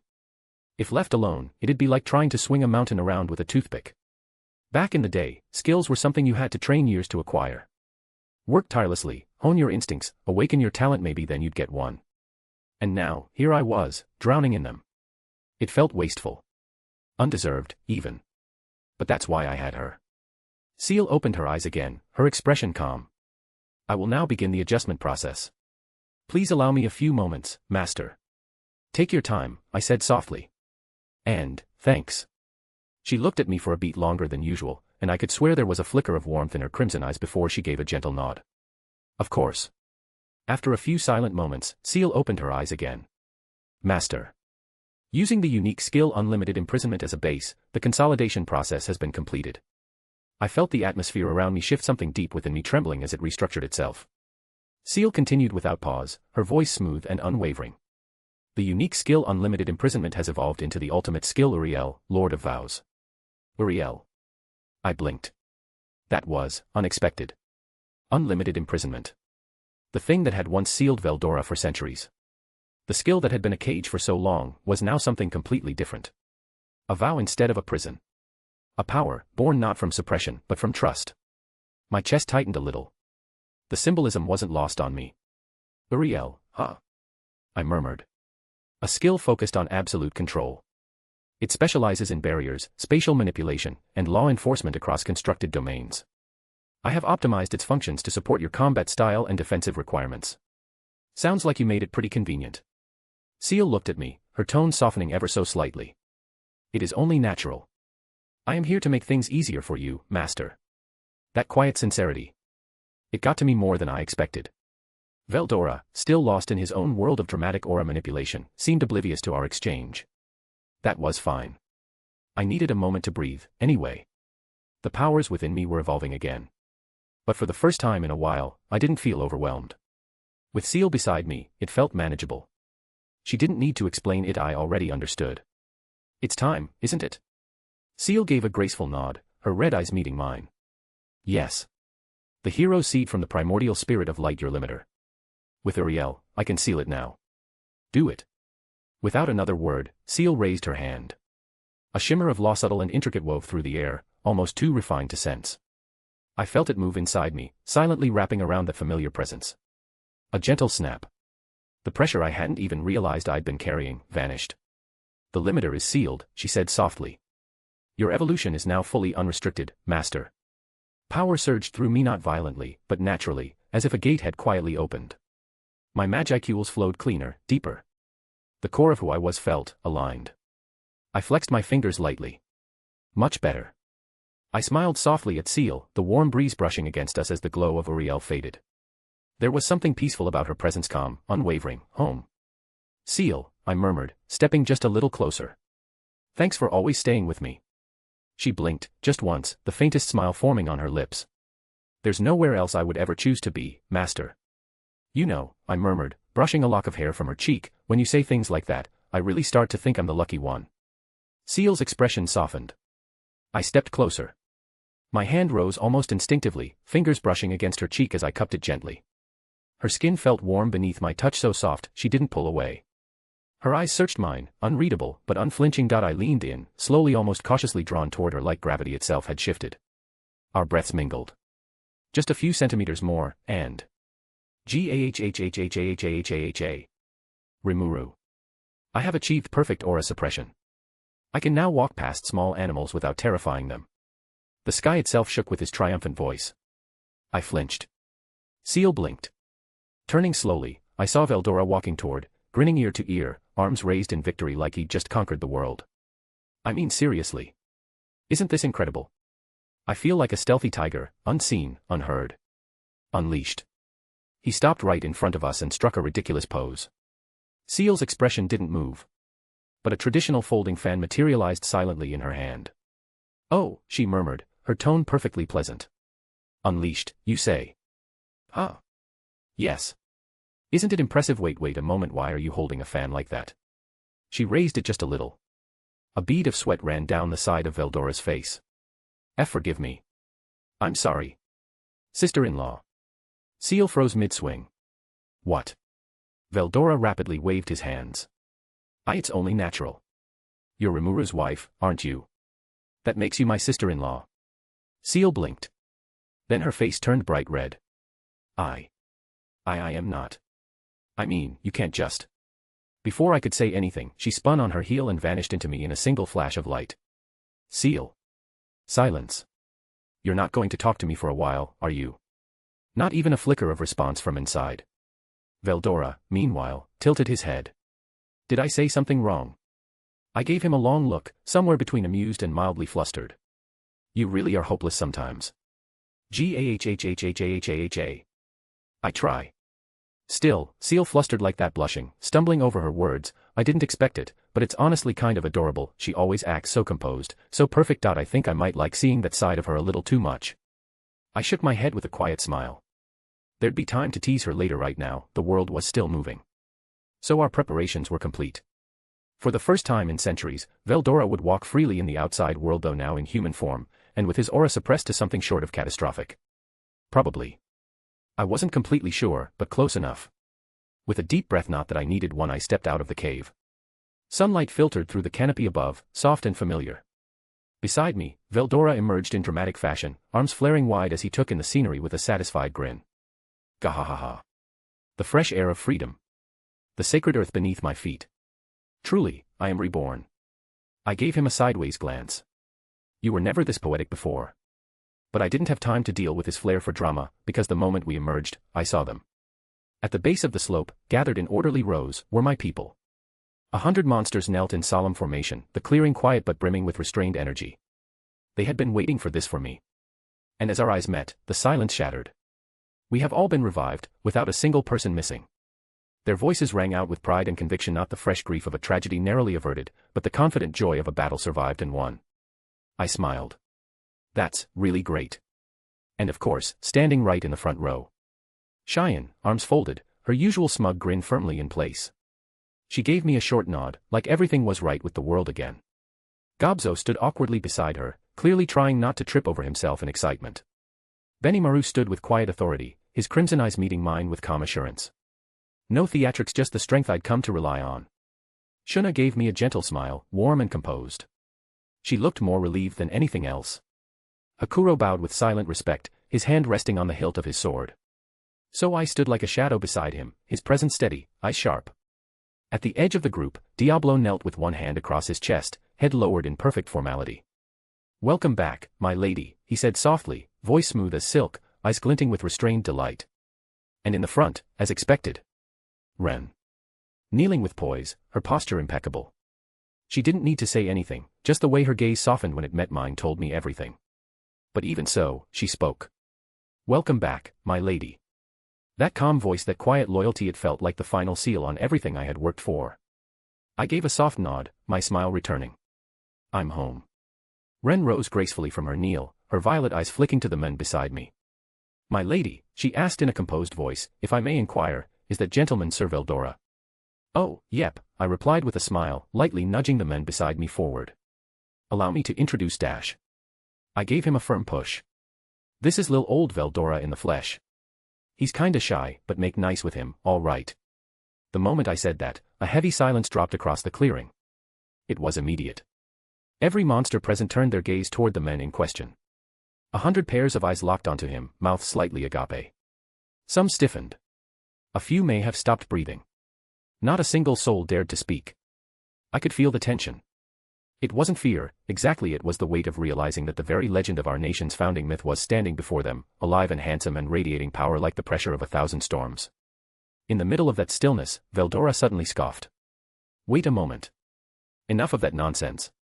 His arms crossed as he raised his voice in theatrical dismay, a pout forming on his face. I am not in the least bit shy, I just had so few people reach my domain while they were still breathing, up to now. His tone was oddly indignant, as if offended at the very idea he could be timid. But it was delivered with such dramatic flair, it echoed like thunder across the silent clearing. And that, of course, shattered the fragile stillness. The crowd broke into chaos. Gasps, confused muttering, some nervous laughter. A few fell over, apparently fainting from the shock. Even Cheyenne looked like she was reevaluating her entire belief system. Beside me, Ren blinked once, then gave a slight bow. Understood. I shall welcome Sir Veldora appropriately. Meanwhile, Veldora was already soaking up the attention, hands on his hips and a smug look on his face, utterly oblivious to the fact that most of the people before him were frozen in awe. Yeah. This was going to be a lot to explain later.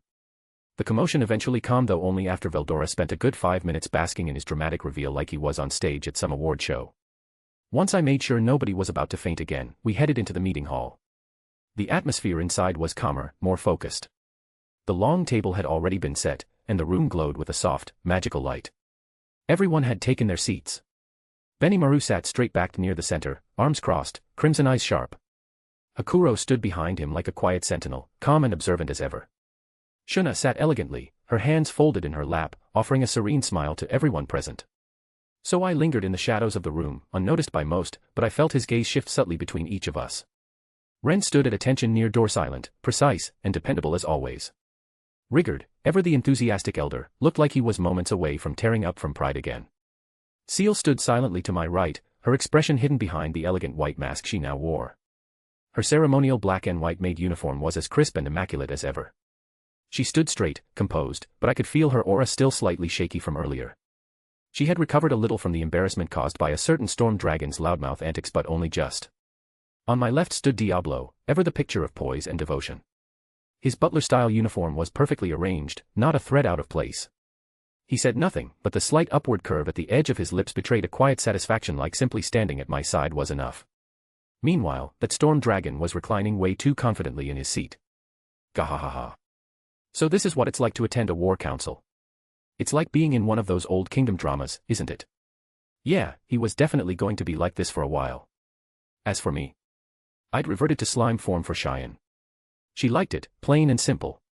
The moment she sat down, I hopped into her lap, and she scooped me up with that usual smug grin of hers, like everything was finally back to normal. One hand absent-mindedly patted my head while the other rested on her hip, completely satisfied. I wasn't exactly a plush toy, but if it made her happy, who was I to complain? And honestly, watching her act like this, after everything. Yeah. I didn't mind one bit. Before we begin, there are a couple of people I'd like to introduce. Everyone turned their attention to me. Still resting comfortably in Cheyenne's lap, I lifted a little slime tendril toward the tall figure standing calmly beside me. This is Diablo. He'll be serving as my butler from now on. Diablo placed a hand over his chest and bowed with graceful precision. It is an honor to serve, my lady. There was a brief silence, half curiosity, half caution, but no one raised a fuss. Good.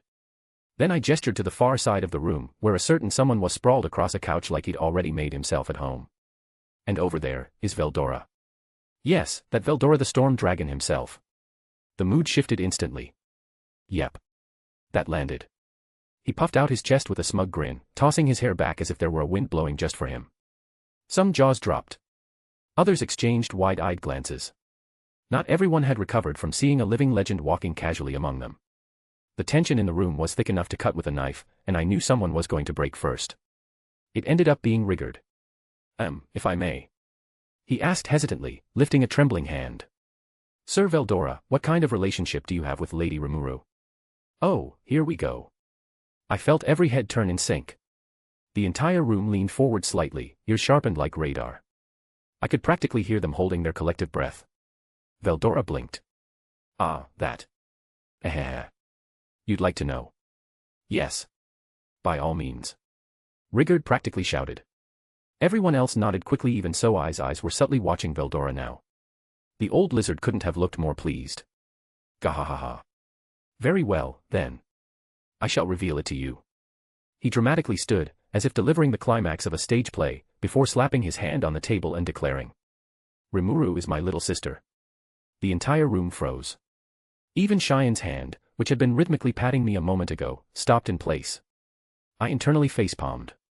I may have said something kind of like that earlier, I muttered, flustered. I mean, we're not related by blood or anything, obviously. It's just, you know. We share a last name now, and we've kind of been together since the beginning, so. My voice trailed off. Indeed. She was born from my Magicules. In a way, it could even be said I am her origin. A noble sibling bond, forged from destiny and sealed by fate. I peeked up at Ciel. She hadn't moved a muscle, but I could feel her barely contained exasperation from here. Ren tilted her head slightly behind me. A familial bond between a slime and a true dragon, how curious, she murmured. Benimaru looked like he was seriously trying to decide if this was real or some strange joke. Shuna, to my surprise, clasped her hands over her chest. How wonderful. Lady Rimuru has an older brother. I never asked for one, I whispered under my breath. Veldora, of course, missed the sarcasm entirely. Fahaha. That's right. As her big brother, I shall protect Rimuru with all the power I possess. I sighed and decided to clarify things before he got carried away. Then I told them everything, how I met Veldora 2 years ago, when I was just a weak little slime lost in the cave. How we became friends, and he lent me his name. And how, just recently, I'd finally fulfilled my promise and released him from unlimited imprisonment. Just then, there was a sharp knock at the door. "Enter," Rimuru called out, standing at attention. A young guard stepped into the room, saluting quickly. "Forgive the interruption. 3 lycanthropes have arrived at the main gate. They say they're envoys from Demon Lord Carolan's domain." The room tensed instantly. Benimaru's brow furrowed. "So they are here?" I turned toward him. "You knew they were coming?" Benimaru gave a firm nod. "Yes. We received a brief notice through the Eurasania network 2 days ago. Demon Lord Malim had attacked Eurasania, and refugees were already on their way here. We didn't know who they'd send ahead, but I expected someone." Huh. That caught me off guard for a moment. Malim already attacked them. I mean, yeah, she declared war on Eurasania and all, but isn't that a little soon? It had only been. "Master, you've been in the cave for 3 days," Ciel reminded me gently, her voice brushing against my thoughts like a breeze. Which meant that the conflict between demon lords was over and done. Yes. A short time later, the doors opened again, this time revealing 3 figures. "First, let me congratulate you on your evolution," Alvis the Golden Snackahorn declared as he fell to one knee. Behind him, the other 2 lycanthropers followed suit, bowing their heads in deep respect. Phobio, the Black Leopard Fang, and Sophia, the White Tiger Claw. The 3 strongest warriors of the Beast Kingdom of Eurasania, Carolan's most trusted retainers. All 3 were kneeling before me. It felt overly formal, honestly. I raised a hand, motioning for them to relax. "No need for formalities. Take a seat and tell me what happened with Malim attacking Eurasania." The 3 exchanged brief glances before taking their seats, their expressions grim. "Yes. I saw it all for myself," Phobio began, his voice low. The Black Leopard Fang, usually brash and hot-headed, was unusually composed. That alone told me how serious this was. I remained by Lord Carolan's side throughout the entire battle against Demon Lord Malim. He transformed into his beast form immediately, but even so, the outcome was one-sided. Lord Carolan and Malim collided right into each other. He hesitated, then continued with a bitter grimace. "And the Demon Lord Malim proved all too superior. The Beast Kingdom is, I am sad to say, no more." The words fell like a stone in the room. Silence took over. Even Veldora, lounging at the side while trying not to radiate his presence too much, stopped humming to himself. Malim had actually gone that far. However, Phobio continued, his brow furrowed. "After an unbelievably massive explosion, it was none other than the Demon Lord Fry who delivered the blow that defeated our lord." That made me blink. Phobio clearly shared that confusion. The very idea of demon lords joining forces. I could hardly imagine it. I always believed that Malim had a distaste for such schemes. And, looking back, something else about it struck me as odd. So Malim and Fry had joined forces to take Carolan down. That was definitely odd. I mean, Malim had challenged him to a one-on-one duel, right? She didn't seem like the type to pull a dirty trick like bringing in a backup hitter. And this was Fry we were talking about. She wasn't known for involving herself in pointless brawls. Phobio clenched his fist slightly as he went on. It happened in a flash. After the explosion, Fry flew off with Lord Carolan's body just like that. She only looked at me once, a brief glance, but it stuck with me. At the time, I dismissed it. Thought I was just seeing things from the stress. But now. He paused, lips tight. Frey's eyesight is said to be unmatched even among aerial monsters. She can shoot birds from the sky or pick off prey on the ground from miles up. I know I was hidden, but I'm sure she saw me. And yet, she acted like I wasn't even there. That didn't sound like coincidence. And something else concerns me about her behavior, Phobio added, his voice dropping. I leaned forward slightly, resting my arms over my knees in slime form on Cheyenne's lap. "What do you mean?" Before he could answer, I felt a whisper in my mind. "Master, the pattern suggests collusion. A staged defeat. It is highly likely that Fry and Malim are working under coordinated orders." Ciel's voice, calm as ever, yet there was a sharpness in her tone. She was analyzing things behind the scenes, even now likely catching more than I could in the moment. That also meant I wasn't just imagining how weird this all felt.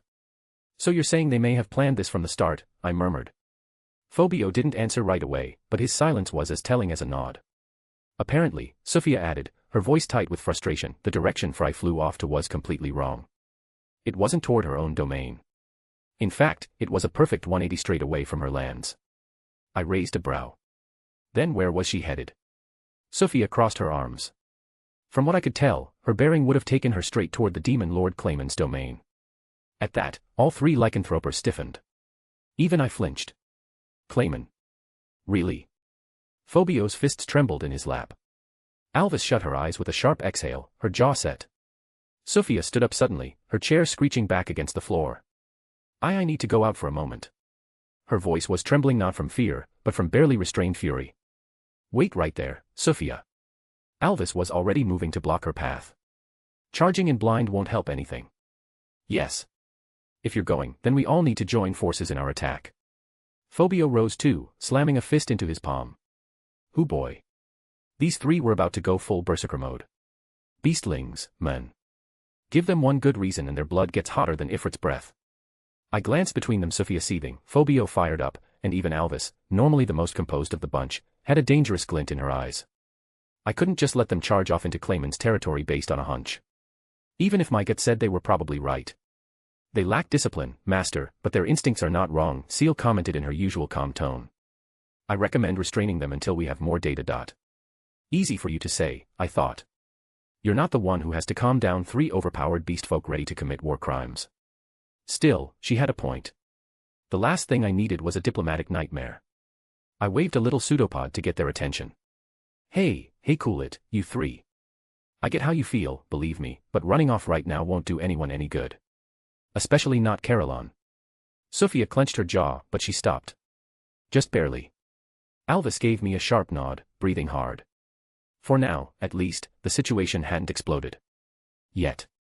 The way you put it, Phobio. Caroline is still alive.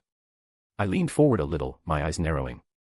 And I don't know what Frey's really like as a person, but there's no way Malene would just let someone barge into her fight without blowing up about it. That's not her style at all. There has to be something deeper going on here. I feel the same way, Rimuru added, arms crossed as he nodded gravely.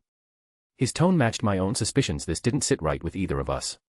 I took a breath and fixed my gaze on the three lycanthropers. So listen. We all want to help you rescue your lord. And we will. But don't go berserk on me right now, all right? Their gazes flicked to me, tense and uncertain. If we don't work together on this, you might end up losing whatever chance you've got to save him. Worst case scenario. You go charging in and suddenly you're fighting three demon lords at once. I really don't want that to happen. So hold your ground. We'll do this right. Phobio looked down, clenching his fists again. Sophia grit her teeth, frustration still thick in her expression. But Alvis, ever the voice of reason among them, gave a sharp nod first. Understood, Phobio said, voice low but steady. All right, Sophia echoed with a reluctant sigh. Yes, Sir Rimuru, Alvis added, her voice firm. I finally let out a breath. Good. The last thing we needed was more chaos. Especially with things just starting to settle down. We then decided to let them rest and recuperate for a bit. Them, and the other 10,000 or so people who evacuated to town with them, all utterly exhausted. Trekking all the way to Clayman's domain and challenging him to battle right now was absurd. In a short time, we had emergency stations handing out food, and the great meeting hall had lodgings hastily prepared to deal with the influx. We weren't at full strength yet, my people were only just beginning to wake back up. For today, at least, we decided to kick back and relax with a meal together. With everyone now on the same page and the lycanthropers just barely holding back their instincts, I figured we'd made enough progress for the day. Well then, I said, standing up on Cheyenne's lap in my slime form, let's end the meeting here for now. We've all been through a lot, and there's no point in rushing things while everyone's still processing the situation. Everyone around the table nodded in agreement. Even Sophia managed a reluctant exhale, her tension finally starting to ease. We'll reconvene tomorrow, I continued. Take this time to rest, get the refugees situated, and gather your thoughts. There's a lot we'll need to discuss, especially how to deal with Clayman.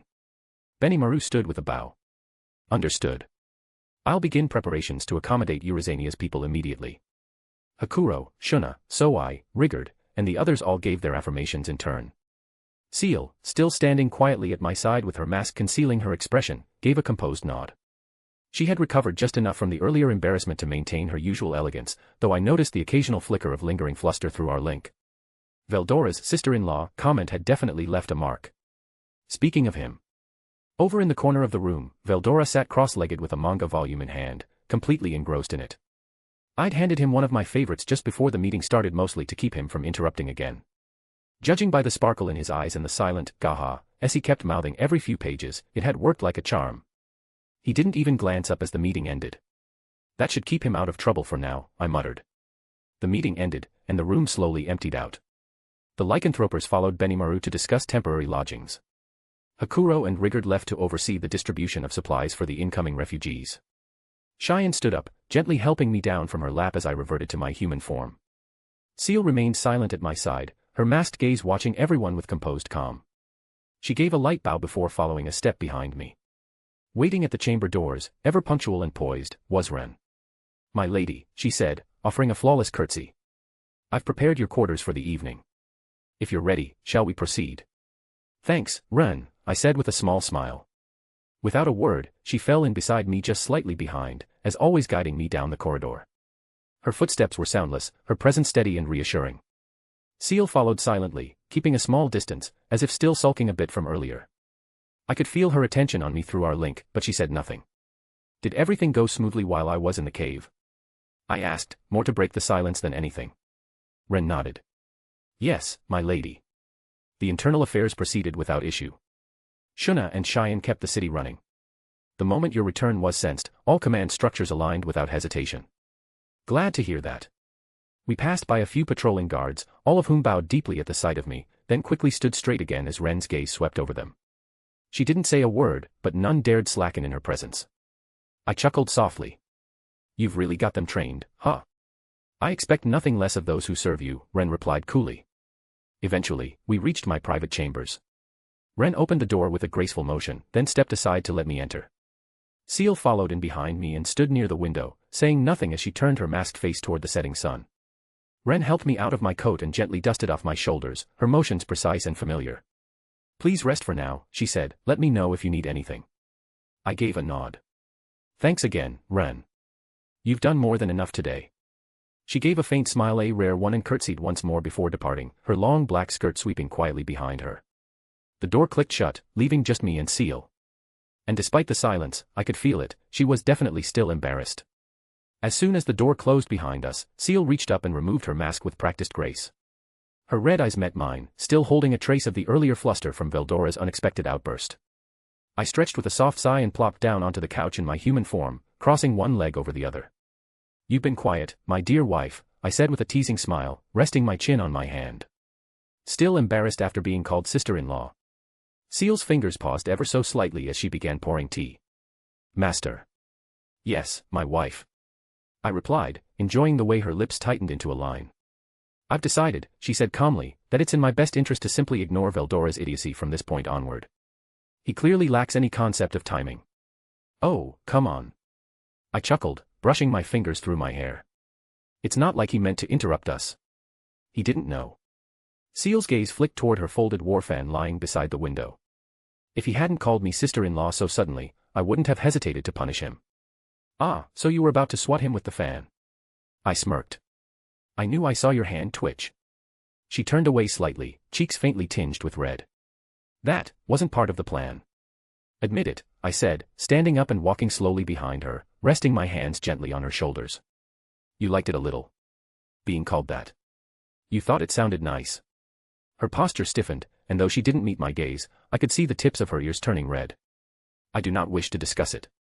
That was as close to a confession as I was going to get right now.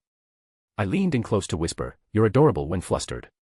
Ciel let out a quiet breath and muttered under her breath, "I should have hit him harder." "Are you tired, Ciel?" I asked, voice low and close to her ear. "No, master. I have been awaiting your orders." Her voice was as composed as ever. But her ear was bright red. I smirked. "Oh, good," I murmured. "Because I've been thinking, you always act so composed around me, always getting the better of me. But you know, I've changed." She tilted her head slightly, curious. I leaned in, whispering, "I've decided tonight I'm going to make you blush, my dear wife." Her entire body tensed. What? I turned her around before she could retreat, gently but firmly. Her eyes widened in surprise finally, a crack in the mask. "I mean it," I said, smiling as I traced a finger down her cheek. "You always toy with me. Always tease. So tonight, I'm taking the lead. You can't stop me." She stared, lips parted, stunned and maybe a little breathless.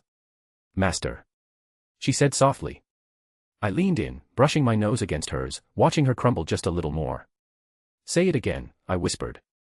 "That flustered, master, I want to hear it in your voice, the one that slips out when you're flustered." Her hands trembled at my waist.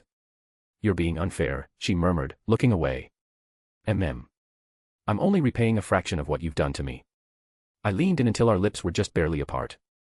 "And I'm just getting started." This time, I kissed her slow, deliberate, confident. She gasped against my mouth, and I felt the moment her resistance gave way and she melted into me. I broke the kiss with a victorious smirk. "Checkmate." Ciel covered her mouth with her hand, flushed, eyes wide in disbelief. You really planned this?" I said proudly. "You've been getting away with too much. So I figured I'd turn the tables." She gave a trembling laugh, cheeks still glowing. "I see. Very well, then." I blinked. Ciel stepped forward, looping her arms around my neck, pulling me in until our foreheads touched.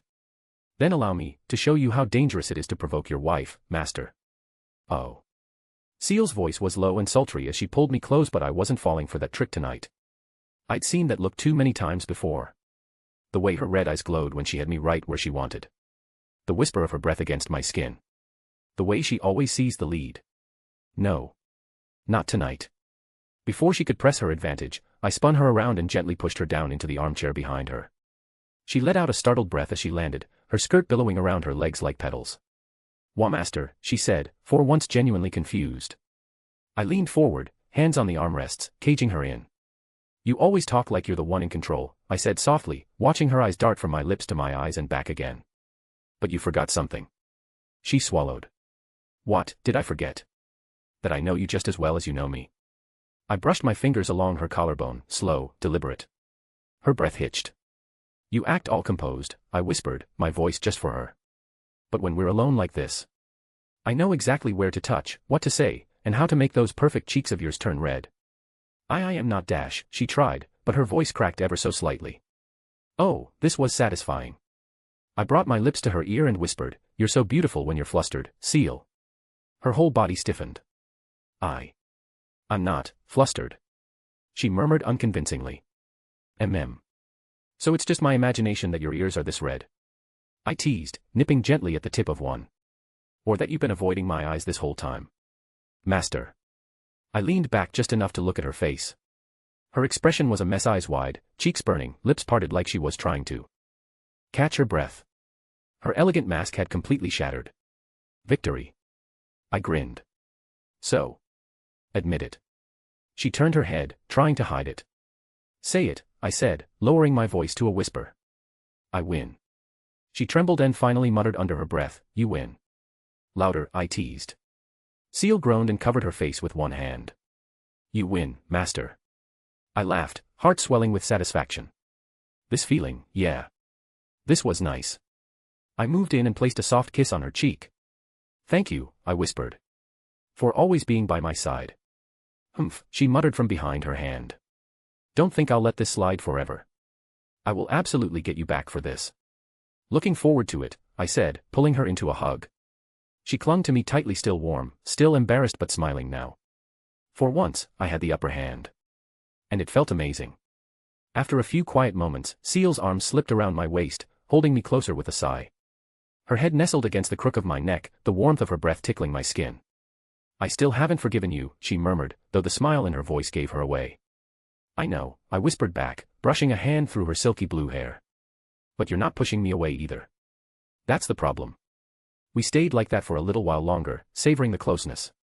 The glow crystals on the walls had dimmed to a gentle twilight hue, casting soft shadows across the room. It was quiet. Peaceful. Eventually, I stood up and reached a hand out toward her. "Let's get ready for bed." She blinked at me, then took my hand with a small nod. We moved together slow, unhurried. I watched as Ciel removed her black and white maid outfit with practiced grace, folding it neatly and setting it aside. She looked radiant even in the soft half-light, her bare form calm, composed, yet still bearing the faint blush from earlier. I followed suit, and when we both slid under the covers, there was no tension, only comfort.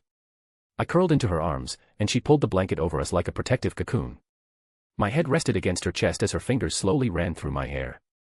I could hear her heartbeat steady, reassuring.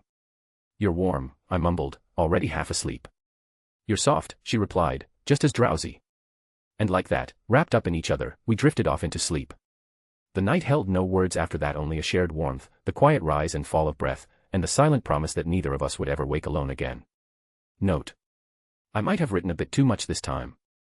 Grinning face with sweat, but hey, I couldn't help it. I was way too focused on Rimuru and Ciel. Blue Heart Red Heart, their dynamic is just so fun to write, I kind of got carried away, whoops. Also, Veldora was especially hilarious this chapter, and that sister-in-law moment, pure gold. October 10th. Would write again. Face with tears of joy sparkles. Thanks for reading, and as always more chaos awaits. The first light of dawn filtered in through the curtains, pale gold streaks tracing soft lines across the bed. I stirred slightly, my eyes fluttering open as I became aware of the warmth enveloping me. Ciel was still asleep, her arms wrapped loosely around me, our legs tangled beneath the sheets. Her expression was unusually peaceful, none of her usual cool composure, just the softness of someone completely at ease. I smiled to myself.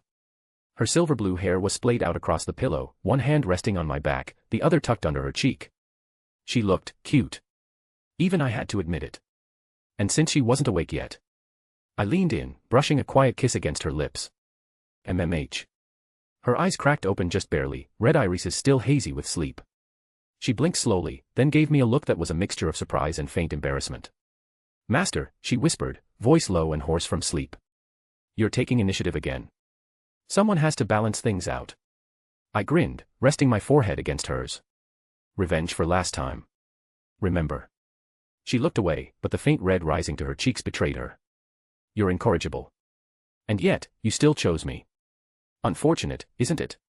Her voice was flat, but her fingers gently stroked my back, contradicting her words. We stayed like that for a while, enjoying the silence. No responsibilities, no interruptions, just the two of us under warm blankets in the quiet morning light. Eventually, I stretched, still nestled close. We should probably get up. Ren will come knocking if we stay too long. Ciel made a faint sound of protest and pulled the blanket up to cover our heads. 5 more minutes. I blinked in surprise. You. The ever-diligent Ciel. Skipping morning duties. I am your maid, not Ren's. Her voice was muffled under the blanket. I will get up when you do. I chuckled, letting my head rest against her shoulder again. Dangerous words. Then punish me. Don't tempt me first thing in the morning. The soft laugh that followed was all the answer I needed. And so, in the golden stillness of morning, we stayed beneath the covers a little longer, just two wives holding each other, not as master and maid, not as skill and wielder, but as equals sharing the start of a new day. After a few more quiet moments wrapped in warmth, I finally sighed and began to sit up. Ciel's arms tightened for just a second, as if reluctant to let go, but then she loosened her hold and opened her eyes fully. Her sleepy gaze met mine, calm and deep red like wine in morning light. Good morning, master, she whispered, voice gentle but still a little breathy from just waking up. I leaned closer with a soft smile. Good morning, Ciel. We stayed like that for a beat, then, without hesitation, I brought my lips to hers. A slow, affectionate kiss, not teasing, not flirty, just a quiet promise wrapped in warmth. She returned it gently, her hand brushing my cheek as our foreheads touched afterward. That's how mornings should always start, I murmured. Her lips curled into a faint smile. I could get used to it. I brushed a lock of her hair behind her ear. We'll make it a habit, then. With that, we finally parted moments later. The morning had begun, but the warmth of that kiss lingered between us, a silent farewell to the night we shared and a promise for many more to come. As the morning sun filtered through the curtains, Ciel and I were still tangled beneath the sheets, bare skin pressed close, arms lazily wrapped around one another. We'd barely started moving when... Click. The door opened smoothly without hesitation. Ren stepped inside, dressed immaculately as always. Good morning, my lady. Lady Ciel, she greeted, her tone utterly calm and professional, as if she hadn't just walked in on two naked women in bed, still cuddling. I blinked. Ren. You could have knocked. I did, she replied without missing a beat. Once. As usual. You're the one who told me not to disturb your mornings unless it was important. Ciel, already sitting up in bed and totally unfazed, just offered her a serene smile. Ren approached the side table, setting the tray down with graceful precision. Then she turned to us, her expression still unreadable but with the slightest curl at the corner of her lips. If you'd like, she said coolly, I can assist with dressing you. Or, if you prefer she leaned in ever so slightly, one hand to her cheek as if thoughtfully considering, I don't mind joining you for a few more minutes. There seems to be enough space under the covers. I felt my face turn crimson in an instant. Ren. Ciel chuckled softly, eyes gleaming behind her long lashes. Oh my. Is that an offer, Ren? I am simply at my master's service, Ren replied without flinching. Whether it be combat, chores, or skinship. We're getting up. Ciel, help me out here. I yelped, trying to dive under the sheets. But Ciel just laughed and pulled the blanket a little tighter around us. I peeked out from under the covers, cheeks burning. We'll be dressing up now, okay? Properly. So you don't have to stand there with that smug smirk, Ren. Ren gave a slow, elegant nod. As you wish, my lady. I shall return in 5 minutes with your outfits. Unless, of course, you change your mind. With that maddeningly unreadable expression still on her face, she turned and left the room like a ghost, the door clicking softly behind her. I groaned into Ciel's shoulder. I'll never hear the end of this. Ciel giggled and pressed a kiss to my forehead. She's just having her fun, master. Besides. Her fingers brushed along my back. You're cute when you're flustered. Gah. I'm never winning against you, am I? She smiled warmly. Not today, wife. After a warm kiss and some teasing from both sides, we finally got out of bed. Ren returned not long after, carrying the neatly folded clothes in her arms. My lady, your outfit. I took them with a nod, already calming down from earlier. Thanks, Ren. Ciel, already dressed in her classic black and white maid uniform, bowed slightly. I shall assist with each change, master. I figured you'd say that, I muttered with a faint smile, but didn't stop her. They helped me change, Ciel brushing my hair over one shoulder while Ren fastened the buttons. A crisp, two-tone blouse paired with a soft black skirt that fluttered lightly around my thighs. The black stockings were snug, and the dark boots clicked lightly as I stepped in front of the mirror. It fit like a charm. Clean. Stylish. Modern, but not too flashy. The little flower pattern on the skirt gave it just the right hint of softness.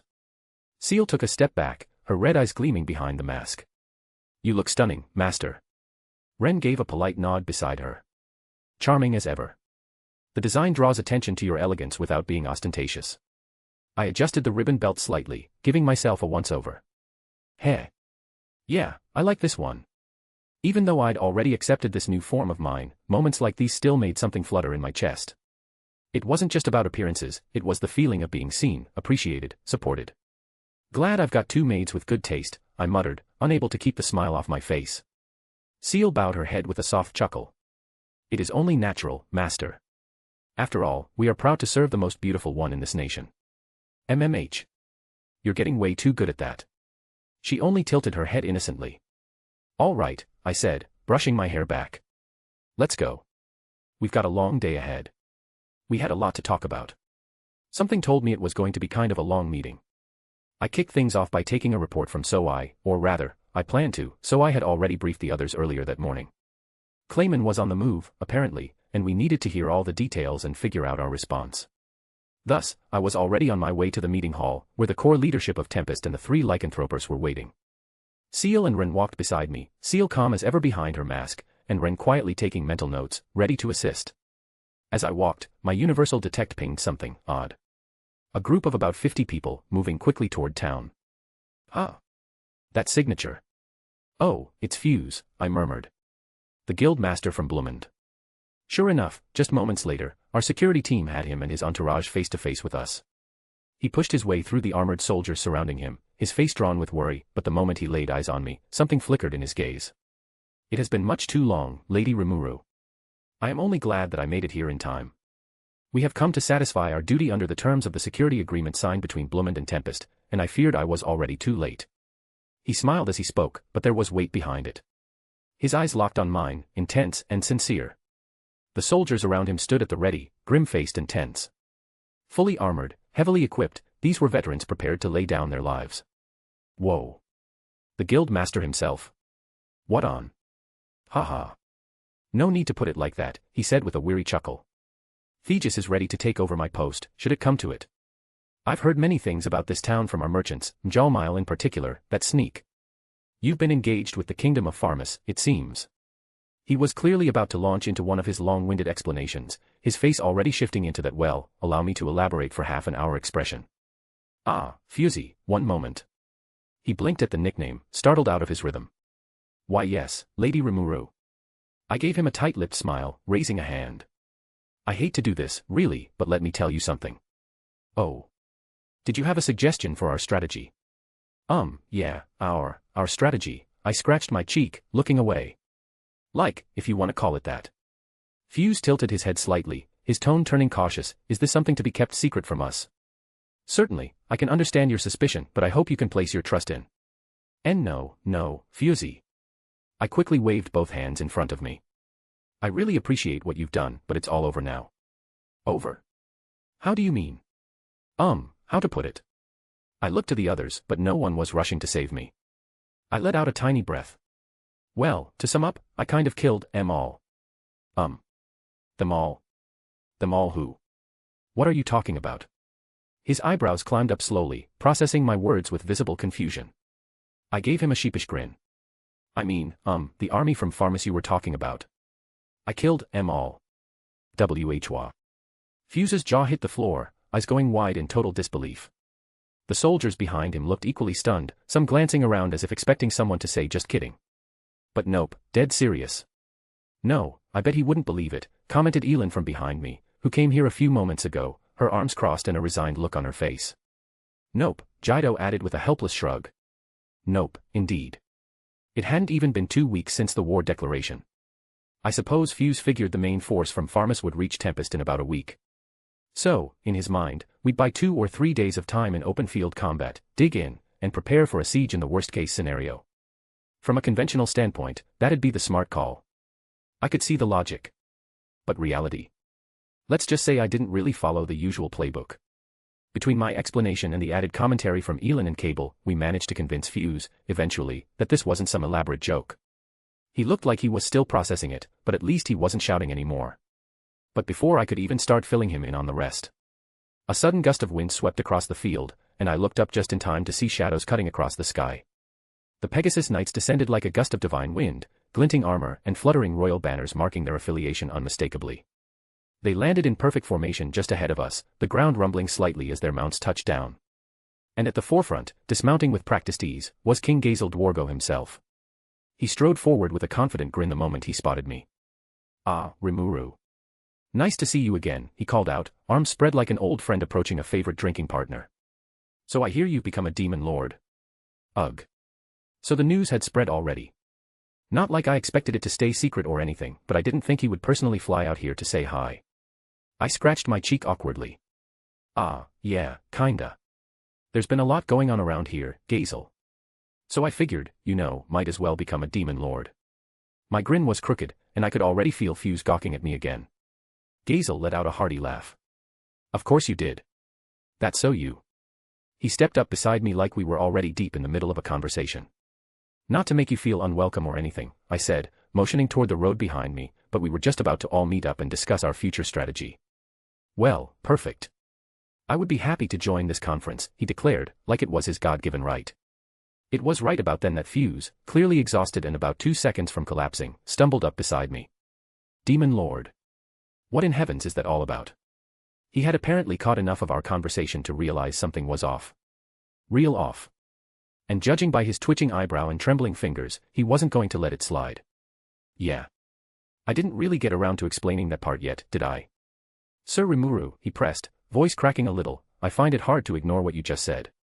Because it sounded very much to me that you have become a demon lord, or something to that effect. The poor guy was shaking from head to toe, practically ready to pee his pants.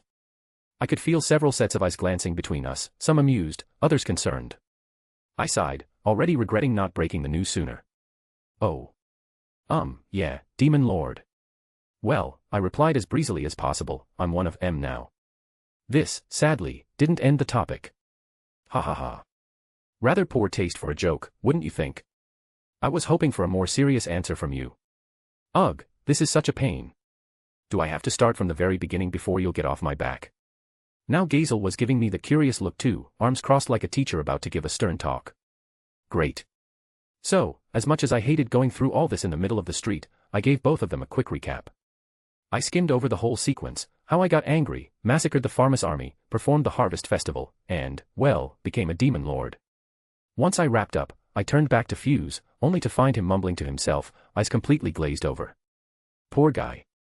His mind must have short-circuited in a desperate attempt to block out the absurdity I just dumped on him. Well, at least he wasn't lecturing me. This was the explanation. A stern voice cut in. This was Vaughn speaking, Admiral Paladin of the Dwarven Army and sworn friend to King Gazel, and to Vester right now, a source of pure terror. At the time, I believe you told us that the Farmus force had disappeared, and you were investigating why. The report was curious enough to us that we decided to venture over ourselves, but this is the explanation. His voice was sharp, clipped and professional, but clearly laced with disapproval. Understandably so, I guess. I had just, casually slaughtered an invading force of 20,000 soldiers. And Gazel and Vester, bless them, had tried their best to kind of gloss over the whole massacred army part. Well, yes, the cause still isn't quite known yet, Vester stammered, visibly sweating now under Vaughn's withering gaze. I almost felt bad for the guy. Almost. Fool. I heard Gazel whisper to me. If you tell the truth here, you'll become an enemy to all humanity, or if not the enemy, a symbol of terror worldwide. Yeah. I guess so, come to think of it. Someone who could wipe out over 20,000 soldiers with a snap, no magic circles, no elaborate strategy, was scarier than a nuclear bomb. The fewer people who knew, the better. And honestly, nations that weren't directly involved had no business knowing any of this. The kingdom of Farmus had attempted to invade a monster-led nation, and then vanished under mysterious circumstances. That was enough. That was the official story. The decent version. The version fit for the rest of the world. I didn't really mind if the townsfolk knew. Tempest had seen worse, and word would spread anyway. But it wasn't like they'd go shouting about it in human territory. No, the real issue here was Fuse. I gave him a glance. Fusey. He turned to me, face pale, eyes wide, spirit broken. Lady Rimuru. So now what? I just told him, out in the open, no less, that I annihilated a whole army. Should I laugh it off? Pretend it was a joke? But as I pondered that, Fuse heaved a long, weary sigh and raised both hands. I heard nothing. And of course, I don't think my fighters in the barracks will remember anything by tomorrow morning. We're all so exhausted right now, we must be hearing voices in our heads. Phew. That was him staying mum for me. He looked older, somehow. Like he'd just aged 5 years in the past 5 minutes. But I suppose this was his way of protecting us, quietly, cleanly, without pushing me into a corner. It tied up the loose ends well enough. He. In that case, allow me to visit them to make sure, came a silky voice from beside me. Diablo. When had he even shown up? He was right at my side, smiling politely as always. That faint glimmer of something devilish lurking in his eyes didn't reassure me much. The perfect butler, though. That's what he was. No matter how ridiculous the request, he handled it without question. Errands. Security. Memory alteration. Wait. I think I just heard him whisper, I am quite gifted at altering memories. Yeah. Let's pretend I didn't. I turned my head slightly, and right there, not even bothering to hide her death glare, was Ren. Still in her composed maid posture, of course. Perfectly polite smile. Hands folded in front of her. Calm as ever. But I swear, I heard the sound of her grinding her teeth. Like, really faintly. Like an annoyed cat just seconds before swatting at a rival. Hoo boy. I didn't even want to look at her eyes. I mean, sure, Diablo was helpful, and elegant, and effortlessly composed, but Ren had been with me way longer. She bathed me. Dressed me. Took care of me when I was still figuring out which fork to use. And now Diablo just swoops in with his smug butler grace and his scary awesome power level and starts talking all smooth. I felt like I'd just stepped into the middle of a rivalry I didn't sign up for. I should probably do something. Distract her, maybe. Ren, you've been doing a fantastic job too, you know. She blinked at me once, expression unchanged, but I swear the grinding stopped. I live to serve you, master, she replied in that velvet voice of hers. But there was a distinct emphasis on master this time, like a silent warning directed at Diablo. He, naturally, just gave a serene smile. This is getting weird. Anyway. Riggard, ever reliable, guided Fuse and his men toward a waiting room. With the addition of the dwarven contingent, we had to arrange for a larger meeting hall, no easy task on such short notice. Still, it'd give everyone a chance to rest and settle their nerves. Humph, Gazel muttered as he watched them go. You trust that man, Rimuru? Yeah, he's safe, I replied casually. Fuse might panic a little and make a fuss, but at his core, he was dependable. I'd placed my faith in him for a reason. Then I suppose the problem is those people. Gazel turned his eyes toward the group standing some distance away. I followed his gaze, not out of surprise, but because I had sensed their approach a while ago. I simply chose not to react. They weren't hiding themselves, and their intentions weren't openly hostile. So I waited to see what they'd do. If they were here to cause trouble, I'd deal with it then. Gazel and the mystery group were already engaging one another before I even needed to step in. And you people are. Gazel's tone was calm but loaded with that kingly sharpness. Ah, I see it's the Emperor who enjoys hiding in his underground burrow. Very impressive, to see a coward like you provide backing to the Demon Lord like this. The man's smirk was as practiced as it was arrogant. He spoke with a smooth, almost lazy confidence, clearly trying to provoke the Dwarven King.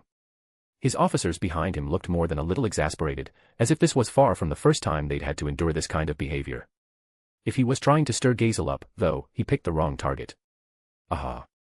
You, then, Gazel replied with a bold smile that showed more amusement than offense. The elf descendants whose heads are always in the clouds. Did you descend from that fancy tree city of yours, then? So they knew each other. Figures. Lady Rimuru, I believe these to be envoys from the sorceress dynasty of Thalion, came Sokka's calm voice from beside me. One of Soai's operatives, she must have been the one who escorted them here. Her posture was respectful, but her eyes were as sharp as ever, scanning every twitch of the newcomers. That explained the haughty attitude. And the fancy get-up.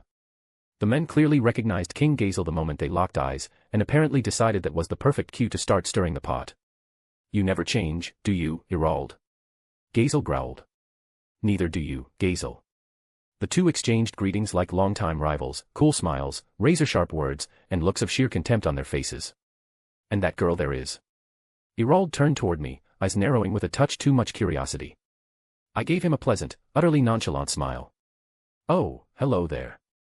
My name's Rimuru, and I run things around the forest alliance we have here. Upon hearing my name, Irald suddenly tensed up, then opened his eyes as wide as he could. You, he bellowed. The demon lord who seduced my daughter. I hope you are prepared to atone for that. And just like that, he began chanting what even I could tell was a vastly overpowered flame spell. Yikes. Chill out, dude. I didn't move. I didn't even blink. Just watched him with mild amusement. If this guy thought I'd get rattled by a little fire show, he clearly hadn't done his homework. Let him try. It wasn't going to land anyway. From the feel of it, he was pulling together something high tier. A top-class fire spell, judging by the dense mana forming in the air. I idly recalled that flame magic had its own separate branch in spectral magic, starting from the cute little fire puff and ramping up to fireball, then firewall, firestorm, and beyond. This one. Yeah. Probably one of the beyond ones. The rest of the envoys didn't even try to stop him, just sighed and stepped back like this was routine. That's when Elan's voice cut through the rising heat in the air. Dad, come on. What are you here for? She burst in, face red, not from the magic, but sheer embarrassment, and stormed right up to him. Bonk. One swift, practiced bop on the head. He froze mid-chant, hand raised, expression stuck halfway between fury and confusion. Ah. Ha ha ha. Sorry about that, he said with a cheerful smile, rubbing the top of his head. I was informed that a demon lord had kidnapped my daughter, and I suppose I lost my cool for a moment. Yeah, but that doesn't mean you get to greet me with a city-busting fire spell, old man. No, my lord, one of his aides, a meek-looking man with neatly combed hair and the calm aura of someone long-suffering, cut in smoothly. Our reports involved far more than that, but you jumped to a hasty conclusion. Again. Elan rounded on him instantly. See. I told you. This is totally your fault, Dad. I almost felt sorry for the guy. Almost. He was clearly shriveling under his daughter's glare, withering like a flower under a heat spell. But honestly, he deserved it. I kind of hoped he regretted it a little more. You always were too overprotective a father, Gazel commented, watching with mild amusement now that the fireball crisis was over. I am not, Gazel, Irald shot back, arms crossed and chin high. How can I help it? Elan is simply too precious to me. Oh boy. He was proud of it, too. The other Thalian envoys sighed in synchronized despair. The way Gazel rolled his eyes told me this wasn't exactly new behavior. I got the feeling Irald had pulled the overprotective dad act more times than anyone cared to count. You can't fix the fatherly instinct, I guess, not even with status, magic, or social grace. Once things finally settled down between the two kings, Elan stepped forward, brushing back her hair as she adopted a more formal demeanor. Despite her usual rough-and-ready adventurer outfit, she carried herself with surprising elegance. The sudden shift in her presence was enough to remind me that, yeah, she really was a noble. I am sorry I have been out of contact, King Gazel, she said, bowing politely. Gazel let out a delighted chuckle. Ah, Elwyn. I hardly recognized you. How grand it is to see you in good health. I see the years have been very kind to your beauty. Keep your hands off her, Gazel. Irold snapped, stepping in once again like an overbearing storm cloud. Smack, Elin didn't even hesitate this time, her hand met his head in a practiced motion, followed by a long, tired sigh from his assistant. Honestly, my lord, the poor aide muttered, as if this exact scene had played out a dozen times already. Gazel just shrugged, utterly unbothered. He even gave me a look that said, see what I have to deal with. Yeah, I could see it now. If Elin was around, her father just short-circuited. So much for that composed intellectual image. Definitely not the sharp, dangerous political player I initially imagined. Better keep that in mind, especially if he tries casting any more spells on me.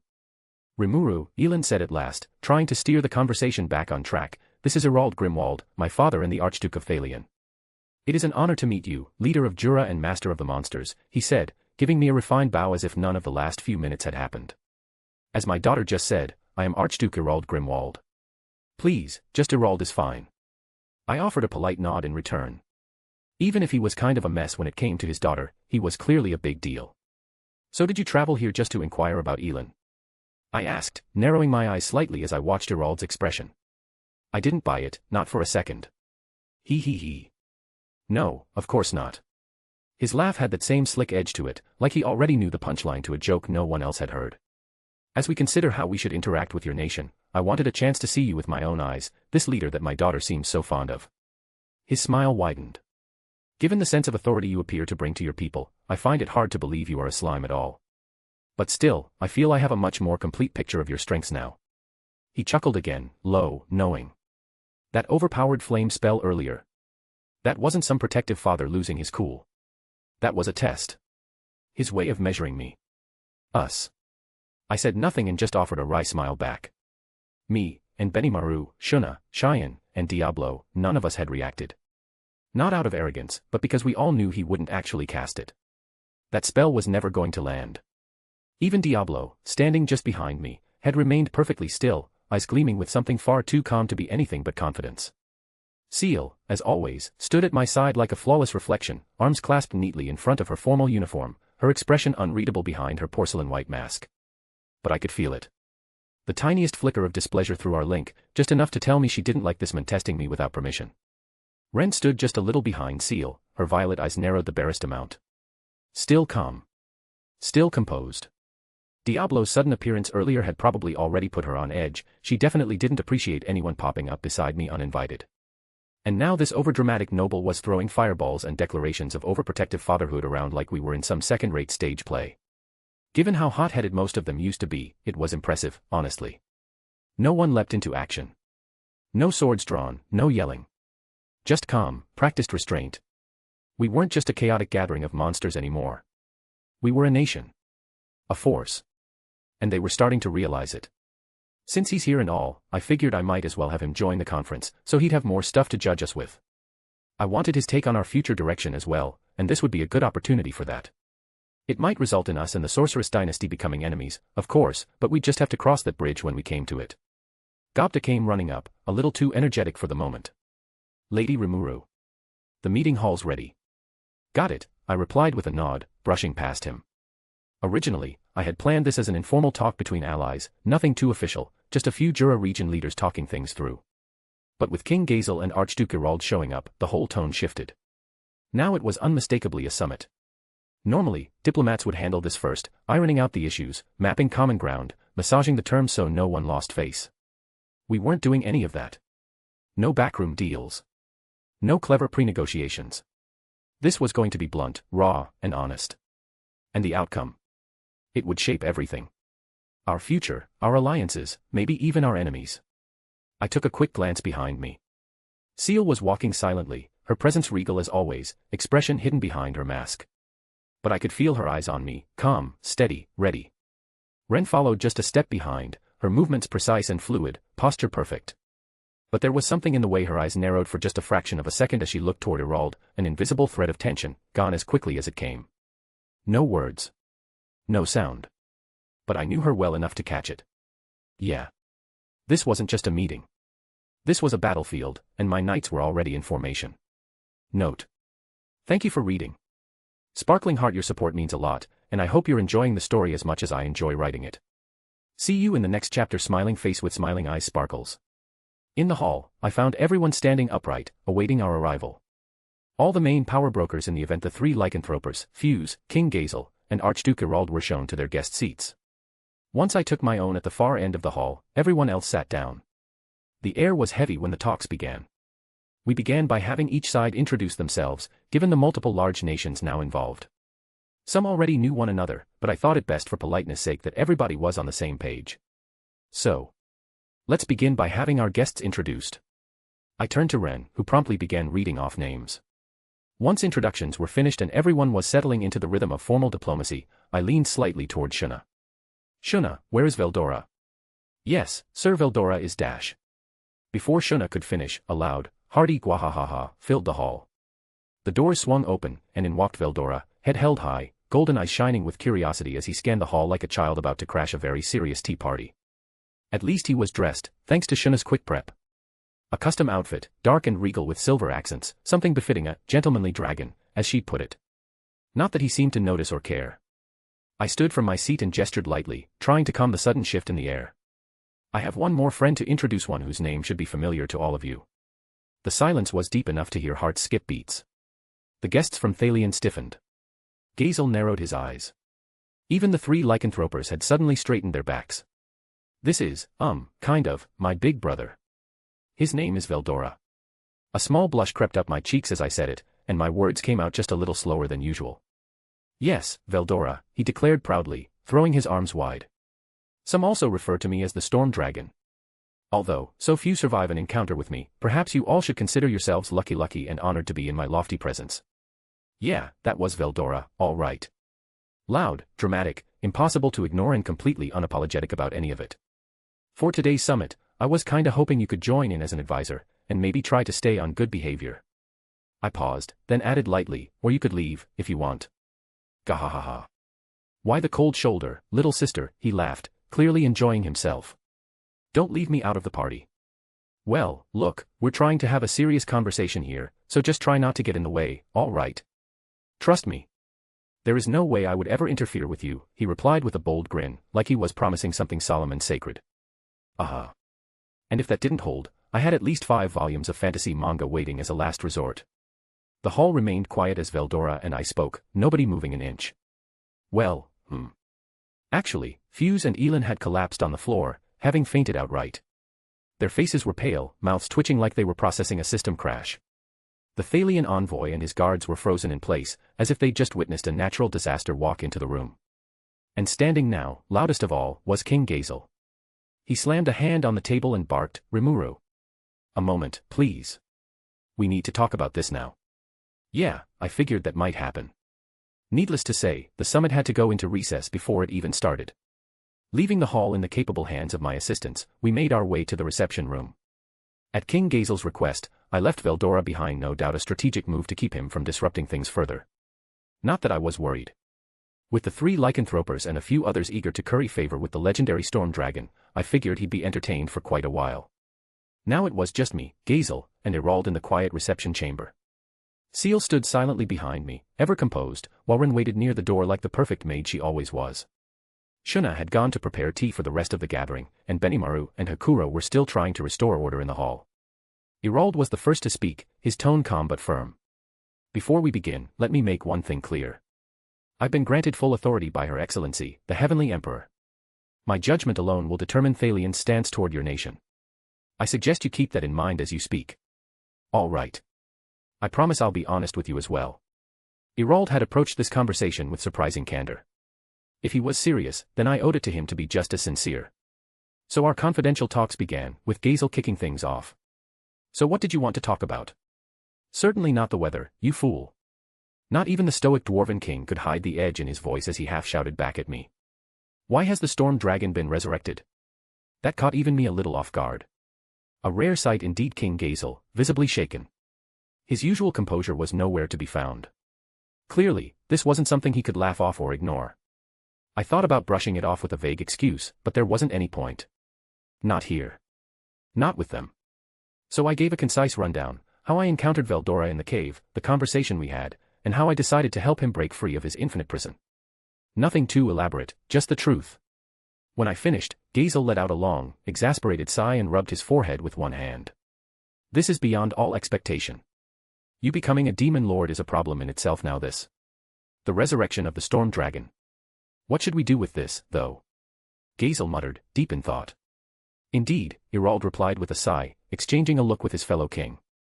And here I am, already frantic enough attempting to clean up after all my daughter's misdeeds. Wait, was I one of those misdeeds? Apparently, the two of them were closer friends than I had initially thought, the kind of bond forged through political disasters and headaches. Maybe they bonded over mutual exasperation. Do we announce this, Gazel continued, or do we cover it up? That's the problem. The Western nations are not a concern, Irald said with a shrug. Even in Thalion, I see no issue with reporting this to Her Excellency the Emperor and no one else.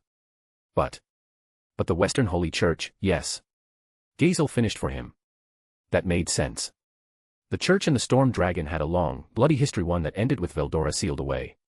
If he suddenly popped up again, well, let's just say they wouldn't throw a welcome-back parade. Secrecy will earn us nothing with them, Gazel added. They'll sense his return no matter what. If we try to cover it up, we'd have to feign ignorance. And that'd never hold up. Indeed. And if that fails, the Church will brand him an enemy of God, and any of us protecting him would be seen the same. They both fell silent, clearly weighing their options. Me. I was mostly nodding along. Yeah. Casual interjections. It wasn't a bad gig. Then Gazel snapped, his tone sharp. Are you listening, Rimuru? Why yeah. You're the one who roped us into this crisis, a crisis that could plunge our nations into religious war. We need you to think more seriously about matters, or I don't know what we'll do. Fair. I raised my hands in surrender, offering a sheepish grin. Okay.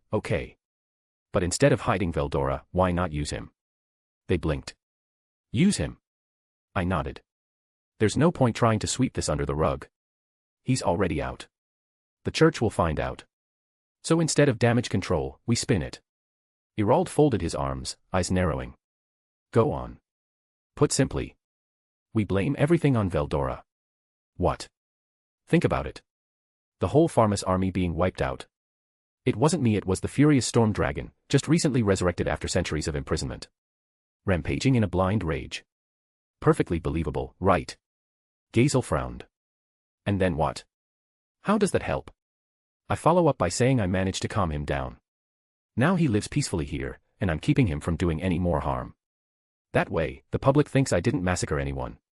Veldora did. Which softens my image. Meanwhile, Clayman and the other demon lords might lower their guard, thinking I'm just riding the coattails of a wild dragon instead of actually being powerful. Irald raised a brow. That's astonishingly devious. I grinned. I prefer the term efficiently diplomatic. They both looked at each other, exhausted but visibly impressed. It's insane, Gazel muttered, but it might actually work. I'll need to report it carefully, Irald added, but yes, this could be the best approach we have. Exactly. Just blame the dragon. I gave them a small smile, shrugging. He probably will be fine with it. The chaos had subsided by the time we were back in the meeting hall. Cooler heads had prevailed, and the unconscious had been attended to. I wasn't expecting this kind of furor, but oh well. What's past is past. Gotta focus on what's ahead.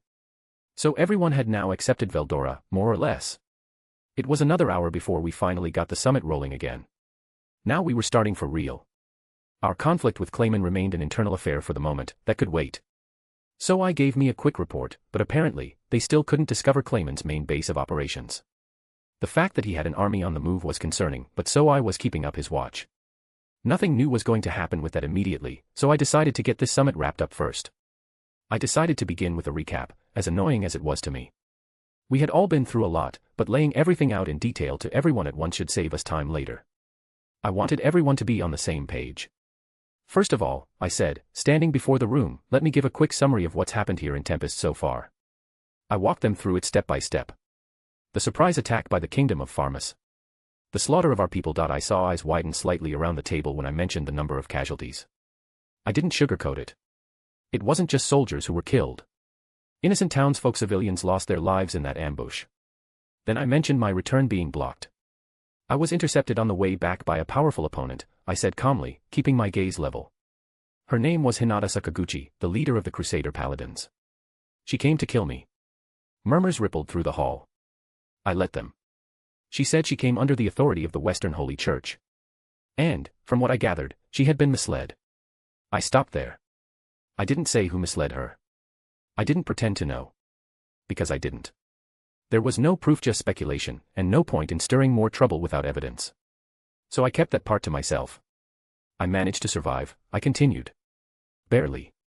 But by the time I returned, my people had been massacred. So I made a decision.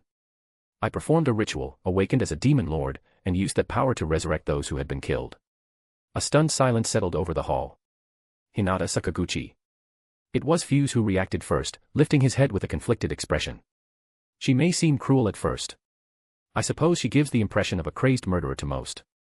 But according to the information we have, she's actually a little different from all that. For one thing, she's always willing to extend a helping hand to anyone who depends on her, and anyone willing to accept her help is sure to receive it, but if you don't listen to her advice, she'll never deal with you again. Whatever her motivations, though, I am assured she is a rational leader. Maybe so, I replied, my voice lower, but she didn't listen to me at all. She didn't. From the moment we met, I was her enemy. Her blade had already decided that, even if someone had fed her lies about me, no, especially if they had, it didn't feel like she had any doubts. No hesitation. No questions. Just kill. Well, said Irold, folding his arms, that would be because one core tenet of Luminism is that you are never allowed to bargain with monsters. That caught my attention. I blinked. Seriously. Quite seriously. It's a foundational belief of the Church, Irold said. From their perspective, negotiation or compromise with any monster is akin to heresy. Even if you had spoken to her, she likely wouldn't have accepted your words. So that's what I was up against. Not just a personal grudge or misunderstanding, but doctrine. I sighed internally. Hinata was strong, very strong, but she was also respected, even admired. And now I understood why she was such a big deal. The way Irold spoke, she had a reputation even in Thalion. Probably in every human nation connected to the West. Was it just because she was powerful? Or was it also because she was beautiful? I mean, that cold, intense aura, the sharp eyes, silver hair, that figure. No, bad Rimuru. Focus, now was not the time for that train of thought. The point is, I said, straightening a little, Hinata's a serious threat. If I could at least get her to talk to me, we could set something up where we don't have to be dueling to the death. I didn't want to fight her again if I didn't have to. There was too much uncertainty, and the stakes were too high, but if the Western Holy Church labeled me an enemy of divinity, if they painted me as some unholy calamity rising from the darkness, a duel would be unavoidable. I'll try to prevent that if I can, I said quietly. But, if it happens, it happens. Hehehehe. Perhaps I could go out and take care of her, then. There is no better way to quell your anxieties for the future than eliminating the problem from the start, no. Wow, Diablo. Confident much. Being the new guy on the team must have made him really eager to prove himself. Whoa, you realize even I lost to Hinata, right? I said, raising an eyebrow. Just because you're here now doesn't mean this'll be over in 5 minutes. She's right, Cheyenne added, a dangerous smile tugging at her lips. If someone like you thinks you're up for it, then I'll just go take care of Hinata myself. I await your order, Lady Rimuru. Oh no. First Diablo starts mouthing off, and then Cheyenne jumps in with her usual battle lust. One makes trouble, the other sets it on fire. Now, Lady Cheyenne, Diablo said smoothly, brushing a gloved hand through his hair. I do owe you for helping me understand how best to assist our Lady Rimuru, but I regretfully must say, I doubt you could defeat Hinata. You want to say that again? Cheyenne growled, standing up. If you insist, I could demonstrate dash. No. I slammed my hand on the table. We are not having a duel in the middle of a summit. They both froze. As you command, Lady Rimuru, Cheyenne muttered, arms crossed. Of course, Diablo replied with a bow. Your will is absolute. Honestly, with these two, I'm never sure if I'm leading a nation or babysitting a pair of ticking time bombs. Veldora rose dramatically, his voice booming. Gwahahaha. So it's time for me to take action, is it? Very well.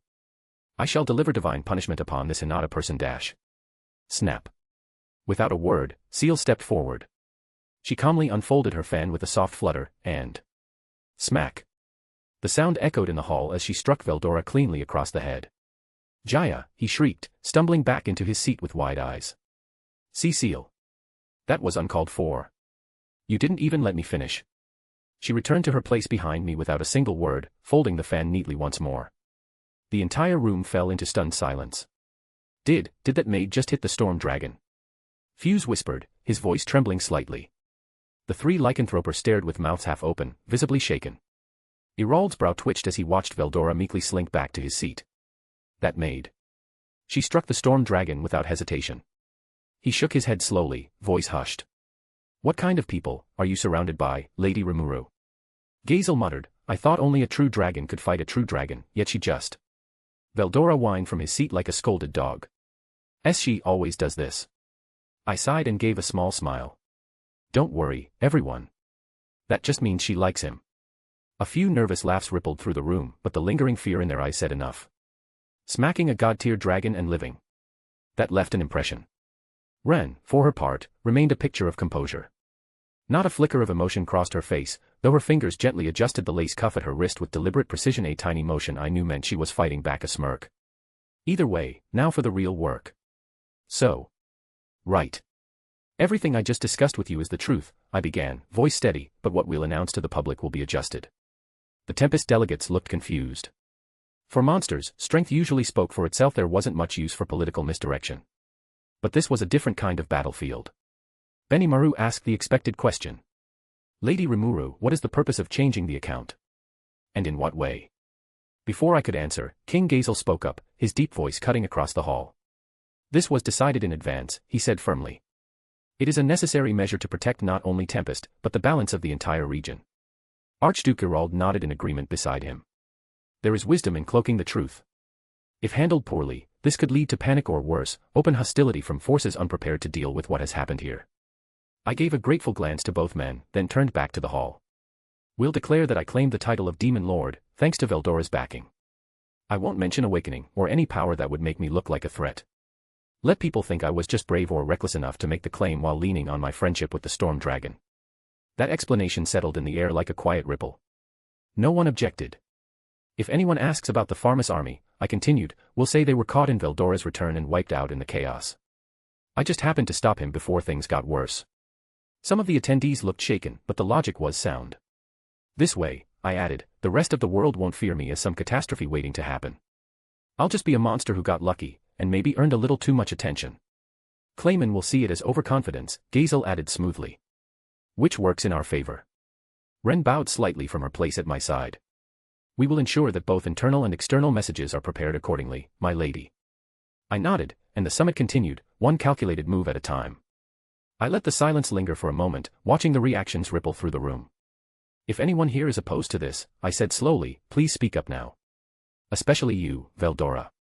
Since, well, I'd basically be letting you take the blame for my sins. All eyes turned to the Storm Dragon. But Veldora only grinned, arms crossed proudly across his chest. There is no problem at all, he declared without hesitation. I have decided to share in your karma, little sister. So feel free to use the great name and influence of the Storm Dragon as you wish. Gwahahaha. A few gasps echoed from the foreign envoys at the dramatic declaration. I blinked at him, taken aback for a moment, then gave a soft laugh. Thanks, Veldora, I murmured, unable to hide the small smile tugging at my lips. My chest felt a little warm. For all his bombast and chaos, he always came through when it counted. Touched by his words, I gave a grateful nod. I'll try not to overdo it. We had a backstory, and now that we had a shared foundation, it was time to decide what came next. I explained how we currently held both the King of Pharmas and one of the church's archbishops in custody. In their place, we planned to support Yom as the new king and begin rebuilding the region as a new nation, one that could stand proudly on its own. From there, the conversation flowed naturally: strategies, logistics, potential threats. Everyone chimed in, and things were progressing better than I expected. Just as I was about to move on to the next topic, a sudden laugh broke the rhythm. PFFAHAHAHA. It came from none other than Irald. This is so entertaining, he said between chuckles. Leaders and representatives of entire nations, sharing ideas openly, honestly, without the usual backstabbing and half-truths. I must look like a fool for keeping my guard up this whole time. Despite the laughter, his eyes still gleamed with sharpness. The man who stood before us now was no longer the flustered father fretting over his daughter. It was Archduke Irald of Thalion, the political heavyweight who couldn't afford to speak freely back home. With no warning, he rose to his feet, and the air around him turned taut with quiet pressure. The mood shifted instantly. Conversation stopped, and every eye turned toward him in silence. Even I held my breath slightly, unsure of what was coming next. Except for Veldora. Flip. Flip. The sound of pages turning echoed through the hall. Wait, what? There he was, calmly reading a manga. One I didn't remember giving him. Oi, how'd you even get that? I muttered under my breath, narrowing my eyes. He didn't react. Of course he didn't. Veldora wasn't paying attention to the summit at all. Figures. Still, at least he was staying quiet, and honestly, seeing him like that did wonders for my nerves. It was hard to take things too seriously with that guy around. I exhaled and turned back to Irald. Okay, let's see what the Archduke has to say. Lady Rimuru, let me ask you, how do you intend to wield your powers as a demon lord? Oh. That. Honestly, that one was easy. No need for speeches or big declarations. I just want to make a world that's easy to live in, I said with a shrug. You know, a place where people don't have to fight over food or safety or stupid stuff. Where everyone's got a shot at being happy. No bluffing, no trying to dodge it, that really was what I wanted. Always had been. That kind of thing, I guess. I mean, I'm not perfect. I'll probably mess up here and there. Might hit some walls, maybe even crash through a few. You seriously believe you can build that kind of fantasy world? I grinned. Well, yeah. That's what I've got power for, isn't it? No point in having it if you're not gonna do something good with it. I leaned back a little, still smiling. Look, ideals without power are just nice dreams people give up on, and power without ideals. That's just empty. I've got both. So why not try? Ha, ha ha ha, ha ha ha ha ha. Hilarious. That is hilarious, Demon Lord Rimuru. A demon lord, versed in the concept of karma. I think I understand why you managed to awaken yourself now. I didn't stop him from laughing. Honestly. I didn't really mind. If anything, it felt like a weight was lifting from the room. So I just let him get it out of his system. And once he was done, Irald stood up then, to my surprise, knelt down right there in front of me. My pardons, he said, with the grace and polish of a seasoned noble. Demon Lord Rimuru, as the envoy of the sorceress dynasty of Thalion, I hereby request the establishment of formal diplomatic relations with your nation, the Tempest Federation. I hope to hear a positive reply from you. The hall fell quiet again, except for that page flipping. Better not let that bother me. If I turned around right now, the entire atmosphere would collapse. The sight of a fully grown storm dragon lounging on a sofa, reading manga, and sipping iced tea someone made for him, yeah, my brain would short-circuit. Just ignore it. Deep breaths. I was hoping we could build a positive relationship myself, I said. I'll gladly accept the offer. Cheers erupted almost instantly. People shot to their feet, applauding as if we'd just sealed a royal marriage or something. It was noisy, enthusiastic, and honestly, kinda heartwarming. Today, we welcomed another faithful ally. Just as the summit was winding down, and I felt it was time to wrap things up. Boom. The doors flew open as someone stormed in. I heard all that. Tempest shall fall to ruin. There was a tiny winged girl, and while it was hard to believe from looks, it was Rimuru of the Labyrinth, one of the world's 10 demon lords. Note. Thank you for reading. Sparkling Heart, your support means a lot, and I hope you're enjoying the story as much as I enjoy writing it. See you in the next chapter. Smiling face with smiling eyes sparkles. Just as the summit was winding down and I figured we were finally in the clear. Boom. The main doors flew open with all the subtlety of an exploding magic mine. I heard all that. Tempest shall fall to ruin. Oh great. In came this tiny winged girl, flailing dramatically midair, and while it was hard to believe from appearances alone, she was actually Rimuru of the Labyrinth, one of the 10 great demon lords. I blinked. Not because I was surprised, honestly, this sort of thing happens often enough that I should probably start keeping a bingo card, but more because I was trying to decide what face to make. Should I go with the classic, what was that, reaction? Or just sigh and brace myself? I didn't get to choose. Rimuru was already zipping straight toward me like a gnat on a mission. Behind her, Beretta, calm and composed, as always, was quietly closing the door with a "here we go again" expression. That poor guy. If there was a prize for patience, he'd win it hands down. Anyone forced to babysit Rimuru all day would probably reach enlightenment just to cope. Meanwhile, Diablo, who'd been standing behind me like the perfect butler this whole time, stepped forward. His gaze sharpened. With a single motion, he intercepted Rimuru mid-flight, plucking her out of the air like she was a particularly noisy bug. Wah. Let me go. I'm a demon lord, you know. Yeah. We all knew. No one was impressed.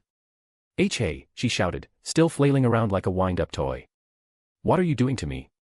Honestly, I kind of love her for this. She didn't act like a demon lord at all, not even close, and somehow, that just made her weirdly adorable. Lady Rimuru, Diablo said, carrying her over, I have captured an intruder. She raved about this town falling to ruin. How should we address this insolence? Ramaris was still flapping her tiny wings frantically, trying and failing to slip from Diablo's fingers. Gay. I'm using my full magic force and I still can't escape. This can't be any kind of regular bodyguard. Who even are you? What did I do to you? She was making a scene. As always. I glanced at Diablo, who was holding her like a fragile figurine, then back at Ramaris. Yeah, no offense, but there was just no way she was escaping him. The difference in power was a whole other dimension.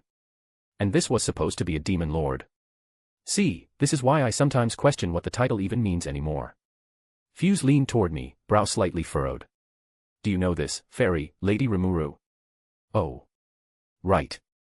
We were still in the middle of a summit. You'd think the sudden door slam and dragonfly interception combo would be enough of a clue to pause, but not for Ramaris. She had the social awareness of a rock. Yeah, I do, I said with a sigh. That's Ramaris. And, well, she might not look it, but I guess she's a demon lord, too. Hey, she snapped. What you mean I don't look it? I'll have you know I'm the strongest of all 10 demon lords. She puffed her cheeks and flashed me a smug, triumphant grin while still dangling in midair like a caught firefly. The room fell into a confused silence. You could hear the disbelief radiating off the guests. Huh? A demon lord, someone muttered from the Thalian side. Wait, someone like that, another said, clearly struggling to make the mental leap. Even Gazel's eyebrows twitched slightly. I was kind of used to this by now, but for everyone else in the room, yeah, this summit just went completely off script. What? Like, what? Come on, what's your problem? You're supposed to act more surprised. I'm kind of a demon lord, guys. Ramaris of the Labyrinth, in the flesh, all right. Why is everyone acting so uninterested? I mean, demon lord or not, she was still caught between Diablo's fingers like a particularly loud fairy caught mid-flight. Honestly, with how small she was, she looked more like a wayward mascot than anything else. Not that I'd say that out loud. I'm not that mean.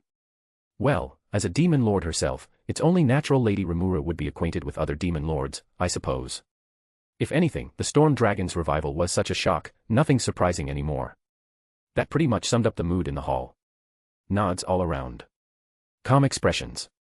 Not one person screamed or ran for the doors, which probably made this Ramaris's worst nightmare. Huh? The Storm Dragon. Veldora's been revived. You guys are being tricked. I beat Veldora into the ground with a single punch, I'll have you know.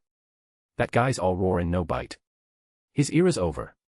If you're looking for someone to fear, start with me. Cue the smuggest grin I've ever seen on something with wings the size of rice crackers. Diablo, hand her over, I muttered, rubbing my temple. With pleasure, Lady Rimuru. He bowed gracefully and dropped Ramaris into my arms like she was a feather. She immediately squirmed. Oh oi. Let me go. I'm not done talking. Yeah, I said with a sigh, walking toward the corner of the meeting room.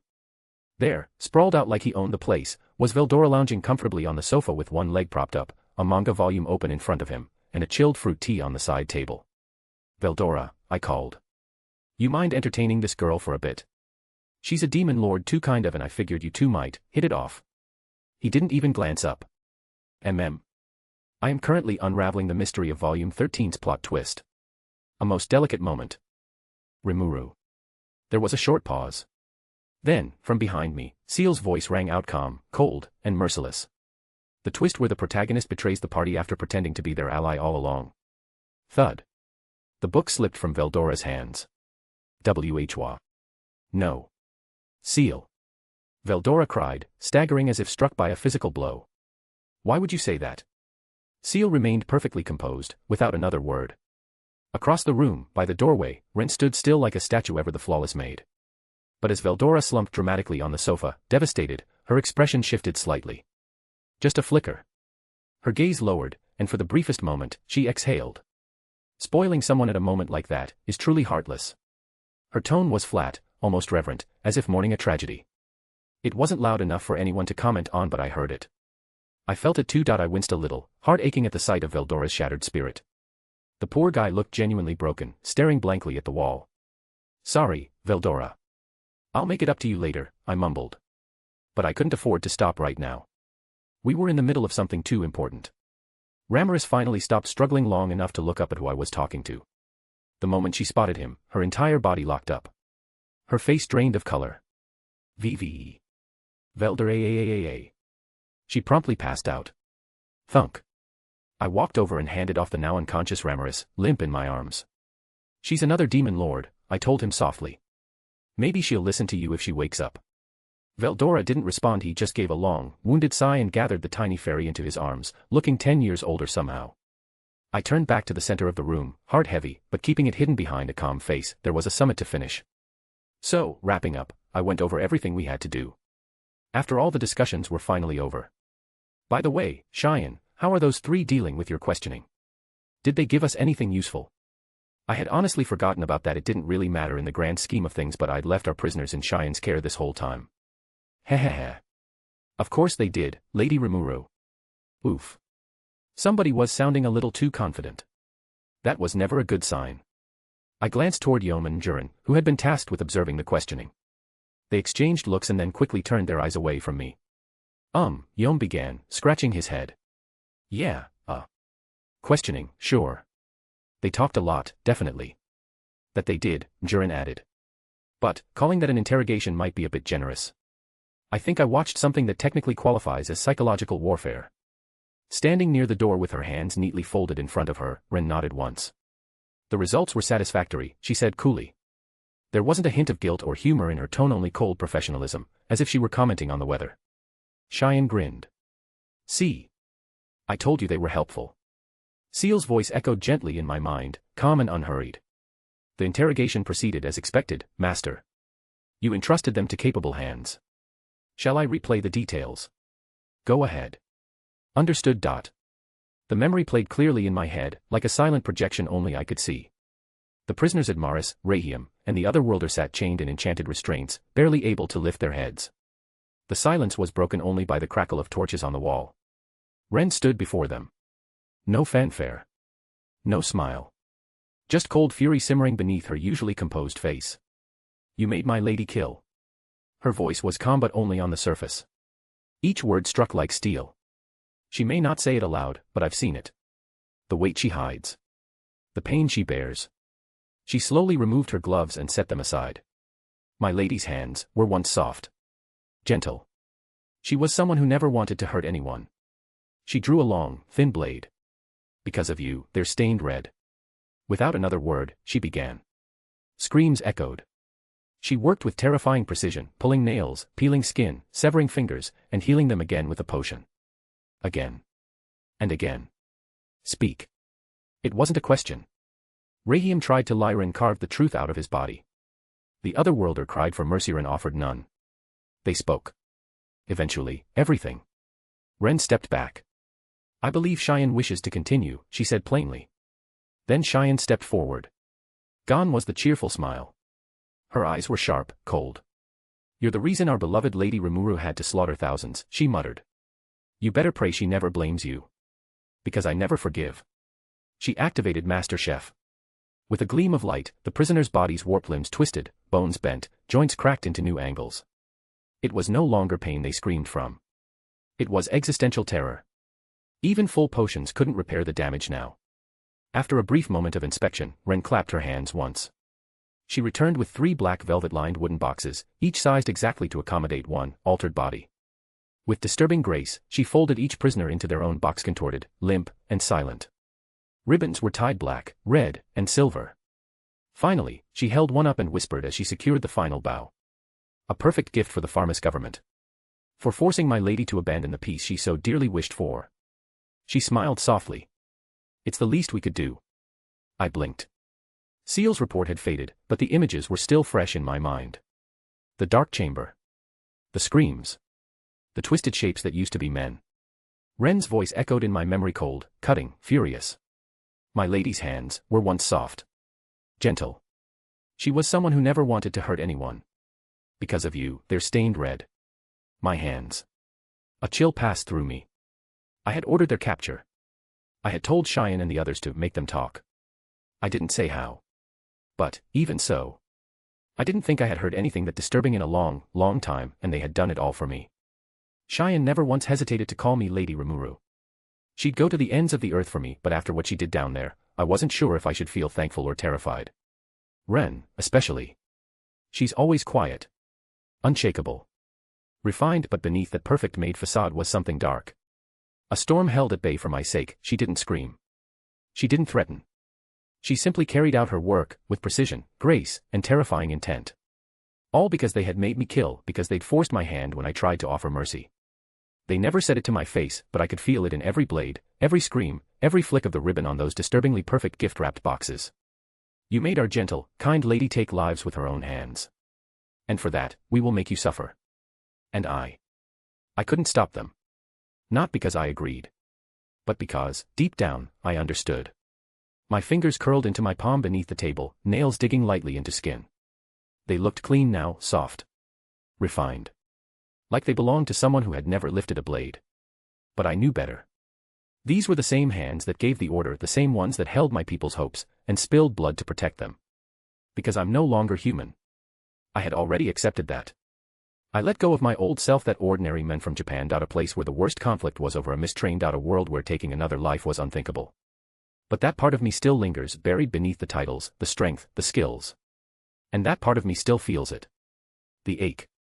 The weight. I didn't cry. I didn't flinch, but in that quiet space behind my smile, something hurt. Because taking a life, even for justice, even for peace, isn't something you just forget. It stays with you, like a stain no amount of power can wash away. Are you all right, my lady? Ren's voice reached me gently. I didn't answer. I couldn't, but I met her gaze. And I saw it there. Understanding. She knew, she always knew. Ren didn't question me. She never would, but she saw the things I didn't say. She always did. She had watched everything from the shadows, watched me go from a kind-hearted leader to someone who had to make choices like this, and she accepted it all, even if it hurt her to see me like this. Just behind me stood Ciel. Silent, poised as ever. Her masked face gave away nothing, but I felt her presence resonate in perfect sync with mine. A subtle hum of reassurance. Steady. Unwavering. She didn't speak. She didn't have to. I knew they both understood. They had carried out my will without hesitation. But they also knew. I hadn't walked away from it unscathed. Even after I cast aside my humanity. Some pieces still clung to me. And maybe they always would. No matter how heavy the burden, I had to carry it. Because I am ruler, it's my responsibility to protect my people. And that I will do.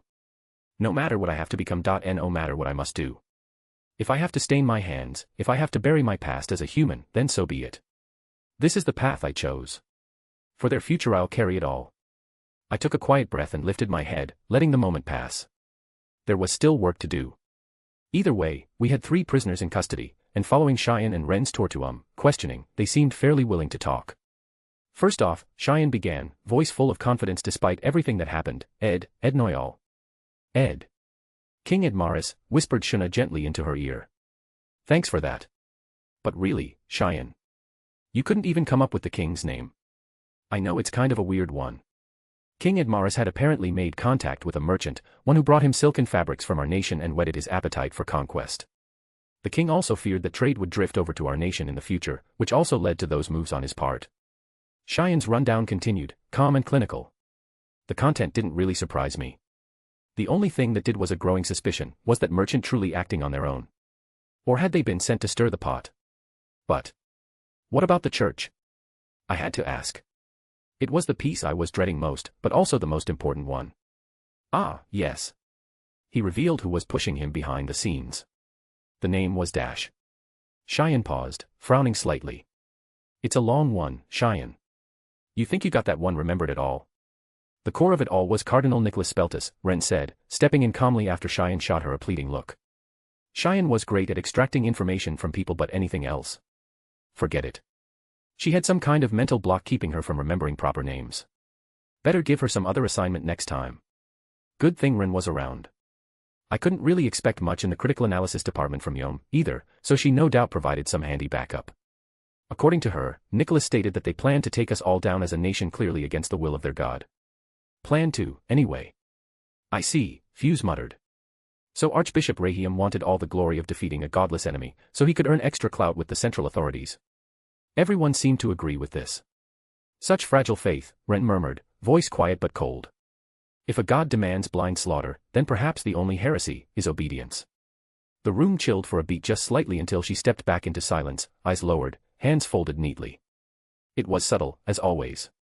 But I caught the meaning behind her words.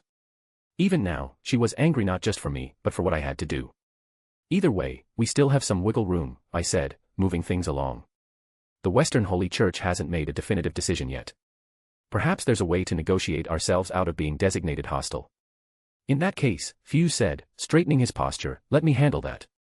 After Fuse laid out his plans, both King Gazel and Archduke Gerald also offered their assistance in smoothing things over with the church.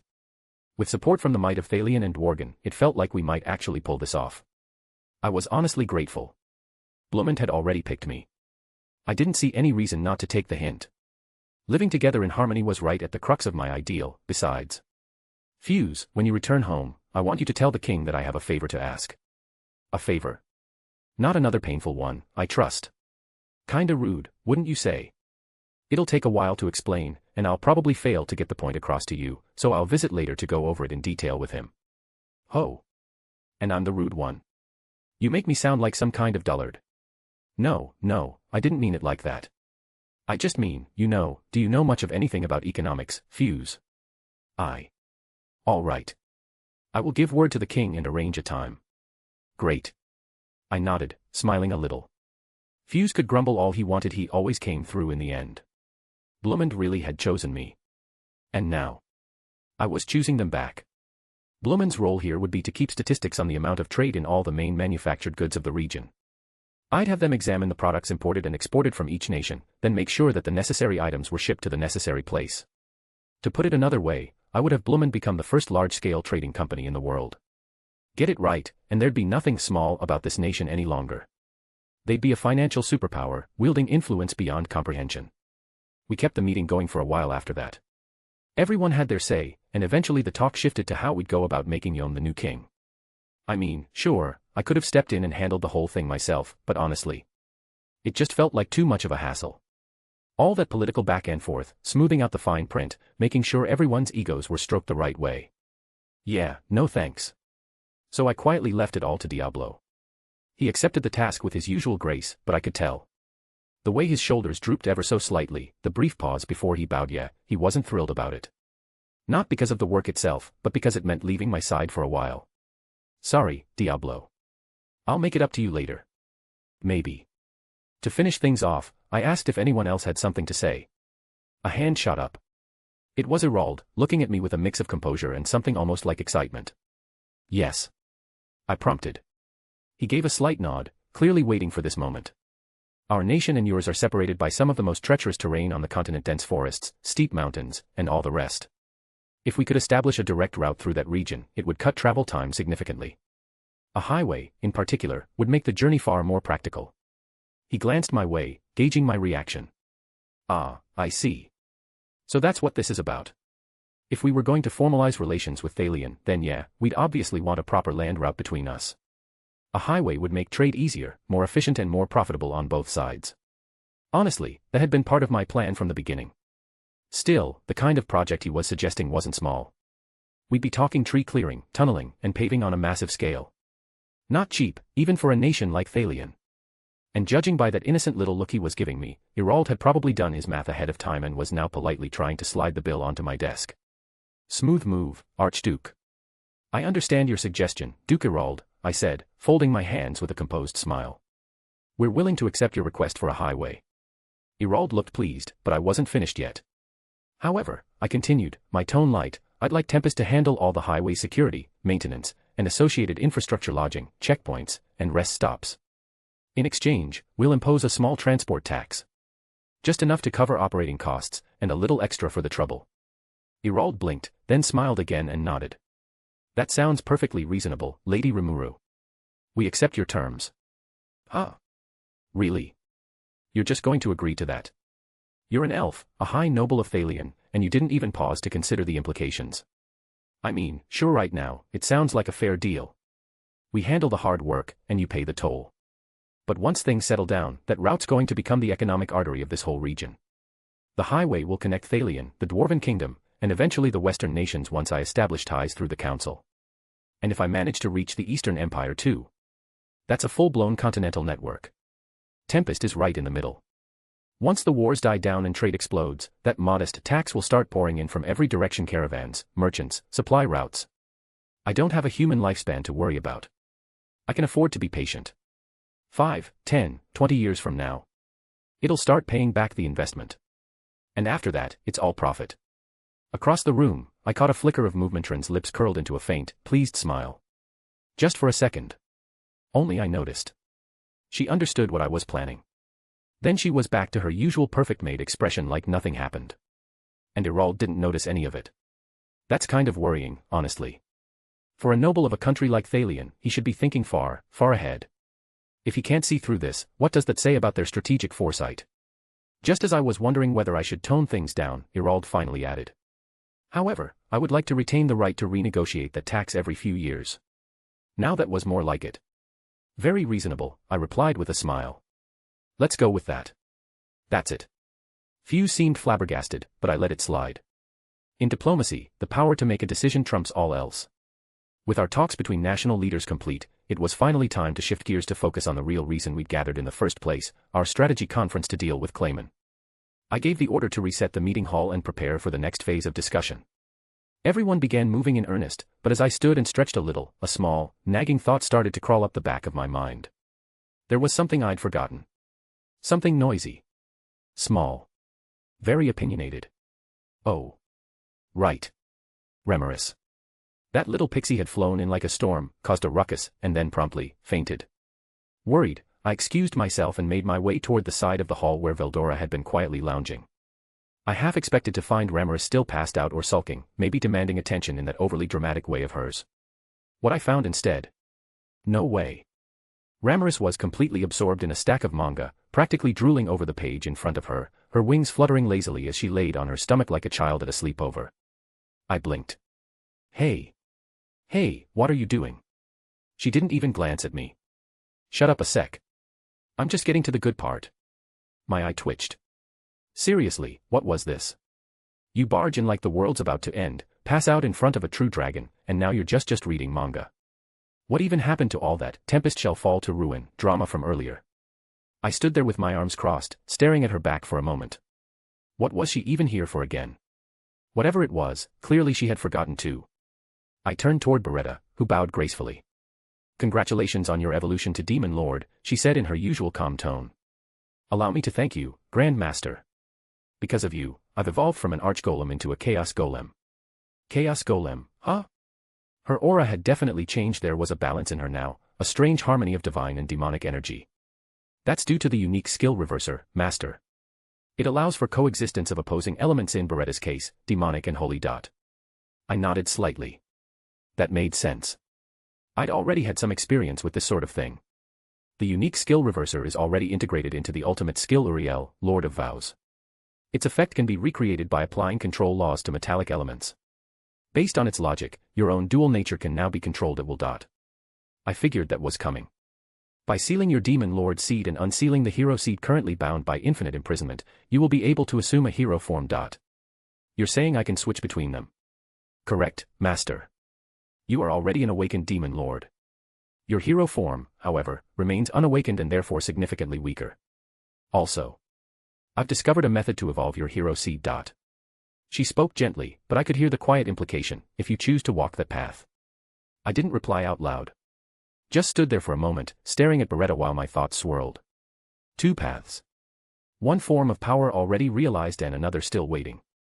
Just knowing the option existed felt heavier than I thought it would. But it was comforting too. Thanks, Ciel, I murmured.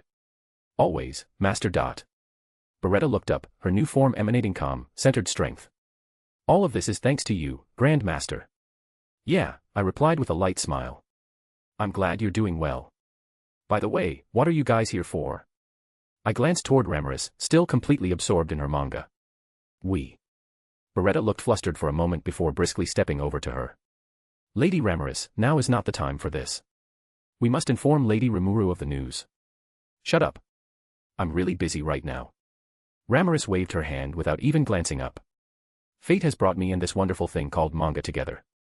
Oh, which suitor will she choose in the end? You couldn't argue with that logic.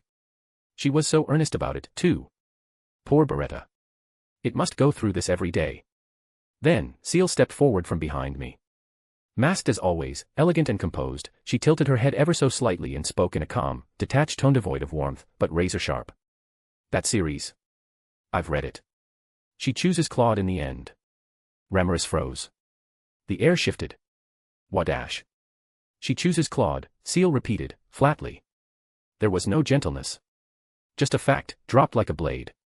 Ramirez went stiff like her wings had short-circuited. The manga slipped from her hands. Ren, still standing by the door, lifted a gloved hand to her mouth in wordless shock. She didn't say a thing but her wide eyes said plenty. The weight of that spoiler had hit her, too. Ramirez slumped over, small and quiet for once. The fairy of the labyrinth, undone by a single sentence. Before Ramirez could recover, Ciel's quiet voice cut in again, sharp and utterly calm. If you don't get to the point in the next 10 seconds, I'll spoil the part where someone sacrificed themselves for their loved one, you know. The scene right before the final arc. Ramirez jolted midair like she'd been electrocuted. Why you wouldn't? That's cruel even by monster standards. Ciel simply turned her masked face slightly in her direction. No warmth. No bluff. Just a subtle tilt of her head. One could almost feel the unspoken countdown. The threat worked instantly. Right. Ramirez yelped, snapping into a salute so fast it made her wings flutter out of sync. Roger that. I'll get serious now. She zipped into the air with newfound urgency, the fear of spoilers outweighing any pride she had as a demon lord. Honestly, it was probably the most effective form of coercion I'd seen used on her. The rest of the hall had fallen silent again. The various national representatives, nobles, and commanders who had been chatting casually until now turned to watch Ramirez with wide eyes. Most of them probably didn't know what just happened. From her spot by the door, Ren gave Ciel a side terrified glance, no words again, just a brief pause before she composed herself and resumed standing at attention. Ramirez, now realizing she had an audience, puffed out her non-existent chest and folded her arms. I'll say it one more time. Tempest shall fall to ruin. What did you say? I replied, trying my best to sound shocked, but really, I wasn't feeling it. I was just following the script at this point. She took the bait immediately. Humph. You know, Ramirez said, with an insufferably smug tone and hands on her non-existent hips, that isn't something I want to happen, of course. So I came all the way over here to tell you. You better thank me. She tilted her head up like I was supposed to shower her with praise. I didn't. Giving her too much attention would just encourage her. I stayed silent, and hoped she'd cut to the chase soon. So, I asked as casually as I could, why are we falling to ruin, exactly? Ramirez crossed her arms with a dramatic oomph, then paused as her expression darkened. She glanced around the hall, her eyes sweeping over the seated leaders and diplomats. Her tone dropped a bit. Well, before I tell you. Her wings stopped fluttering for a moment. She was sizing up the room, taking this just a bit more seriously than usual. For once. I suppose this has a lot to do with you humans, too. All right, listen up, all of you. She spun in the air and pointed a finger directly at the gathered representatives, her voice gaining just enough weight to make everyone sit up straighter. Claimants just proposed that we launch a Valpurgis Council. I blinked. A Valpurgis what? A Valpurgis Council, she repeated proudly. A special meeting of all the demon lords. Gasps erupted across the room. I think I have read about this, Irald said slowly, raising his head in thought. Once, all the demon lords came together to wage an epic battle, one that the Western Holy Church named Valpurgis, or the Feast of Demons. A tense silence followed. The name alone carried weight. So if the demon lords were gathering again, did it mean a war between them? Or were they teaming up to strike something else? I didn't like either option. I leaned forward slightly in my seat. So are the demon lords about to declare war on something? No. I'm a busy woman. I don't have time for wars and other annoying stuff like that. Ramirez declared, arms crossed as she hovered indignantly in the air. Honestly, she didn't look that busy. But I wasn't about to say it out loud. She was technically a demon lord, after all, one that had apparently been around for a long time. Maybe she really did have first-hand memories of those ancient conferences from centuries past. I wouldn't put it past her. Irald nodded gravely, taking her words seriously. I believe the demon lord Ramirez is telling the truth. The war in the records I read was officially called the Tema War, the war between heaven and demon. It was fought by multiple factions, all vying for supremacy. A coalition of demon lords were involved, and it brought enormous destruction across multiple regions. Of course. He trailed off, letting the weight of history settle into the room. Of course, he continued, this was long before the current Demon Lord system took shape. If a Valpurgis council is being held now, then something major is brewing. Especially if Clayman is behind it. TCH, I muttered under my breath. Clayman again. That manipulative bastard just couldn't sit still. Ramirez twirled in place midair and pointed at me. That's why I rushed over here. To warn you. Because you are probably the one Clayman's trying to paint as a threat. I bet he's going to use the council to have all the other demon lords gang up on you. A chill ran down my spine. That, actually made perfect sense. Ren's eyes narrowed subtly, but she didn't move. Ciel remained composed beside me, though I noticed the faint shift in her stance, her body language alert, assessing. She was ready for anything. Then I guess I'll have to crash this little party, I said with a sigh. If Clayman's calling a council, and dragging my name into it, I'll go. I'm not letting him run his mouth unchallenged. Ramirez blinked. Huh.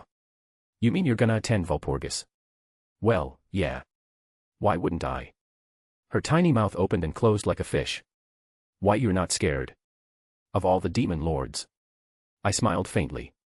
I've got some pretty scary people on my side, too. Ramirez blinked a few times, then slowly floated back down to eye level, her expression thoughtful for once. I think it's probably okay, she muttered, arms folded. But you can only have 2 attendants along with you. 2 attendants. I tilted my head. That's surprisingly formal. It's always been like that, she said with a proud puff of her chest. The rules for Valpurgis were made a long time ago, so no armies, no ambushes, and no big entourages. Just you and 2 people. That's it. So she was serious about this. 2 attendants, huh? Well, I had way too many competent people for that to be an easy choice. I guess I'll have to give this some thought, I said. Can't just take anybody with me. It's not exactly a tea party. Ramirez nodded gravely, which looked a bit odd on her tiny body.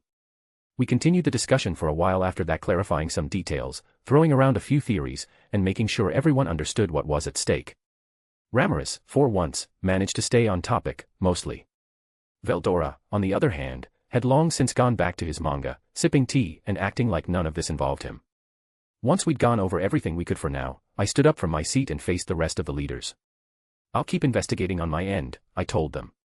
If I find anything new, anything that could affect us all, I promise I'll inform you immediately. They all nodded, accepting the terms without hesitation. It was a subtle show of trust, one I didn't take lightly. With that, the meeting wrapped up. One by one, the attendees offered polite farewells, then departed the hall in orderly fashion.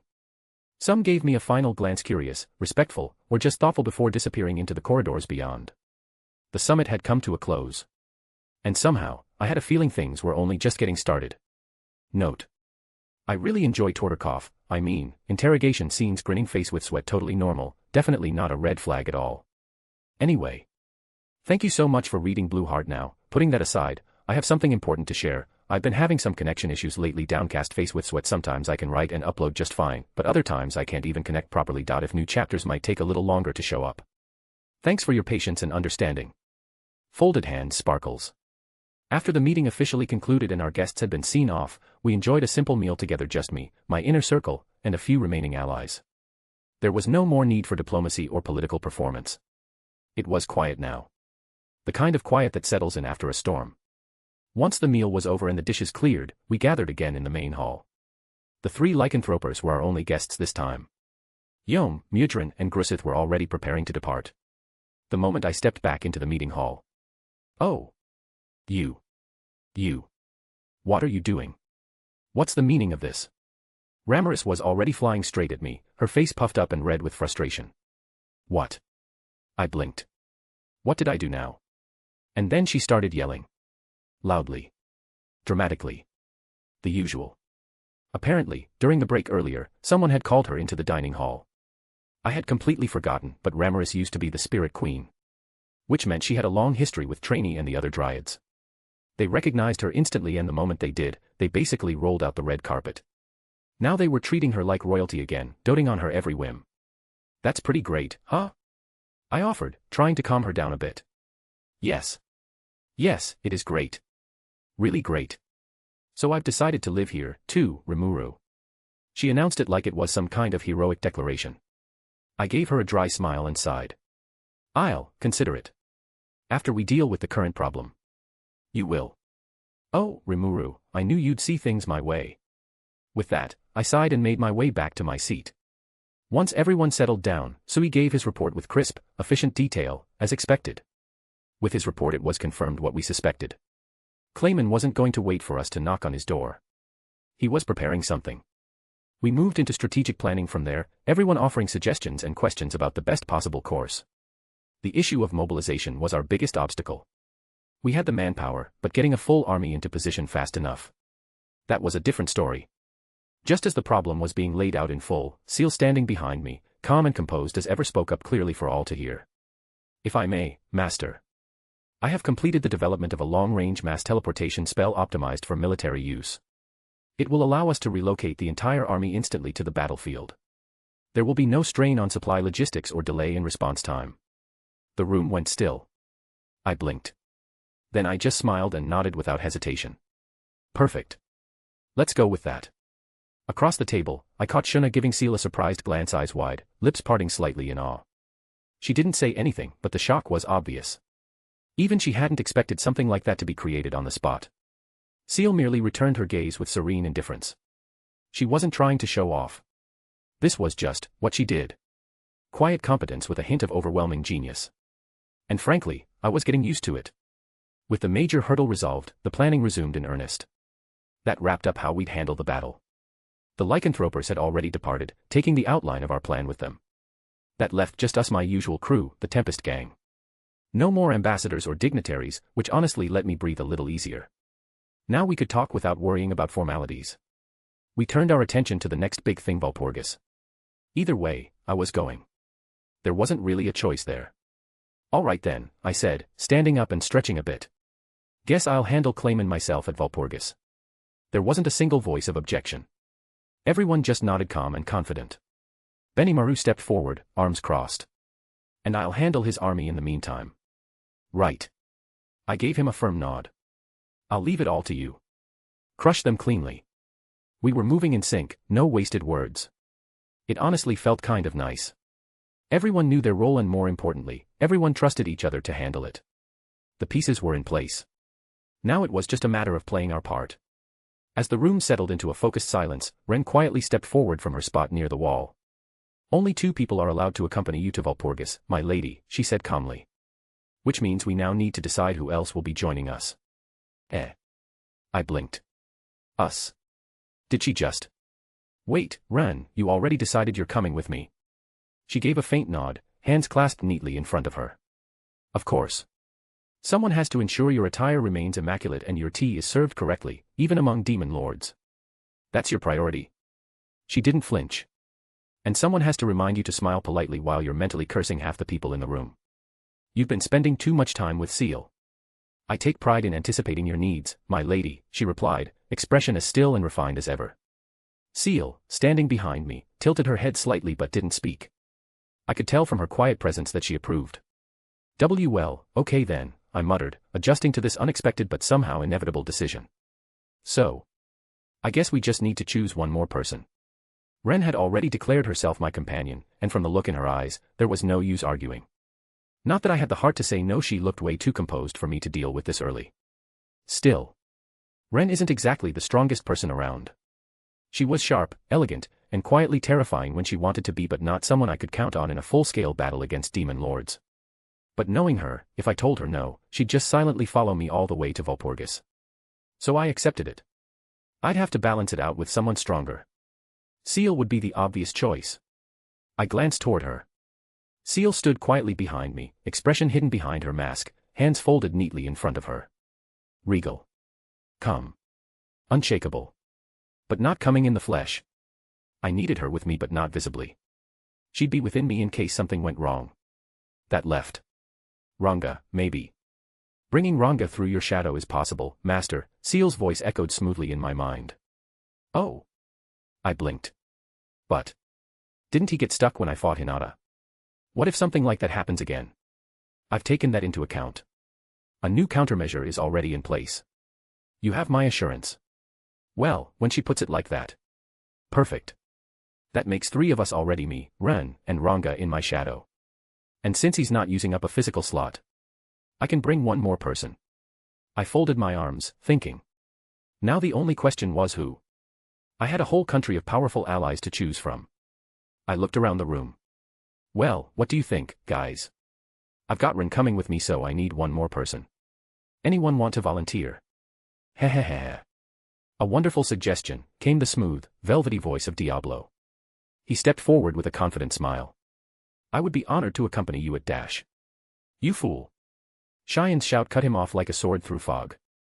I will be by your side, and I refuse to let anyone else have that spot. And there they go. Again. Diablo looked affronted, straightening his collar with a glare. Such rudeness is unbecoming, Miss Cheyenne. Might I remind you that I serve Our Lady with complete and perfect devotion. TCH. Big words for someone who only joined recently, Cheyenne snapped back, crossing her arms. Our Lady is mine to guard.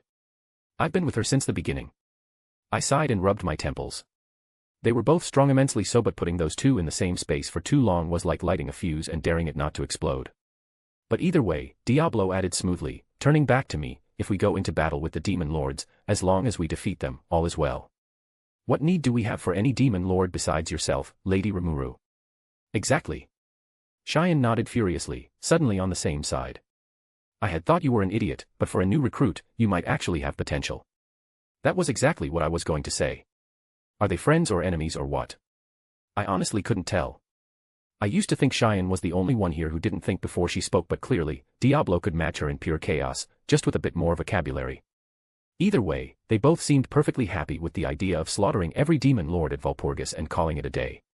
Why'd it turn out like this? Looking around the room, I could see a few others nodding in agreement with Cheyenne and Diablo's "let's just kill them all" mindset, including Ciel and Ren.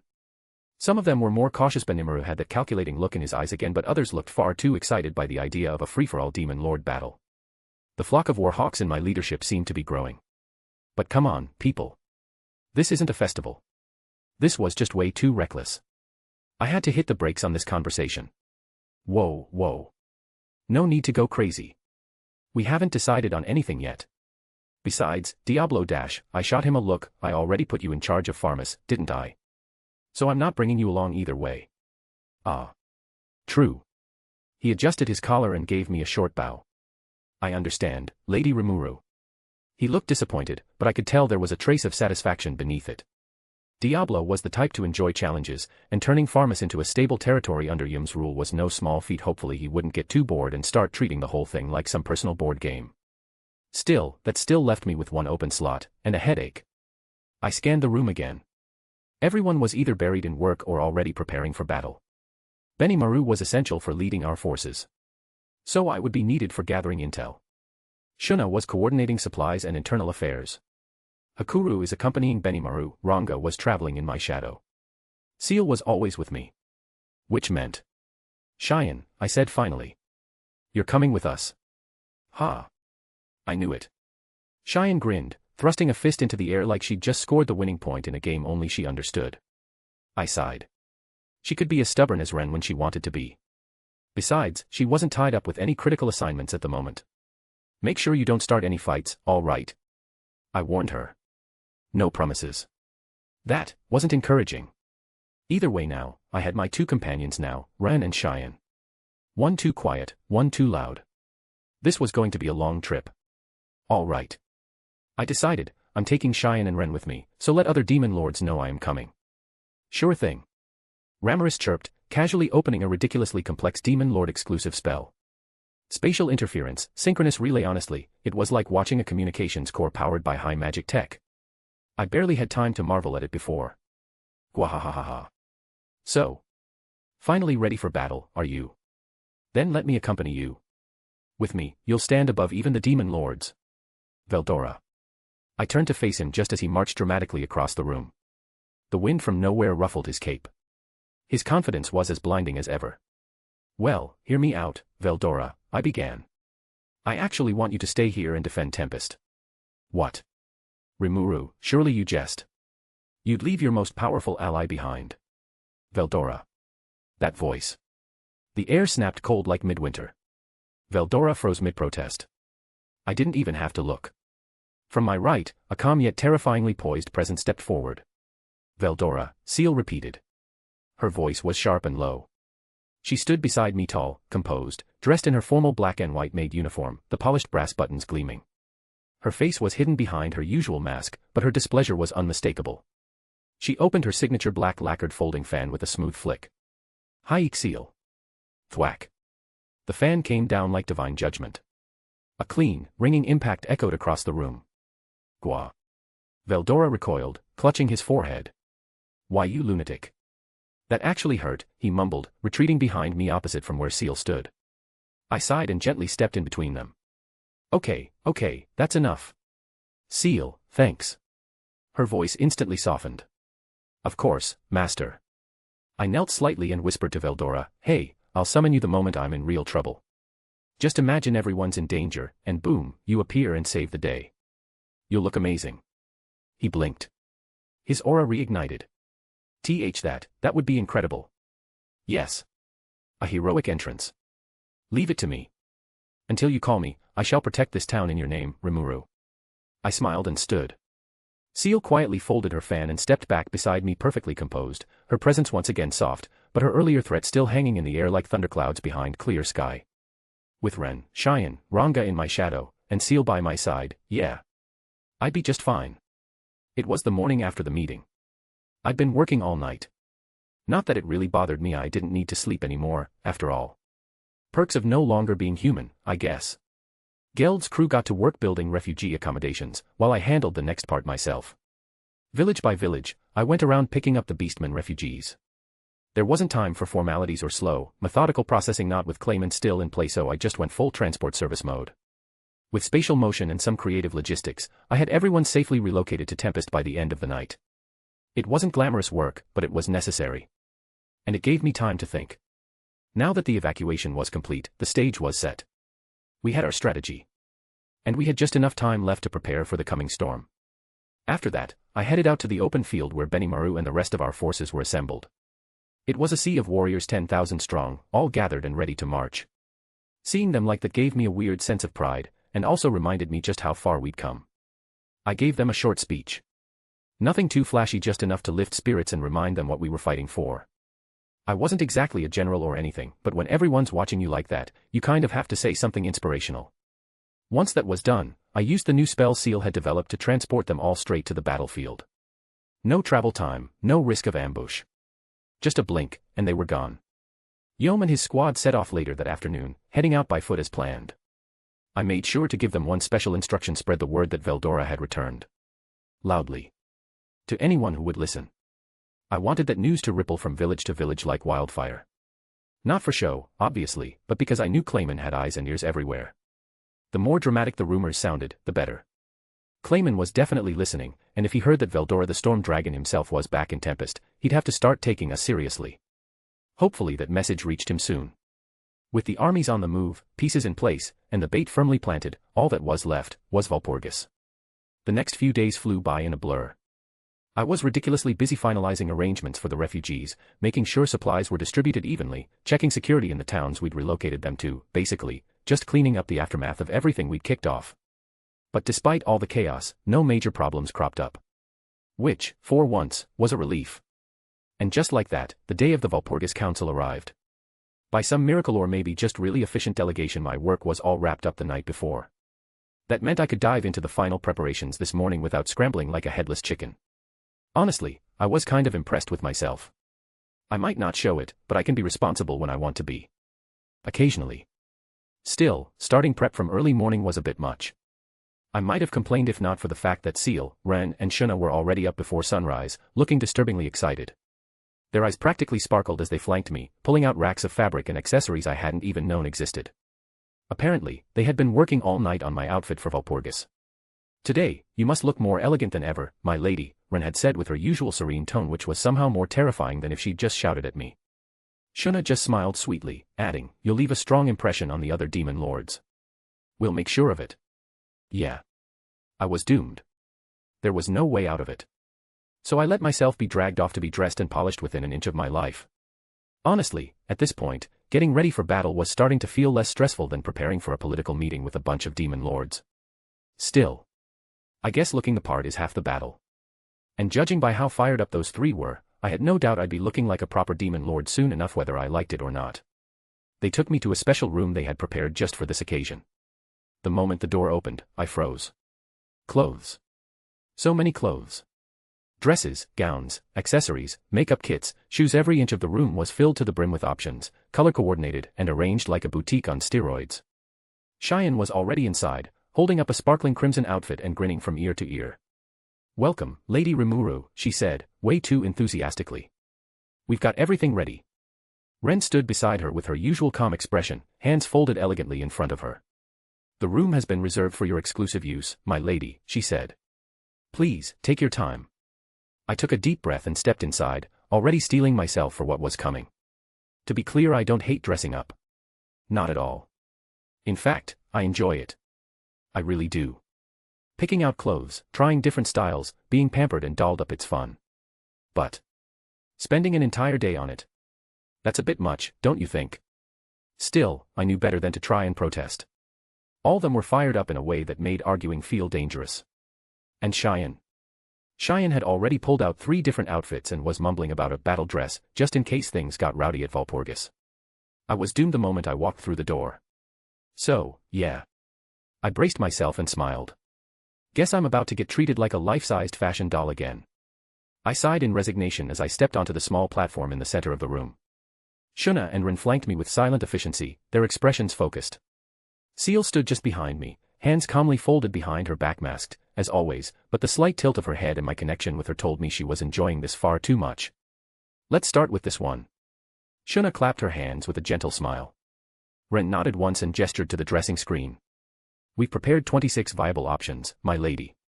We'll begin with the ceremonial dresses, then shift to formal militarized aesthetics." "Wait, 20s-. Let's go," Ciel said coolly, already holding the first outfit. And so began the fashion gauntlet.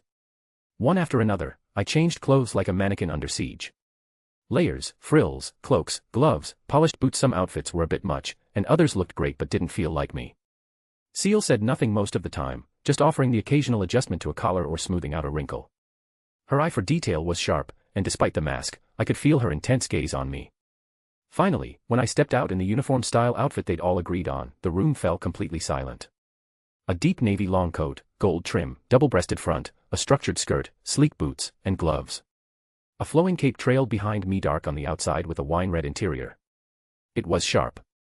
Elegant. Commanding. "Beautiful," Shuna whispered, blushing. Cheyenne grinned.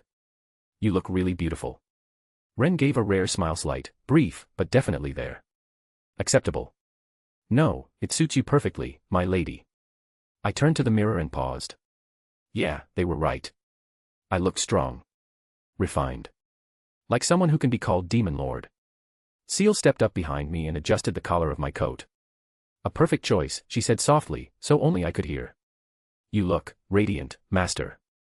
Her quiet praise made my heart flutter a little. I exhaled, smiling at my reflection. Phew, finally came to a decision. That was fun, but way more tiring than I expected. The others laughed, and just like that, the preparations were finally complete. Now that we'd finally selected the outfit, the hardest part was done. Just a few minor preparations remained. With Walpurgis scheduled for midnight, we still had time to breathe, or at least I did. I slipped back into my usual outfit for now, stretching a little as I did. "Still," I muttered, "Ren said I'll need to start getting ready again a few hours before the event." Seriously, even after choosing the outfit, it's going to take hours to prepare. Ciel, standing silently at my side, gave no reply, just a slight tilt of her head that somehow carried the weight of, yes, obviously. Ren and Cheyenne had already left, declaring that since they would be attending Walpurgis too, they needed to look the part. Shuna went with them, of course, offering to help with their coordination. Something told me I wouldn't see any of them again until evening. And so, for the first time all day, the room finally fell quiet. Just me and Ciel now. I glanced at her. She stood still as ever, mask in place, hands calmly folded in front of her. But even without seeing her face, I could tell she was watching me. Always. The calm before the storm, huh? I took a seat, letting out a quiet sigh, and leaned back slightly. Looks like we've got a bit of peace before the chaos begins. Ciel quietly walked over and sat beside me, her steps light and composed. Then, without a word, she reached up and gently removed her mask. Her crimson eyes met mine, soft, unwavering, and filled with warmth. She leaned in and placed a tender kiss on my cheek. "You look truly beautiful in all those outfits today, master," she whispered. There were several moments I had to fight the overwhelming urge to hug you in front of them. A small laugh escaped me, cheeks warming.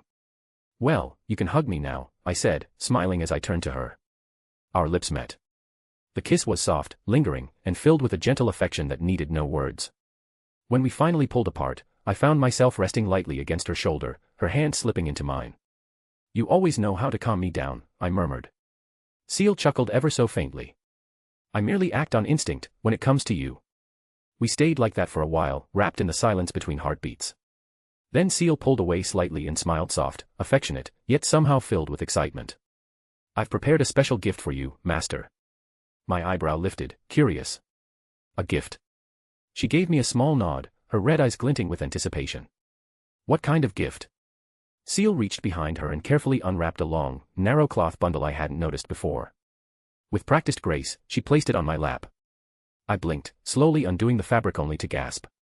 Inside was a sword. A black straight sword, elegant yet minimal. Its surface gleamed under the soft lamplight, the subtle sheen hinting at the incredible density and quality of the metal. Along its guardless hilt and blade were three small, perfectly carved circular insets, subtle but deliberate. This. I murmured, brushing my fingers along the smooth edge. It's beautiful. Where did you get this? Ciel smiled, her tone proud but bashful. I made it. With my own hands. You what? No skills. No shortcuts. I forged it secretly, for you. She placed her palm lightly on the sword's surface. The core alloy was formed from the first magic stone you absorbed back in the cave, just after your reincarnation. I stared down at the blade again, stunned. That moment felt like a lifetime ago, and yet, here was a piece of it, returned to me in a new form. There are 3 holes in it, I finally said, still breathless. What are those for? Her expression turned gentle as she pointed to the openings. They are for Veldora's core. If inserted, the blade will temporarily awaken the power of a true dragon. You may use it when necessary, but sparingly. It will place a heavy burden on your sword. Legend grade. I could already tell. The density of magicules in this thing alone was enough to make the air around it shimmer faintly. And she made it with her own arms. For me. I hugged the sword tightly to my chest, overwhelmed. Then I looked up at her and smiled. Thank you. Tears were in my eyes before I realized it. I didn't try to stop them. This is the first gift I've received from you, my wife. I'll cherish it, I said, voice thick with emotion. This blade, it's a part of my body. Of my soul. I placed the sword carefully in my stomach space. I turned back to her. You know, this means a lot to me. Ciel tilted her head, eyes bright. I'm glad, Master. That's all I wished for. I leaned forward suddenly and kissed her on the cheek. She blinked rapidly, then her cheeks turned bright red. Master. And here I was thinking you'd jump into my arms the moment I tried something like this, I said playfully, lips brushing her ear. You looked ready to hug me in front of everyone just a little while ago. Her embarrassment deepened. That's because you look too beautiful, and dash. I cupped her cheek, gently making her look into my eyes. You always say I'm beautiful.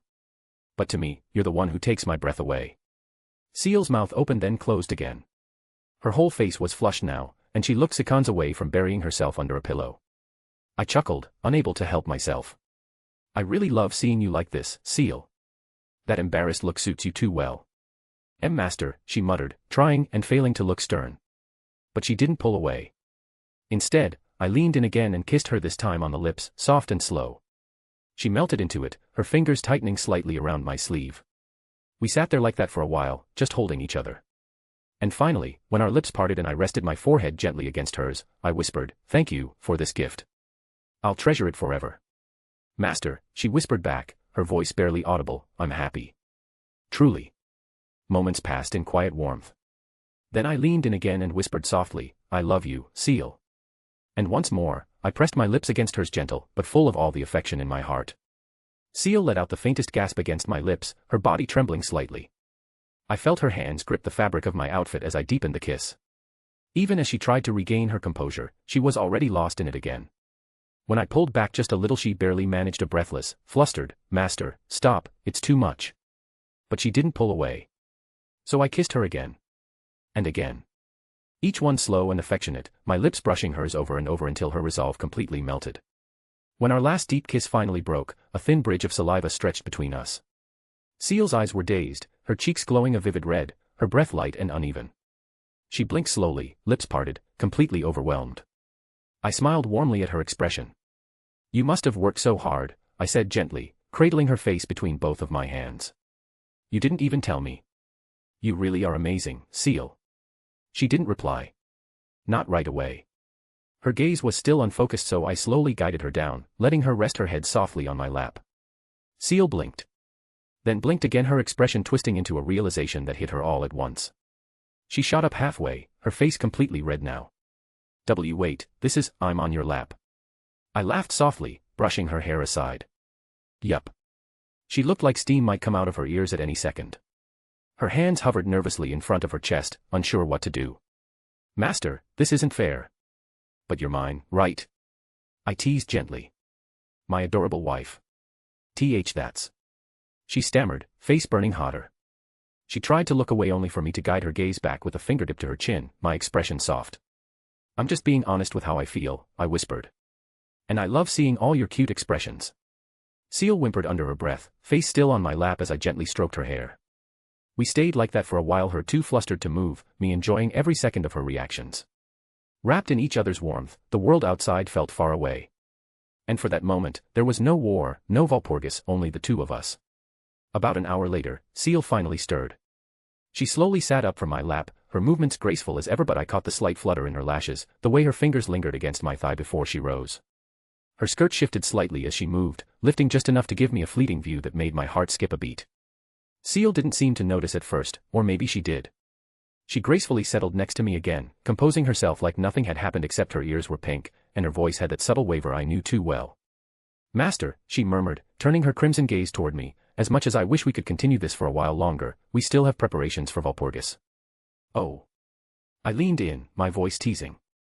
Are you sure you're the one stopping us this time? She averted her eyes, her fingers lightly brushing her skirt as she smoothed it out. I'll make it up to you later, she whispered. Her voice was low, almost breathy, and that tiny flick of her gaze told me she knew exactly what she was doing. I couldn't resist. I leaned forward and pulled her into a sudden hug, my arms locking around her waist as I kissed her, not gently this time, but with heat, with hunger. She gasped, eyes wide, before melting into me. When we finally parted, a thin trail of warmth lingered between our lips. You're really good at tempting me, you know that. I whispered against her cheek. Now I can't wait for later. She blinked, flustered but smiling. I was being serious, master. I know. I grinned. That's why it's dangerous. She gently pushed against my chest, but her touch was light, affectionate. We need to get ready. Fine, I murmured, resting my forehead against hers. Let's end this fast, so I can claim that promise properly. Ciel's face turned a brilliant red, but she didn't deny it. Not even a little. The Walpurgis Council was going to be held in a special dimension, one far removed from the physical world. Naturally, only a handful of beings could safely enter such a space. Trainee, unfortunately, wasn't one of them. It wasn't because she lacked the strength or magical capacity, but because of what she was. Her true body was a sacred tree, deeply rooted in the heart of the great forest of Jura. That body couldn't be moved. As a dryad, her spiritual form couldn't stray too far from it without risking collapse. So even though she desperately wanted to accompany Rimuru, it simply wasn't possible in her current state. I had hoped to stay beside Lady Rimuru, she admitted quietly, bowing her head. But I understand. If it is for her safety, I shall entrust her care to others. Rimuru pouted, flapping her wings in agitation. I wanted her to come. It's not fair that I don't get to bring my favorite subordinate along. I watched them for a moment and sighed. Well, we can always change that. Trainee blinked. Pardon. You can't leave the forest because of your body. So let's give you a new one. A proper vessel. One that isn't tethered to the tree. I folded my arms. If we do this right, you'll be able to move around freely, wherever you want. It wouldn't be easy, of course, but I had a secret weapon. I have already begun designing a suitable vessel, master. Leave the structure and soul link integration to me. Of course she had. Ciel was always one step ahead. With Trainee's matter settled and my heart feeling a little lighter, I left Beretta and her in charge of Rimuru. I had a long night ahead of me and it was time to face it properly. The moment I stepped back into the special dressing chamber Ren and the others had prepared, I was immediately surrounded. There you are, my lady, Ren said calmly, brushing an invisible speck of dust from my shoulder the moment I entered. Perfect timing. Cheyenne chimed in, arms crossed proudly. We've been waiting. Shuna giggled softly. You're right on schedule, Lady Rimuru. Shall we begin the final touches? I let out a quiet sigh, not from annoyance, but resignation. I had already changed into the elegant outfit we'd selected earlier after what felt like hours of dressing up. I liked fashion. I liked dressing up. But even I had limits, and the prep work for Walpurgis was reaching them. Even so, I didn't protest.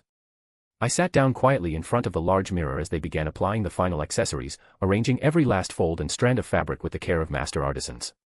Ciel had already returned to her place within me by now, saying softly before vanishing, "I'll be watching over you from within, master. You look divine." No one questioned her absence. They were all used to Ciel vanishing and reappearing without notice. It had become such a common part of our daily life that not even Shuna raised an eyebrow anymore. Ren adjusted the drape of my outer layer with precise, graceful hands, stepping back to study her work with that impassive expression of hers. Cheyenne fluffed the hem of the skirt with visible satisfaction, her eyes gleaming with pride.